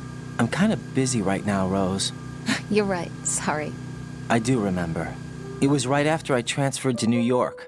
There are all these tourists around you in front of the Federal Hall. A group of middle-aged Japanese ladies came up and asked me which building it was that King Kong was climbing in the movie.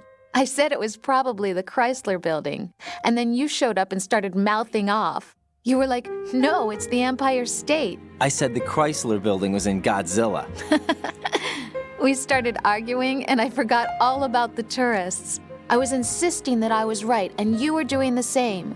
The next thing we knew, the Japanese women had gone away, and we ended up going to the Skyscraper Museum to see who had the better recall. We argued all the way to Battery Park. And for nothing.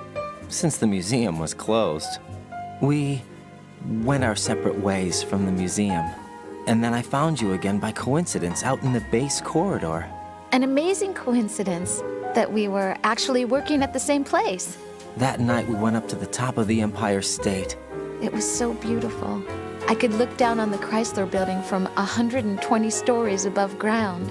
I felt overwhelmed. I didn't care anymore who was right. And that was our first date. We watched King Kong in your apartment a bunch of times that night. Didn't sleep till morning. If it weren't for that coincidence, we wouldn't be together. I know. I'm sorry, Jack. I'm taking up your time again. What? Take care. What? You guys don't like that scene? I really do like how it ends, though. That abrupt finish. What? Back to the mission. Back to the game.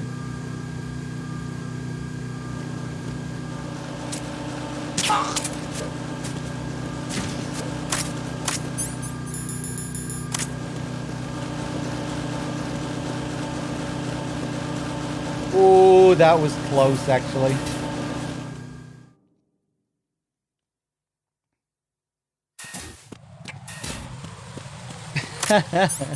I like Rose. Leave Rose alone. Now, I do actually genuinely like a lot of the Rose calls. I think just when it goes for the really big moments, that's where it fails. When it tries to be really emotional, oftentimes it fails to achieve the desired emotion.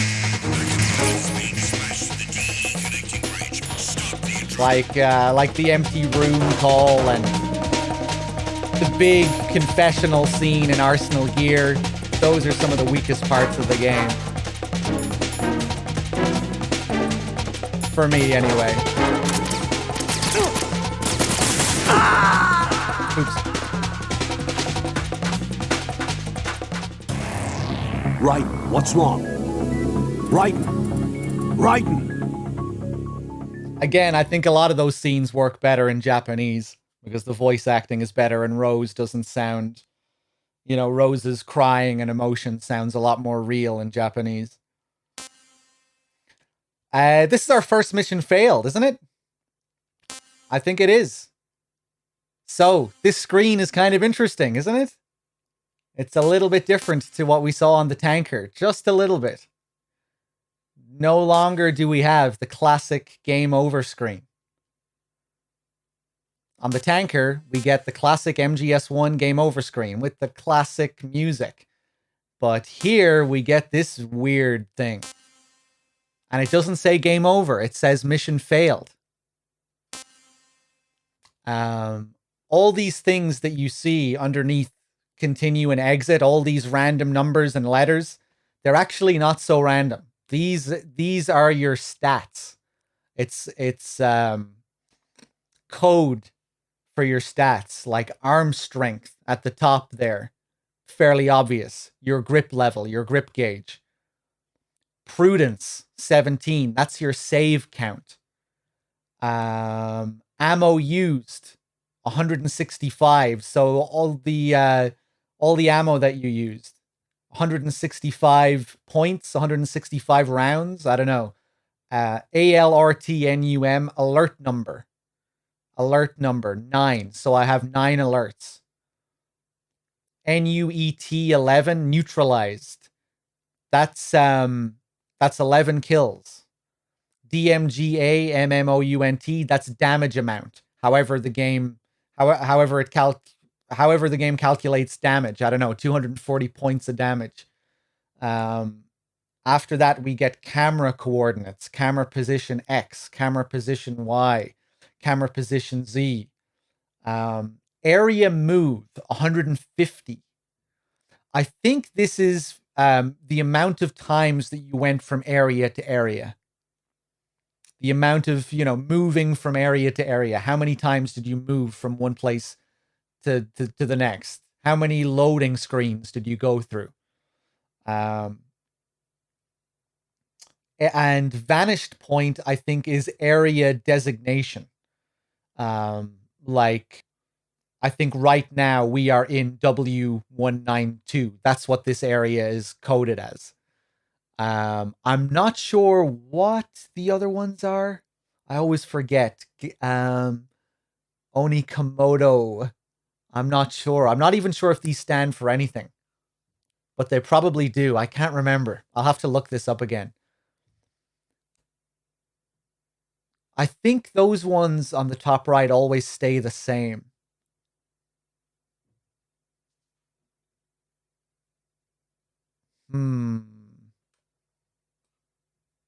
But that's the gist of it anyway. Dog tags? I don't think so. But yeah, this is GW.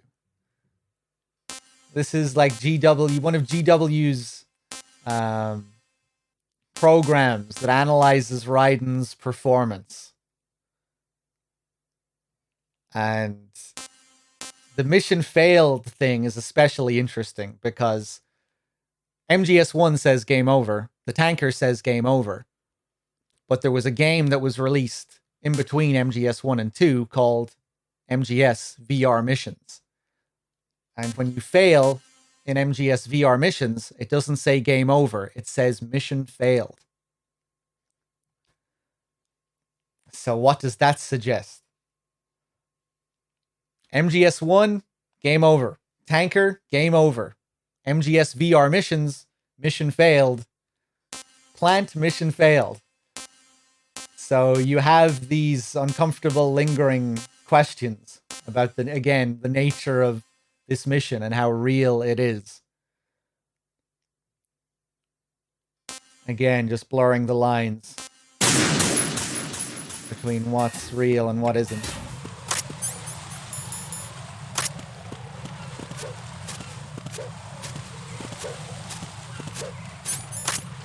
Freeze!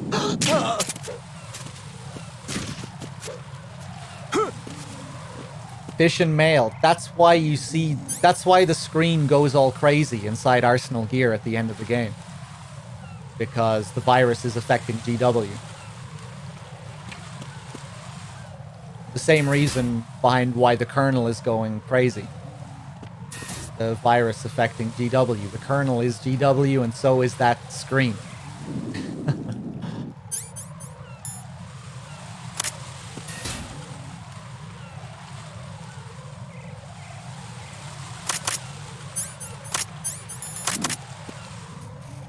Okay, strut D.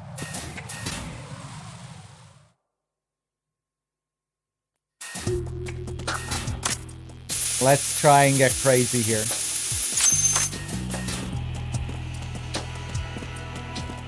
Oh, I'm on extreme. I can't do the strat. Because their vision isn't good enough. That's a shame. Let's see what happens here.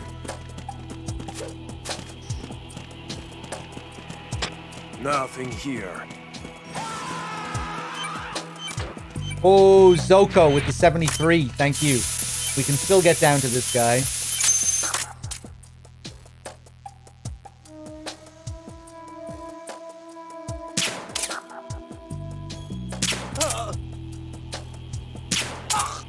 Nice. Go.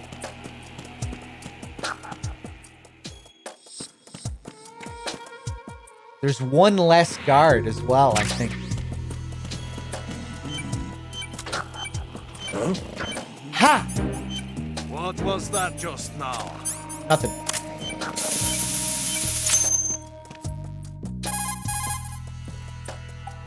This is Raiden. Disposal of the C4 in Strut D is complete. Good work. Only one more left to go. This is Pliskin. Do you read me, Pete? I'm here. What's up? Raiden, you need to hear this too. I'm listening. I checked out the bottom of Strut H for you, Pete. Wait, what's this about? I asked Pliskin to look around. Knowing Fat Man, I can't shake the feeling that all the bombs so far were just wrong. So did you find anything? Yeah, a hell of a lot of C4s packed into the bottom of the strut. Pete called it right. I knew he had the real thing up his sleeve. So all the other ones were dummies? No, they're a threat, all right. But the detonation wouldn't be enough to destroy the entire shell. But the C4s Pliskin found would inflict serious structural damage. That's not the bad news either. These are sensor-proof. What? New model, I guess. The ionization sensor can't detect them. The whole thing is sealed tight to prevent vapor leak, and there's no trace of that cologne signature. Pete, looks like he fooled you. Yes. But you managed to find the thing anyway. It was sheer luck. Bombs that are invisible to the sensor?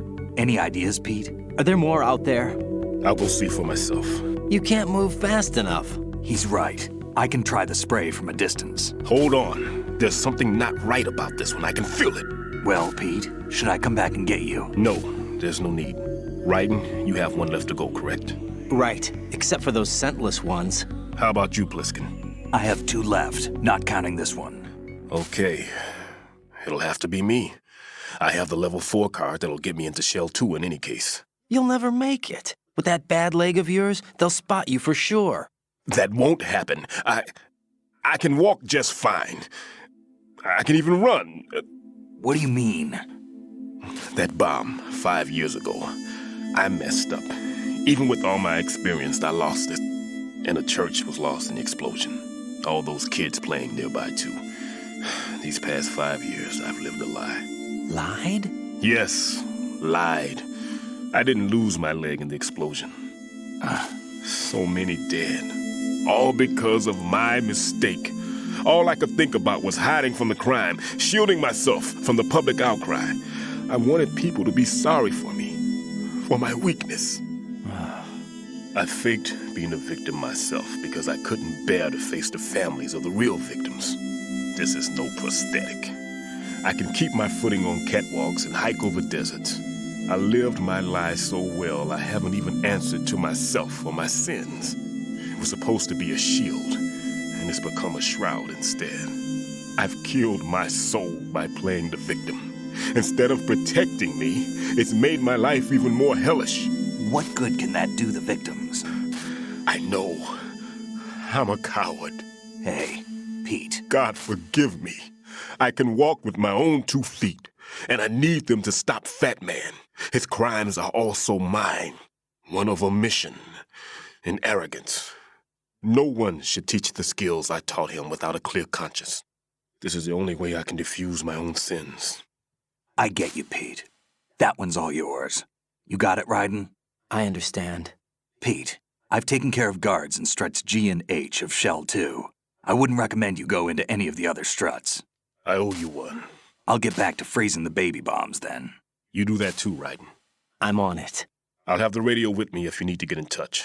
Just don't ask for Peg Leg Peter. He's gone for good. Diffuse my own sins. Really, Kojima? Ah, you asshole.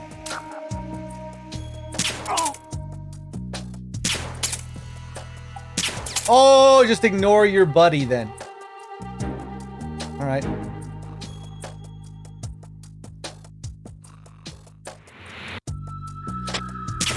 With your status report. What's going on? Respond.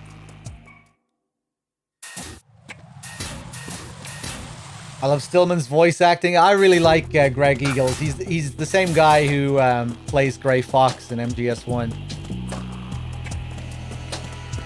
I'm not really too crazy about that scene though. I feel like they could have. I feel like it would have been better if we actually met up with Stillman again and they animated that confession scene. There's just something about getting it in the middle of this bomb disposal on a codec. I feel like it could have been done better.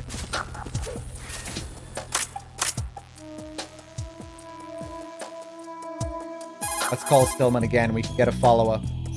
Well done. It looks like there are no more bombs in that strut. Now, head for the other struts. Yeah, maybe because we have, you know, we only just met the character as well not so long ago.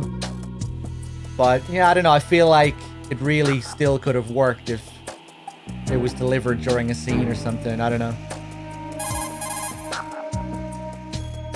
Stillman, how you feeling? All right. It's been a while since I've run, though. Guess that means it's also been a while since you've run out of breath, huh? Are you accusing me of something writing? No, I didn't mean anything by it. No, I should be condemned. Wait, everybody makes mistakes. This really sounded like you did mean It's something behind by those mistakes that become the real issue. What do you mean? The reason that bomb exploded, and the reason that I was saved, is because I was confronted by fear and I couldn't handle it. Halfway through disposing of the bomb, I succumbed to that fear. And when I realized what was going on, I had turned around and was running away from the bomb. The one who paid the price, however, wasn't me. After I regained consciousness from the shock of the blast, the first thing that my eyes met were the corpses of children crushed under a pile of rubble. Stillman. Yet, what do you think I felt at that time? A sense of relief. Relieved that it wasn't me. Oh. That's not all. At the time, I was known as the top bomb disposal technician in the United States. And to someone like me, who had neither a wife nor children, that reputation was everything. I didn't want to lose it. That's why I lied about losing my leg. Ran away from the responsibility that was mine. Closed my eyes to the victims. Stirred up the sympathy of the public. All right, Stillman, that's enough.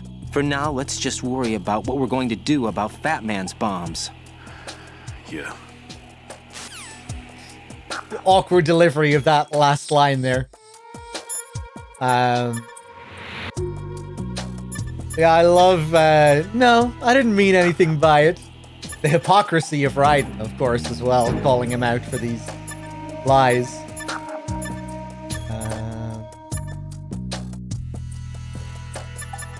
I think Rose will have something to say about it as well. Jack, is that you?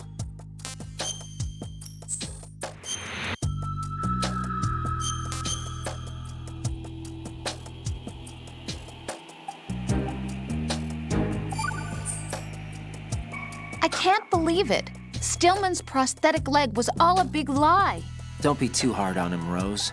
But he's got no right to go around pretending he's got a prosthetic leg. That's an insult to people who really can't walk. Everyone's got their own reasons. Sometimes you've got no choice but to lie. You're right. I guess it is necessary sometimes. Rose? It's nothing. Well, see ya. Everybody's fucking lying.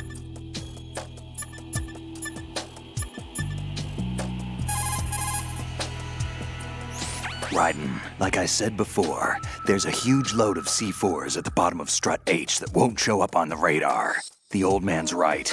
There's got to be the same thing in Shell 1. Watch your back.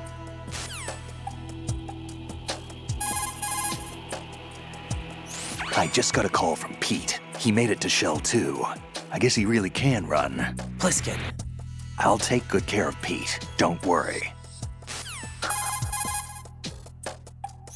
Pliskin, you seemed pretty focused on the Navy captain. Something catch your eye? Yeah. Remember the handcuffs were cut? There was something on the other end of that. Do you know what it was? Well, no. Forget it. What do you mean, forget it? Just what I said.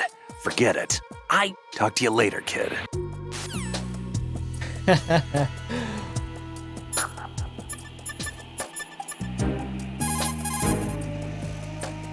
Hey, Pliskin, were you really a SEAL? That's what I told you. But what? Nothing. Listen, kid, you're on a mission. Thinking about anything else can get you killed. Shoot a fire extinguisher and the contents will spew out. It's probably a good way to distract the enemy. If you ever find yourself under pursuit, give it a try. Necessity is the mother of invention. All right, cheers, Snake. Actually, let's do another save call. Just make sure we're up to date. What can I do for you, Jack? I love you. I want to hold you in my arms.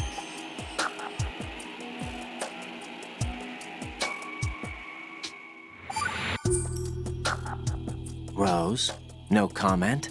About? I've killed someone. Jack, it's a battlefield. My opponents are living, breathing human beings. This isn't like the VR training.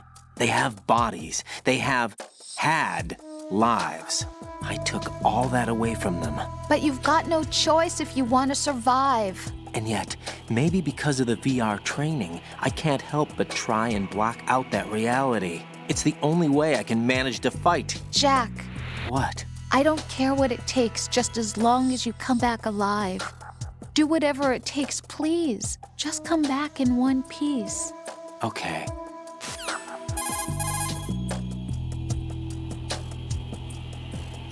Jack, is that you? That's so cute I can't bear it. Hang in there. Get real. You're all over the place, Raiden. What can I do for you, Jack? What a psycho.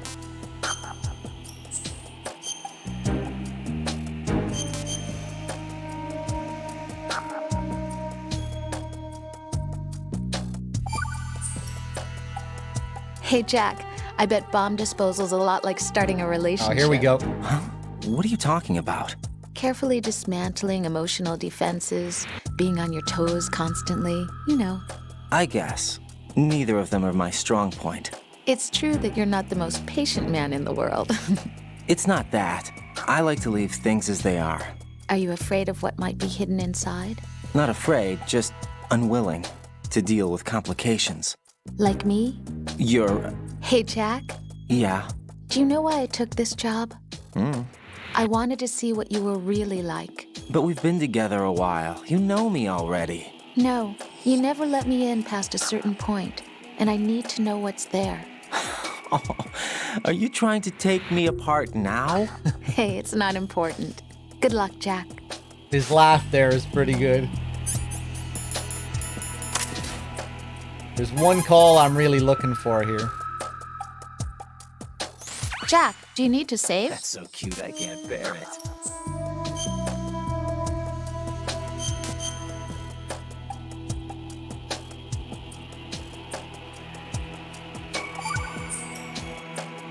What? I can't believe this. What are you wearing? Well, it's a disguise. A disguise? What kind of disguise? Well, I was hoping I could use it kind of like camouflage. You know, fool the enemy into thinking I was a box. You'd have to be an absolute idiot to be fooled by that. Yeah, maybe. But there are more idiots in this world than you think. You mean like you? What? Never mind. Anyway, good luck. You'll probably need it with that stupid box on your head. You mean like you? Poor Raiden, man.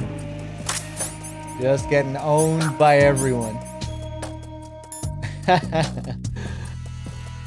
The cigarettes one is pretty good, too. Jack, is that you? That's so cute I can't bear it.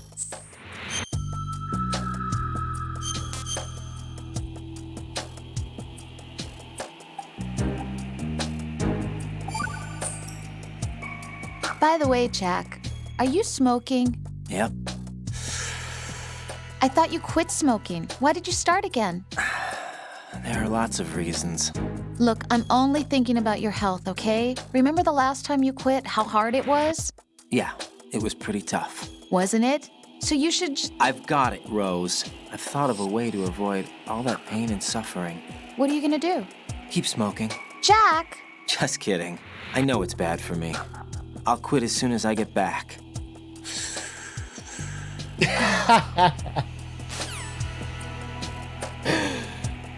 I love the sound of him taking a drag there. It's so over the top.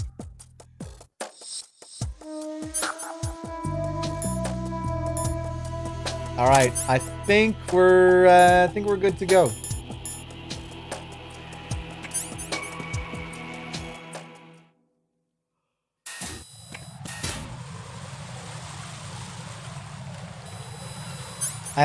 Ooh. Okay.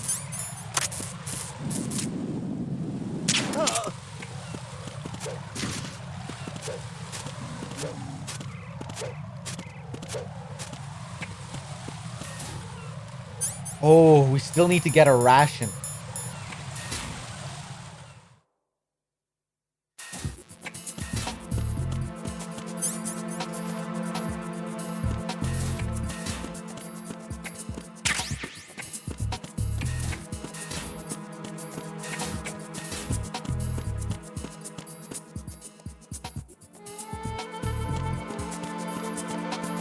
Oh yeah, there are no enemies here at this time when we come back. I don't think so anyway.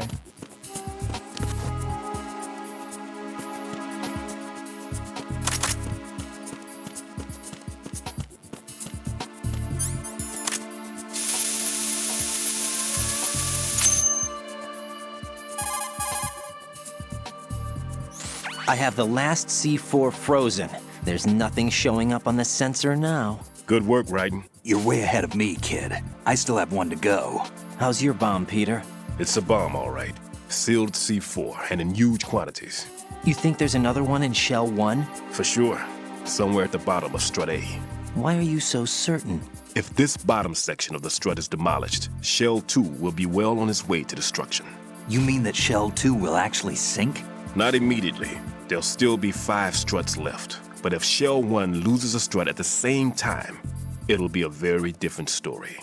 The big shell's structural integrity depends on a very exact balance. If both shells lose a strut each, the whole structure will tear itself apart under its own weight. What do we do? I have a sensor that can locate even those scentless C4s. It makes combined use of a neutron scintillator and a hydrogen bomb detector. It's the thing you acquired from the safe in Strut C a little while back. Does it work? I just tested it, and it definitely responds. But the best I can do is a sound beacon, not the radar. Sound? The shorter the interval between beacons, the closer the target. I get you. It's all yours, Raiden. I'm going to study it some more and see if the freezing process will work. Don't touch the other one until I say so. Okay. I'll stand by until you radio in.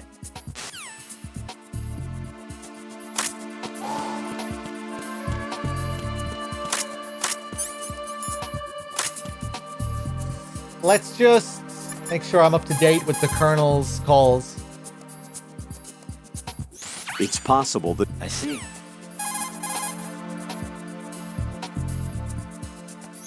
Strut C is the residential area.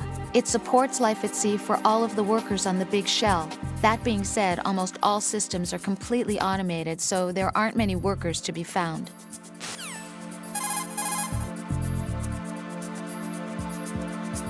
Keep in mind, Raiden, that this is a covert mission. There's a lot of them and only one of... All right.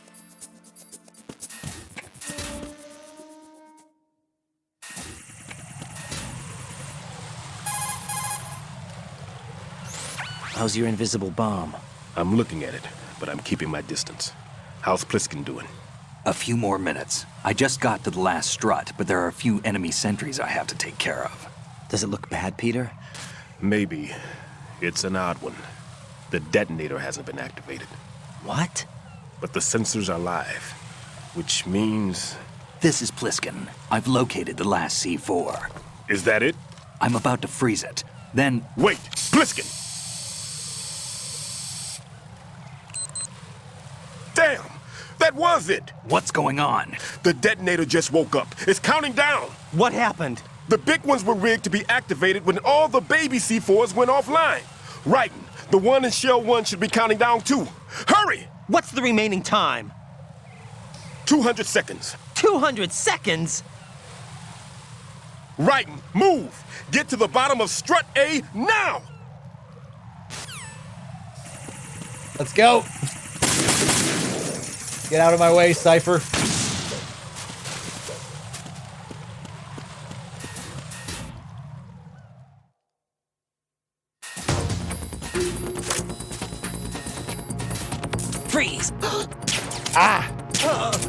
Go.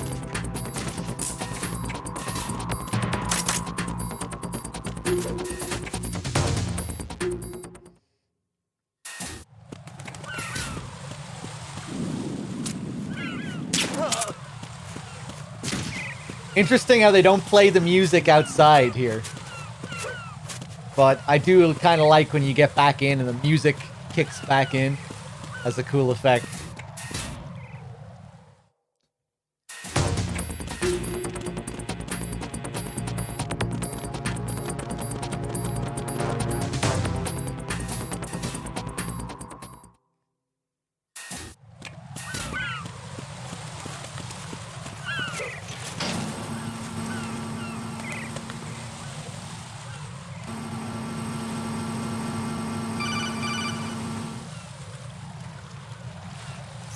Raiden, Pliskin, listen carefully.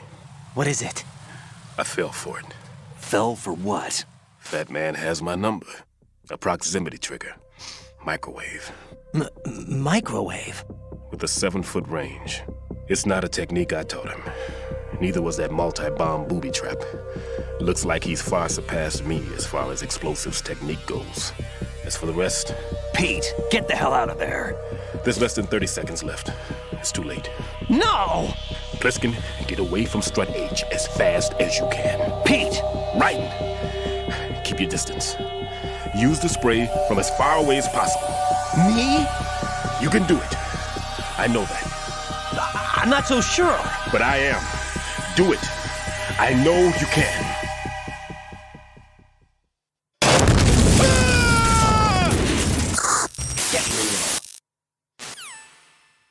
Get real, Stillman.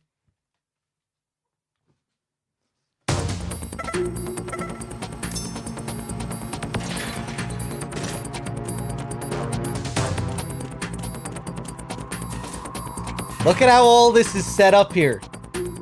This is different. All the same stuff that was here before. But it's all been rearranged. Forklift is in a different spot. All the crates have been rearranged. Interesting.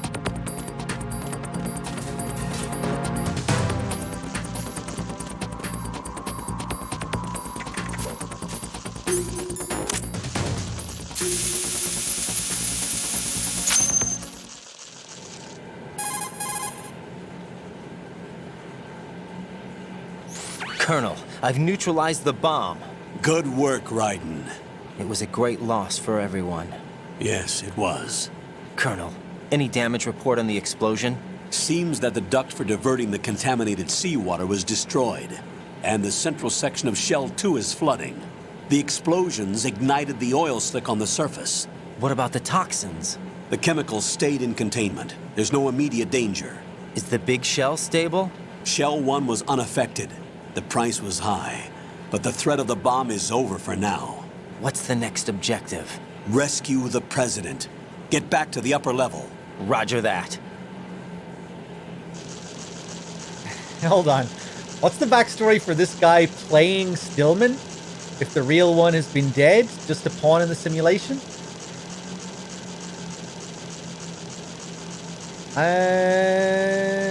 I'm not entirely sure what you mean.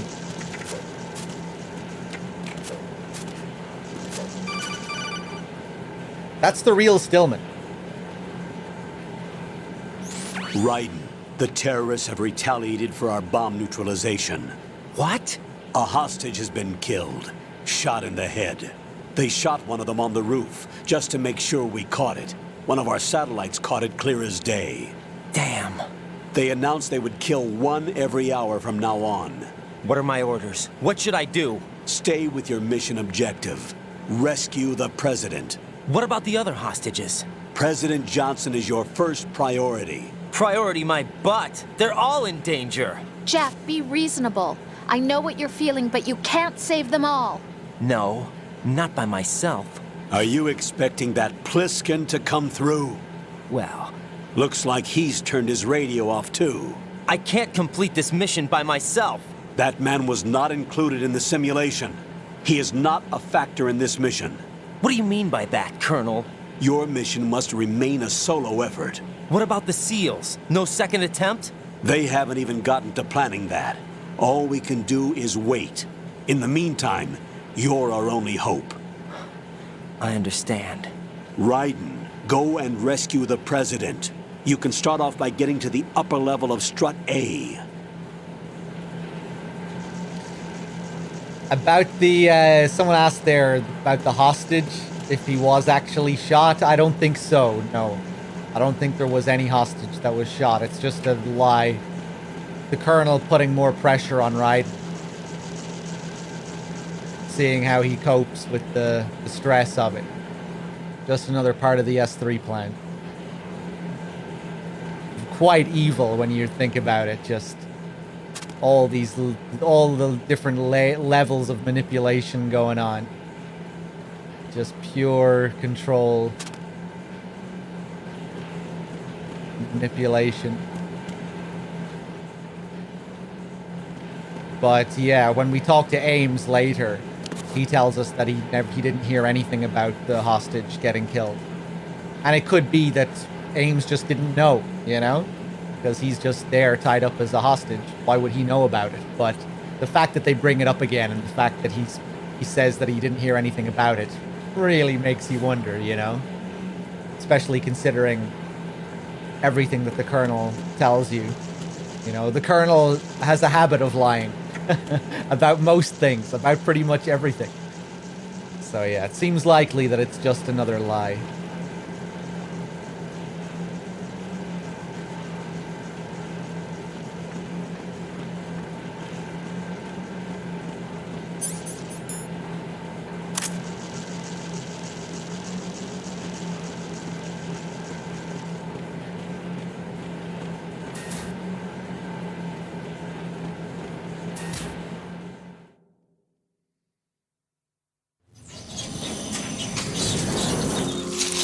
Ah, the bug. You should see a load of bugs here on the floor, but HD collection issues.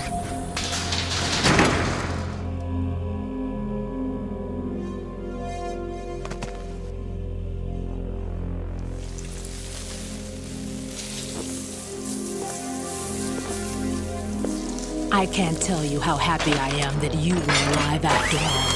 I knew this moment would come. Show yourself and finish me, like you finished off my father. Otherwise, you'll be the one to die. Oh, crap.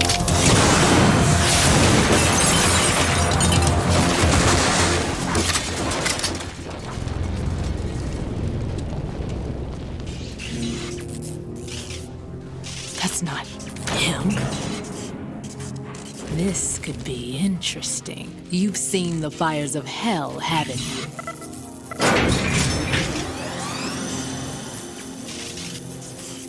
Maybe you can give me death.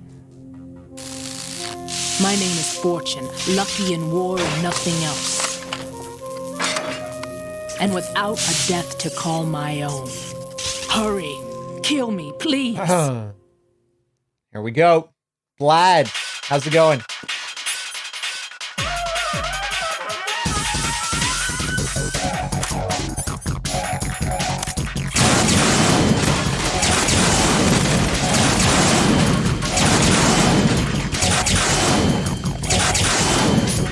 Kinda want to try something here. Fuck.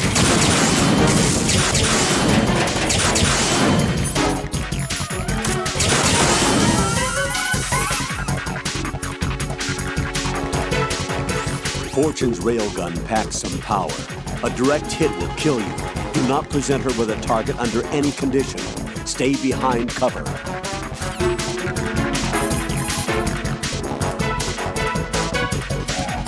Raiden, Rose did a bit of research on Fortune's weapon. The big rifle that she carries appears to be a personal railgun. Railgun? Yes, an electromagnetic gun that fires bullets with magnetic force. As a movable conductor, it uses plasma electrons to boost acceleration capabilities. The kinetic energy of the ammunition is approximately 10 megajoules. Incidentally, that of a 140mm smooth bore gun ammunition is 20 megajoules. can't believe something like that even exists. It's not available, though. What she has is only a prototype. That thing sure doesn't sound like a prototype. Problems with the rail plasma and inter-rail electromagnetic release have yet to be solved. Evaluations exist that criticize it as unacceptable as a field weapon because of the high risk of accidental discharge. But hers doesn't? Most likely, probably because she's lucky. Unbelievable. Either way, it's a weapon that she alone can wield, that's for sure. Yeah, and a weapon that's uncontrollable, too. Be very careful, Jack.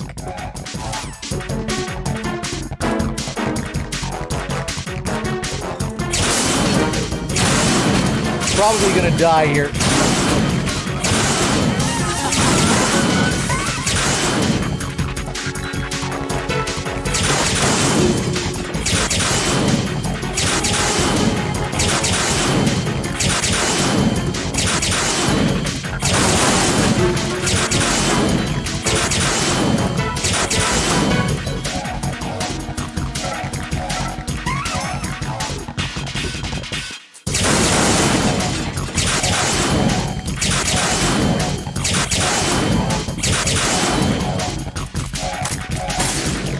Good are you? I'm gonna die. Yeah! Jack, what's going on? Answer me! Jack? Jack! I had to shoot at her just to show the reaction. I didn't want to skip the scene either. Fuck. Fortune's line there, you know, when she sees Raiden and when she sees that it's not Snake and she says, "You've seen the fires of hell, haven't you?" I feel like that's a subtle callback to how Mantis was able to see into Snake's past. I see that you have suffered the same trauma. Maybe not, but that's kind of how I see it anyway. It just reminds me of Mantis in MGS1. You know, she looks at us and she can tell something about our past. She knows us in a way. She knows that we have a dark history.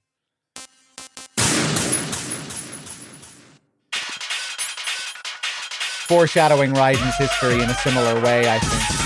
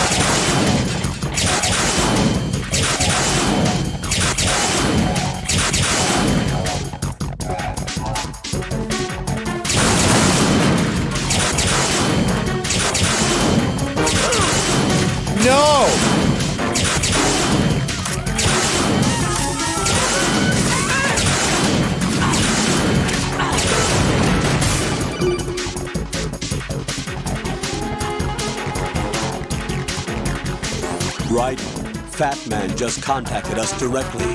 Fat Man called us? Yes. Looks like he placed a bomb on the heliport. He specifically asked for you, Raiden. What? He's killed off Peter. Now he's after you. Why me? How should I know? Look, this is really not a good time for this. The countdown's already begun, Raiden. Great. How much time do I have left? I'll show you the count. 200 seconds remaining. So he's planning on taking this place out. It looks like he has a different agenda from that of Dead Cell. What about backup? None. There's no time. Which type of explosives is it? He didn't say.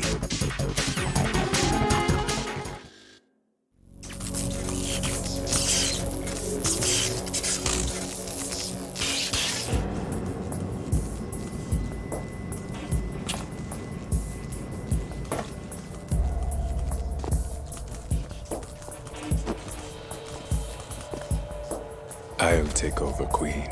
What is it? It seems our friend Fat Man is out of control. He'll actually try to destroy this place? Yes, this could unravel everything we've planned. But why would he do such a thing? Who knows? But he's nothing more than a stereotypical mad bomber now. He's completely lost sight of our ideals.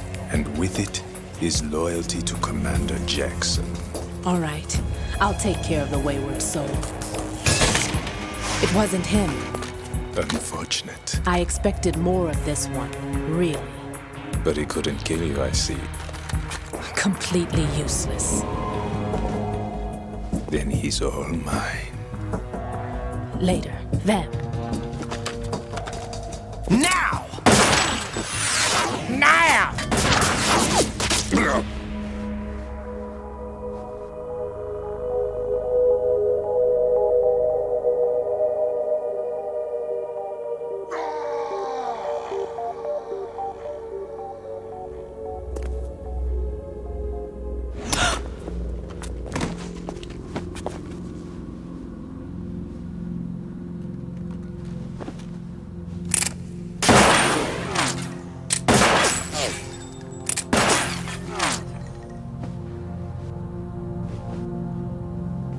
Damn!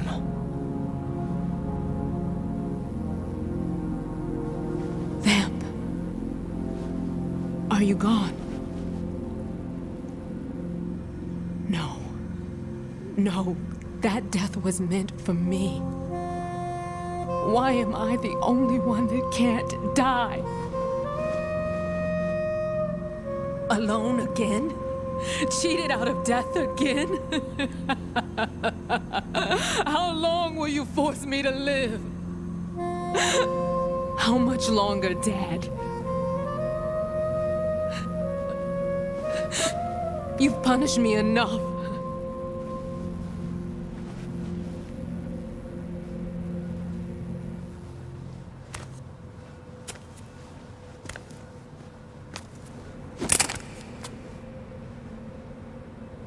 I thought you could give me peace. But you couldn't kill me either.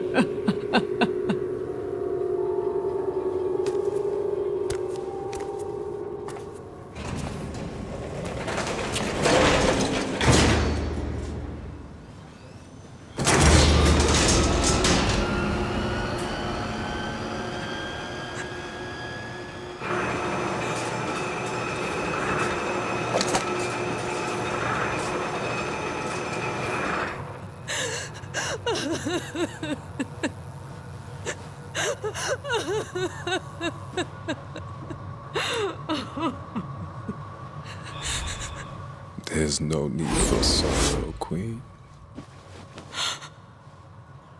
I died once already. Vamp. I can't die twice.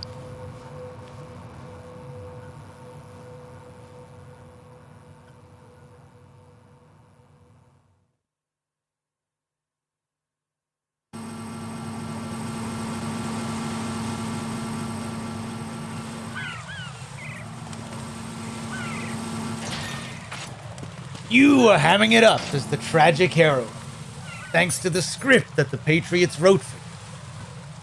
Pure self-indulgence. You couldn't get enough of the drama. All right. Oh, what? I was in the box. You're not allowed to do it when I'm in the box.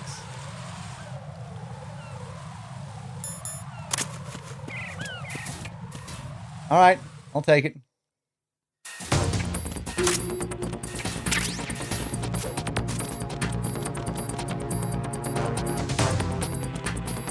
Go.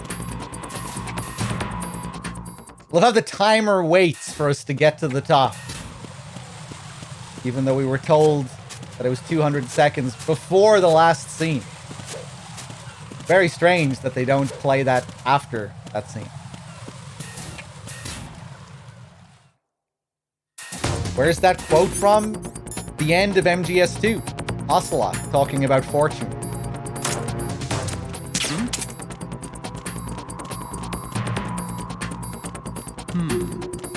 Freeze! Ocelot literally refers to her performance as being hammy within the story of the game. However, I don't think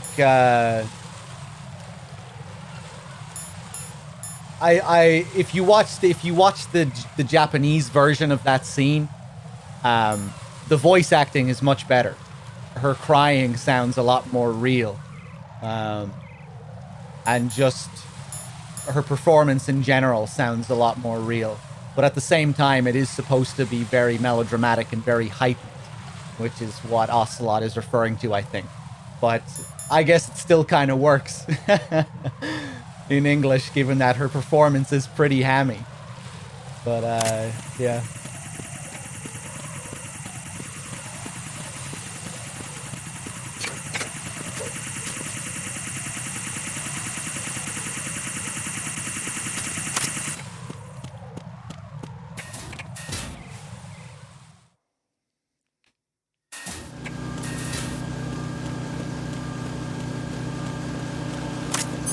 Ooh, I'm gonna get seen here. Yeah. It's okay though, we'll get out of it.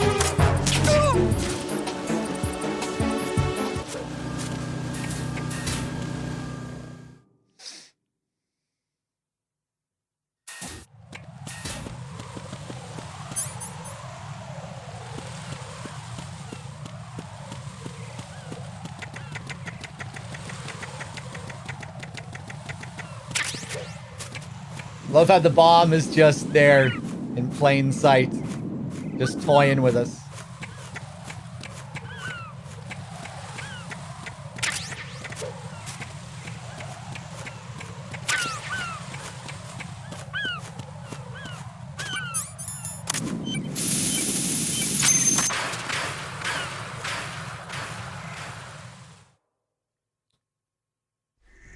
So you're the one.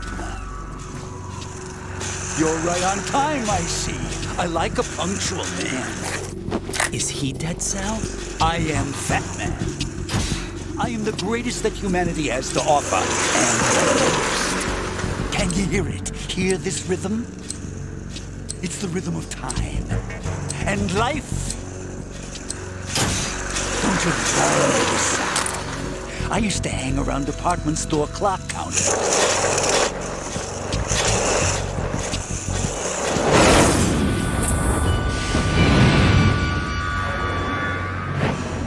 Life is short. Bombs tell the time with every moment of their existence, and nothing else announces its own end with such a fanfare. Glad you could make it. The party's about to start.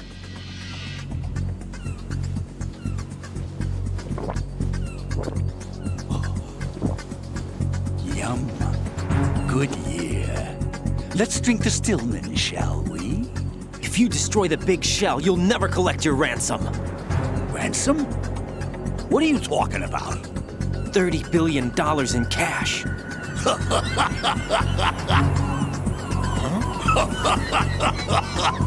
So that's what's going on, huh? What the hell are you talking about? Oh, you'll know soon enough. And I could care less what they plan to do.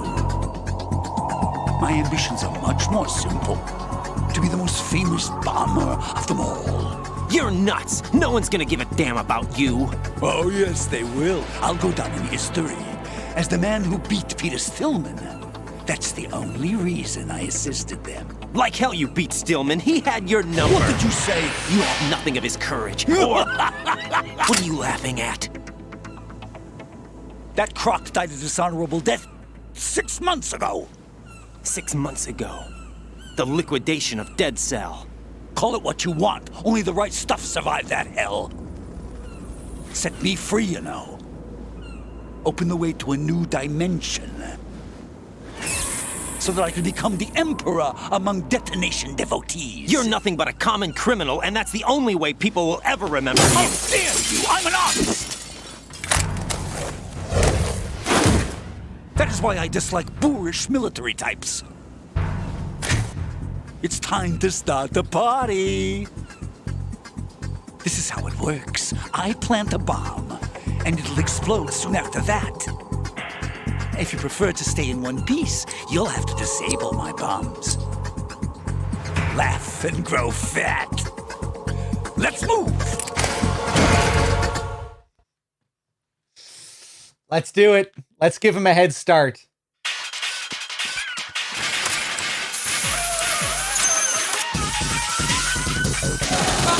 Get a move on. Oh! Oh! Oh!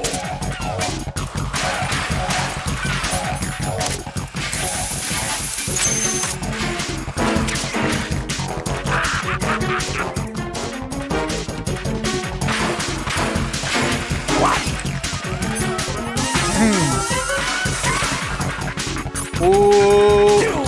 I wasn't paying attention at all there. Where did he put that?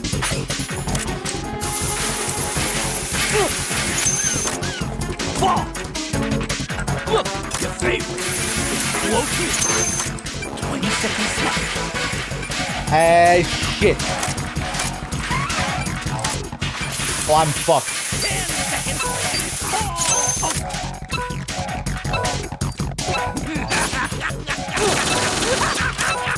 Ah, it's under it. Yeah, I'm dead.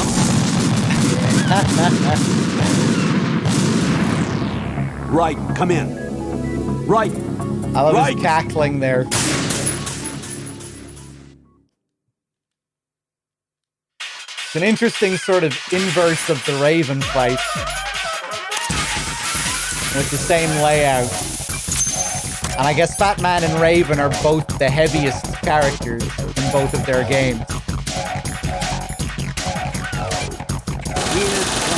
Raven isn't really fat though, he's just a fucking animal.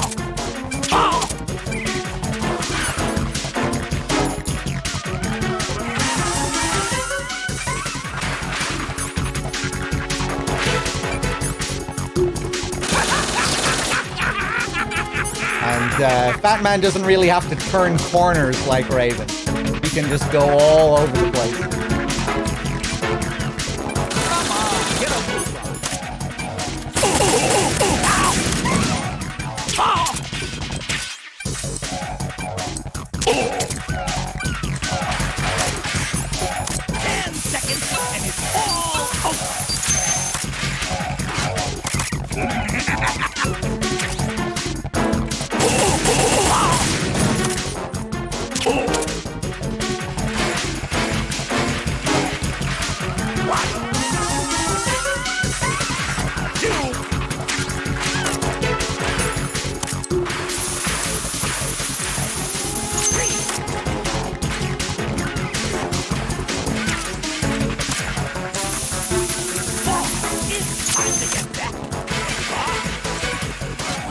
Oh!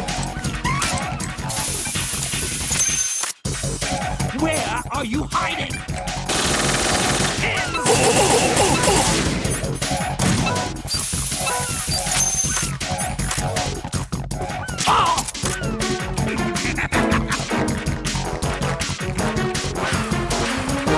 I'm going easy on him here. I really should have got him there.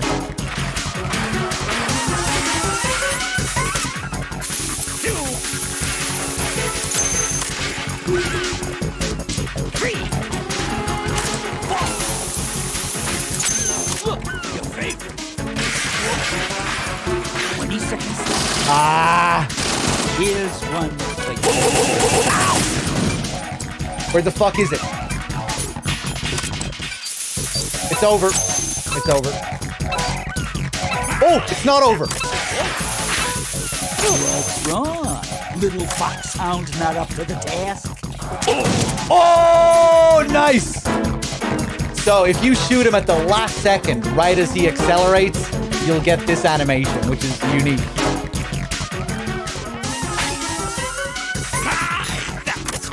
He'll go flying like that. And he'll sit up differently.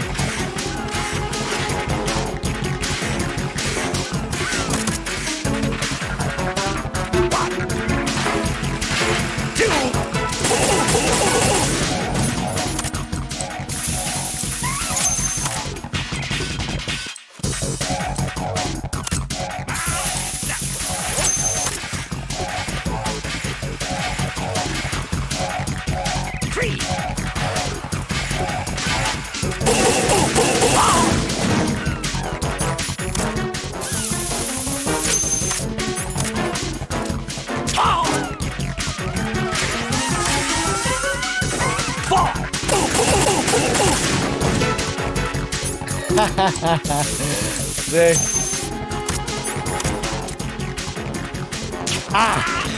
was close. It's time to get back to Bob. Oh! Oh!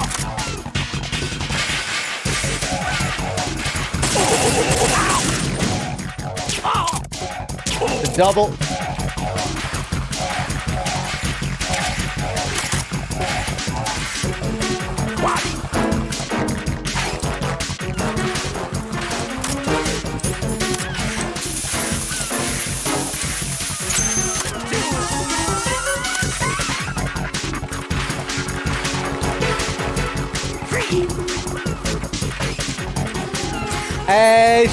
Shit.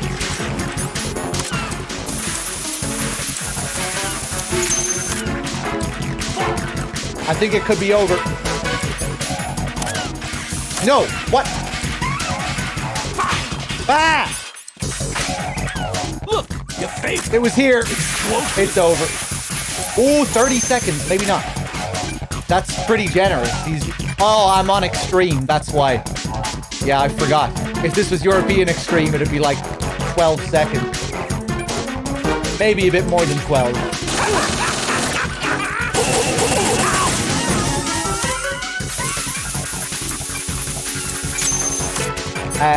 Where's the fucking last one?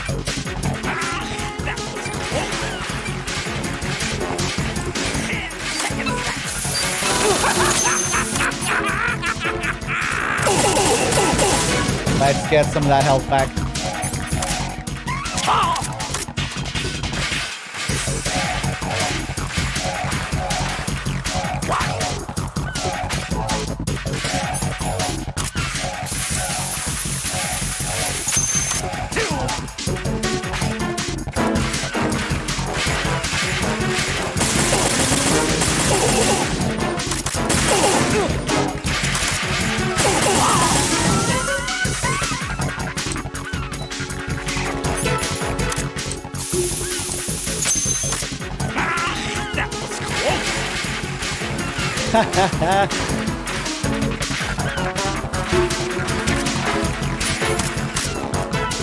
You're running out of spaces.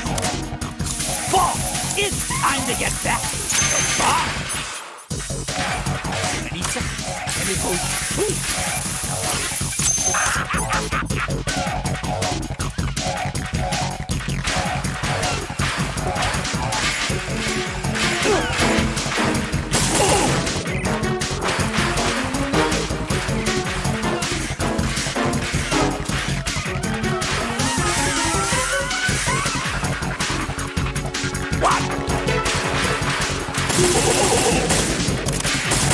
Ah!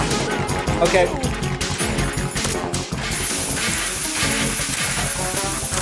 Free! I didn't finish that one.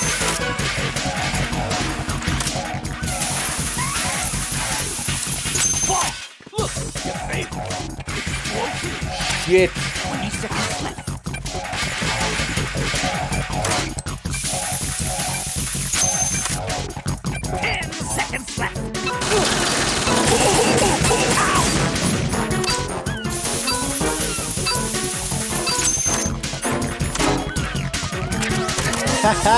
Oh!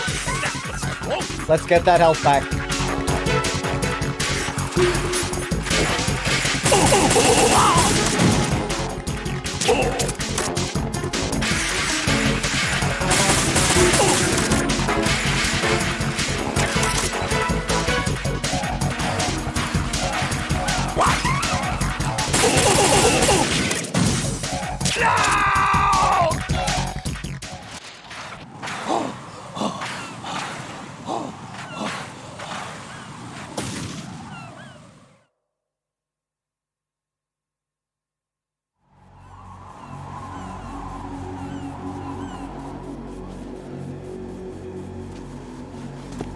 My suit.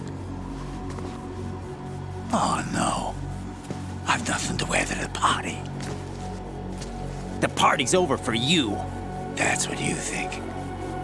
What do you mean?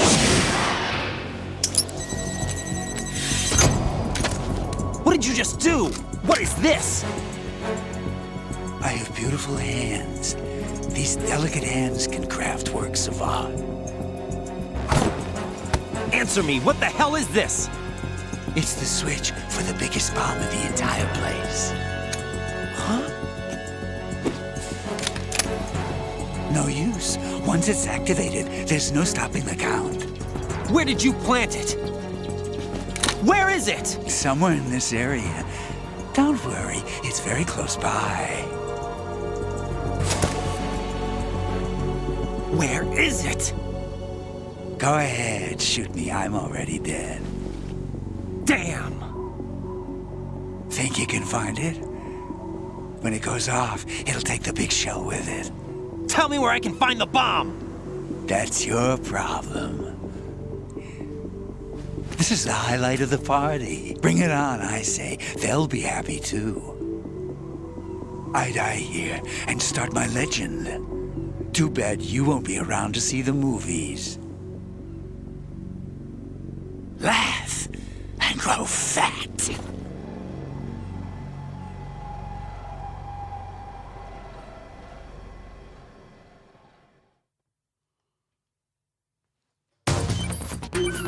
All right, where could it be?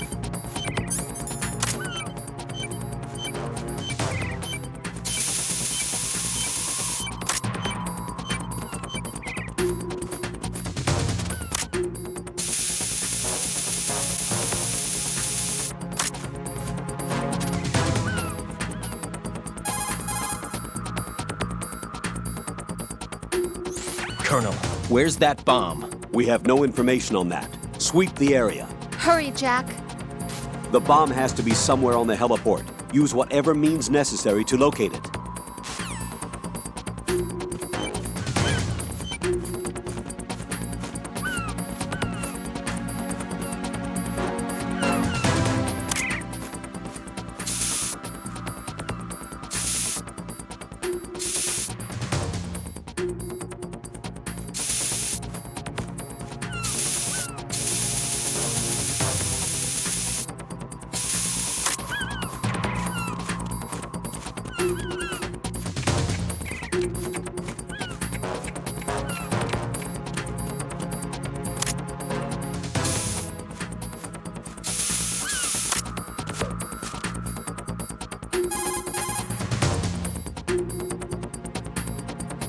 Raiden, have you located the bomb yet? No, not yet. Hurry, Jack. We don't have a lot of time left.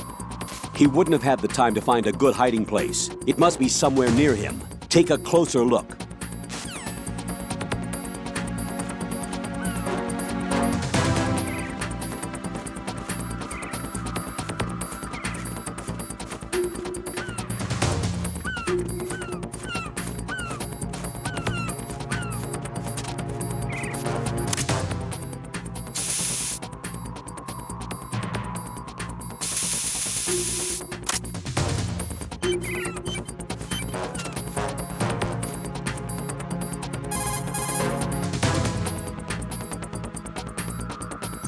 Raiden, the bomb? Nothing yet. Where is that damn thing?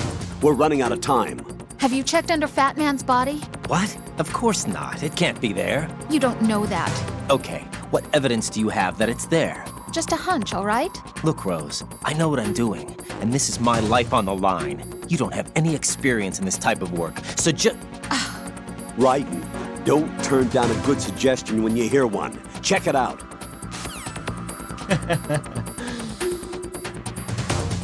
Really? Okay. Guess we could try it.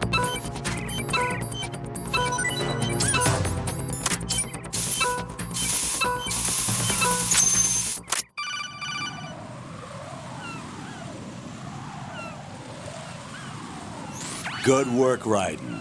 Looks like all the bombs are neutralized. One of their main leverages is now gone. That leaves... Colonel, Fat Man didn't seem to know about the ransom demands. Intentionally kept in the dark, I'd say. He seemed to be coming from a very different place from the other terrorists. Raiden, a lot of hostages, our president included, are still in danger. Keep your mind focused on protecting them. What are my orders? Rescue the president. We have no idea where he is. You haven't been in the central core yet. I suggest you start there. Wait, I have another call. Want me to take it? No, I'll go offline. Best to keep our presence unknown.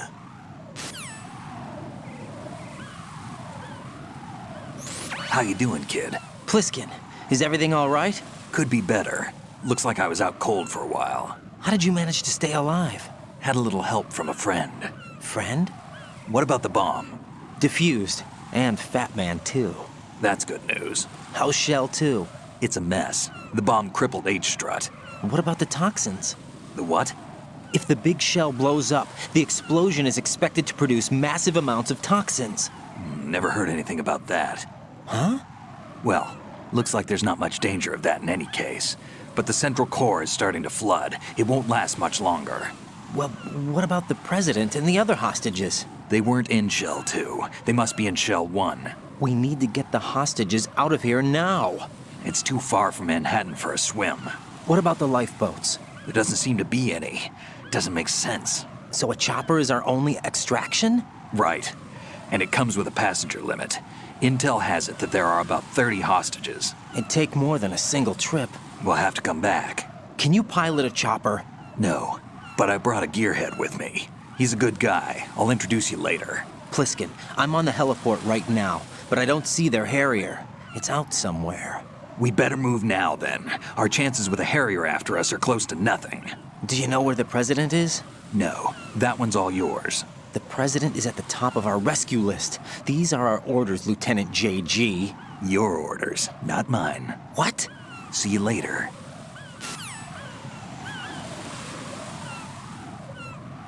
What? Peter Stillman. I remember picking this tag up when I was a kid and being so confused. I was like, what? Fat Man is actually Peter Stillman?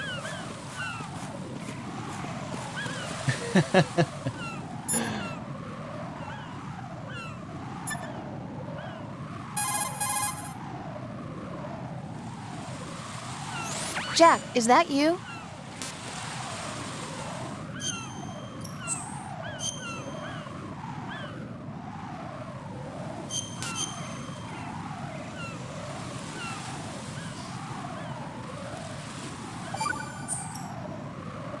Jack. What? You know what I'm talking about. All right. The bomb was where you guessed it would be. You were right. You saved my butt. As long as you realize that. I was pretty surprised, though. I never expected to find it where I did. You must think I'm pretty clueless, huh? Of course not. And I have a pretty healthy respect for the woman's intuition thing now. That is such a sexist thing to say, you know that? Come on, don't be mad. I apologized already. Don't sweat it. I'm just messing with you. I want you to recognize that I can help you through this thing, and that I care about you. Rose? Hang in there, okay?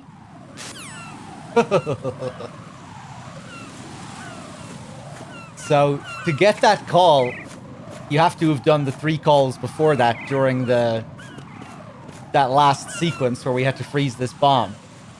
And you can only get that call where she tells you to freeze it during the last 10 seconds.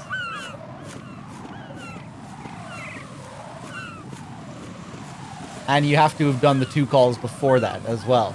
So it's really easy to miss this one.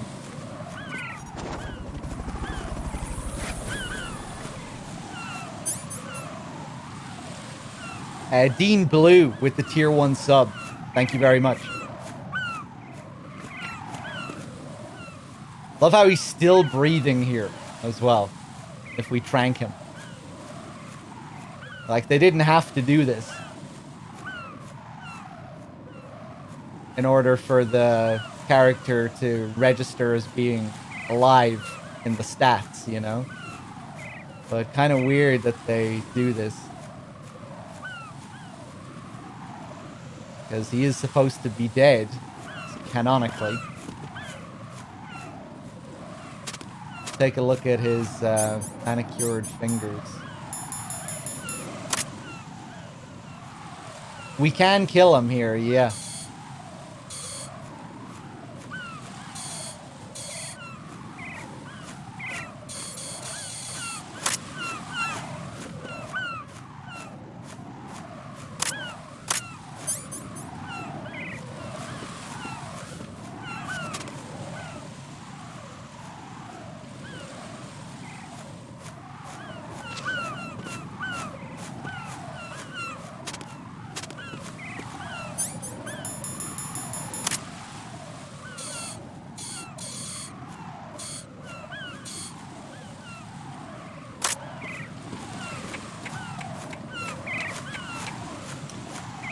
You passed with flying colors.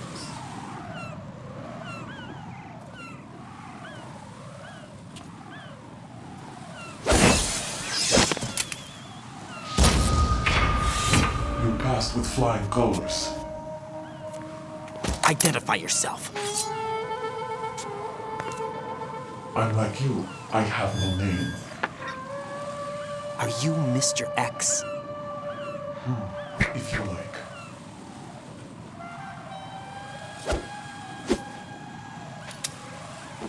But come, let's get out of the open. Follow me.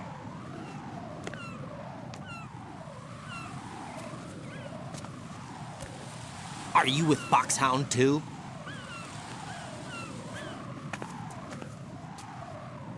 Neither enemy nor friend. Just a messenger from the Lalilulelo.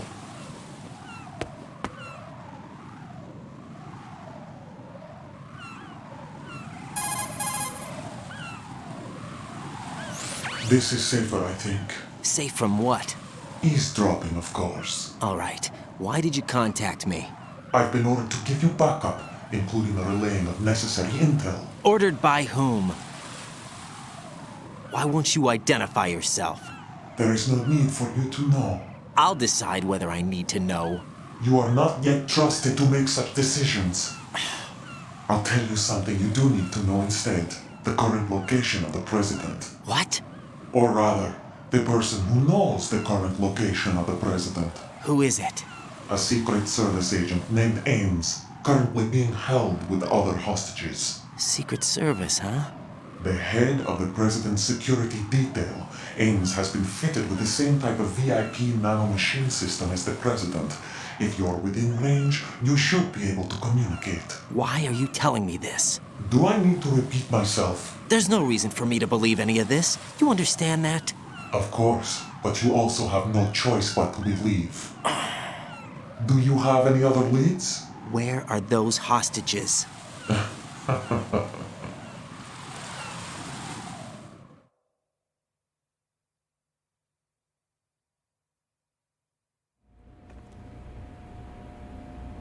The hostages are being held in the B1 conference hall in the Shell 1 core. You'll find Ames there.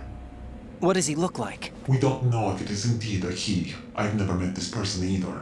How am I supposed to look for someone without even a description? Use your ears. What's that supposed to mean? Ames has a pacemaker. You'll be able to hear the machine sound in the heartbeat. You expect me to walk up to these hostages and listen to every one of their heartbeats? The sound is too minute to detect and amplify it. You'd be captured immediately. So what am I supposed to do? Use the directional microphone. There's one somewhere in the core.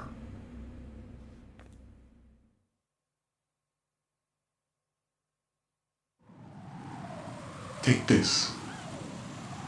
The security card will unlock all level 2 security doors, including the one into the core. It's called a PAN card. It works together with your body's own electronic field. And watch yourself. The core is more heavily guarded than any other section of the big shell. You'll get nowhere just like that. Try this instead. One of the terrorists?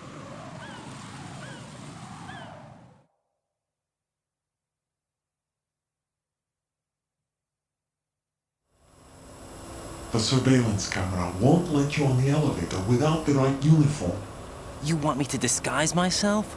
Men assigned to the core and those on perimeter duty are given different colors to wear. Your new outfit will work in some areas, not others. The uniform alone won't fool them either.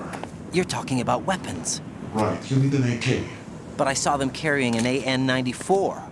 All men assigned to the core section carry AKs. So without an AK-74U, someone will see through me really quick.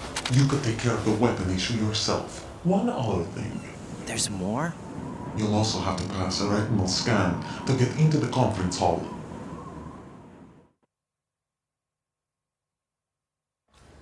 Biometrics. Crap. Nothing but the real thing will suffice. Deception is not an option here.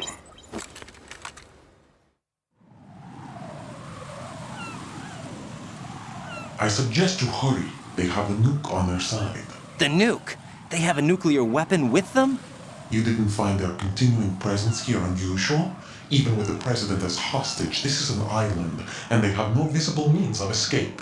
Even if they do have a nuke, the warhead is no good without an access code. The security lockout can't be bypassed. They don't need to. They have the code. You saw it too, I believe. The Navy man with half a handcuff. The other half of it is on the football, or the black case if you like. The nuclear button. And now they have it.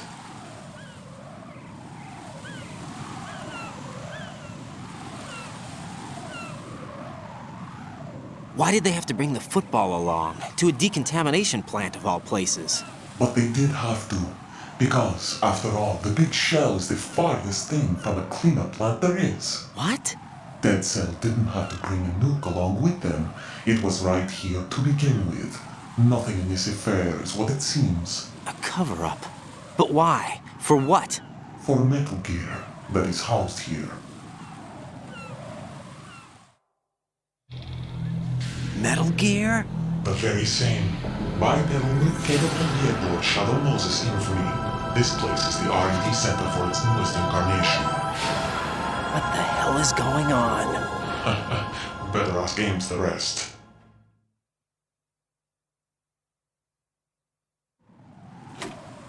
What's this for? You might be glad you have it. Keep the controller's vibration function on. What do I need a cell phone for?